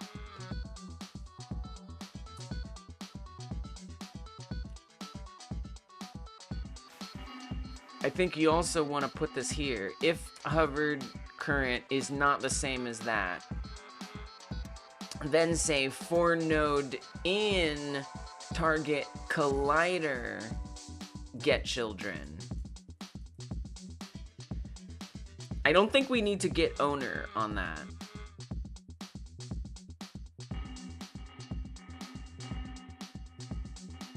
I think we do. I actually don't remember. Let's just do it for now. I could look it up and cross-reference it and know for sure, but it's late. I've been streaming a long time. We're just gonna try stuff. Okay, that was not functional because you can see it's not turning off, but we're not getting errors, so I'll take it. Let me just do it without that. Let's just take that off of there. Take it off. Oh, that didn't fix it. That didn't fix it at all. Okay. All right. So let's see if this much is working. Print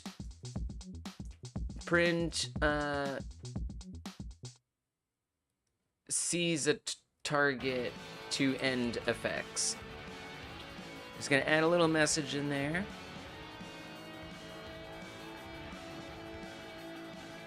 Yes, so that's running, no problem.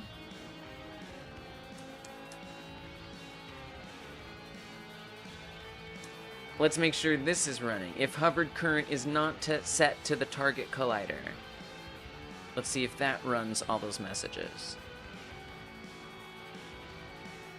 It does, so that works.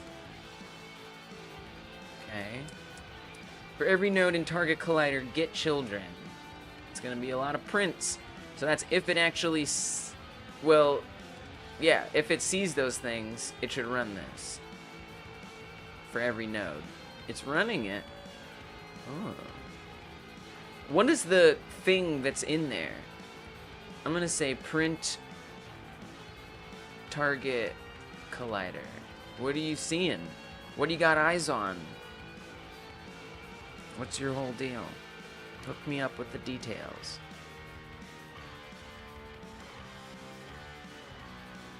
That's the node. That's the obstacle node. Oh, well, that's anything, so it doesn't really matter. We just have to know if it matches the children, so that we know that that comes through. It knows that it's not the thing that was currently hovered. What it... Oh, wait, Guys, I'm iterating over the wrong thing. I'm iterating over the wrong thing. We have to iterate over this target. So we have to say the hovered current. Here's my issue. My issue is I'm iterating over the wrong thing.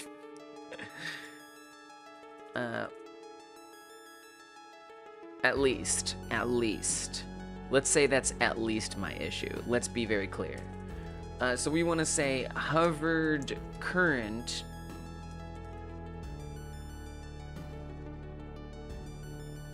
Hover current is set as just target. So I could even say, if I wanted to make it easier on myself, we could say target, get owner, right there. I could even say get owner, get children, right? That sounds a little messy. No, it's not.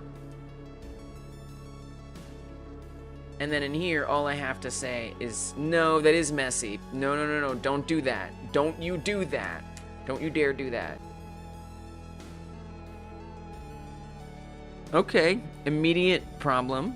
That's fine. We'll get there. Hover current, get owner, yeah, something like that. Something like that. Non-existent function, get owner, in base nil. Oh. Okay. If target is not empty, and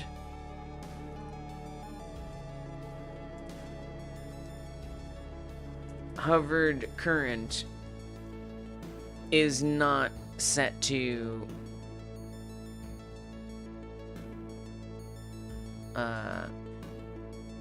null.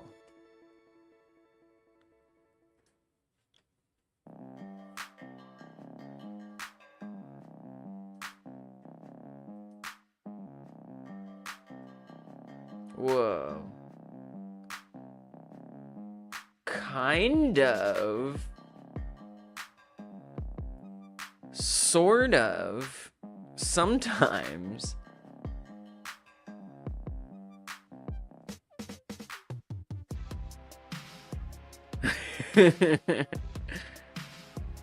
My guess is that it sees itself and then it's not turning it off.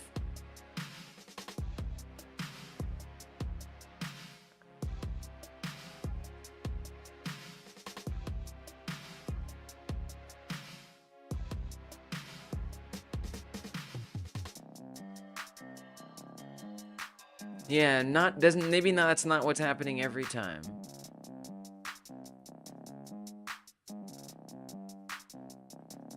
Let me just stand still here.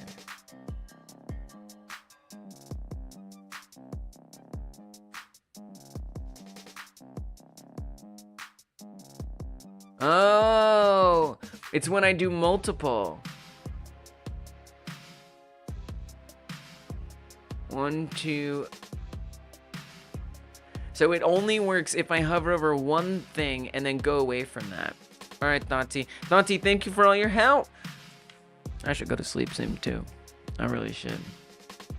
Thanks, Thoughty. You've helped me so much. I'm so thankful. I'm so appreciative. Thank you. Thank you for being a part of this. Good night. Good night. Get some sleep. I'll see you next time. Yeah, so it has to do with seeing something immediately after.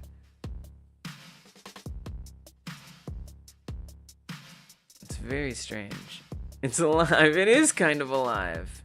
It kind of is alive. You're not wrong. What actually would be helpful is if we were printing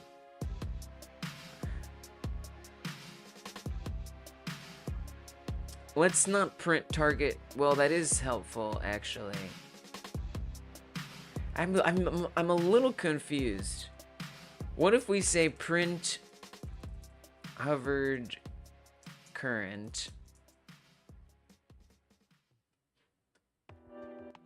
world progression?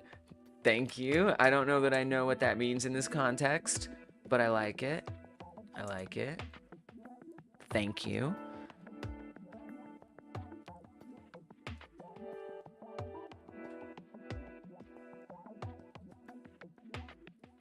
Okay, so I hover over this, it sees that obstacle as the hovered current. You come over this one. What? It's not updating it?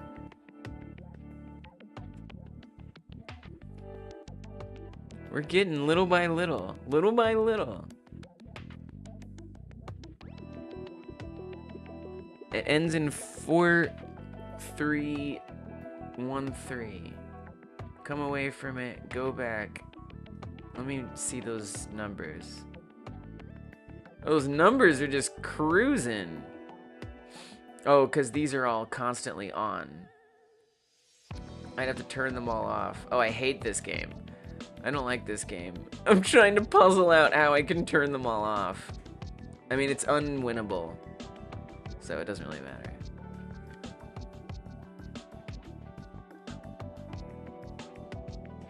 That's true. It's true. I kind of need it to do both. I kind of want it to print, and I'd like it to only print like one time. It would say print hovered current alongside target collider.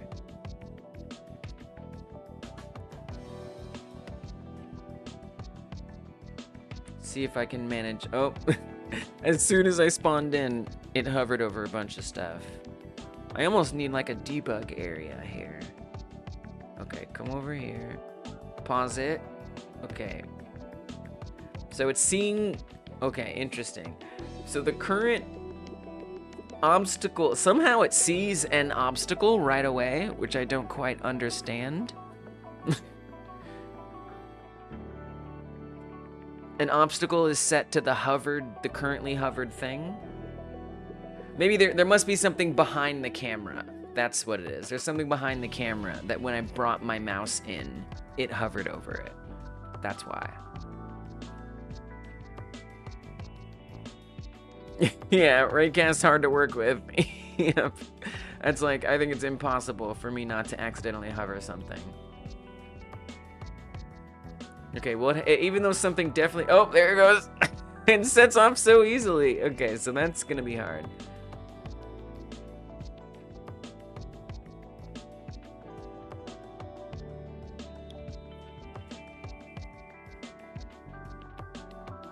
I'm a little confused that the second thing... Okay, now it's two things. Obstacle area... Well, I don't really understand how to solve this problem. World progression as it looks lively, and it's not like I'm watching the world you're building in real time. Heck yeah! Heck yeah! We are building this world! Thank you.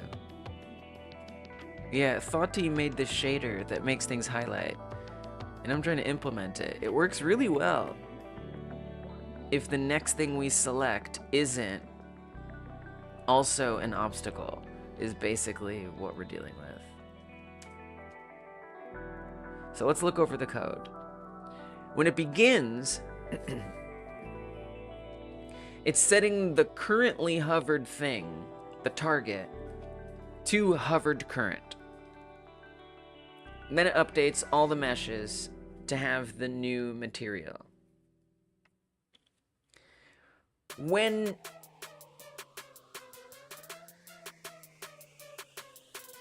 we hover over anything that is not...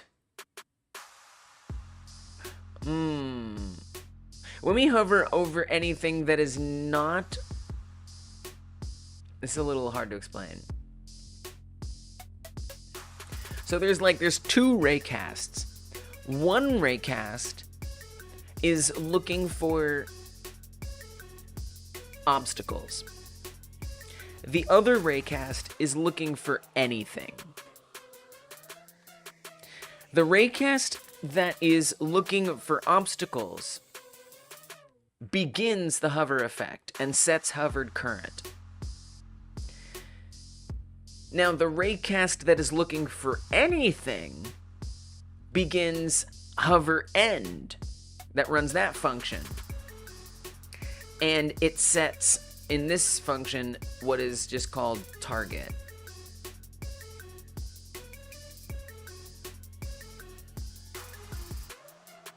A target collider. So target collider is anything. Hovered current is only going to be an obstacle. And specifically, hovered current is the obstacle that had the material applied to it up here.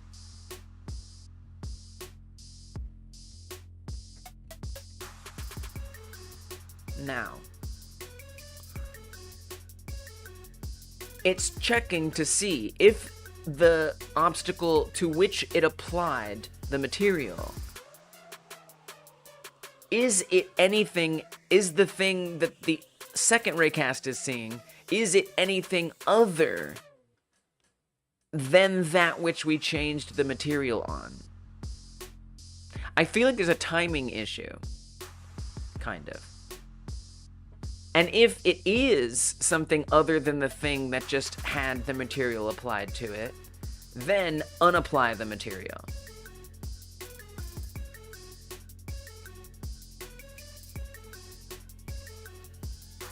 So it's not choosing to unapply the material. When it starts seeing another one. Unless, now if I come out here and I hover over the ground, it's only if it's over another obstacle. So my guess would be, instead of removing anything, it just adds it. So I guess what isn't running is this. This just isn't running. Right here. On hovered current. Because hovered current becomes the new thing that it's looking at. So I need to store. I know what I need to do. I need to say, this is going to be tricky. Okay, I need to say, when the hover begins, capture whatever the target collider is seeing. Print to verify it's not running. I don't know how to do that, do you? I kind of tried to do that, but I don't really know, and I got a little overwhelmed right now to try to think about how to do that.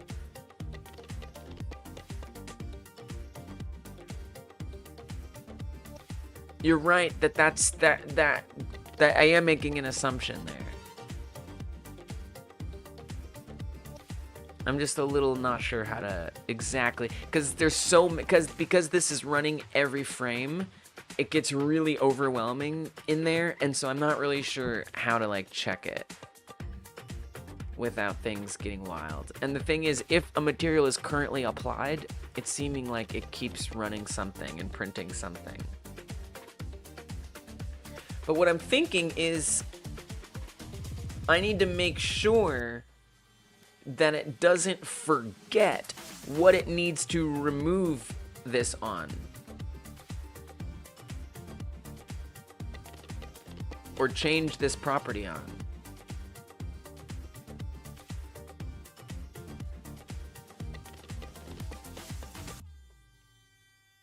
Basically. I don't know how to do that.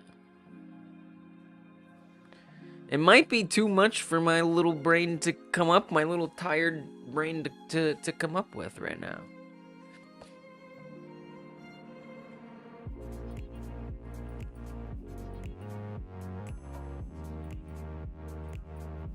So assuming that it isn't running the null, that is to say that it isn't removing it when we select another obstacle. That may not be true, but assuming that is it,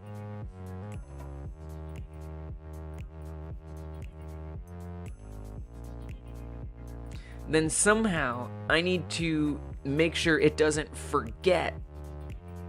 Well, the only reason that wouldn't happen is if the thing that's hovered isn't, or if it does, if the thing that's set to hovered current, if it matches target collider.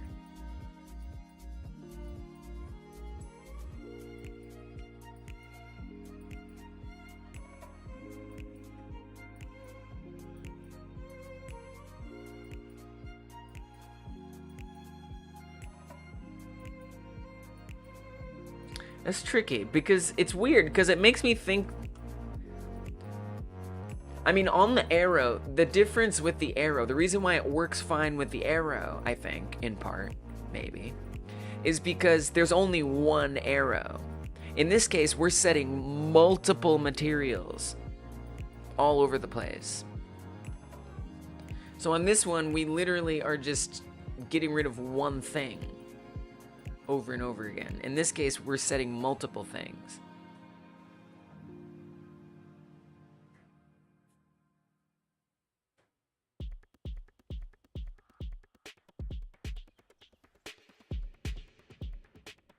I'll tell you what, it makes me think, like, what if we get a little weird about this? What if I say this? What if I create a function? I don't think this is gonna work. No, because we have to tell it.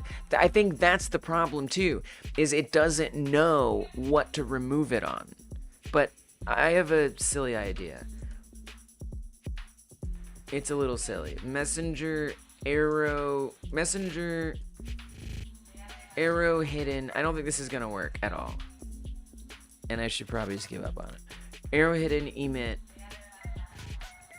Oh, well, we could also say what that target is. That could make it work.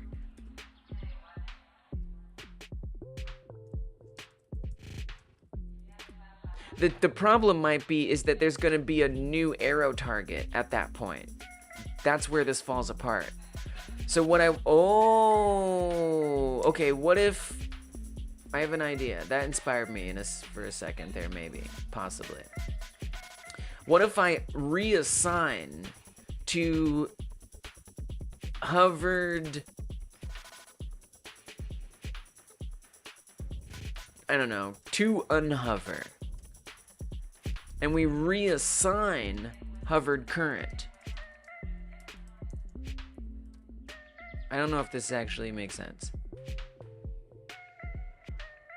We're gonna create a new variable right then and there. So it's a fresh variable that isn't going to change when this function is running. 87% of you guys in the shorts feed love making games. Me too! Me too!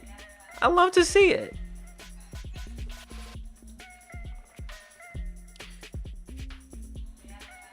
Even in these moments, I still love it. I do. It gives me a purpose. So we're reassigning this, or we're not reassigning it. We're making sure it's a fresh thing that can't get messed with, or a safe thing. So that's getting set up there. And then we want to say, for every node, I don't even know if I want to change this. I mean, wait, I guess I do want to make that. I guess I want to say hovered to unhover. Then I don't even need necessarily this. I might be able to get rid of that. Say hovered to unhover. Get owner, get children. Okay, cool. I don't know if that's gonna work, but it might not work. Okay. Oh, no, it didn't work. Oh, it didn't work. Dang. Okay, all right. Okay, cool.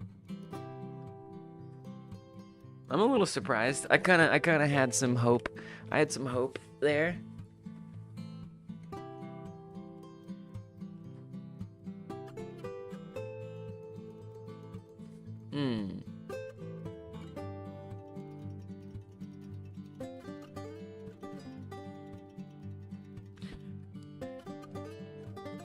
Wow, I really thought that was gonna work. I guess I could check to see if this is running.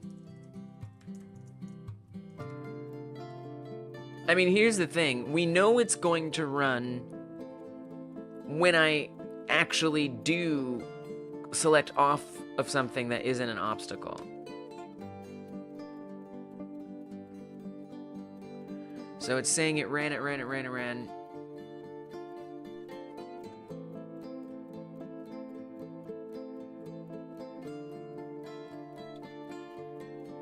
It's really hard to test this.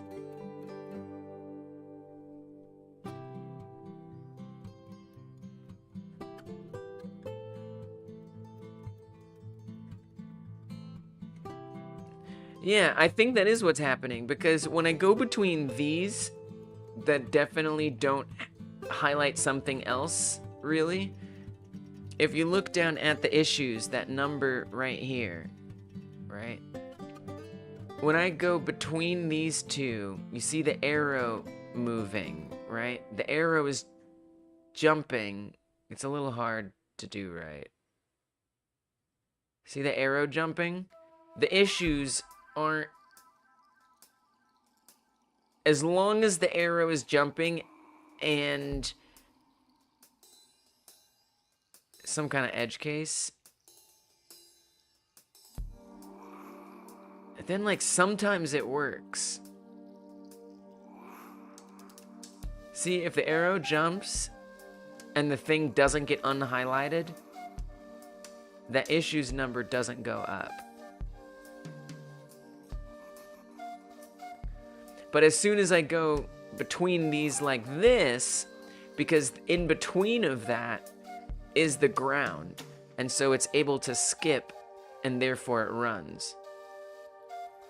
The edge case is that, basically the edge case is that it's seeing another obstacle. When it sees a non-obstacle like the ground, that's when it runs. If it doesn't see a non-obstacle when you switch between two, it doesn't run, is basically what's happening.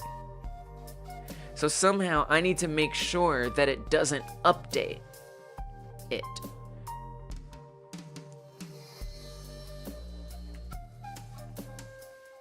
That hovered current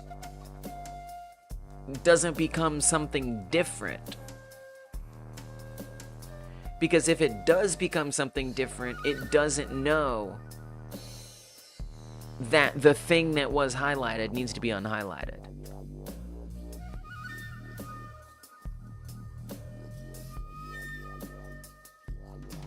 You know, it makes me wonder if there's some way that the object itself can, like, tell that it has that.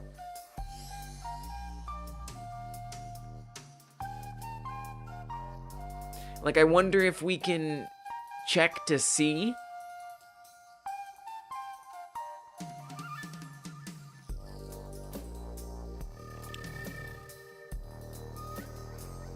like let's say we hover over thing and this for loop goes through each of those and it says you get the resource, you get the resource, you get the resource, you highlight, you highlight, you highlight, you highlight, and they all highlight.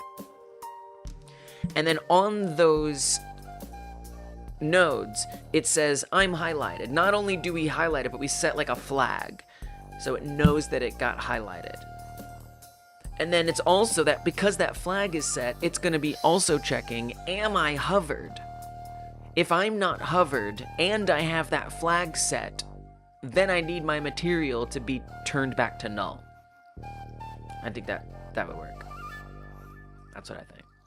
So I'm going to get rid of this entire thing here. And I'm going to say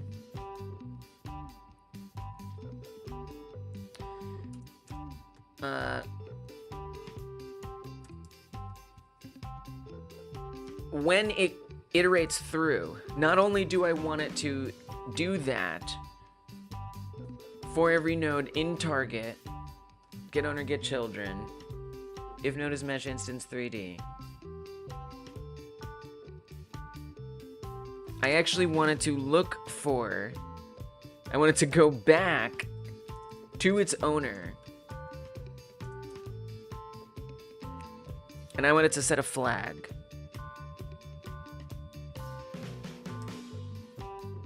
We're gonna say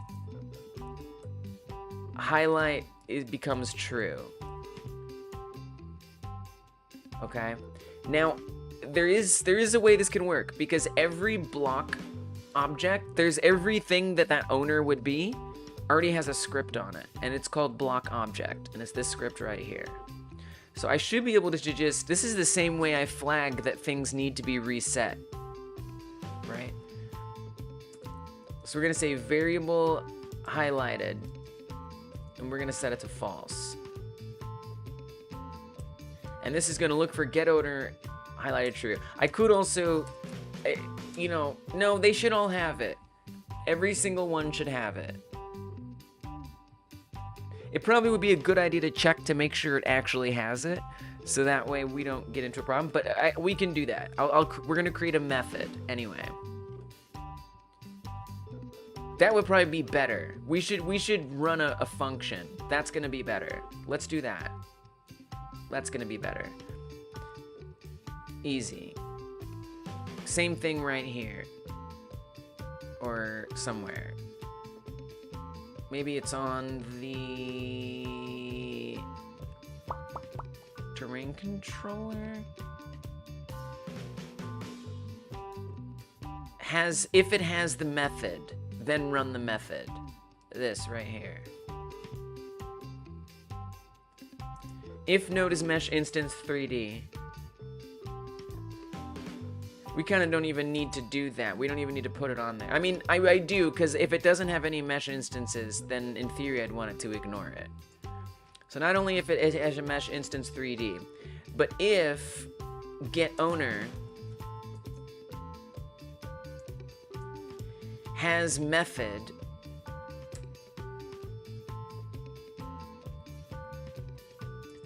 hover effects end,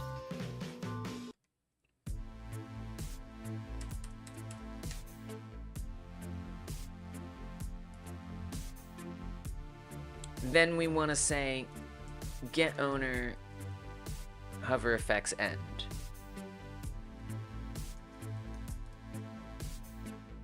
Now back on that block object,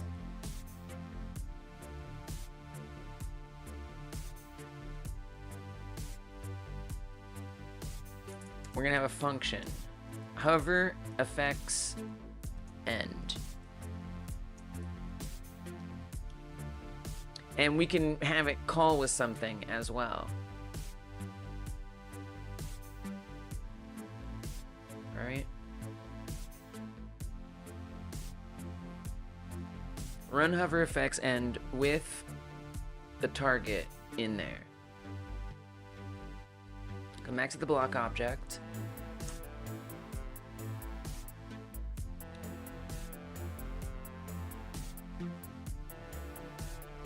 Strong code coupling by string function name. Not a good sign?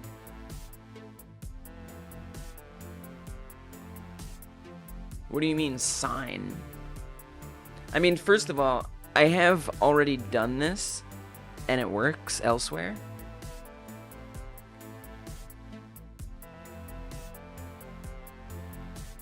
Can't change the function name. Sure it can. I just have to fix it. But I see what you're saying. Yeah. I'm not really... I know, I appreciate you saying that. I'm not really of the belief that relying on names is that big of a deal. And the main reason I say that is because it's really easy to change the name of everything. You know, because whenever I decide I'm gonna refactor anything, I always run a search in files. So if I want to rename HoverFX End personally, you know, and maybe if someone else is working on the project, it'd be different. And I don't know what to say other than I would make sure they know how to do this. I would do Control-Shift-F, and I would say, where's everywhere that HoverFX End lives?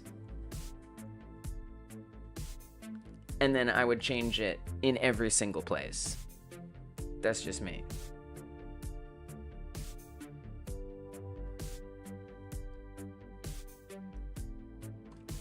But I mean, that's a good point. But yeah, I do know that referencing by name is risky, but it's not something that bothers. It's of the things that I try to avoid, that isn't one of them. Although I do try to avoid it, but it's too useful for me to care.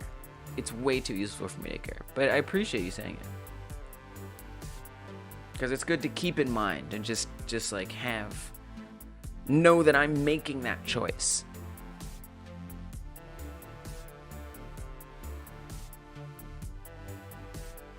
Okay, so there it's appearing in all the places.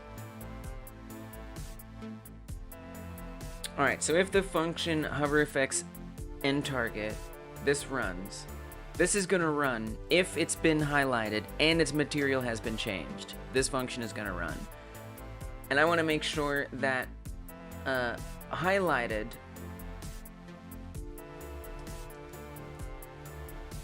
becomes true.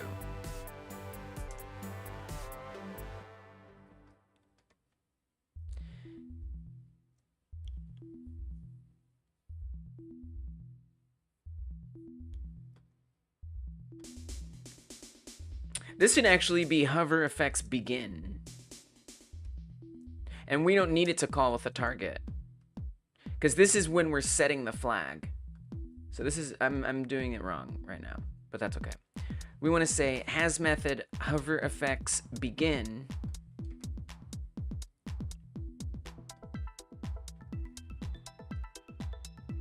don't call with anything. HoverFX begin. So just run that method, and this will set the flag.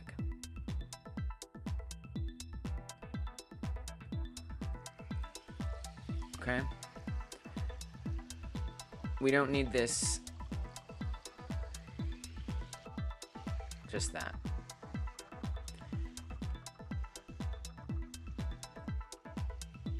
Now, in terms of when it's gonna run the end, that we're gonna bring back over here. Put this in the ready function. That anything hovered, anything seen, right? And so same thing, right? Because signals, and so you could say the same thing about signals, right? Just like looking for a function name. Signals are subpar because you're constantly referring to things by name. But that's why whenever I change anything, I always do a Control-Shift-F, and I go through and I look for every place it exists, and then I refactor it. I'm very careful personally about that. And I guess if anyone else was to work on it, I would want to make sure that they're careful about that too. Function HoverFX End. And maybe if I discover a great different way of doing that, I'll do it. But for now, it feels like, for me, necessary to use Godot effectively. But maybe that's just me. Efficiently, even. Okay, so hover effects end. This is gonna call with a target. And we wanna say, if this calls, and I am, well, we have to say get owner, don't we? So it has to be the obstacle.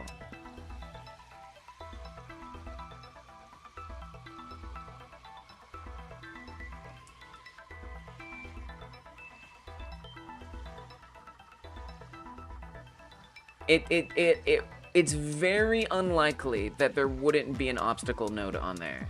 But you know what? Let's just say if has node obstacle. See, more name references. I like them. I use them. If has node obstacle.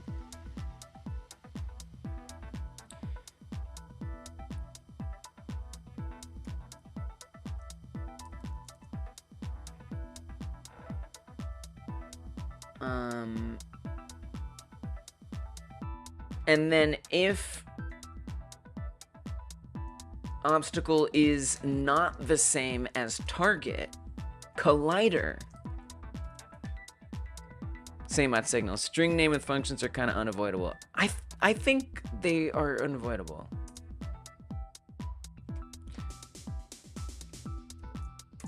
I don't know. Maybe they're not. But it feels like overly complicated to try to avoid it. And I'd rather just set a rule for myself to make sure I rename everything. And plus, it's usually easy to solve. Like, if there's a name that doesn't match, I feel like I can generally track that down pretty easily. It's not usually very confounding to me. But it's good to think about. If the obstacle is not to set to the thing that it sees, then we want to turn it to null. So we have to do a for loop through all of its children. So for node in get children, if node is mesh instance, and I'm gonna need to adjust this for some of these because some of them are nested, so that's gonna be a whole thing. But for now, we'll just see if we can get this. If node is mesh instance, then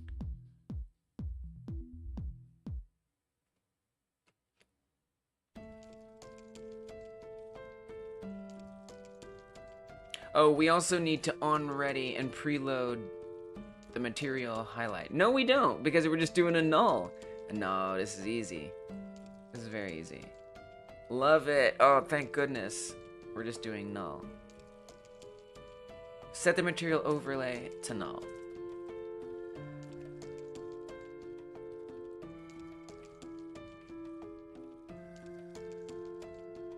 We'll see.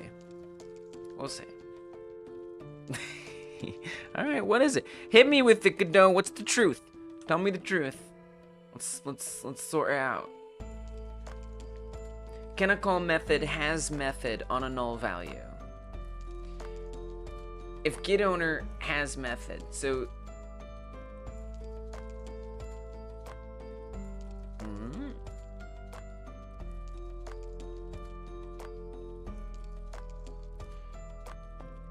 this is for hover effects begin.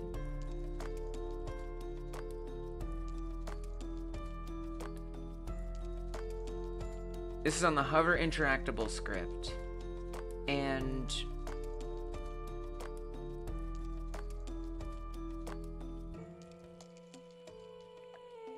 Godot 4 did let you have a variable as function to avoid some of the string name stuff. It's irrelevant to what you're trying to do. I'm just thinking out loud. Yeah, totally. Interesting. I didn't know that. That's kind of... I'm intrigued. I'm intrigued by that.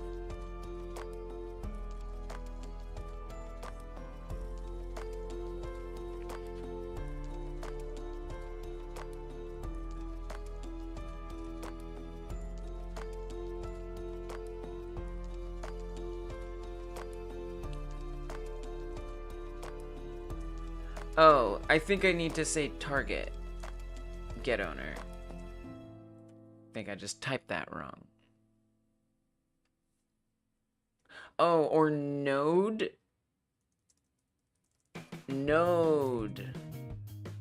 get owner. Did I forget to do that on the block object as well? No. Okay.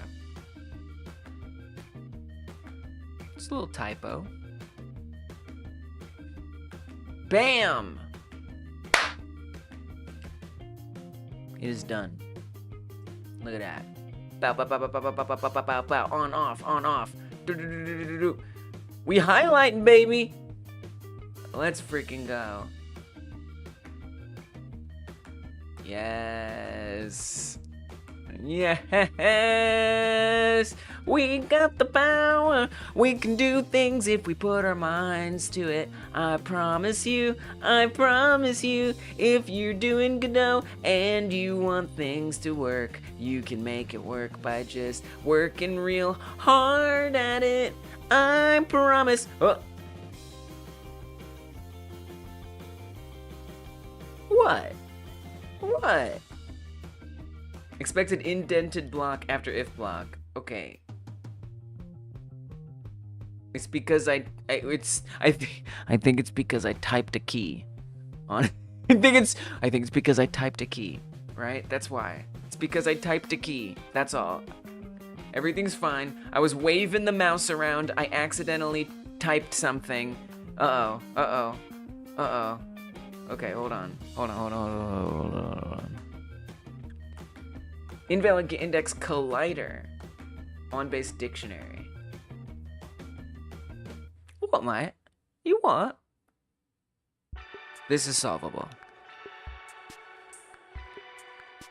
Oh, we have to say if empty. I got it.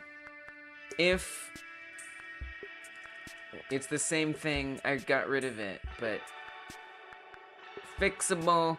Fixable! We want to make sure the target is not empty. And then run all of this. I forgot.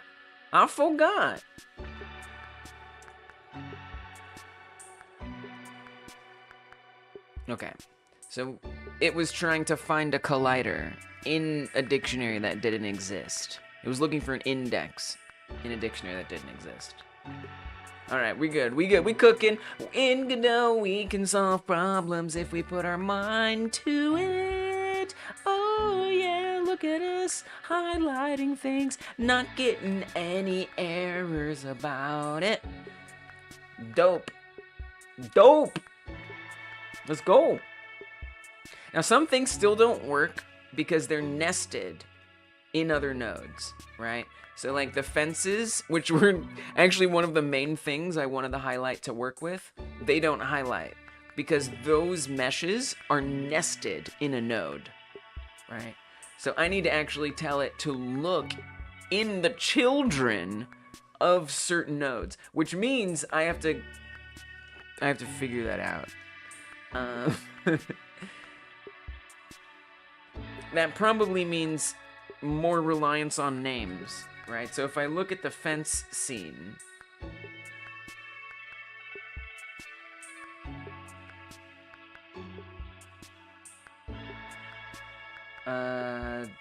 which one is the latest? The fence ones are very confusing. This one? There's the fence. If we look at the fence,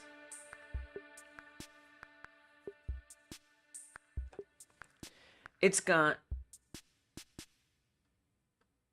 Oh! It's instanced. You see? There are no meshes in here because the meshes are instanced. Why? Why would I do that? Why would that be?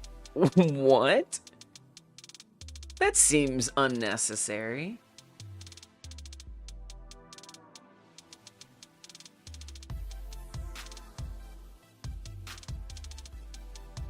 I think I just have to set my fence differently. Set my fence up differently. That has to be all it is. I just, why would I set up my fences that way? Because everything else, so this would in theory be the node. So that way it has Blender's instanced files in it. Instead of, or inherited files, instead of having this instance. That's really strange. Okay, and what's going on with the barn, where it has its own roof? That's also strange. What's its deal? Oh yeah, that is nested. So this one, the cow barn, is actually nested. The only mesh that it can change the material override for.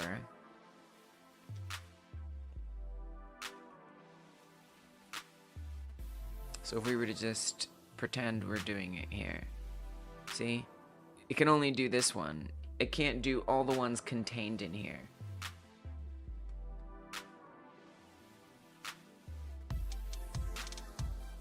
So I can fix this one pretty easily. And this is kind of an edge case, but there might be something else that I ever want to do this with, where the reason why these are nested, I mean, it's mostly because I built this badly. But I could ever see that happening again, where I decide that I want nested meshes. It's kind of silly.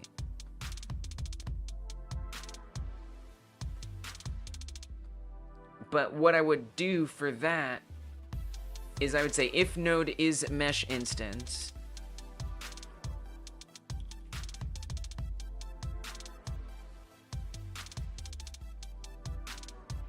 do all of that, and then further, if subnode in node dot get children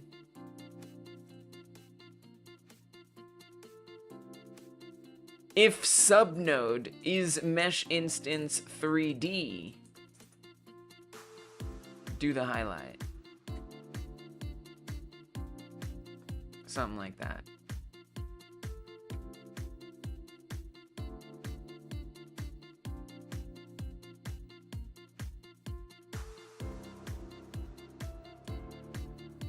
Oh, subnode not declared? Oh, sorry, not if. For subnode in node get children, if subnode is mesh instance. And then I would want to do the same thing for when it goes off here.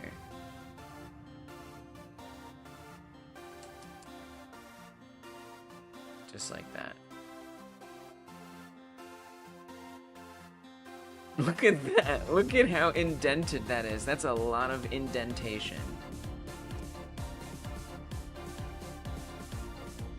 Sorry, Shorts feed. I forgot to hide that. You got the idea. It was indented so far. You're fine.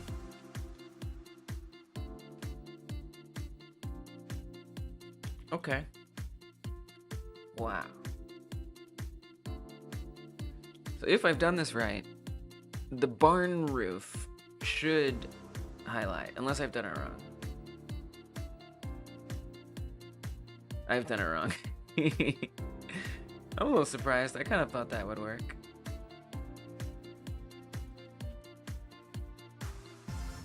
For every subnode in the node, if node is get children, so I'm saying check every node for its children.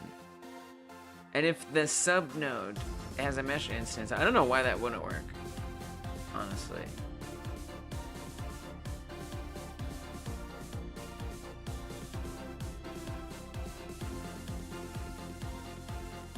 The other option is I remake that barn to not have nested stuff, but that's going to be a lot of effort. So it might be something to just not worry about for right now, if I'm being honest.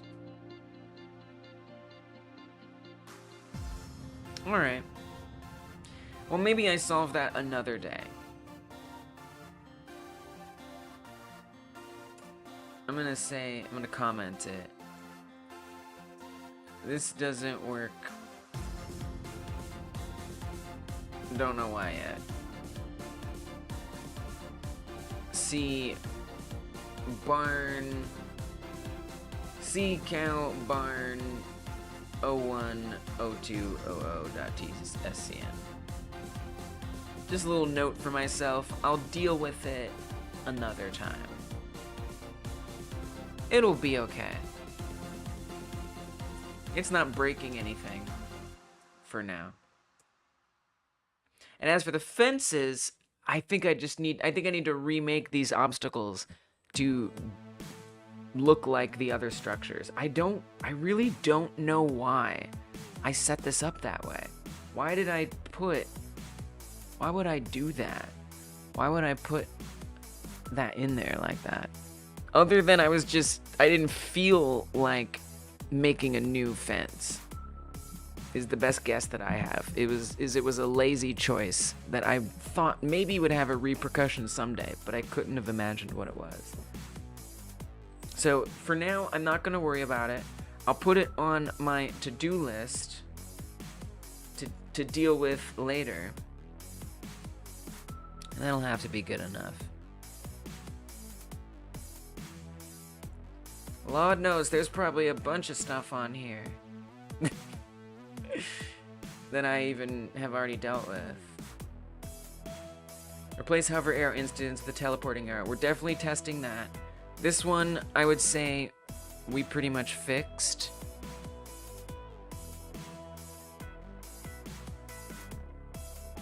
So I'm gonna pull cursor raycast should not be able to grab meat. I'm gonna put that in completed. How long did that take? I don't know, not that long. 40 minutes? Estimated 5 hours. I estimated 5 hours. I don't know if it took 40 minutes. I'll be a little more generous. Let's say it took an hour. I don't know if that's true, but it felt like an hour. Certainly not as long as 5 hours. Develop systems so obstacles to destruction be parented. I'm kind of letting go of that idea in general. Is there a way to, like, retire an idea? Send to backlog. What the hell is a backlog?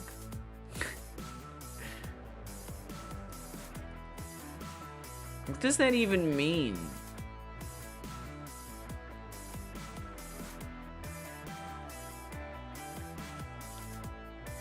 Oh gosh, this is some kind of like corporate terminology. Is what this sounds like. List of tasks or features that you want. It's not things that I want. It's things that I think I don't need, but I'm not sure if I'm going to change my mind on that or not. So maybe I move it somewhere else. We can always put it in planned. That could be a good alternative for it. Yeah, that feels like a planned. Let's put it in there. More UI info, if level, I'm still kind of working on that. Body part collision damage, oh yeah, I haven't fixed that. Remake the forest chunks with the latest tree. Delete old tree version. I think we kind of finished this, pretty much. Delete old tree version. I didn't fully delete it, but we kind of sorted this out. Yeah, sure, 2 hours. Replaced old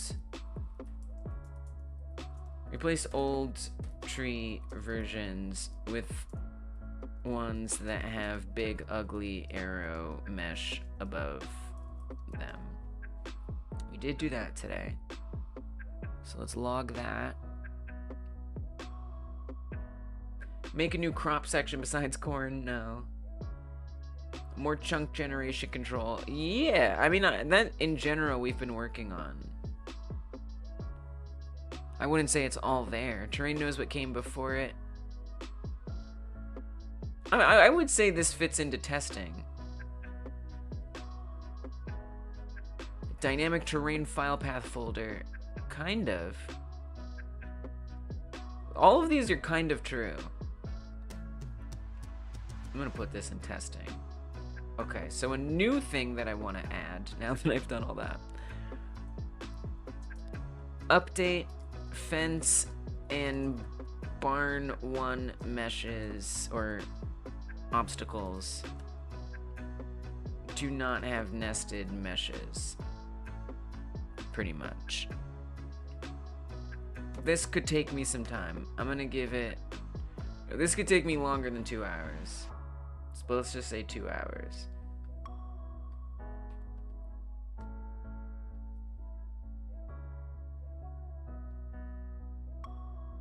Okay, and I would like this task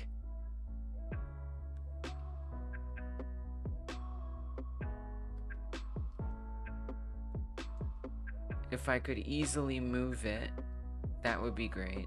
Board stage planned. Let's move it to in progress. Okay. There it is. So there's that. Something I can work on next week. And then I'm gonna say before I don't do more things, I'm gonna update that shader a little bit. Let's just make that shader look a little different. Let's make it look nice. Not that nice. I don't want to get too deep into it. But we could give it a little razzmatazz. So I'm gonna open up that shader resource that we made. And I think I could even update this live while we're playing the game. Although nothing's gonna be highlighted, so but I can quickly highlight it, so it'll be fine. Alright. So there's what it looks like. What if we say... Can I do like a... Oh, we can only do those. Okay. Like if I start adjusting it like this, whoa. It starts changing it.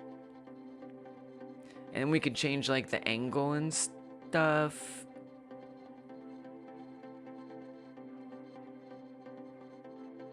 Can make it go that direction.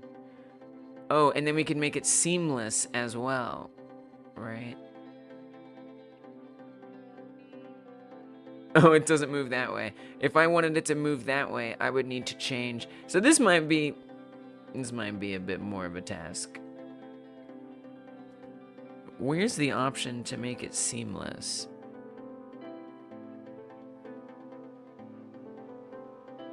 Somewhere.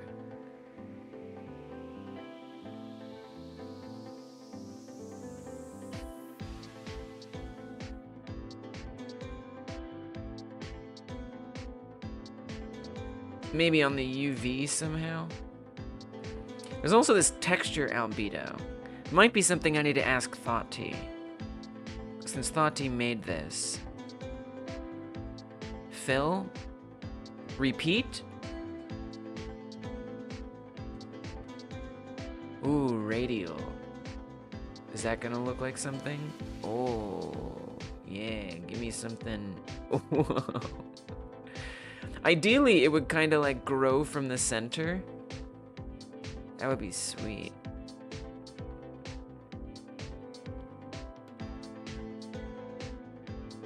Yeah, I'm not exactly sure how to make it seamless. Whoa. Oh.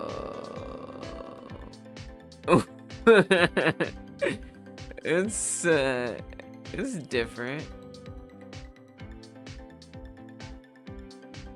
Oh, it looks awesome.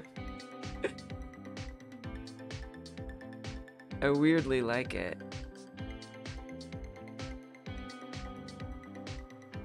Whoa.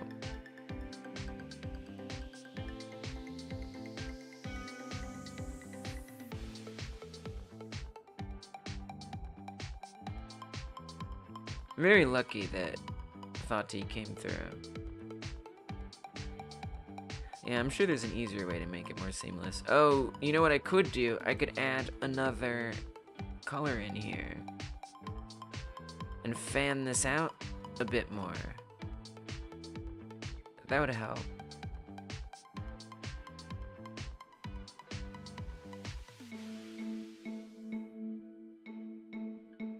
Helps a little bit. Helps a little bit. Makes it look a little more something. 88% of y'all on the Shorts feed love making games? Me too! Love to hear it, y'all. I love making games so much that I could keep working for hours and hours and hours, but you know, I think that would be a mistake. I don't think there's much more decoration or design I can do here to get this to work out. So look, Shorts feed, I love you. Thank you guys for hanging out, Shorts feed. Y'all are the best. I'm gonna head over to the main horizontal stream. You can jump over there. I'm gonna say goodbye there. Thank you for hanging out with me, guys, on the mobile. We're gonna go just to the main stream now. I stream every Wednesday and Thursday. About 8 to 10 hours. Today we did 9 hours. So yeah, meet me over there. Peace out, Shorts feed.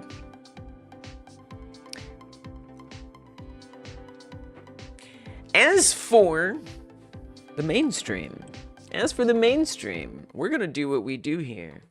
And we're gonna do a little outro. Yeah, we is.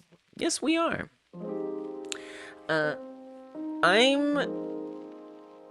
I feel good about the progress. I do. I wish I could do everything. I wish I could just do everything that I want to do.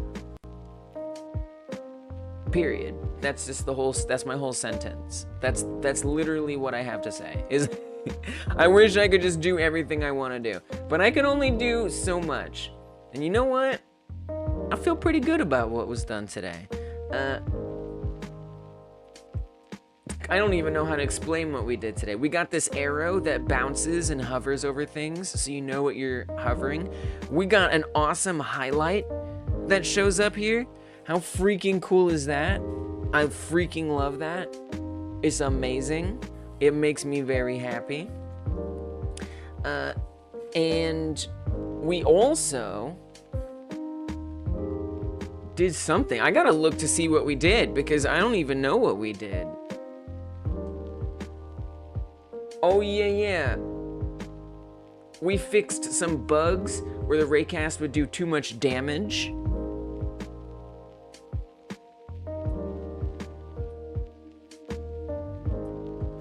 That's kind of what we did today. I fixed bugs and I added a way to hover and highlight things that we interact with. That's it. That was today.